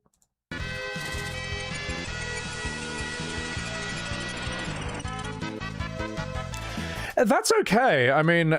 Again, they're trying to do something different with it. Yeah, I'll give it a B. Whatever. All right, let's move on to FF6.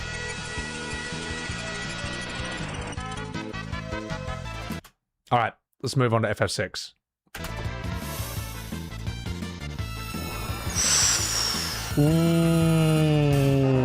Ooh, that's a good one. That's quite clean. That's the apex of the Pixel series at the end of the day.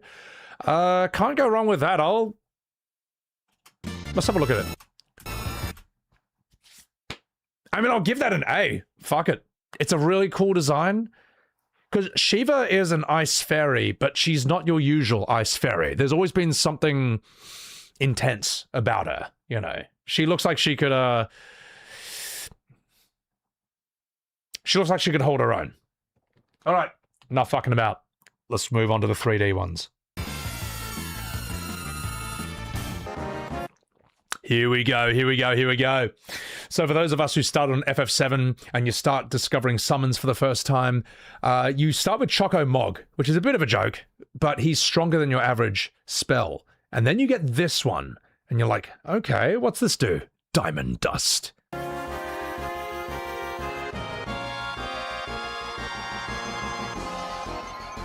Super cinematic. That hair looks sick as well. Super graceful, super elegant. Ah. One of my first soy faces, you know, as a kid. You can't really go wrong with her in this. Yeah, I love this hairstyle. It looks so mad. And I love this sort of nonchalant look she has about her face as well. She sort of looks half asleep. You know, women, am I right? Nothing you do is good enough. And yeah, her move is pretty good. I'd give this an A+. Fuck it. Fantastic boobs as well. And yeah, let's move on to the next one. All right. Oh, hang on. This is the fake Final Fantasy VII. We're not going to look at that. All right, let's move on to FF8. Thanks. Maybe they'll remake FF7 one day. It's a pity they haven't.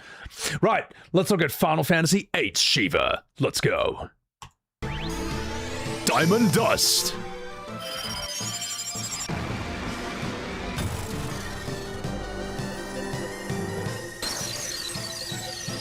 This is sick.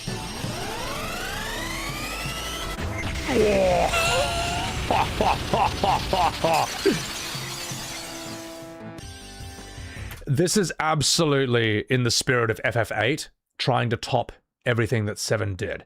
Like, 7's Shiva is cool, don't get me wrong, alright? She's graceful, she's elegant.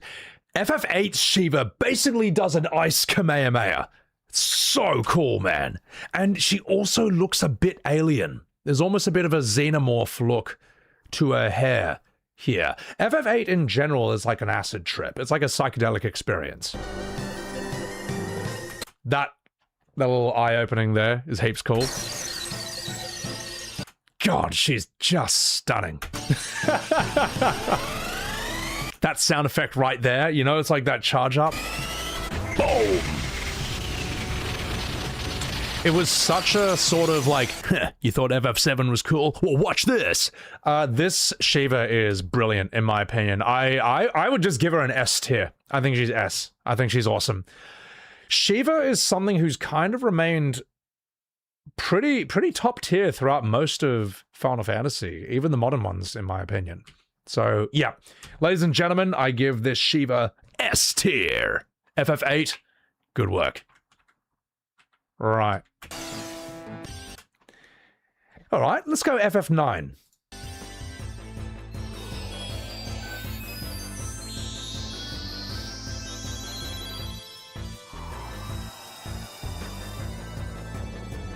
Mommy, I want milk. Sorry. Sorry.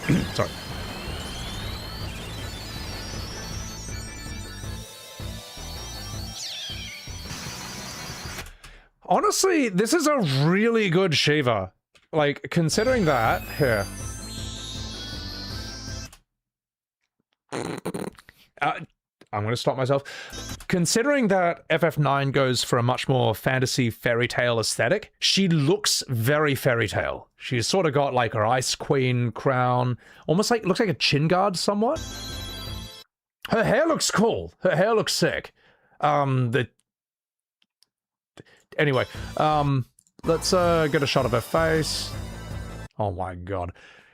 Is that hair?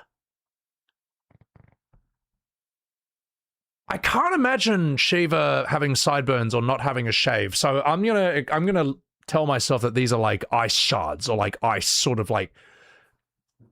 I'm going to tell myself that this is ice sort of wrapping around her face.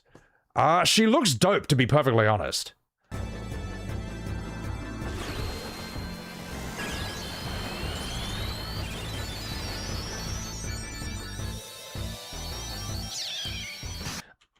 I'm gonna give her an A+. Alright, I'm gonna give her an A+. Not quite as mind-blowing as 8's Shiva, but not bad, not low effort by any means. Alright, boys and girls. Enough fucking about.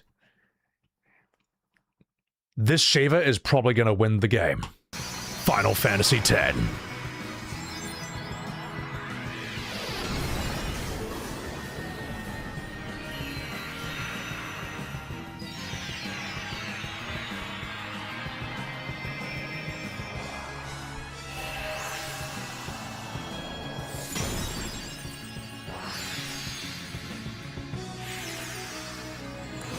Even Yuna is gooning. Diamond Dust! Look at that hair, man.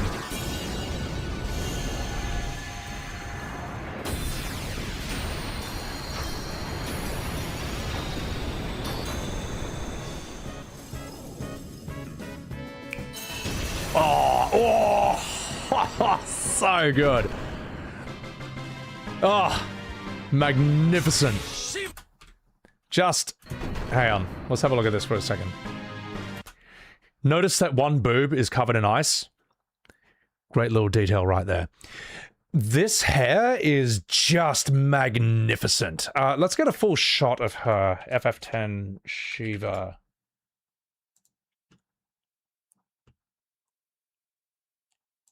I mean, fuck, god damn. And what was the other one? Yeah, I suppose we could get this one too. Yeah, it's good enough. Yeah, whatever. Also, Ishivice, thank you for the 6 months on SebiWebs TV. Dreaded Viking, thank you for the 100 bits. FF10 Shiva was your first ever tattoo. It's a good one, man. It's a really good one. FF10's Shiva, in my opinion, is SS tier. This is the best Shiva we have ever seen in the entire series. She's kind of the ultimate combination of... She kind of embodies what Final Fantasy is at its best. A combination of the best of literally everything put into one design.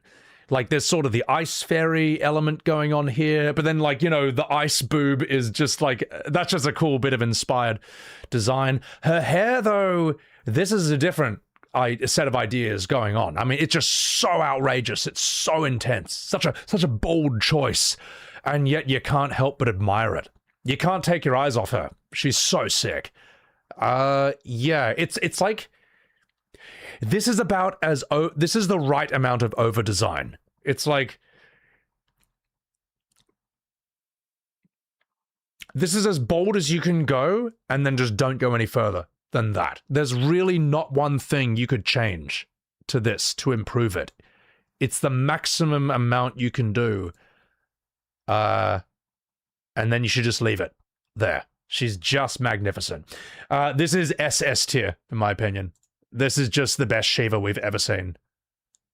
She's awesome. Because she looks about as modern as you can get without it being overdone, but she still feels like the classic Shiva at the end of the day. She's just brilliant. She's just fantastic. Yeah, the snap sells it. Like, the fact that even Yuna is having a goon. All right. Let's, well, before we do this, let's see FF12's Shiva. You know, their poor excuse for it. Here we go. And we should see FF Tactics one as well. FF12 all summons. Why internet? Why the thing? Why? Why?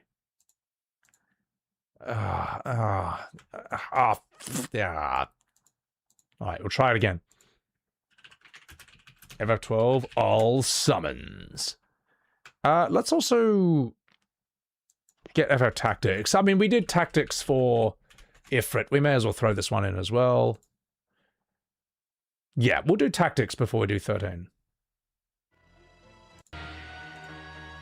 Shiva! Diamond Dust!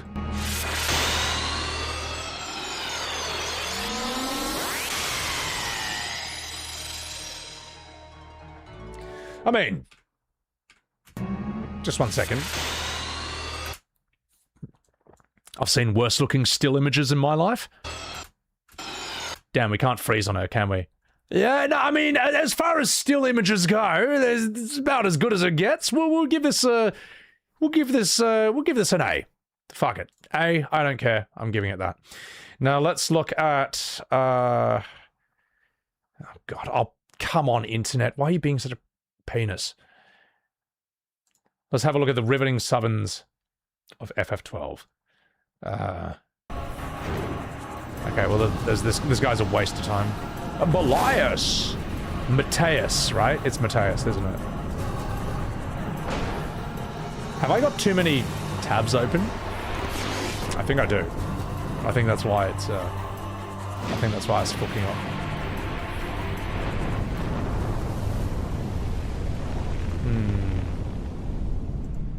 I'm just gonna have to open this in a new window. It's just,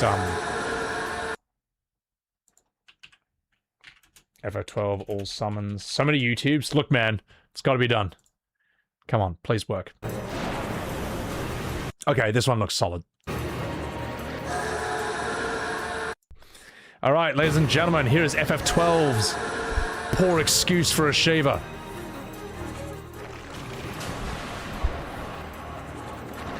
That's water. That's not ice.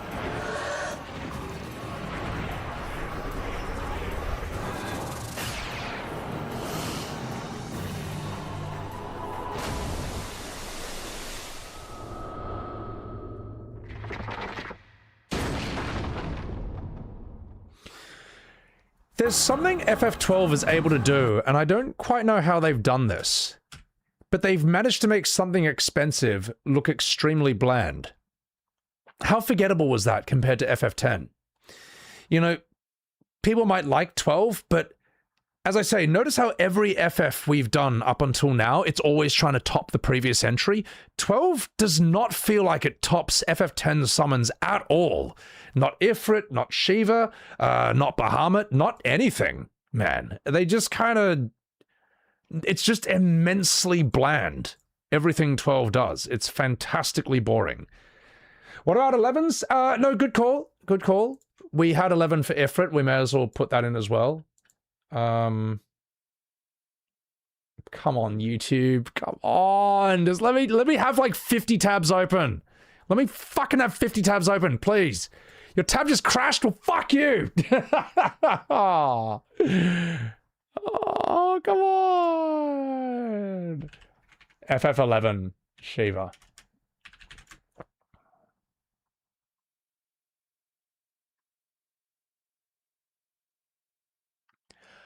You know what? Fuck it. I assume FF11's Shiva is going to be as boring as Ifrit's was, so without having even seen it, I give FF11 Shiva shit out of 10. There. That's my snap judgment. Alright.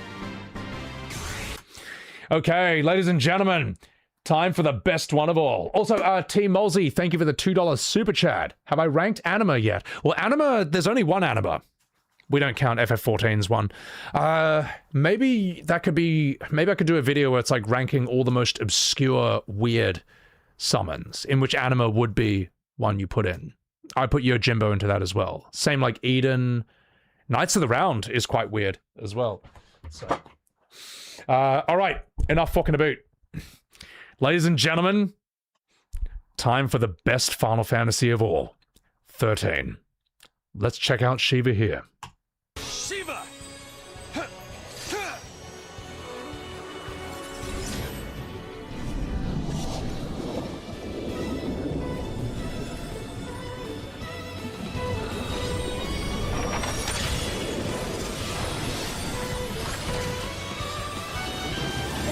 how it's done. Well, hold on. Let's just have a look at these two. We show them how it's done. So it's two sisters. Rather fetching lady on the left over here, and then one who's sort of, I guess, blind on the right. And this weird sort of biomechanical Digimon look to them. All right, let's see Paul Allen's Shiva. Let's see where they go with this. We do this together.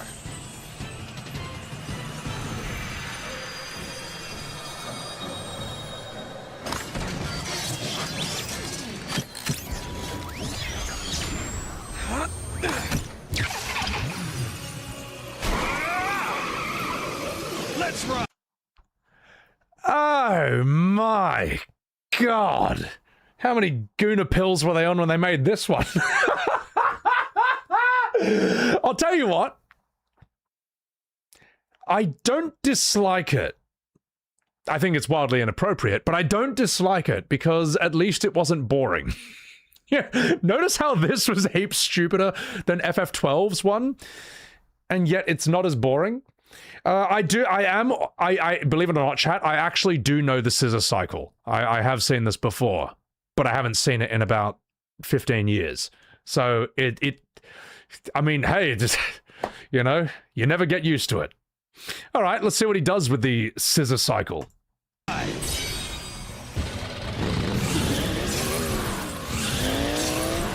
What is this?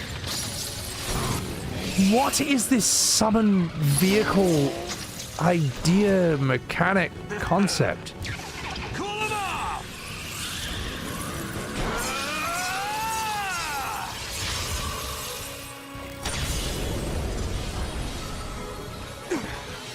Way to go. Let's go back there. I mean, the idea of them just being like heaps tall and somewhat biomechanical, these tall like stilt legs they've got, I'm aroused. This is a very weird one. I just, part of me hates this, but the other part doesn't mind it. I don't know. Way to go. This is easily the hardest one to assess out of them all. I'm going to have to watch that scissor formation just one more time, just for reasons. Do this together.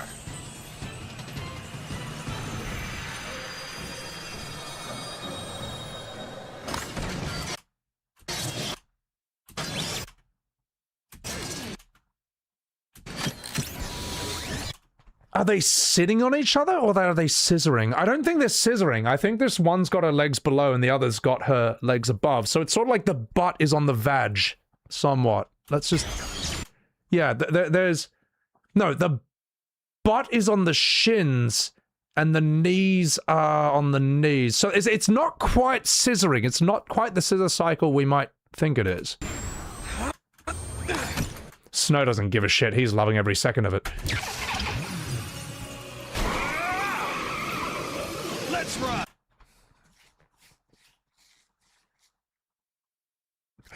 You know what, chat? I'm not going to give this an A. I'm not going to give it a C either, even though it's FF6, even though it's FF13 and deserves a C just for existing. It's such a bold, audacious design. It's so unforgettable.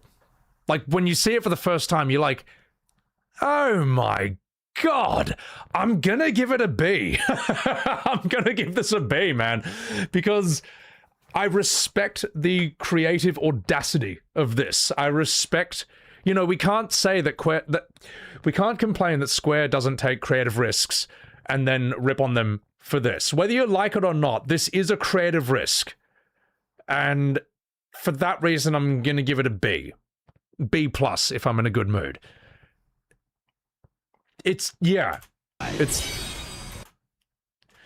Snow gives it minus several million, but, you know, for Shiva alone, well, I'm going to give this a B. Yeah. I'm going to say that, like, this is, of all the FF13 summons I've seen, and there's a lot of bad ones, I think this is the most memorable. I think Bahamut looks like a Digimon, to my memory. Alexander is the worst Alexander we've seen in the entire series. I mean, go from FF9's Alexander to 13's. It's a joke. It's a joke. Don't be a coward. It's A tier. Look, if those Shivas rode into my room, okay, and scissored in front of me and let me sit on them, then it's an S, all right? But since they're locked behind a screen and we can't do that, unfortunately, I'm gonna have to give them a B. I can only observe them from a distance. Will this summon ranking be a YouTube video, Fonso? Yes, it will. That's why I'm doing it on the stream. Thank you for that super chat, by the way. We will have an Ifrit ranking, we'll have Shiva ranking, and we'll do Bahamut after this. And we'll do Blue Mages after this, if I feel like it. So, yeah. That's it. I'm going to give this B for boner, because that's exactly what it gave me and you when you saw her scissor. Right, let's move on to the next one, which is...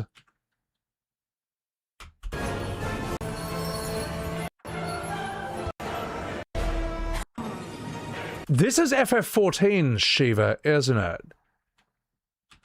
Yeah, we'll have a look at this one. All right. So, FF13 sucks and the summons suck even more. Pokemon Scarlet seems like they copied. I don't know, Cloud. I'm going to have to play it at some point and then be disappointed in everything. I think ranking Alexander's could be a really good one, because FF9's Alexander takes the fucking cake. I mean, he gets his own cutscene. 9's Bahamut, we're going to be looking at that as well when we do this. All right, enough fucking about. Let's see FF14's Alexander. Sorry, let's see FF14's Shiva.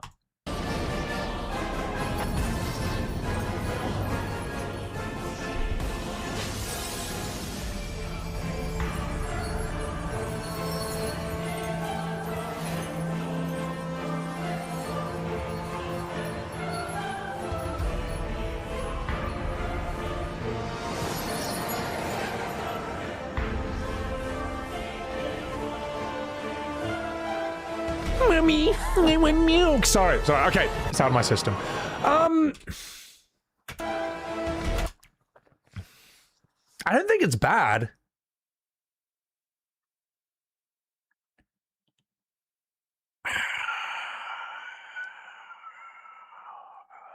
It's weird. I don't think it's bad, and yet it doesn't grab me. I think it reminds me too much of modern Final Fantasy, which is not necessarily her fault. I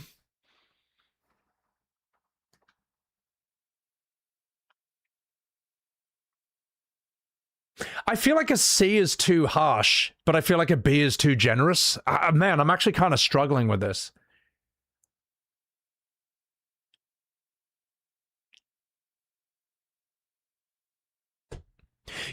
I'll tell you what, I don't think it's actually fair to even put FF14 or 11 in this ranking system, because MMOs are just going to fundamentally be different expressions of Final Fantasy than the single-player games. In a way, it shouldn't be here at all. I'm gonna give it a C. Yeah, I'm sorry, I don't know. For some reason, my instinct leans C, and that's what we're gonna give her. C for cute, because that's what she is, and she's also a C. Right. All right, ladies and gentlemen, we are now in FF15. This Shiva, to my memory, was kind of interesting. I don't think she opens her eyes for the entire game. I think I don't know if she's meant to be blind or if she's seeing you psychically. A lot of my memory is foggy about this. She has kind of a... I don't know. Let's see how she plays out.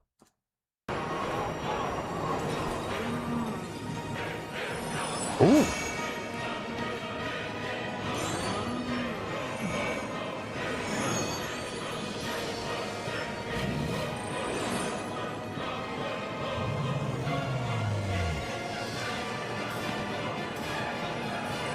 Diamond Dust!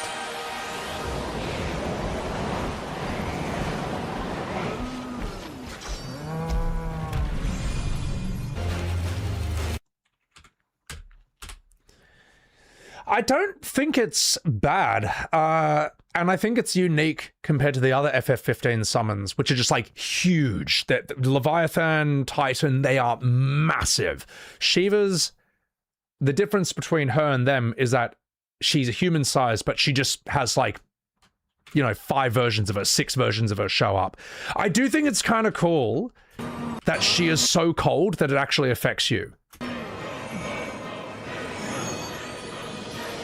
Yeah, I do think it's cool that she's so strong that not even you can kind of resist it. You're just like, oh fuck, you're freezing your ass off just being around her. It's quite a cool idea. I don't think FF15 summons are bad. I think the main problem with them is that there's just it's extremely situational and circumstantial. What am I trying to say here? Let me re-say that. What's annoying about FF15 summons is that you can't just summon them. Like, you only are able to summon them when you're, like, I don't know, everyone's, like, really low health, one of you's dead. There's always a bunch of weird circumstances, and it pissed me off too much to ever learn what they were. So, just when the opportunity was there, I took it. I could have looked them up, but I didn't give a shit. So, I'm gonna... I'm gonna shock a few people when I say this. I actually think this is A tier.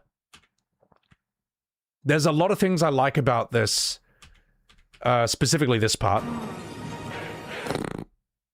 All right, you know, maybe FF15's not so bad after all, but I think there's a lot of creativity that went into this. The fact that... Yeah, I think this is not a bad Shiva. I'm going to give this an A tier. A for ass, because that's what we saw. All right, let's move on.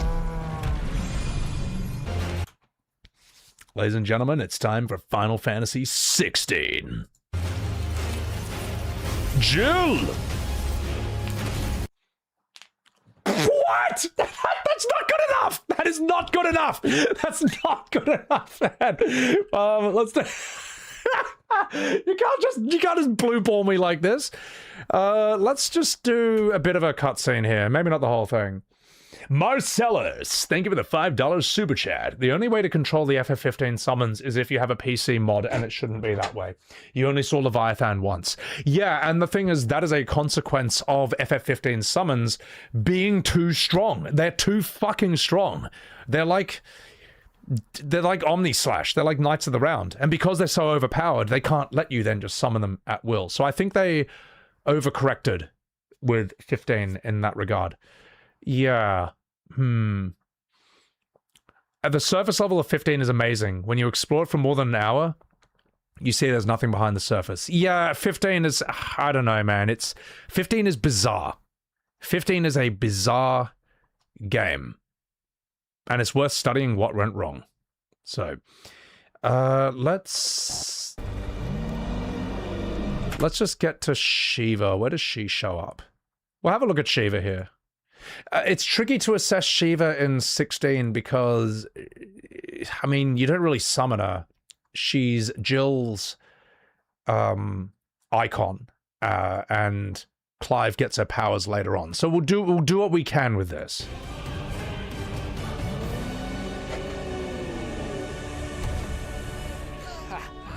And look who's here to greet the bastard. Come on.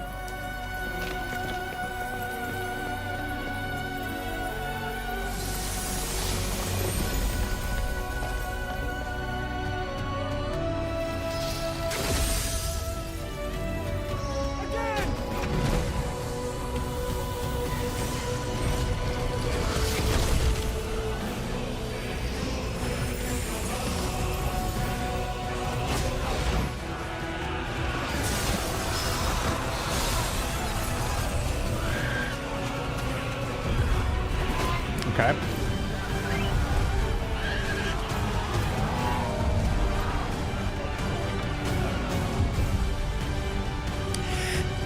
Here's a problem with 16. I feel like I'm just watching a movie, you know? Just make a movie. Just make a movie. It's not really a game when you think about it. Also, I don't have an issue... Let's have a look at this Shiva more, because I'm trying to figure out exactly how I feel about this. That's Titan, yeah.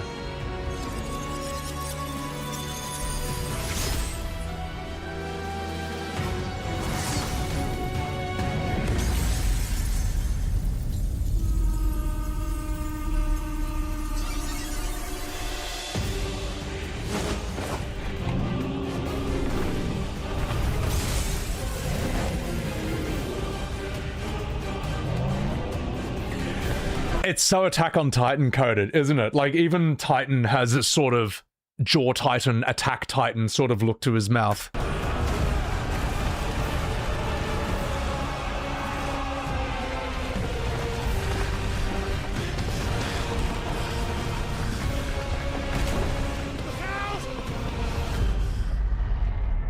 It's me, Clive. You're probably wondering how I got here. Sorry, imagine if that was how FF16 opened.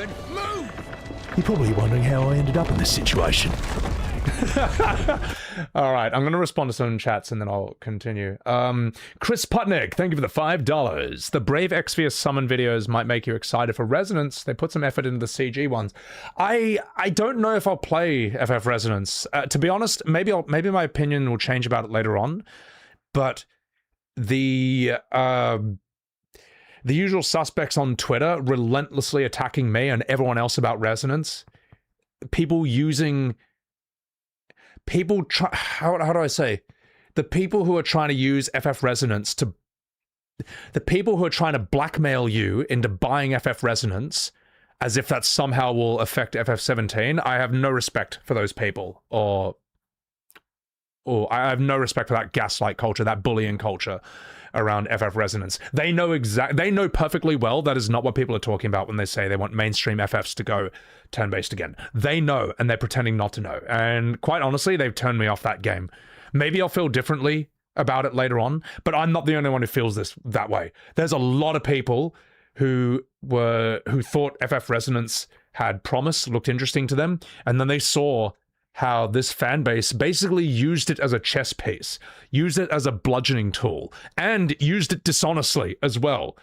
They weren't even being honest about it. They just said you have to buy Resonance or else you need to shut the fuck up about turn-based FF forever because they hate you. Because they hate you. That's why. So, yeah, I don't know. Maybe my opinion will change about it later on. Maybe, as Sun Tzu said, don't make decisions in anger. Your anger will turn back to joy. Your sadness will turn back to elation. But you cannot bring a dead person back to life. And you cannot restore a civilization that's been destroyed. End quote. Sun Tzu was legendary, by the way. So, I'll let my emotions subside and think about it differently. But I gotta say, the people pushing Resonance were literally the worst marketers, the worst spokespeople for that game possible. They made people not want to play it. I've never seen anything so counterproductive. Also, Nox Corwin, thank you for the 11 months on Webs TV. Thank you so much. Too many bad apples in this world, Double Doge. The thing is, it's like, it's not even a bad apple. It's like a bad farm. You know what I mean? After a while, it's no longer just a bunch of bad apples. It's a whole fucking farm full of rotten apples, just ruining the whole thing for everyone else, man. So, yeah. Anyway, I'll come back to... I want to see Shiva here. I want to decide on that. Yeah, no, as Sun Tzu said, everyone's a winner. No, he didn't say that. Anyway. Let's have a look at Shiva. Does she show back again? Do we see her again here? I think that's all you see of her. Well, let's go back to her up here. Ivan.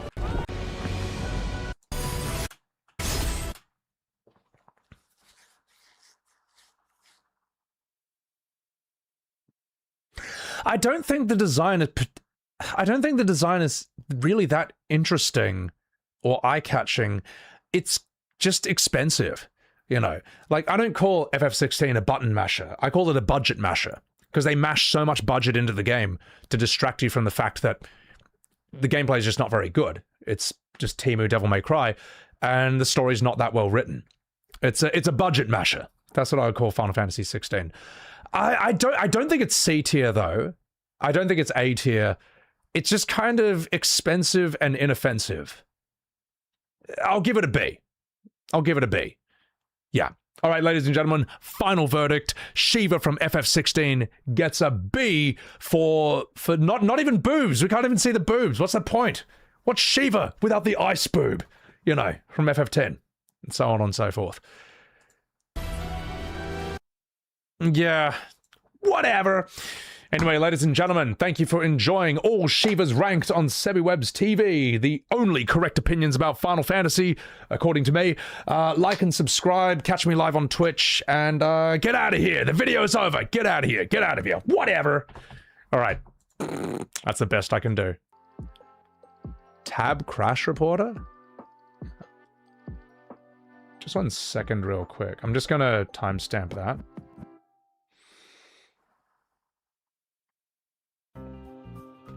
Alright, I just want to check one thing real quick. Let's restore this tab. No! You got the wrong fucking video. Alright, it's fine. I'm just gonna pull myself back here. There we go. There. Good. I do want to do a video about this scene later on. But I'll need a bit more whiskey before I'm ready to do some Academy Award-winning voice acting. God, it's so good. Such a good scene. Right. Alright, get out of here, Shiva. You had your fun. Oh, piss off. We'll need you for Bahamut, I guess. I do want to do Bahamut before we move on. Yeah. Is Bahamut in FF12? Who are these fucking nobodies? Adramelech, Zalera, Shemhazai, Hashmal, Kukulane. Well, Kukulane comes from, I think, Irish mythology. A guy called Cuchulainn, who I think he's like a sort of basic Irish Super Saiyan, sort of in a way. I forget exactly. Exodus, Chaos, Ultima. Zodiac? Is there no Bahamut in FF12? What? How can anyone say that this is the best Final Fantasy when there's no Ifrit, no Shiva, and no Bahamut? I am shocked and appalled by this. I'm disgusted. Well, that's sad. Well, Uwu Sugoi. Let's get Bahamut here at the very least. I have no words, man. Absolutely no words. Oh, mummy, please. God, she is just magnificent. Is that Ixion? No, we want Bahamut. So, yeah, why am I complaining? I got Kookaloo, or whatever his name is. Red 13 Cedo saying still gets you to this day. Michael, I do want to do that. I'm going to need to pour myself another whiskey before I do that, though. They have Tiamat? Yeah, it's not the same, though. It's not the same. It's not the same. Didn't FF8 have Tiamat? And 9 had Tiamat as well. He was like a 3-headed sort of Hydra-looking Bahamut. Bahamut's an airship, Balmung. That makes me... Oh, yeah, it is! That's right. That's right. In FF12... all the summon names are airships. Oh, Kupo. Uwu Sugoi. This Celeste B-side is so good. This song's amazing. I've never played Celeste, but I love this song. It's so sick. There's 1,000 Bahamuts in Final Fantasy. 7 has 3 of them. It does. 7's Bahamuts are all cool. All of them. And I love how the more... the stronger he gets, the more insectoid he becomes. So sick. Like, Neo Bahamut has butterfly wings. Bahamut Zero just has, like, a mosquito head and dragonfly wings. So dope, man. So sick. Right. I'm trying to decide which one I want to do next.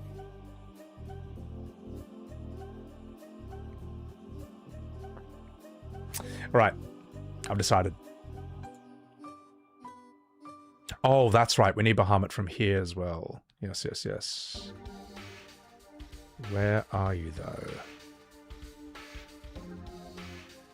Bahamut will be... That's Eden.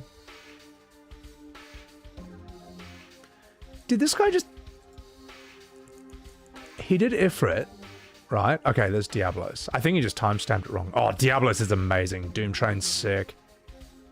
That's Alexander. Cactua. There's Bahamut. There you go. There's my boy. Fucking awesome. All right. This one's going to be tricky because we got to do it in the right order. I was hard to find Bahamut in, like... Sorry. In every different version. Bahamut shows up here, I think.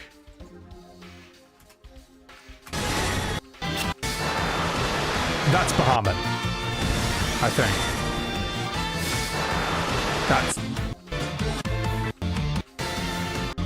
That's Bahamut. There you go. All right. Well, yeah, we'll put him back here. That's really loud, by the way. So does Bahamut show up in FF3? No, that is FF3. My bad. God, we're gonna have to do the Pixel remaster. I couldn't find the original. So FF3, FF4, FF5, all of FF7s are over here.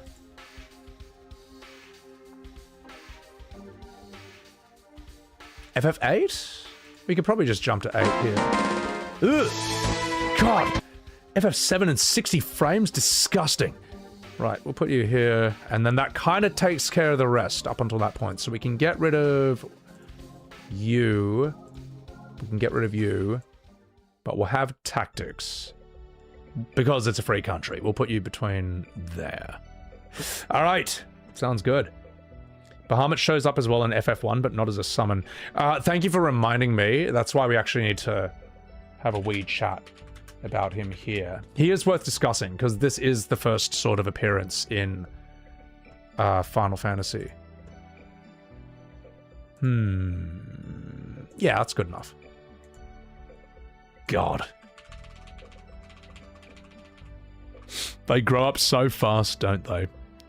FF1 is not a game I'd recommend to people as in terms of a pure game, but it is an important historical artifact, because it's where it all started, Sonny Jim. It's where it all started. Also, Fonso, thank you for that super chat, for saying that Bahamut is an FF12, the big ship at the end, complete dog shit. Yeah, exactly. I'm going to... you know what, chat? I like these videos, and I think these are kind of fun. These are fun little YouTube discussions and all that. You could probably do... I could probably do all Odins, all Alexanders. Who else is... I guess all lightning summons, because sometimes it's not Reimu. Like, FF8, you got Quetzalcoatl, FF10, you got Ixion. All lightning summons we could put in, or all Reimus. We'll just throw an Ixion for that as a part of it. All Moogles? I mean, I could. That actually is a funny idea. Because 7, you got Cat Sith, and you got Moghouse, which is really cute, and Choco Mog. 8, you don't really have him. You got, like... whatever that weird Moogle summon was that you could only get if you had the... what was it? It wasn't a PSP. It was like a... but it was a little handheld game. 9's Moogles are probably going to win the game. Those are S tier. 10, I don't remember Moogles outside of Lulu's weapon. 12s are weird. 14s are cute. 7 rebirths are going to be absolute shit tier. They are easily the worst Moogles, period. Pocket Station! Yes, Pocket Station. Yeah. So, I don't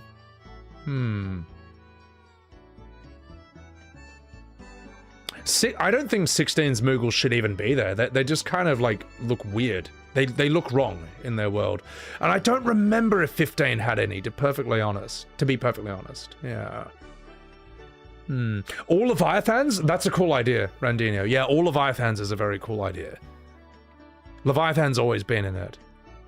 Alright. I'm gonna refill my whiskey, I'm gonna take a piss, and then we will rank all Bahamuts only on Sebiwebs TV. Why did Rebirth Moogles have to be Nightmare Fuel? I don't know.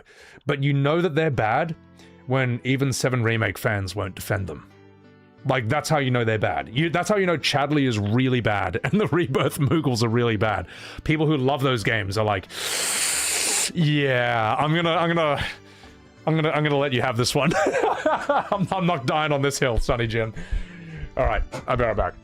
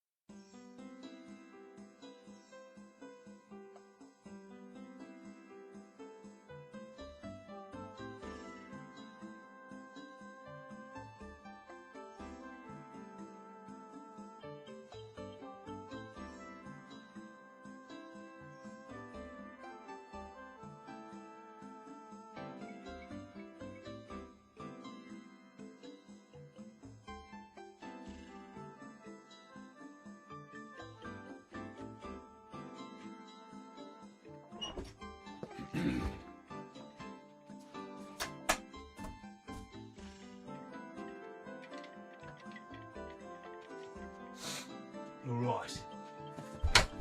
You fucking binge. Protagonist list of the main party characters of each FF game. That could be a good one. You do realize Varn is going to end up in beneath shit tier for that though, right?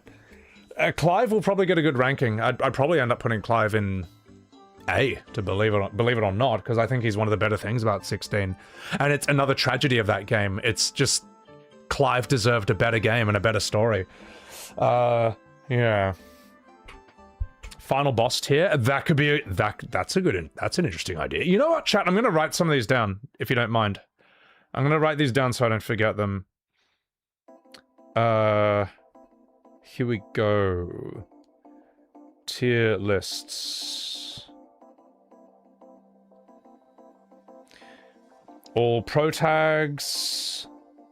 All final bosses. That's a good one. I'm gonna need to finish FF13 for some of these. Or I could just meme on them. So... Odin's? Yeah, Odin's cool. Leviathan's cool. Moogles is a funny one. I like Moogles. That's going to be a fun list. I can't do music. I can't do music because old copyright laws. that you just can't. The whole thing would be demonetized, sadly. Whereas it seems that YouTube knows that if the music's coming through your game, it's fine. I don't know. There's a weird way they figured this out. SIDS, yeah, all SIDS is a good idea. All SIDS is a very good idea. All Dragoons. I wanted to do that one. Yeah, all Dragoons would be sick. Yeah. Sebi's personal waifu tier list. All waifus? They're not, I mean, fuck it, whatever. It'll get the clicks, alright? It'll get the views, you fucking goon lords. Alright, you absolute gooners. Yeah, why not? Why not a gooner list? Okay. All waifus. Okay. For the memes, I'll just make Queener win. Well, realistically, Tifa's very high up on that list, because everyone loves big boobs. Quistis is also very strong. The problem is Quistis, the writers kind of forget about her after disc 1, which is kind of sad. Aranea Highwind from FF15 is actually pretty strong, believe it or not. I mean, Cindy's just cheating, alright? She's just designed to be too hot. Lightning seems cool. Lulu, I think Lulu might win, to be perfectly honest. Yuna's just kind of boring to me. Trying to think who else.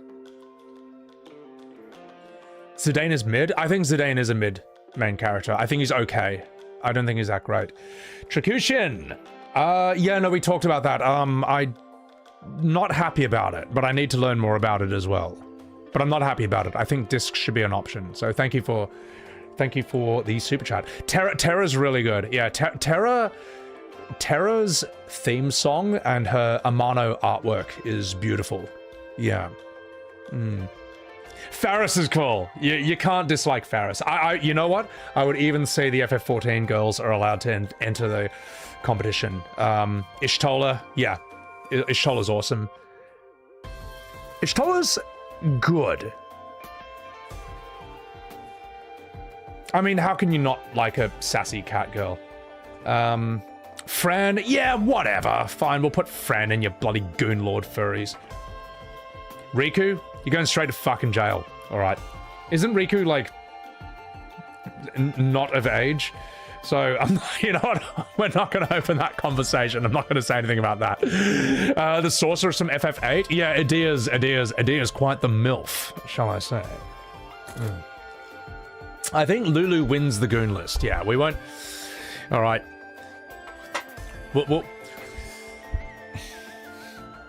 Yeah, we'll do it the right way. Okay? Anyway. I'm trying to think what we will do next here. I'm just raising my power level for this one.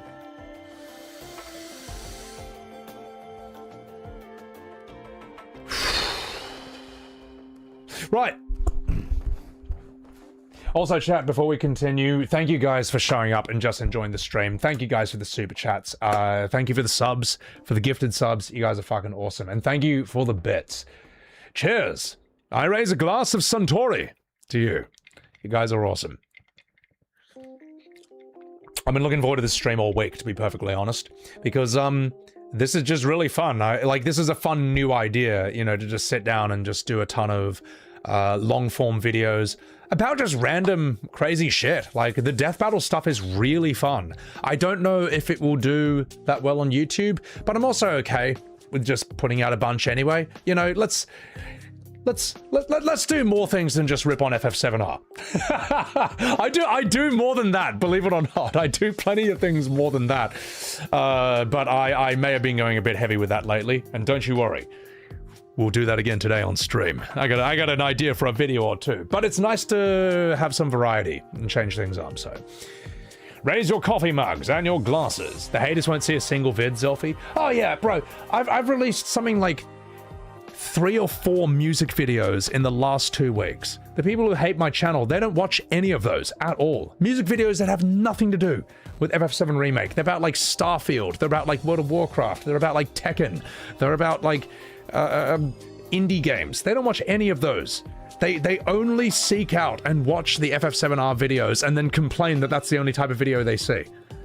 It's like, man, I make videos about other things, but I don't control your algorithm. You say your words say that you don't want to watch this, but your actions say that you do. You know what I mean? If you don't want to watch it, stop clicking on them. Otherwise YouTube keeps giving you more of that. The music videos are the best, Geneva. Thank you. I appreciate that. I'll make more when I get the time and chance. So, Blue Vader, thank you for the 1 year. Thank you very much. I appreciate it. You can't complain about haters when I hate on the new FF7 games. Yes, I can. They complain about me. No one's making them watch my videos. And the thing is, they say they don't want to see my videos, but they keep clicking on them. There's a very easy way to stop that from happening. Stop clicking on them. You know, or hit YouTube do not recommend or whatever, man. It's possible, but if you keep clicking on them, it's gonna keep sending you more of the videos. You don't have to watch them. You really don't. Benny, thank you for that Prime. You are awesome! Thank you, Benny. You all right. Am I from Australia? Yeah, but I have a weird accent because I've lived all over the world, so. Kinked Peach, cheers. Haters need to stop watching him, Master. I was thinking, there's people on Twitter who fucking hate me. I don't look at their accounts, man. I don't look at their channels if they hate me or whatever. It's just kind of that's all you got to do. So, am I gonna try Tifa in Street Fighter 6? Maybe. I think I'm done with Street Fighter. Like, I've done my time with that, but I don't know. But they want to hate you, Sibashu. Yes, well, this is where my argument falls to the floor. You're free to complain when some asshole gets up in your business just to be an asshole to you specifically. Well, I mean, on Twitter, my patience is pretty low these days. If someone comes in and just insults me, like, or lies about me, or is like really calculatedly cruel, I will just block, because why do I need to see that? You know? Then they're like, huh, you blocked me because I proved you wrong. It's like, you didn't prove me wrong. You just insulted me and lied to me. Like, what? Like, if that's how you treat people who you like, then I feel sorry for your friends, man. You know? Like, there'll be people who, and you'll probably, there are people in chat, you'll experience this in life. There are people who will be exceptionally rude to you. And if you ever push back, they'll be like, what do you mean? But I'm your friend. I said I like this, followed by like 5 paragraphs of just like abuse or just like how much I can't stand you. You know, it's like, well, I'm sorry, if your friends talk to you that way, you need better friends. You know, you need better friends, man.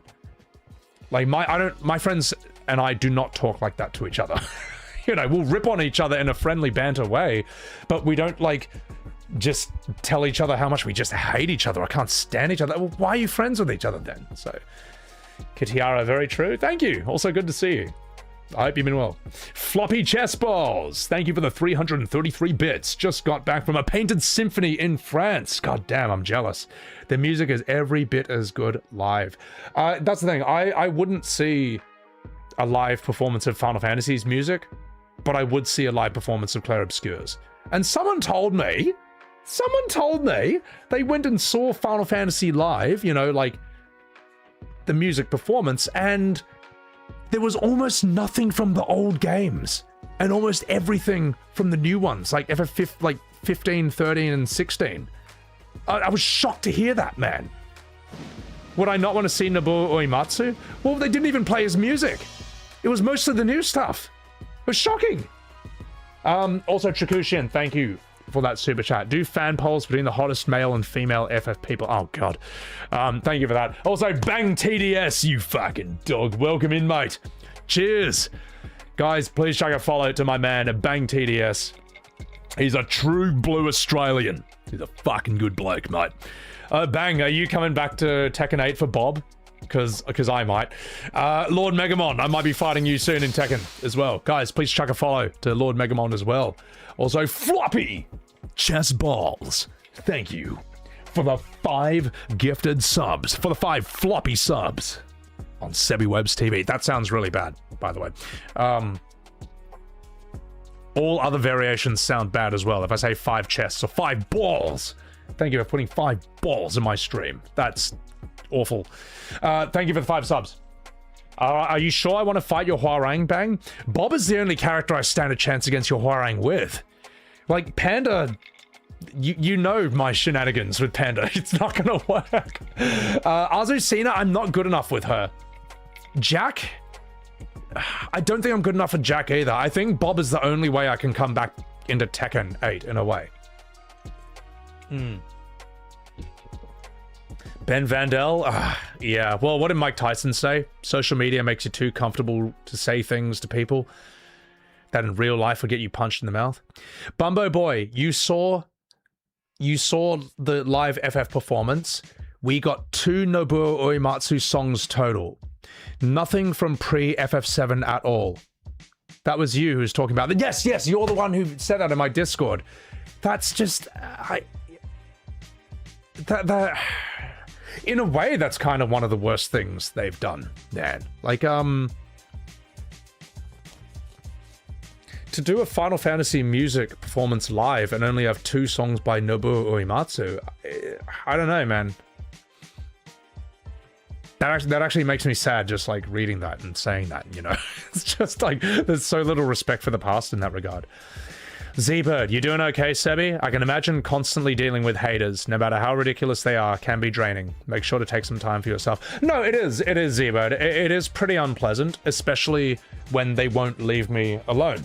But I mean, the thing is, and I've said this to them, if you stop being assholes to me, I can't make videos about you being assholes to me anymore. Just, like, imagine this video. Like, people, FF7R fans speak with me in a very civilized, polite, and pleasant manner. It's boring. Like, you know what I mean? I can't make that video. But if you fucking be assholes to me, that pisses me off to the point where I make a video about it. And then I make money off you being an asshole to me. I'd rather make less money and people be nicer to me. I would rather that, man. But if you're gonna be a dickhead to me, well, fuck it, I'll turn it to my advantage. I mean, why? Because fuck you. That's why. Like, just, I'm not trying to be an asshole to you. I'm not saying you can't like these games. I'm not telling you to not like these games or whatever. I am saying at least be honest about them. Don't lie to people about them, and then don't attack them when they don't believe your lies. That's it. Also, A. Marcellus, thank you for the $10 super chat. I love movie and video game scores. The modern FF composers are not bad, but they're not Uematsu. Just like Star Wars. You got the greatest composers, but they're not John Williams. Yeah, I mean, I'm not gonna knock Soken, because Soken has written some really fucking good songs, man. I gotta say, I think Endwalker's theme is mad, you know? Da-da-da, da-da, da-da. You know, it's fun. And the song Insatiable from Shadowbringers, the boss fight song, I think that is fucking top tier. That one that's like da da da da da da da da da da da da da da da. It's so good. It's so emotional, man. It's you really feel the desperation of how dangerous these fights are. You lose, you don't just die. Like, they'll turn you into like a sin eater. Zervirus, you fucking dog. No cringe. I saw you misspell no cringe up there at first. Zerv, how you doing, you fucking dog? It's been a while since I seen you in the stream. How you been, man? Your problem with a lot of modern games is the soundtracks are too big? FF and Zelda have this problem? I can't comment on Zelda. Zerv, you fucking dog, thank you very much for the tier 3 subscription on SemiWebs TV. Zerv, as Barrett said to Leslie, you all right. Zerv, thank you for that tier 3, man. Absolutely massive. Kill, thank you for the 200 bits. There are no synths anymore. You enjoyed the FF10-2 soundtrack? Believe it or not, I actually do enjoy the songs What Can I Do For You? And At 1,000 Words. I just don't think there should be in a Final Fantasy. You know what I mean? Like, what's that song? Let me put it this way. I have a secret soft spot for that song that's like, hey, I just met you. This is crazy, but here's my number, so call me maybe. I have a secret soft spot for that song. I'm like, God damn it, I hate the fact that I like this. This does not mean that I want that song in Metal Gear Solid 4. Okay? This does not mean I want that song in The Witcher 3. That does not mean that I want this song in Death Stranding, even though it probably knowing Hideo Kojima, he probably has put that song in there. But do you see what I mean? This is something that FF10-2 fans don't understand. Just because they like that song doesn't mean that it should be in the fucking game. It doesn't mean it should be in the game, god damn it. You know? Yeah. Floppy Chess Balls, thank you for the 146 bits. Dragging your floppy bits to feed the hype. Oh god, I can't believe I read that out loud. So, yeah. Alright. Okay. Your guilty pleasure is Limp Bizkit? No, Limp Bizkit fucking rules, man. Limp Bizkit is S-tier music for its time. Alright, maximum nostalgia. It's the ultimate music you listen to when you're 13 and you just want to say, fuck you, mom, school sucks. Limp Bizkit. So good. It's so good for that genre, for that vibe, for that feeling, you know. Yeah. Kudelka? Maybe Bendal. I know Ben Van. I know that game, but I might do. It won't be a priority. There's a lot of big games I want to smash first. I got to come back to Metaphor at some point. I need to finish it, but I got to do FF13 before Revelations is out. Yeah. Having a blast, blowing up shit, being heat. Were you shooting guns like a real American? Is that what you're telling me, brother? By the way, chat, if you ever want to see me shoot guns with T10, Nat, and Arav in real life, you can find that on my VODs channel. It was actually really fun. That's when we were all in Texas. And I miss those two. I fucking love them. Also, I've been lurking in Arav's streams. He's fantastic. So, all right, okay. It's time. It's more of a Korn guy. Korn is fucking sick as well. Yeah. W Texas, brother. Okay, all right. Oh. I'm gonna do this.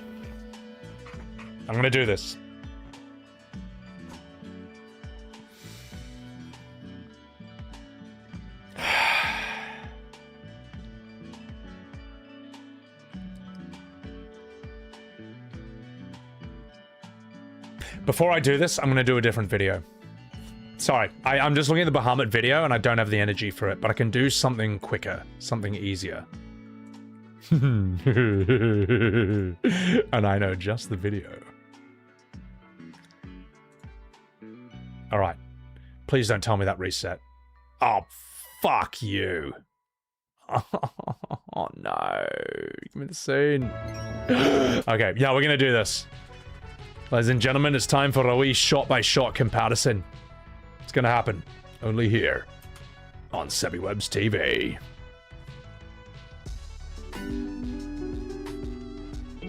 Okay, I think that music volume's fine. I feel like I'm at the right amount of whiskey where I can emotionally commit to the voice acting of the scene. But not be an absolute mess, which will happen if I'm too drunk from voice acting. Oh, Jesus. Let's put you here. Yeah. Okay, I think we're good. Sebiwebs TV News. You made it in time. You always look forward to the stuff, Toby. This is a good one. I'm just gonna timestamp it as well. Just when the video starts.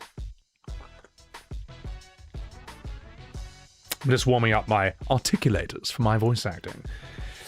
Right.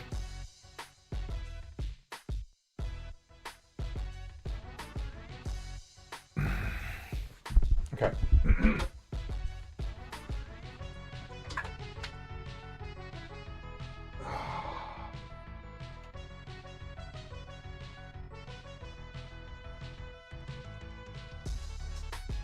Oh my god. Okay, alright. Sebi, I love Rebirth, but you... What? It's alright. If you like Rebirth, you like Rebirth. I understand your passion for the OG. I wasn't alive when the OG released, so I can never understand the nostalgia. Yeah, no, I can understand that. I mean, OGFF7 in a lot of ways is something you just had to... You had to be there to see it in a lot of ways. Like, let me put it this way. You can watch the original Star Wars, like A New Hope from 1977, whenever it came out, but you can't know what it was like to see it live.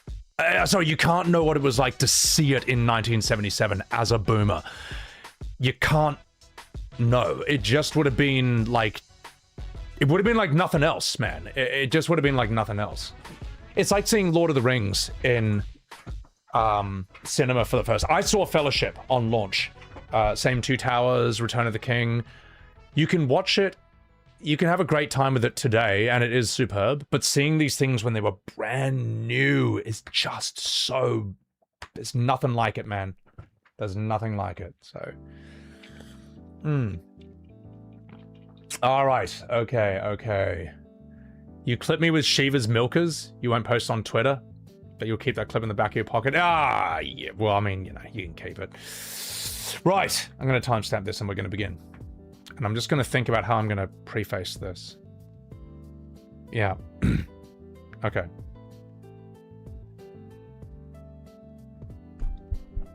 Jurassic Park in the cinema. Oh my god, seeing that T-Rex scene for the first time. So mad. So awesome. Just 1 second. Come on. Okay. Also, oh my god. Bugs error, I would yell really loudly, but it's 4:30 a.m. and I don't want to wake anyone up. But Bugs error, holy Thank you for the 50 gifted subs on Sabby Goddamn Webs TV. You know what, Bugs? You alright. You more than alright, man. Thank you, dude. Thank you so much for the 50 gifted subs. That is insane. That's absolutely massive. That's fucking huge. Cheers. I raise a glass of Suntory. And yeah, and guys, like, well, yeah, when you donate stuff like that, it goes to my editors, goes to my thumbnail guy, goes to me eating healthy food so I can keep making more streams. So I appreciate the hell out of you. Appreciate the hell out of you, man. Thank you, Bugs Error, for the 50 gifted subs. Cheers. Absolutely massive. If anyone got a sub from Bugs Error, you better say thank you or you all right. So, All right. That's absolutely huge. You played FF7 for the first time in 2019? Still your favorite way to play the game? Yeah, well, that's the thing. There are also people who play FF7 for the first time, like today, and they're like, they can tell it was amazing. Like, if you get past the fact that it's like an old game and you appreciate it for what it was in its time, it's like, no, this is amazing what they have done. This is excellent. So, all right, okay. Bugs Error, you all right? Thank you so much. We're gonna do this. We're gonna do this now.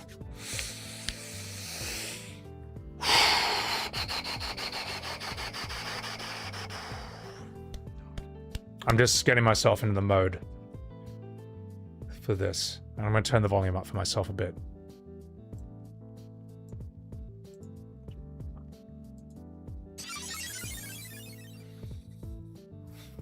Chode Bandit. God, that name. Thank you. Thank you for the 14 months, you fucking dog.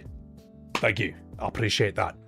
Are we doing this shot by shot for a second time? No. With this, that we've done Red 13 in like a 3-hour video, but this specific scene, I think, deserves to be broken down and appreciated and analyzed, because it's a pretty important one. Red 13's scene with his father deserves its own video, in my opinion.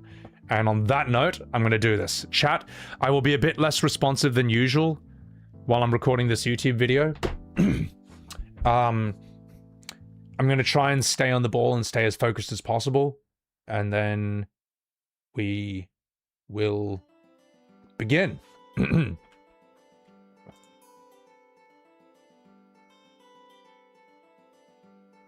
just trying to find a good starting point. Fuck, that's so good. That's so good. Such a good song. All right, screw it. Here we go.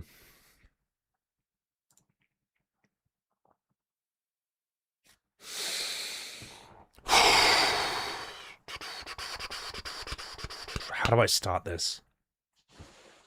How do I start this? Oh, Diego Jeg, thank you very much for the Subaru. I appreciate that. Thank you. Thank you.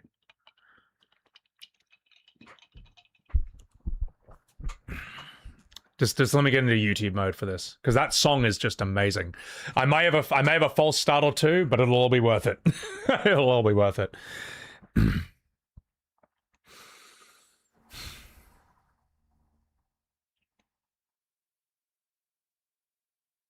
One of the most touching scenes in the original Final Fantasy VII is when Red 13 discovers the truth about his father, Sato. The context of this scene is that he believes that his father was a coward. Years ago, a tribe of savages called the Gi attacked Cosmo Canyon, and they were basically going to kill everyone there. And Red 13's mother and father went to fight, and he believes that his father ran away, abandoned his mother, is the reason she died, and he's hated her ever since. So we're going to look at the original scene, and then we're going to see how Rebirth improved that scene for modern audiences. Ladies and gentlemen, let us begin. The role of Bugenhagen will be played by Sir David Attenborough, and Red 13 will be performed by Kit Harington. Let us begin.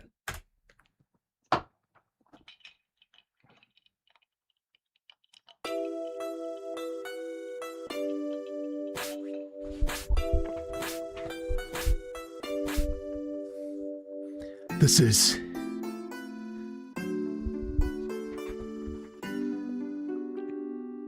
the warrior who fought against the Gi. He kept them from taking even one step into Cosmo Canyon.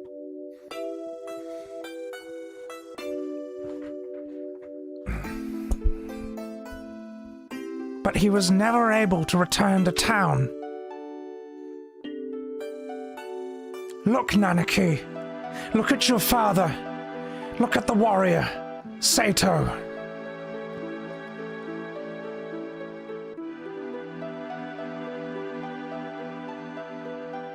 That's such a good transition.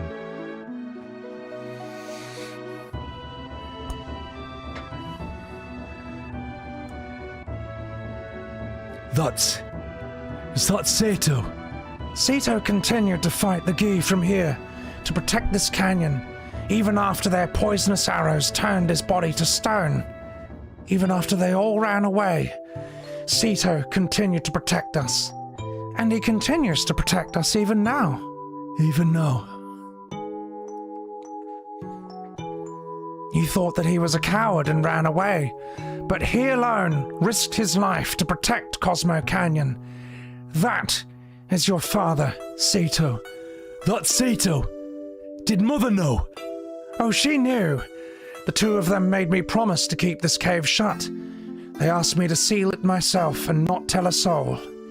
They said we should forget about this cave.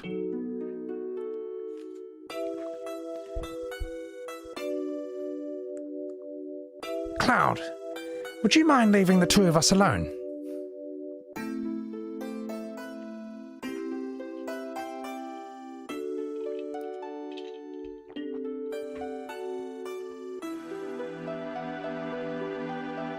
Nanaki, I want you to continue your journey with the others.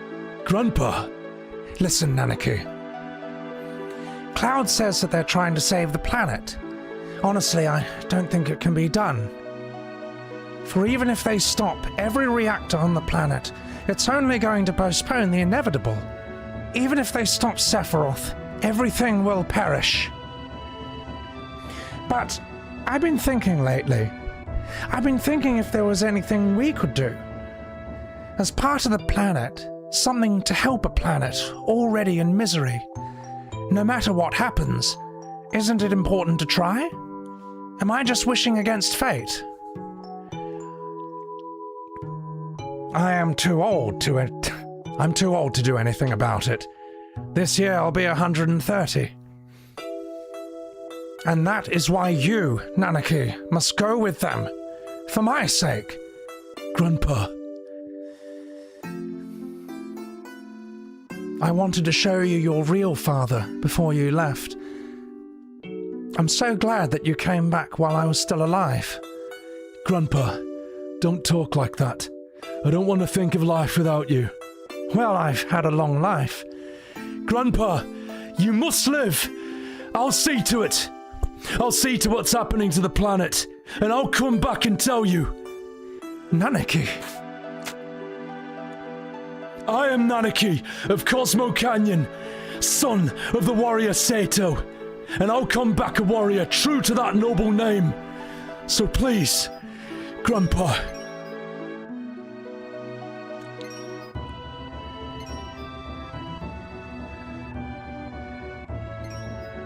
That's Sato. Sato's. Sato. Father.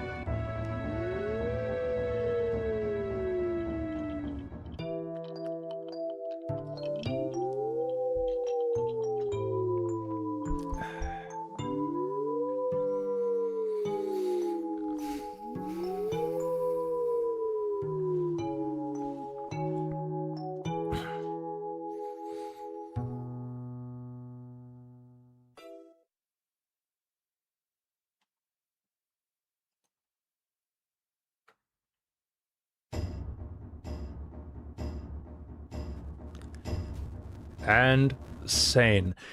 That scene is so excellent and so memorable for a number of reasons, and I'm going to break down what those are. The music is so gentle, you know? It's... yeah. The music is really gentle. It's, because that's what the scene is. It's a very intimate scene between a grandfather and, you know, how do I say this? It's a really intimate scene between two people just revealing a truth. And there's just so much good imagery in this, you know. The way that they reveal his father... oh, God, hang on. Oh no, I lost it. No, Ray. Oh, fuck. Let me get back there. I will get back there. I will analyze this. I'll analyze this. Like, this transition from the pre-rendered background to this sort of CGI thing, this is a technological flex for its time. And that's all it really needs to be, you know. It doesn't need to be a shouty scene. What's good about this scene is that it trusts that this reveal alone is enough to move you emotionally, and it succeeds at that. I don't know how you guys felt watching that, but there's a reason that people are annoyed with how this scene was treated later on. And it's great. It's, I don't know what else to say about it, really. What do you guys think about this? Yeah. I also think it's a good detail that Cloud and Tifa don't say anything. You know what I mean? Cloud can kind of sense the go, and he just kind of holds it back with a hand, like, wait a minute. And when Bugenhagen says, can you guys give us a moment? Cloud just nods. No words. Leaves. These two are the only ones with lines in the entire scene. And, I think there's just... what am I trying to say about this? This scene is brilliant in its simplicity, and it works because of its restraint. So, yeah, I think we can move on. Let's see how FF7 Rebirth improves that scene. All right, let's do this. The Watcher of the... Hang on. Let me do that again. Let's see how FF7 Rebirth improves that scene. See if you can spot the difference.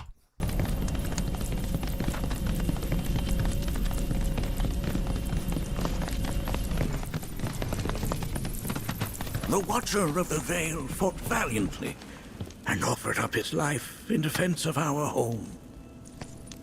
As you see, he still watches over us to this very day. Wait. Is that Seto? My father? No, there's no way. The poisoned arrows of the key transformed his body into stone. And there he has stood ever since, his watch eternal. Our savior. What about my mom? Did she know what had happened to him? Oh. Why, of course she did. It was, after all, she and Seto who asked me to seal off the cave. But why? Why did she never tell me the truth? Because she knew that if she did, you would attempt to seek your father out all by yourself. Your parents strove to keep our Vale safe. But there is one thing they fought even harder to protect.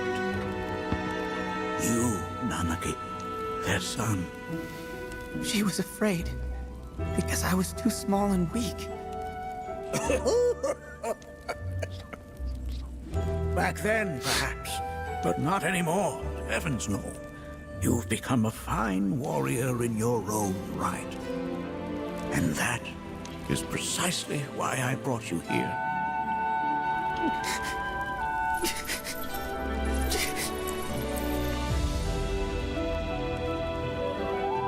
But this is not where your journey is meant to end, my dear boy.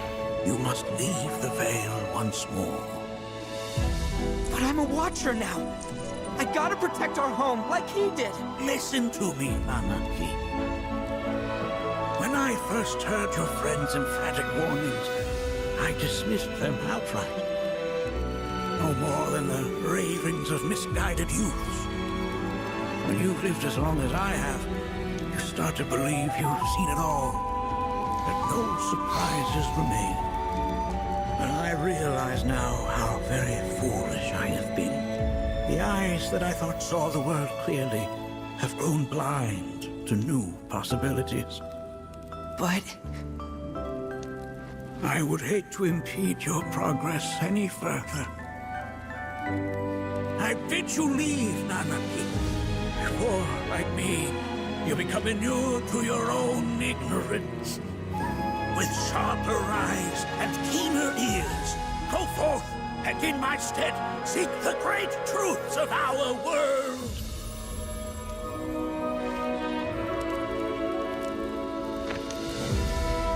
Look after him for me. don't worry, we will.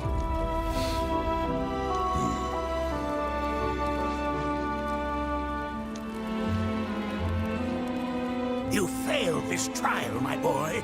Continue your training and try again. Are you up to the task, Nanaki? You bet I am. After all.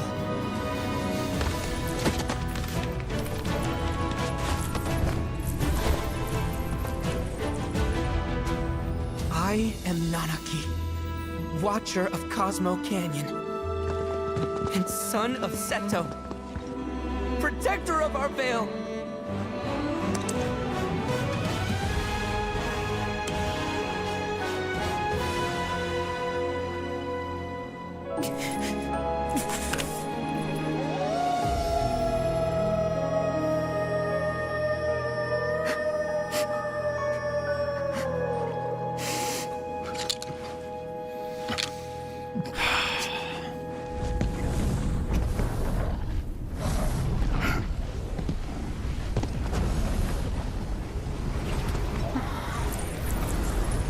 Hearken unto me.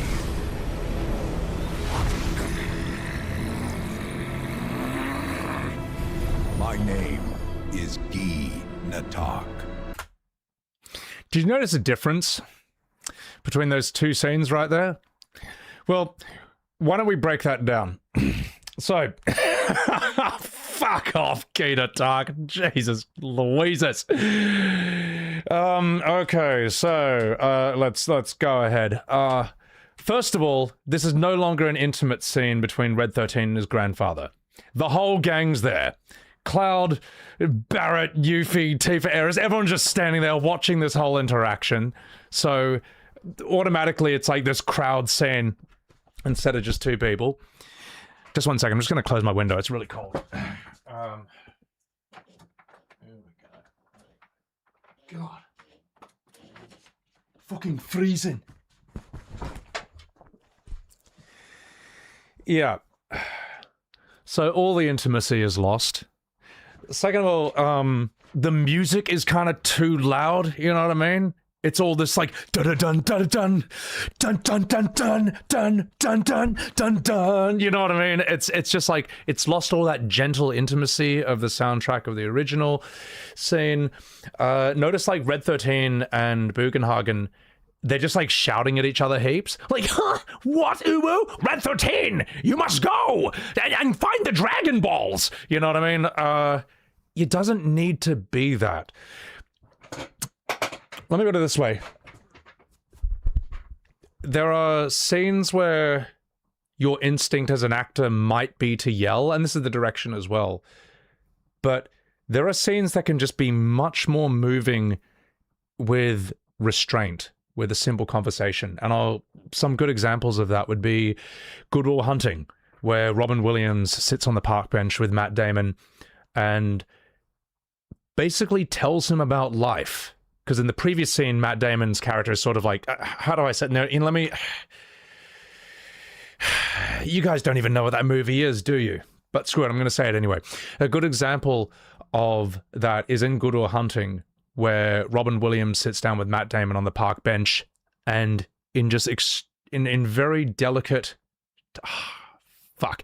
Oh, God, I don't know how to, there's no way I can explain this scene without it dragging the video a million miles, so I'm just going to say that you can have a scene be moving without you having to shout. Sometimes being gentle can be more moving than being loud. Now, what's the other one? Safe. This shit's just kind of... Oh, God, I mean... Jeez, that is a rough close-up, isn't it? It just kind of looks like a PS3 claw. But whatever. Let's say if all the writing and everything else was good, this wouldn't be such a big deal. But when they miss it, when you're screwing up the big things, the little things matter too. There's just... What else is there on this?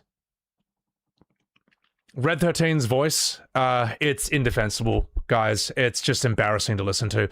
Don't even try to argue in favor of it. The argument's lost. You're lost, okay? I would argue that FF7 Rebirth would be much easier to defend if they didn't do this to Red 13's voice, okay? If you just kept it at some sort of like, you know, whatever it was in Remake, you know, where it sounded like this. If you just kept it like that, Rebirth would be easier to defend. It was GG for this game as soon as he went, ha! Everyone's a winner! Uwu Sugoi! As soon as they chuck that voice in him, it's done. It's over. Is the Japanese VA for Red 13 better? No. Because it's Usopp from One Piece. Now, Usopp's a good character. He's got a good VA. But Usopp from One Piece is not Red 13. Exactly the same character voice, exactly the same personality, and just to really drive it home, they gave him a pirate treasure side quest. Yes, Red 13 is king of the pirates. I'm not even making this up. Seriously, look it up. It's a real quest for him, specifically for him. It's trash. In fact, I do feel sorry for people trying to defend FF7 Rebirth at times, because when you get Red 13's voice, you just lose. You lose the game. Sorry, you've just lost. And then, let's make it even worse. God. This shouldn't be some big triumphant scene. It just should be gentle and intimate, and it should trust itself. It should trust the source material. And then Barrett has to cry, because Barrett is basically the game's way of letting us know that we're supposed to be sad during this scene. Oh, you're not crying yet? Well, instead of canned laughter, we have canned tears in the form of Barrett. Okay? Look, even a tough guy like him was like, shit. That even makes a tough guy like me cry. And then before the scene even has time to breathe, look what they've done here. Oh, God. Hearken unto me.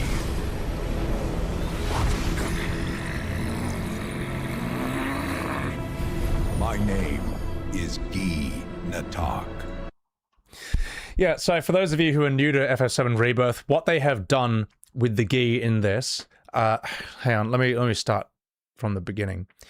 In the real FF7 from 1997, the Guy are nothing more than a savage tribe who tried to kill everyone in Cosmo Canyon. And Red 13's father got petrified, turned to stone in his battle against them, and basically won. That's all you really need to know about them. How else could I phrase it? Yeah. No, I can say that differently. In the original FF7, the Guy are a savage tribe who attack Cosmo Canyon, and Red 13's father basically dies, or gets turned to stone, fighting them off. Red 13 thought his dad was a coward. Turns out his dad was actually a hero who protected his homeland. That's kind of all you need to know about them. In FF7 Rebirth, though, for some reason, they've rewritten the Guy to be, here's what they are now. The Guy tribe are now an alien race who crash landed on Earth, God knows how long ago. And because they're aliens, they can't die. Because when you die, your soul returns to the life stream. Well, theirs can't, because they're not from this planet. So they're just alive forever. Which is why they created the black materia so that they could blow up the planet and finally die. But unfortunately, the ancients, the Cetra, stopped them from blowing up the planet. What a bunch of assholes the Cetra are for doing that. And that's literally how the game phrases it. Guy Natak here tells off Eris and said, your ancestors were a bunch of assholes because they stopped us from blowing up the world. And for some reason, Eris seems to feel guilty about this. I don't know what they're doing with this, but they're trying to rewrite this into some sort of noble, savage sort of idea. But it's really weird because what if these guys get their way, everyone dies? Second of all, this sets up another problem. If these guys, when you kill them, can't die because they're aliens, that means we can't kill Genova either. She's an alien. So even if we kill her, she's just immortal forever. Just rampaging around some crazy spirit killing everyone. Do you understand? This retcon, this thing they've added, trips up the original lore and creates problems that weren't there before. Yeah. They've kind of fucked their own lore with this idea. And, I think what they've done with the G in Rebirth is proof that just because something is more complicated doesn't mean it's better, doesn't mean it's cool. All they have done is they have added a bunch of moving parts to this that weren't there before that now trip up original parts of this game. What else was I going to say? Dragoon Knight. I'm not posting this on Twitter, my god. Lastly, I would say is that there was one other thing I wanted to say about these dudes. Just, it'll come to me. In one whiskey.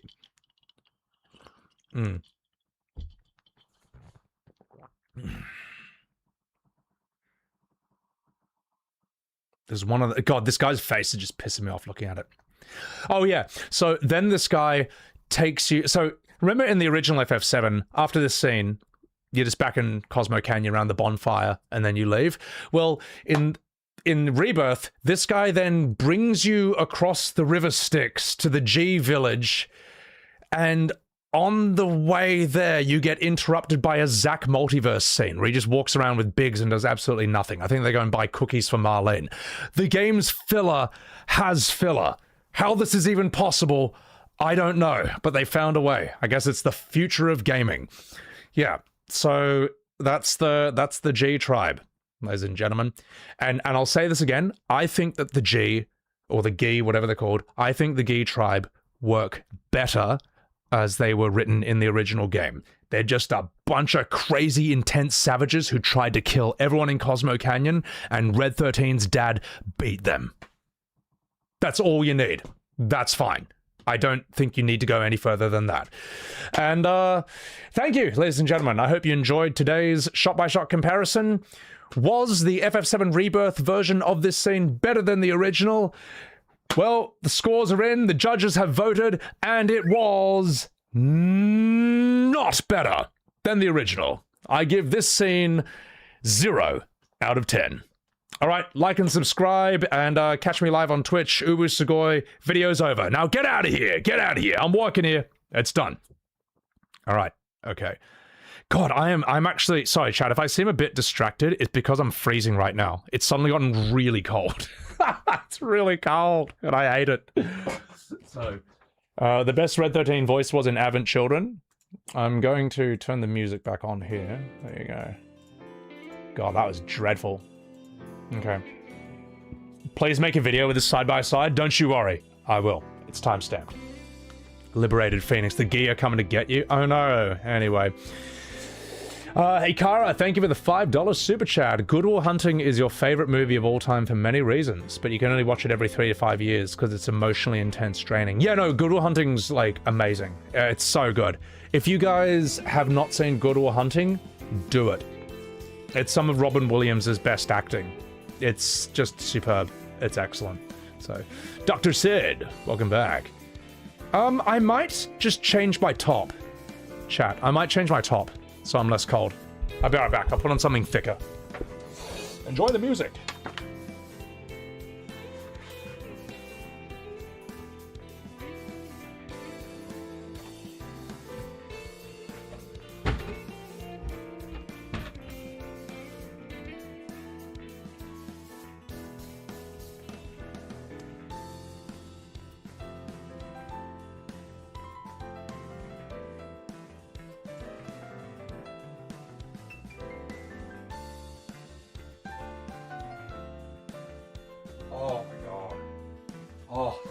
So much better. All right, I've got a thicker shirt on, and I just already feel better. I was actually freezing during that video, but I didn't want to lose my train of thought. So, the 40s music is good. Yeah, I think it's got a lot of good tracks. Is there any scene better than the OG? I don't think so. Like, I really don't think so. Like, not one. Like, not one, to be perfectly honest. So.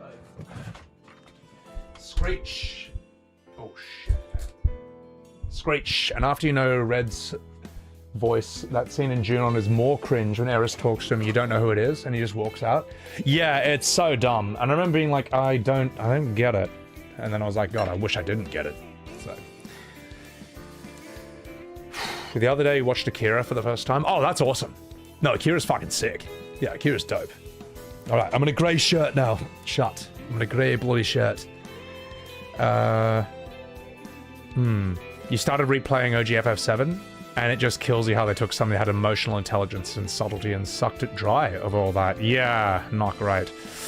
Yeah, William. We'll never get another actor like Robin Williams. Because it's interesting that he was originally a comedian, and when he transitioned to drama, he was better than a lot of people who specialize in drama. Like, how do you do that, man? It's insane. So, right. Let's do the next one. Oh, this one's going to be so bad. This one's going to be so bad.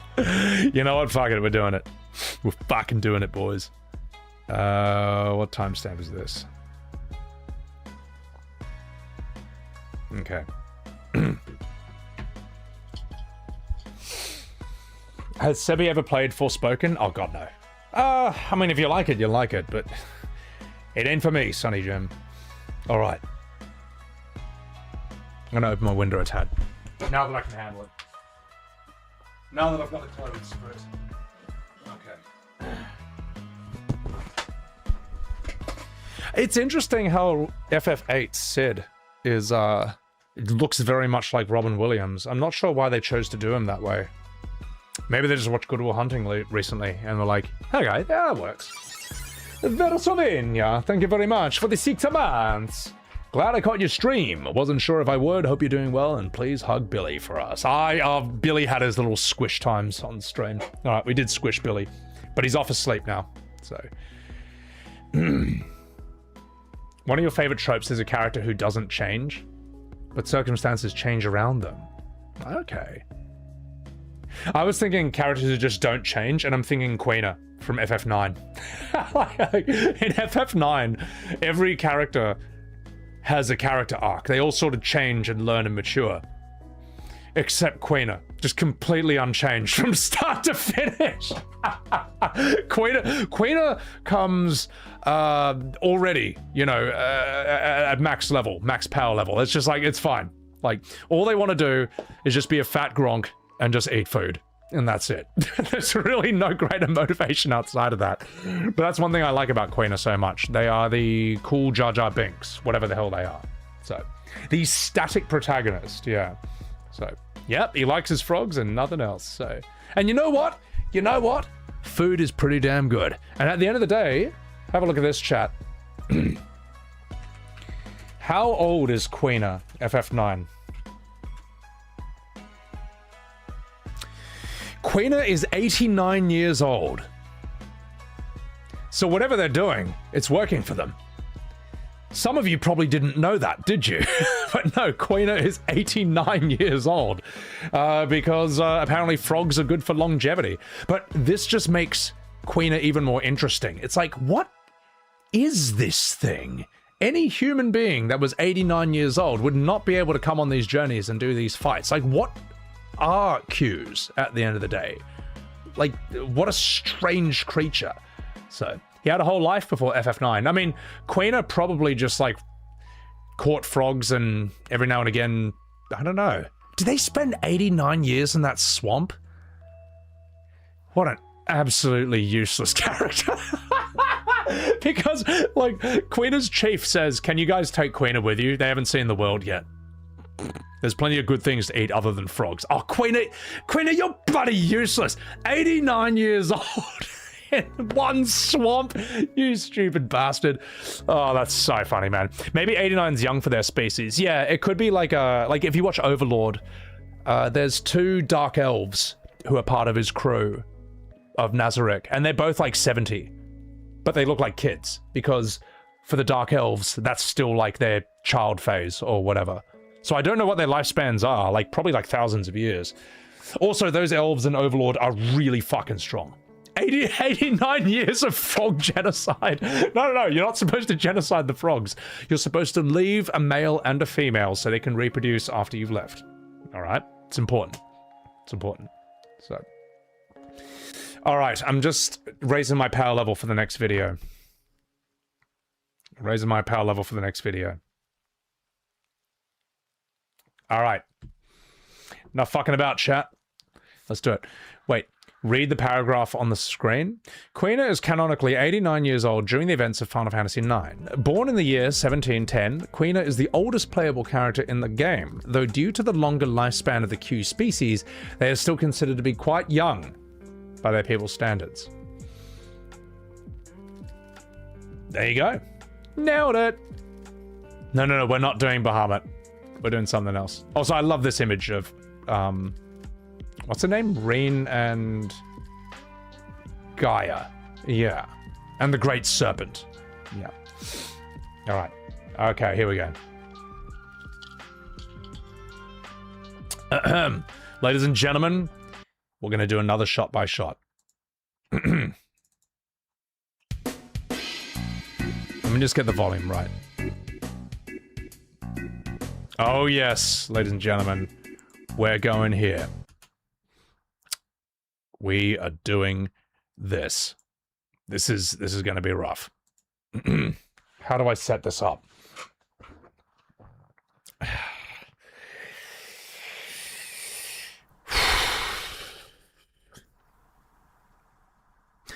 Hello, ladies and gentlemen. On today's episode of 95% the Same, we are going to be looking at the doorman in War Market, a character who had, I think, about 4 lines in the original game, and then we're going to see how FF7 Remake did this character.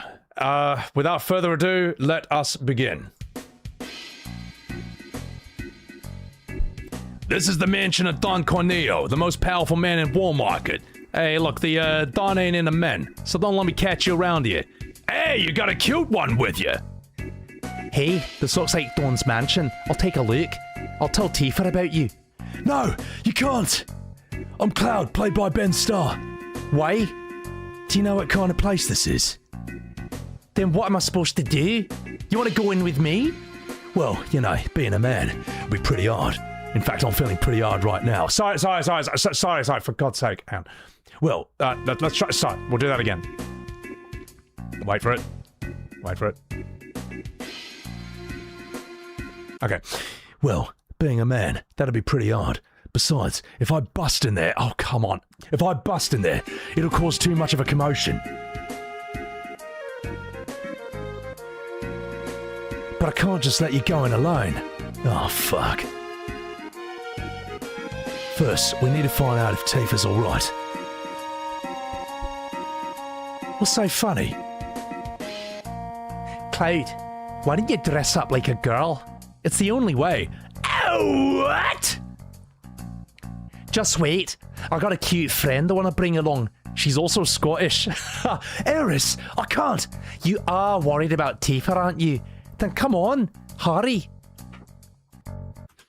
And then he gets the dress, and then we come back over here.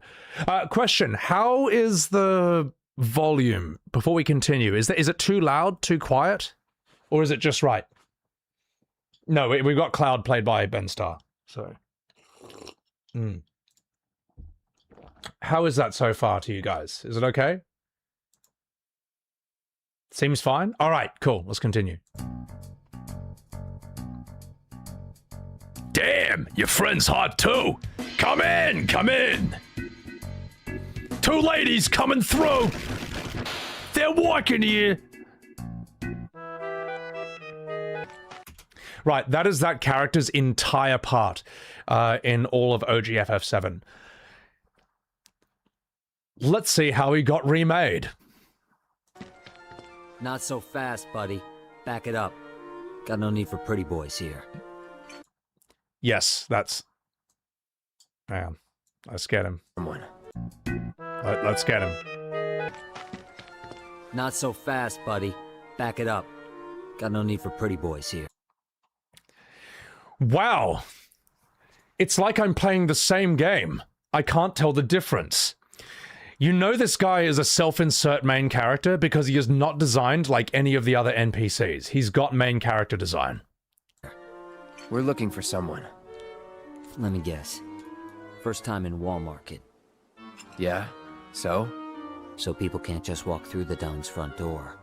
Especially men. How about me then? Can I go inside? Maybe, but you're gonna wish you didn't. You know Leslie? She's kinda cute. Homely, but cute. Excuse you? Kinda cute's not gonna cut it. Come on. Can't you help us out? Do you have any idea what you're getting yourself into? Aerith. Seriously, Les, she's not half bad. With a little work, I bet she'd clean up real nice. Cloud, requesting permission to kill. Denied. If you're really sure you want to join an audition, then you're gonna need to get official approval. It's like Marvel dialogue, isn't it? And who can give us that? The trio. The only ones in town who are considered authorities on Corneo's particular tastes. First, there's Chocobo Sam. And then there's Madam M over at the massage parlor. Last but not least, there's the Honeybee Inn's Andrea Rodea. They're an eccentric bunch, to put it mildly. And you should know they don't recommend just any girl stupid enough to come knocking. Duly noted. Thanks for the info. We'll be back soon. We'll continue in a bit. I just want to respond to this. Mune, thank you for the 200 bits. Anyone defending the Red 13 voice forgot about the teenage part of their life. Your 13-year-old son has a deeper voice than Rebirth Red. Actually, he's 16 in human years. He's supposed to sound like a baby. Yeah, I mean, no 15-year-old or 16-year-old sounds like Red 13. It just sounds like a guy trying to sound like a kid. What else can I say, man? Anyway, chat. Enough fucking about.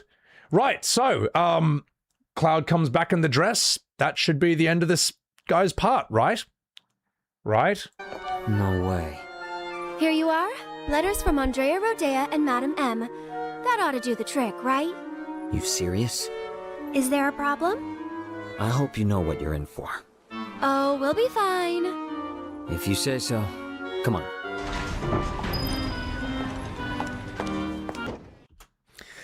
Okay, now you'd think that would be all the screen time. You'd think that would be all the screen time this guy gets in the game, but no.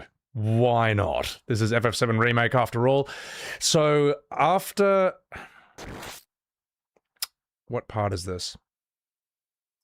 So after the pillar collapse, there's a part where you have to climb up the plate to get to the Shinra building so you can, you know, go and rescue Eris.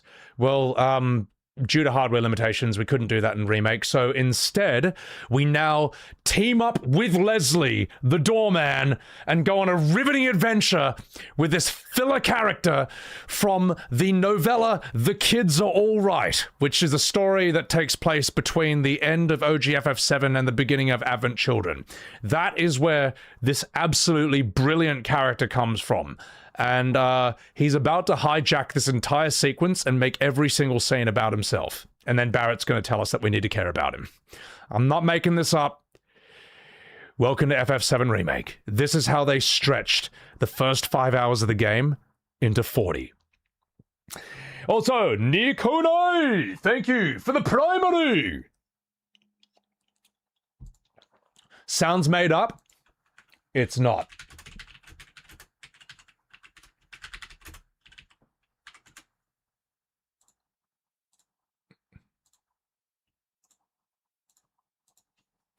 Sounds made up? It's not. Final Fantasy VII, The Kids Are All Right, a Turk side story by Nojima. It's this is real. So when you wanted a remake of OGFF7, clearly what you were asking for was fan fiction Fantasy VII. Let's begin.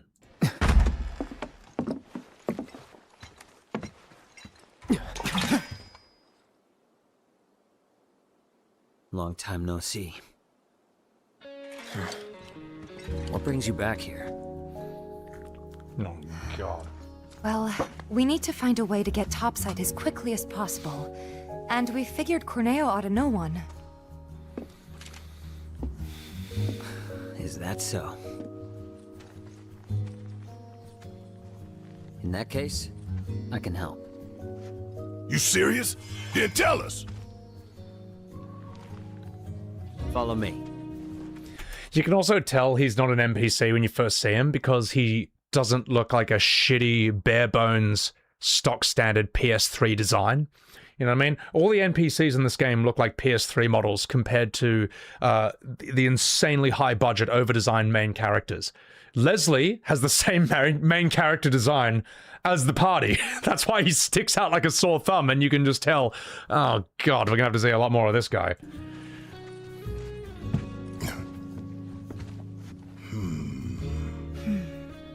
Let's just hear him out.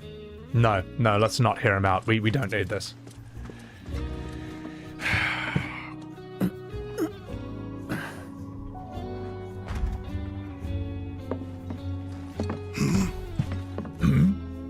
So, what's the deal with the hole? Unfinished business. If you three give me a hand with it, I'll give you what you need to get topside. You want us to go back into the sewers with you? What's down there? Filler. Corneo's hidey hole. That's where I'm headed. Lots of filler. You're not gonna try to screw us over, are you? If that's what you think, walk away. I'll find somebody else to work with. And you'll have to find another way to get topside. Notice how they're giving him a mate. Hang on. Just one second. Not gonna come back try here. to screw us over, are you?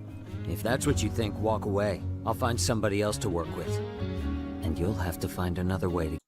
Notice how they give him, like, his own theme tune, and they give him a cool jacket? Like, they really want you to like this guy, but he just feels like a self-insert. Get topside.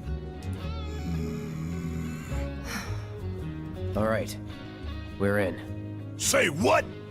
He betrays us, he dies. Fine by me. I'm the main character now. There needs to, you know that Captain Phillips thing where he's like, look at me, I'm the captain now. They should do one where it's like Leslie, he's like, look at me, I'm the main character now. And he's saying it to Cloud. That would be a good meme. Because it completely expresses this entire segment.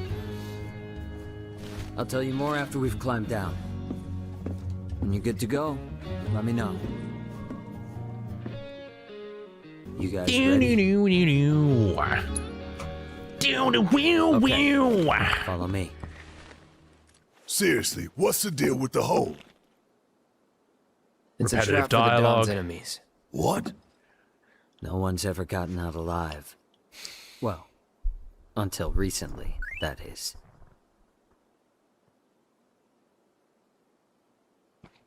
I'm going to read that super chat. From Eggman, thank you for the $5. Notice how this utterly takes away from Cloud and their agency. They're too dumb to figure out how to just climb up. They had to rely on an enemy. Yeah, well, they had to rely on a fan fiction character, on a novella character who they just want to shoehorn into this. Yeah, well, this is what I mean. Leslie hijacks this entire segment and makes every scene about himself. I'm not making this up. You'll see it in action right now.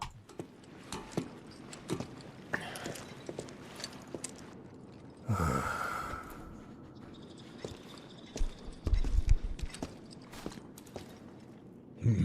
wonder what Leslie thinks about this. You are gonna hold up your end of the bargain, right? Long as you hold up yours. Yeah. I don't trust you and I don't like you. So if you so much as breathe in a suspicious way, I'll turn that face of yours into a honeycomb. I'd save your bullets for the monsters if I were you. Some are a lot tougher than you'd think. Hate to say it, but I can barely take them on my own. You, on the other hand, shouldn't have any trouble. Am I right? Let's get this over with.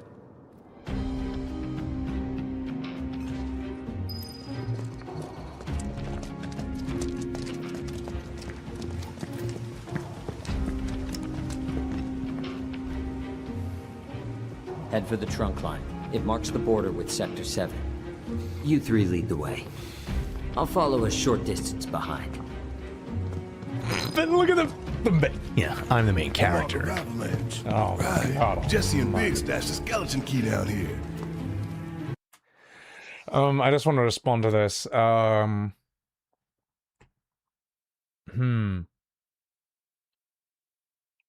sorry, I totally missed the chat.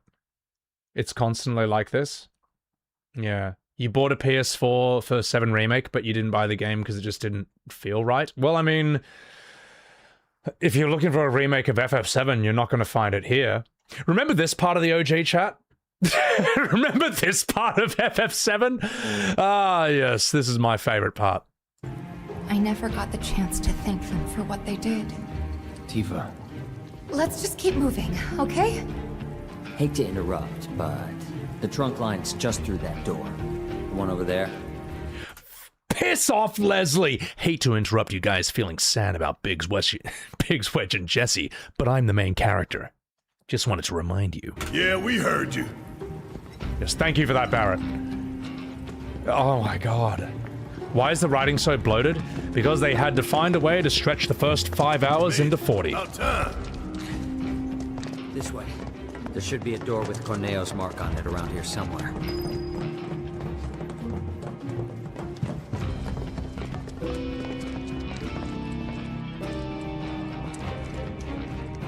Hey, wasn't this locked before? Your time to shine. Clear the path ahead, would you? Yeah. Can I ask you something? Why did you help us out before? You could have lost everything. Andrea, you told me to. That really it? I couldn't bring myself to let it happen again. Huh? It doesn't matter. Let's go.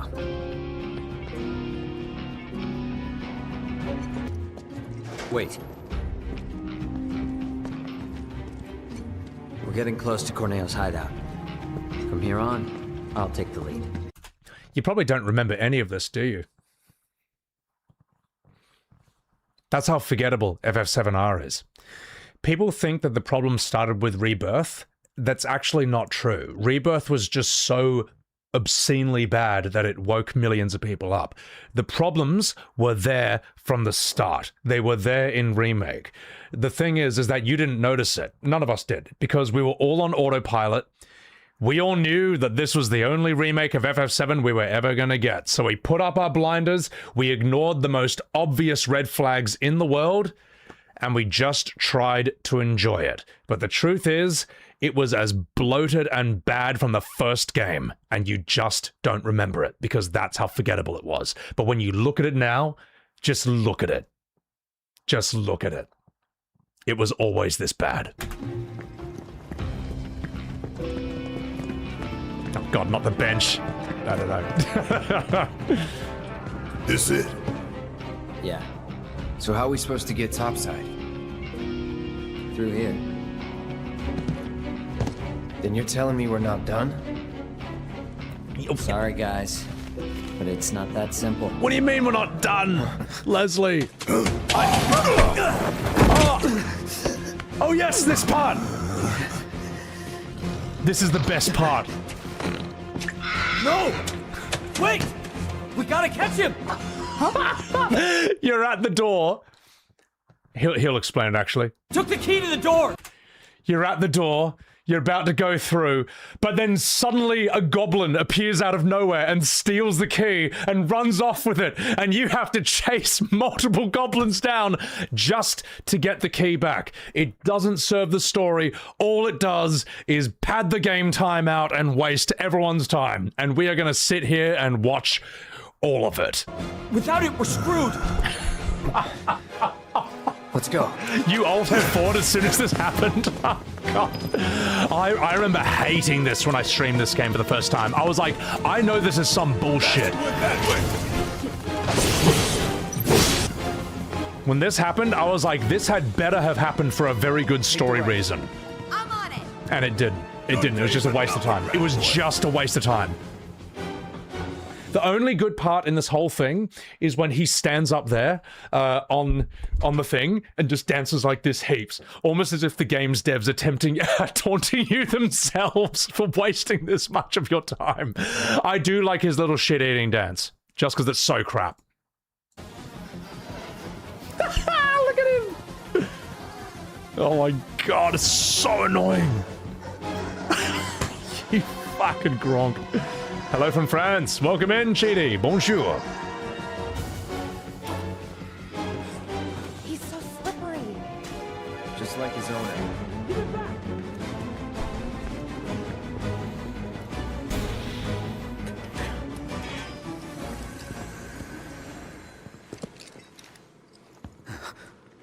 Give it back. That takes way longer to do in the game, by the way. Like, we're watching a 16-minute compilation that's just only Leslie's story parts. This actually, in game time, takes about an hour. It's so bad. It's so brutal. But anyway, guys, everyone, shh. This is a really important part of Leslie's story, all right? You need to care about this, because the game tells you to. Shh.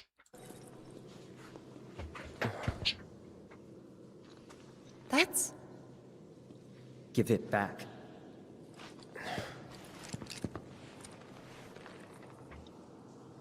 That's not a key. Sorry. That's not your pendant either. Were they family? No. It's just so dumb, the fact that Barrett's like, whoa, Cloud, Tifa, everyone stop. We gotta hear Leslie's story. The game goes out of its way to tell us we need to give a shit about this stuff. I feel like the real Barrett would be like, you just wasted our time. And now I'm gonna blow your fucking head off, or at least get the fuck out of you. This is not the same guy. Anyway. Were they family? No.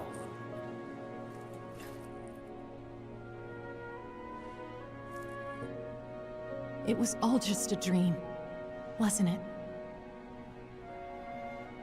But one day, no. Time to wake up and forget.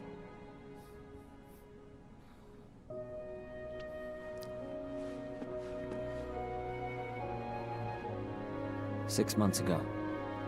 On that day, Corneo picked her as a bride. and on the next, she vanished without a trace. But before she did, she gave it back. Salt on the wound. Thing cost me a small fortune. Why did you want to come down here? Revenge. I know. How shit's the music as well. Also, what have they done to this game? What have they done to it? I know I need to let go, but I can't. I need closure, because without it, I'll never be able to move on. Oh! Whoa! Whoa! Whoa! Whoa! Whoa! Whoa! Whoa! Leslie will never be able to move on? Whoa, I guess Cloud, Tifa, and Barrett better stop everything they're doing to make sure this gets resolved. Like, I just... when you wanted a remake of FF7, this is not what you wanted. I'm not even going to ask if this is what you wanted. I'm telling you this is not what you wanted. All right? Anyone who said they did is lying. It's fine. As long as you get us topside, we're still in. Thanks. Here it comes. And don't worry. I got you. You all right? Oh, he did it! He said the line! He said the line! Shortcut. Oh my god, he did Follow it! me. He said the moment! It finally happened. Oh my god, chat. You've probably seen me spam this. Let me see if I can find it. I got you. You've probably seen me spam this clip on Twitter a billion times. Anytime anyone actually says something nice to me, it was like, you know what? At first I didn't like Sebi Webbs at first. Then I looked at his shot-by-shot comparisons and I realized, like, damn, he's actually right about these remakes. I might like them still, but they're absolutely not the same. And that's when I respond with one of these. You all right? How good's the music as well? Na na na na. And then heaps of loud footsteps. Silent Observer, thank you for the $6.70. While doing this for Leslie, Eris is getting human experimentation done to her. Yeah, exactly. We need to be rushing to save Eris. We need to rush. And instead we're standing around wasting time listening to the Leslie story. It's so bad. Oh. You know what? In a way, this is all worth it for that one meme. For Barrett to say, you all right? I know a shortcut. Follow me.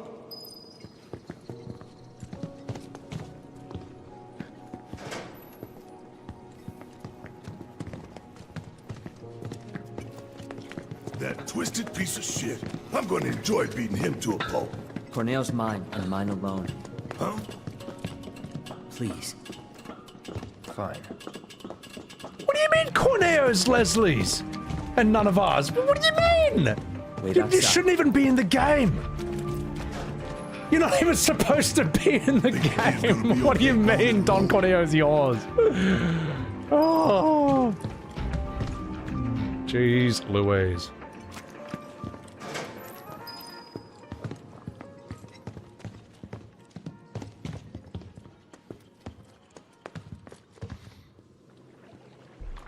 It's Leslie! Shh. Got some urgent info for the Don! Really important scene, guys. Really important.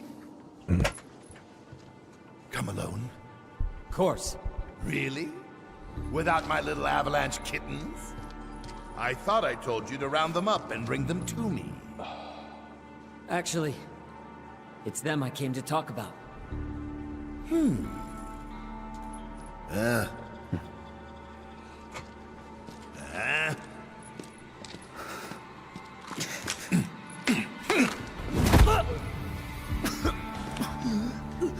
You're fucking useless, Leslie. You are so shit, man. You do realize that if you have a gun, you don't need to be like 2 feet away from the guy. That's a purpose of a gun, is you have range now. And how did you... look, this is not Bob from Tekken 8, okay? I doubt Don Corneo has extreme speed on his side. How is that how he disarmed him? This is so bad. This is so bad, chat. And again, you probably don't even remember this. even though you played FF7 Remake. And here's the crazier thing. Leslie in Remake has more screen time than some main characters in OG FF7, and you still don't remember who he is. That's how boring he is. That's how unnecessary he is. Leslie. I don't think I need to remind you why I'm down here. Spilling the beans to those 3 escape artists was a serious mistake. Now I'm on Shinra's shit list. The plate stunt was meant to be an unprecedented tragedy, claiming countless innocent lives. But those naughty little kittens organized an evacuation and screwed up the plan. Oh yeah, I forgot to mention that. In FF7 Remake, they evacuate everyone from the pillar successfully, and basically no one dies. I think almost no one dies from the pillar collapse in FF7R. Now, in the original, everyone dies. Fucking everyone dies. It's basically only Cloud, Tifa, and Barrett who survive it. And Marlene, because Eris stowed her in a safe place before all of that. But no, they are completely crushed. It's, not great. FF7 for modern audiences. Molzy, thank you for that super chat. You're off to play Yakuza Like a Dragon. See you later. Yeah, I mean, I would love to stream that at some point. I hear that's good. Screech, we need a Don Corneo shot-by-shot comparison. We'll get there, eventually. At the end of the day, I mean, they fucked up everything, so what else can you really do? You can do a shot-by-shot of literally everything in this game. So, the OG fan base died. 95% survived. Who said that? All right, we're getting back into this. Oh my god, chat. Sorry. I'll let you in on a secret. Shinra is going to abandon Midgar and build something close to paradise. I was invited to be a part of it. Dawn of a new and improved wall market. I'll be lucky to live another week.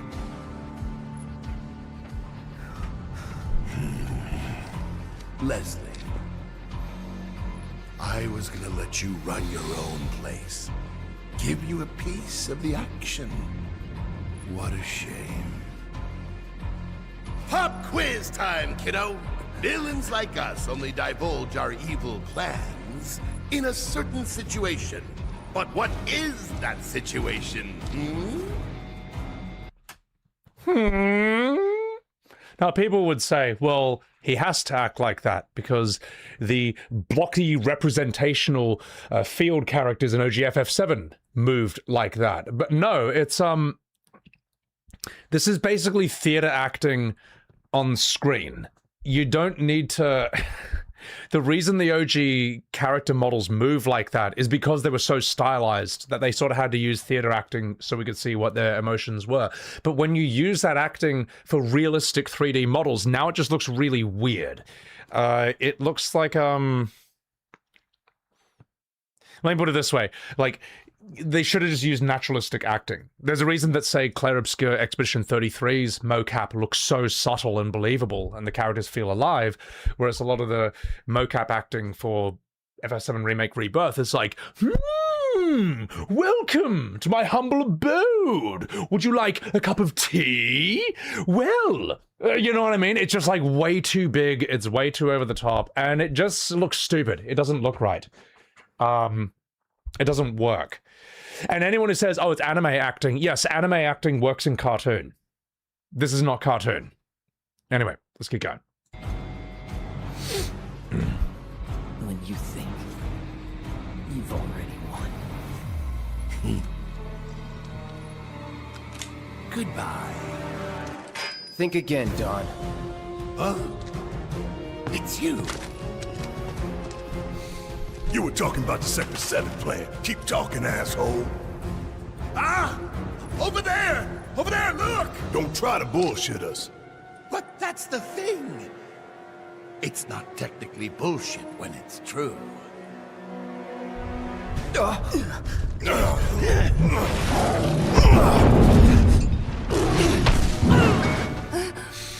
Oh no, Leslie, the main character. Good Abzu, feel free to play with your food. Gone out. Bastard!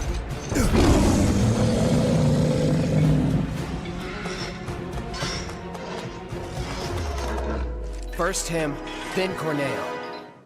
Yeah, that fight sucked ass. To my memory, I remember not enjoying that. What is this dialogue?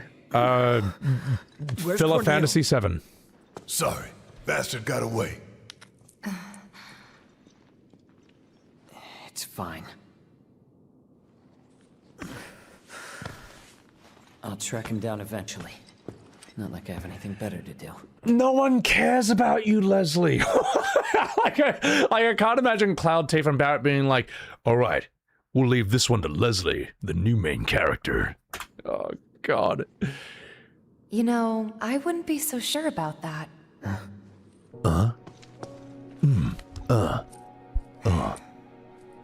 She could still be out there.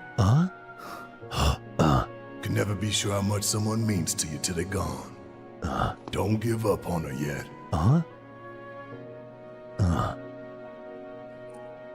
Was it a message? What was she trying to tell me?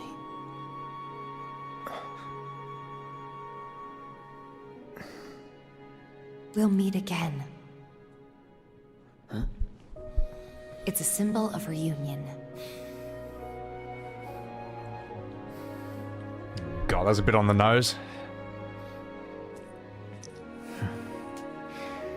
Then I guess I've got no choice but to find her first. Thanks. Hold up.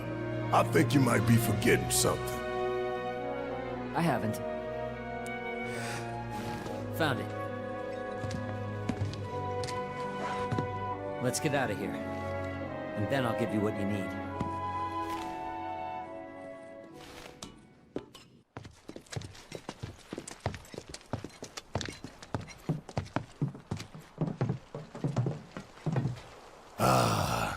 Taste that sweet Midgar small. This way.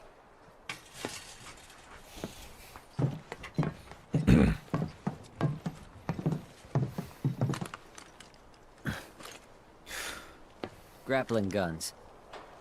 You can practically fly with the souped-up motors on these babies. Sector 7 is on the other side of that wall. The guns will get you over and past it, along with any number of other obstacles. But they're one-way tickets. So once you start up, there's no coming back. You should probably get your affairs in order, just in case. Thank you. Didn't tell you before, but we're looking for someone too. That right?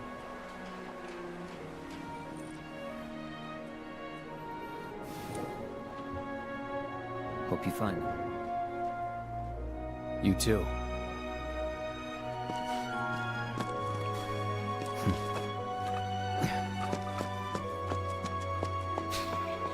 Hello, Runaway was so funny. Oh, God. Let's go.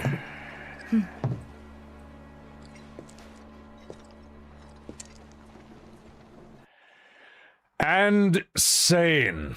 Ladies and gentlemen, that was the Leslie story from FF7 Remake. They stretched this character who had 4 lines in the OG into all of that, into what you just saw. When people say that, no, it had to be 3 games because you can't possibly make this size game into one. How do I say this? When people say that you couldn't possibly have remade FF7 into one game, I'm going to get this light. When people say you couldn't possibly have remade FF7 into one game, yes, you could have. Yes, you could have. Because none of this is necessary. None of it! All right? When people think this had to be 3 games, they're thinking, yes, if you include all of this. But when people say it could have been 1 game, what they mean is that you don't add any of this horse shit. None of this bullshit filler. None of this. Like, no one asked for this. No one asked for this, and anyone who did ask for this is someone whose opinion should not be taken seriously on literally anything. All right? So, ladies and gentlemen,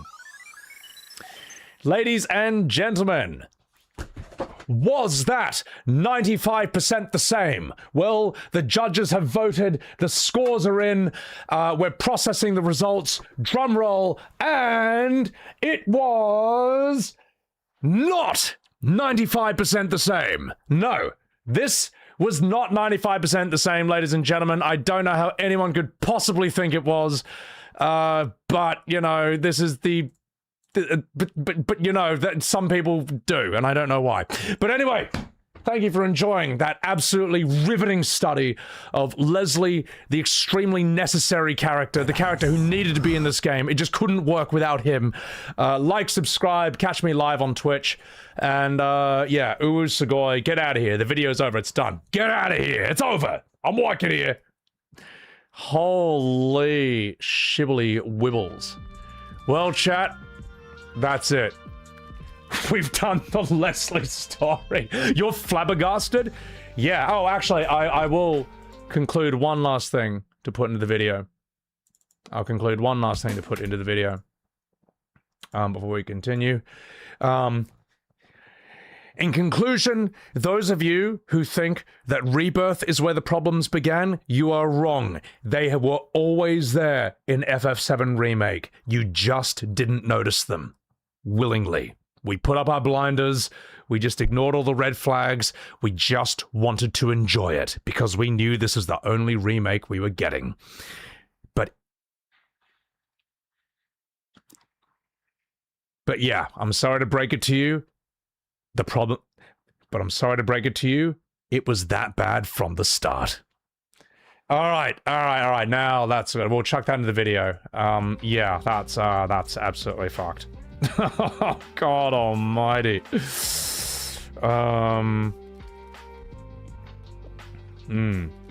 Brutal. Absolutely shocking.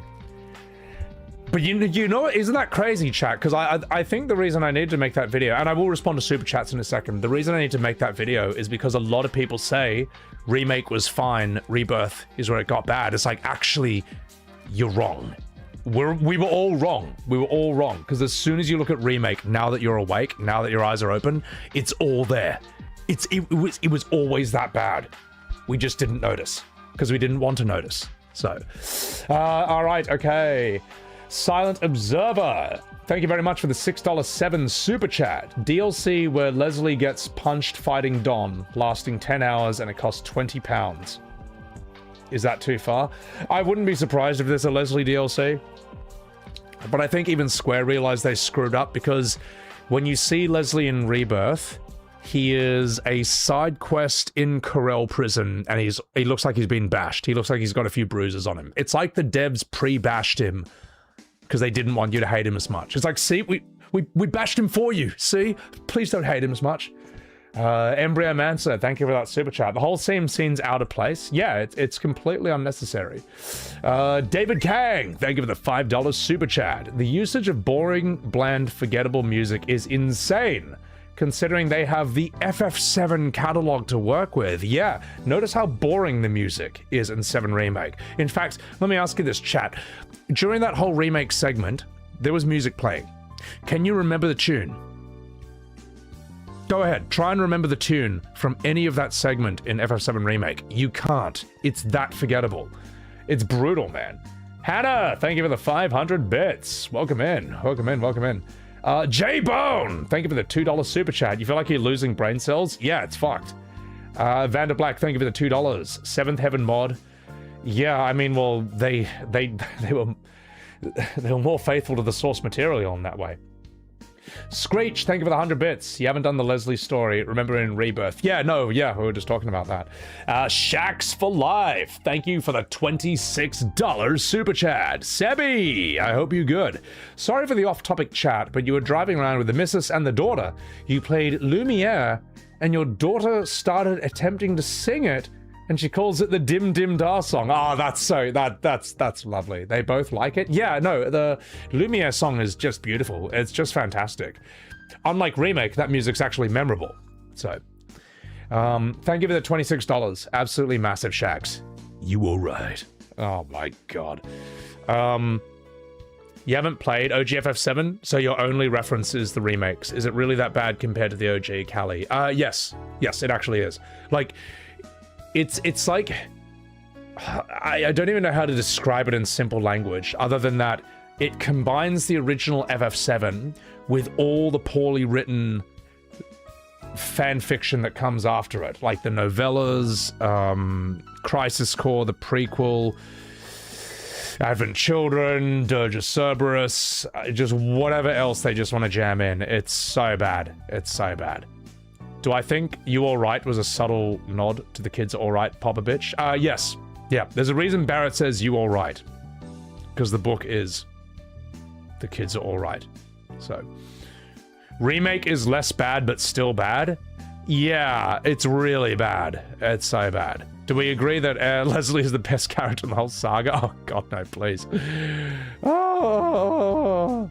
Let me catch up with chats here. The only notable improvements are the graphics and sound quality. Yeah, I mean... But the graphics are more modern, but the art style is less good. I mean, notice how forgettable everything looked in Remake, whereas in the OG, you remember pretty much every visual. It's different, man. It's so different. I wouldn't be surprised, Killer Condom, if Genesis and Angeal show up in Revelation. I really wouldn't be surprised, man. It's as if they remade Mass Effect, but the first game is the first mission stretched to 30 hours. And at the end of part 1, they show the Citadel from afar as a tease. Yeah, exactly. If Mass Effect Remake followed the same model, the first game would end when you arrive at the Citadel. It's just, oh my god. It's so bad, man. Yeah. What's the best remake original character? None. Literally none. They're all bad. Like, just all of them. Every single one of them. So, Leslie wasn't in OG FF7? No, he wasn't. They'll probably argue that he was, though. I wouldn't be surprised at this point. I do not have the energy for this. I don't have the energy for this. That's about as much as I can muster, chat. I don't have the energy for Bahamut or Blue Mage either. I think I'm kind of spent. I've been streaming for nearly 10 hours, guys. And you know what? I think that's a pretty good stopping point, in my opinion. So I will chat with you guys a bit longer, but I don't have the energy to record a new video. I just don't. So it's been a busy week, I can tell you that. Angeal makes sense? No, he doesn't. He shouldn't be in it. He shouldn't be in it. Angeal looks cool, and he becomes less cool every single scene he's in. I played Crisis Core recently. I saw it with my own eyes. Yeah, we'll do Blue Mage another day. We'll do Bahamut another day. We'll do... I enjoyed the tier lists, guys. I had a fun time with that, so... I think next stream I'll do another big recording sesh. And then I think I'll be good for a bit. Yeah. Then we can, do some games again. So... Oh, what you mean it makes sense that Angeal will be in Revelation? Oh, yeah, no, it makes sense that he'll be in it, but he shouldn't be in it. So, technically you could say he was in the OG as a doorman who says nothing. In the end, he was cooler in the OG. Yeah, exactly, he doesn't wear out his welcome. Tier lists are fun to see people's tastes and preferences. Yeah, no, I enjoyed that. Do a Sid tier list next. I think we got that. We done all Sids, all Leviathans, all Odins, all protagonists, all final bosses. All Moogles, and I mean we should do all main villains. That should just be there. All villains. It's a pity because OG Sephiroth is great, but he just gets worse and worse with every entry. Obscure summons. Actually, Bumbo, that's a good one. Thank you. I'm gonna say obscure summons, as in. Summons that really only appear in one game. So we'll have Knights of the Round, Eden, Diablos. Yeah, Anima. Atomos is a really good one. No, Atomos shows up in FF5. Or is Atomos an enemy in FF5? I forget if they're an enemy or summon. Either way, Atomos deserves to be there because he's so weird. Doom Train, yeah, Doom Train. You can. Is Hades? I know Hades is from FF7. I don't know if he shows up in other ones. Thank you for the stream, Kilth. Appreciate it. Appreciate it. Adramelic from 12. Nothing from 12. 12 doesn't deserve a mention. Yojimbo, yes, yes. Yojimbo's very good, and I reckon the sisters from FF10 deserve to be there as well. Kujata's quite interesting. Yeah. Valifor. Does Valifor show up in anything else? Yeah, unique summons is a really interesting idea. The sisters are from 4, but to my memory, they're an enemy. They're not a summon. So, Medine. I don't remember Medine from anything else.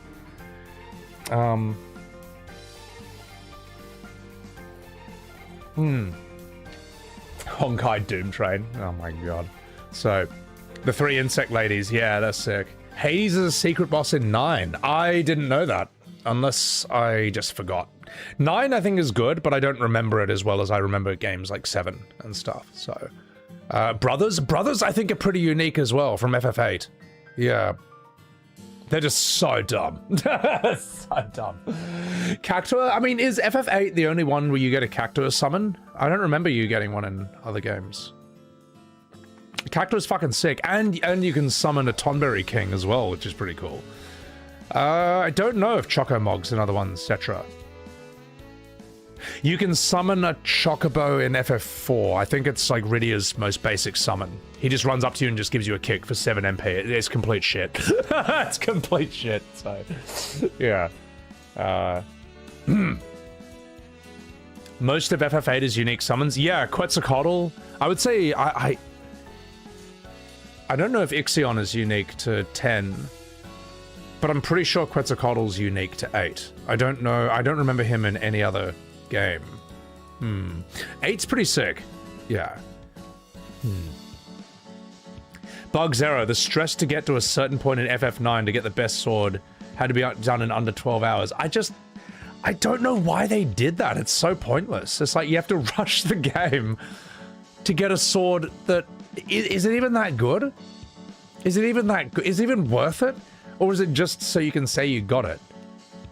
Maybe it was their idea of, like, creating a speedrun challenge before speedrunning was a thing. I always thought that was a... horrible challenge. Like, let me put it this way. I would rather dodge 200 lightning bolts than get to... Do I have to get to disc 3 or 4 for Excalibur? It's the most overpowered sword. It's a pain to get, but it is OP. Bragging rights, basically. Steiner does 999 at that point anyway. Well, that's the thing. I remember Steiner getting strong, like more than strong enough by the end of that. Tier list of the worst mini games.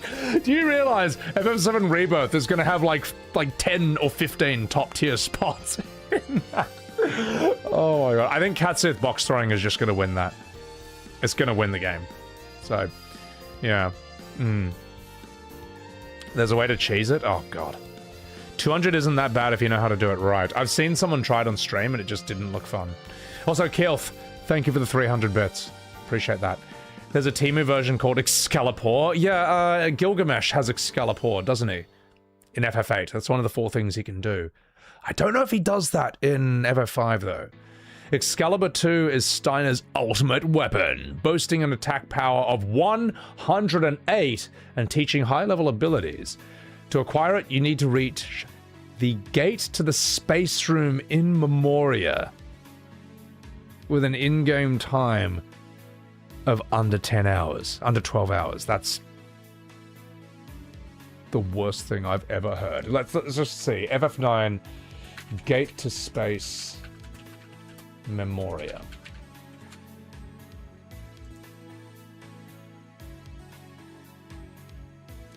This is so far into the game. Like, at this point, what's even the point? Like, what's even the point? This is the end of the game. This is the end of the game. What is even the point? Oh, this is horrible. Why did they do this? Why did they do... What? Squaresoft. Squaresoft. You weren't even Square Enix at this point. You were Squaresoft. Why did you do this? Why would you do such a thing? This is like Crater in Disc 3, man. Oh my god. So it really is for masochists and completionists. It really is for bragging rights, yeah. There's no point. Arkham? To 100% FF10 takes ages? Yeah, I didn't even bother with it. It's just too hard. Yeah, it's 95% of the game, right? This is... I'm gonna stop for now. E-Man, I'm still streaming? You're damn straight I am. Do a final boss battle theme tier list? I think I can't because of copyright music and stuff. Yeah, bragging rights, guys. Alright, guys, okay. This is the end of my tether. My brain is now a piece of poo in my head. And that's it. I gotta sleep, guys. It's about 6 a.m. in the morning. But this was a really fun stream. We recorded a lot of Big Chungus videos that I wanted to do. And yeah, I had a great time. So thank you everyone who has cheered bits to the channel. Bugs, thank you for the 250 packs. Absolutely gigantic. Thank you so much. Appreciate the hell out of that. Thank you guys for the super chats. There were so many of them. Thank you so much. Thank you everyone who followed the stream, and thank you everyone who just lurked and enjoyed the show. You guys are awesome. I am going to turn all of these videos into long-form videos for the main YouTube channel, and oh my god, Bugs.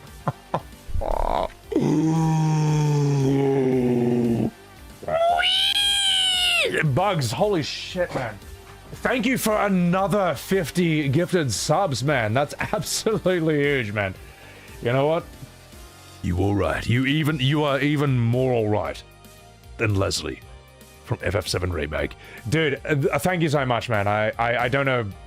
Yeah, I can't say thank you enough, man. That's absolutely huge. Guys, if you got a sub from Bugs Era, you better say thank you, and you better say you alright. Even more enthusiastically than Barrett said to Leslie. Bugs, that's just huge, man.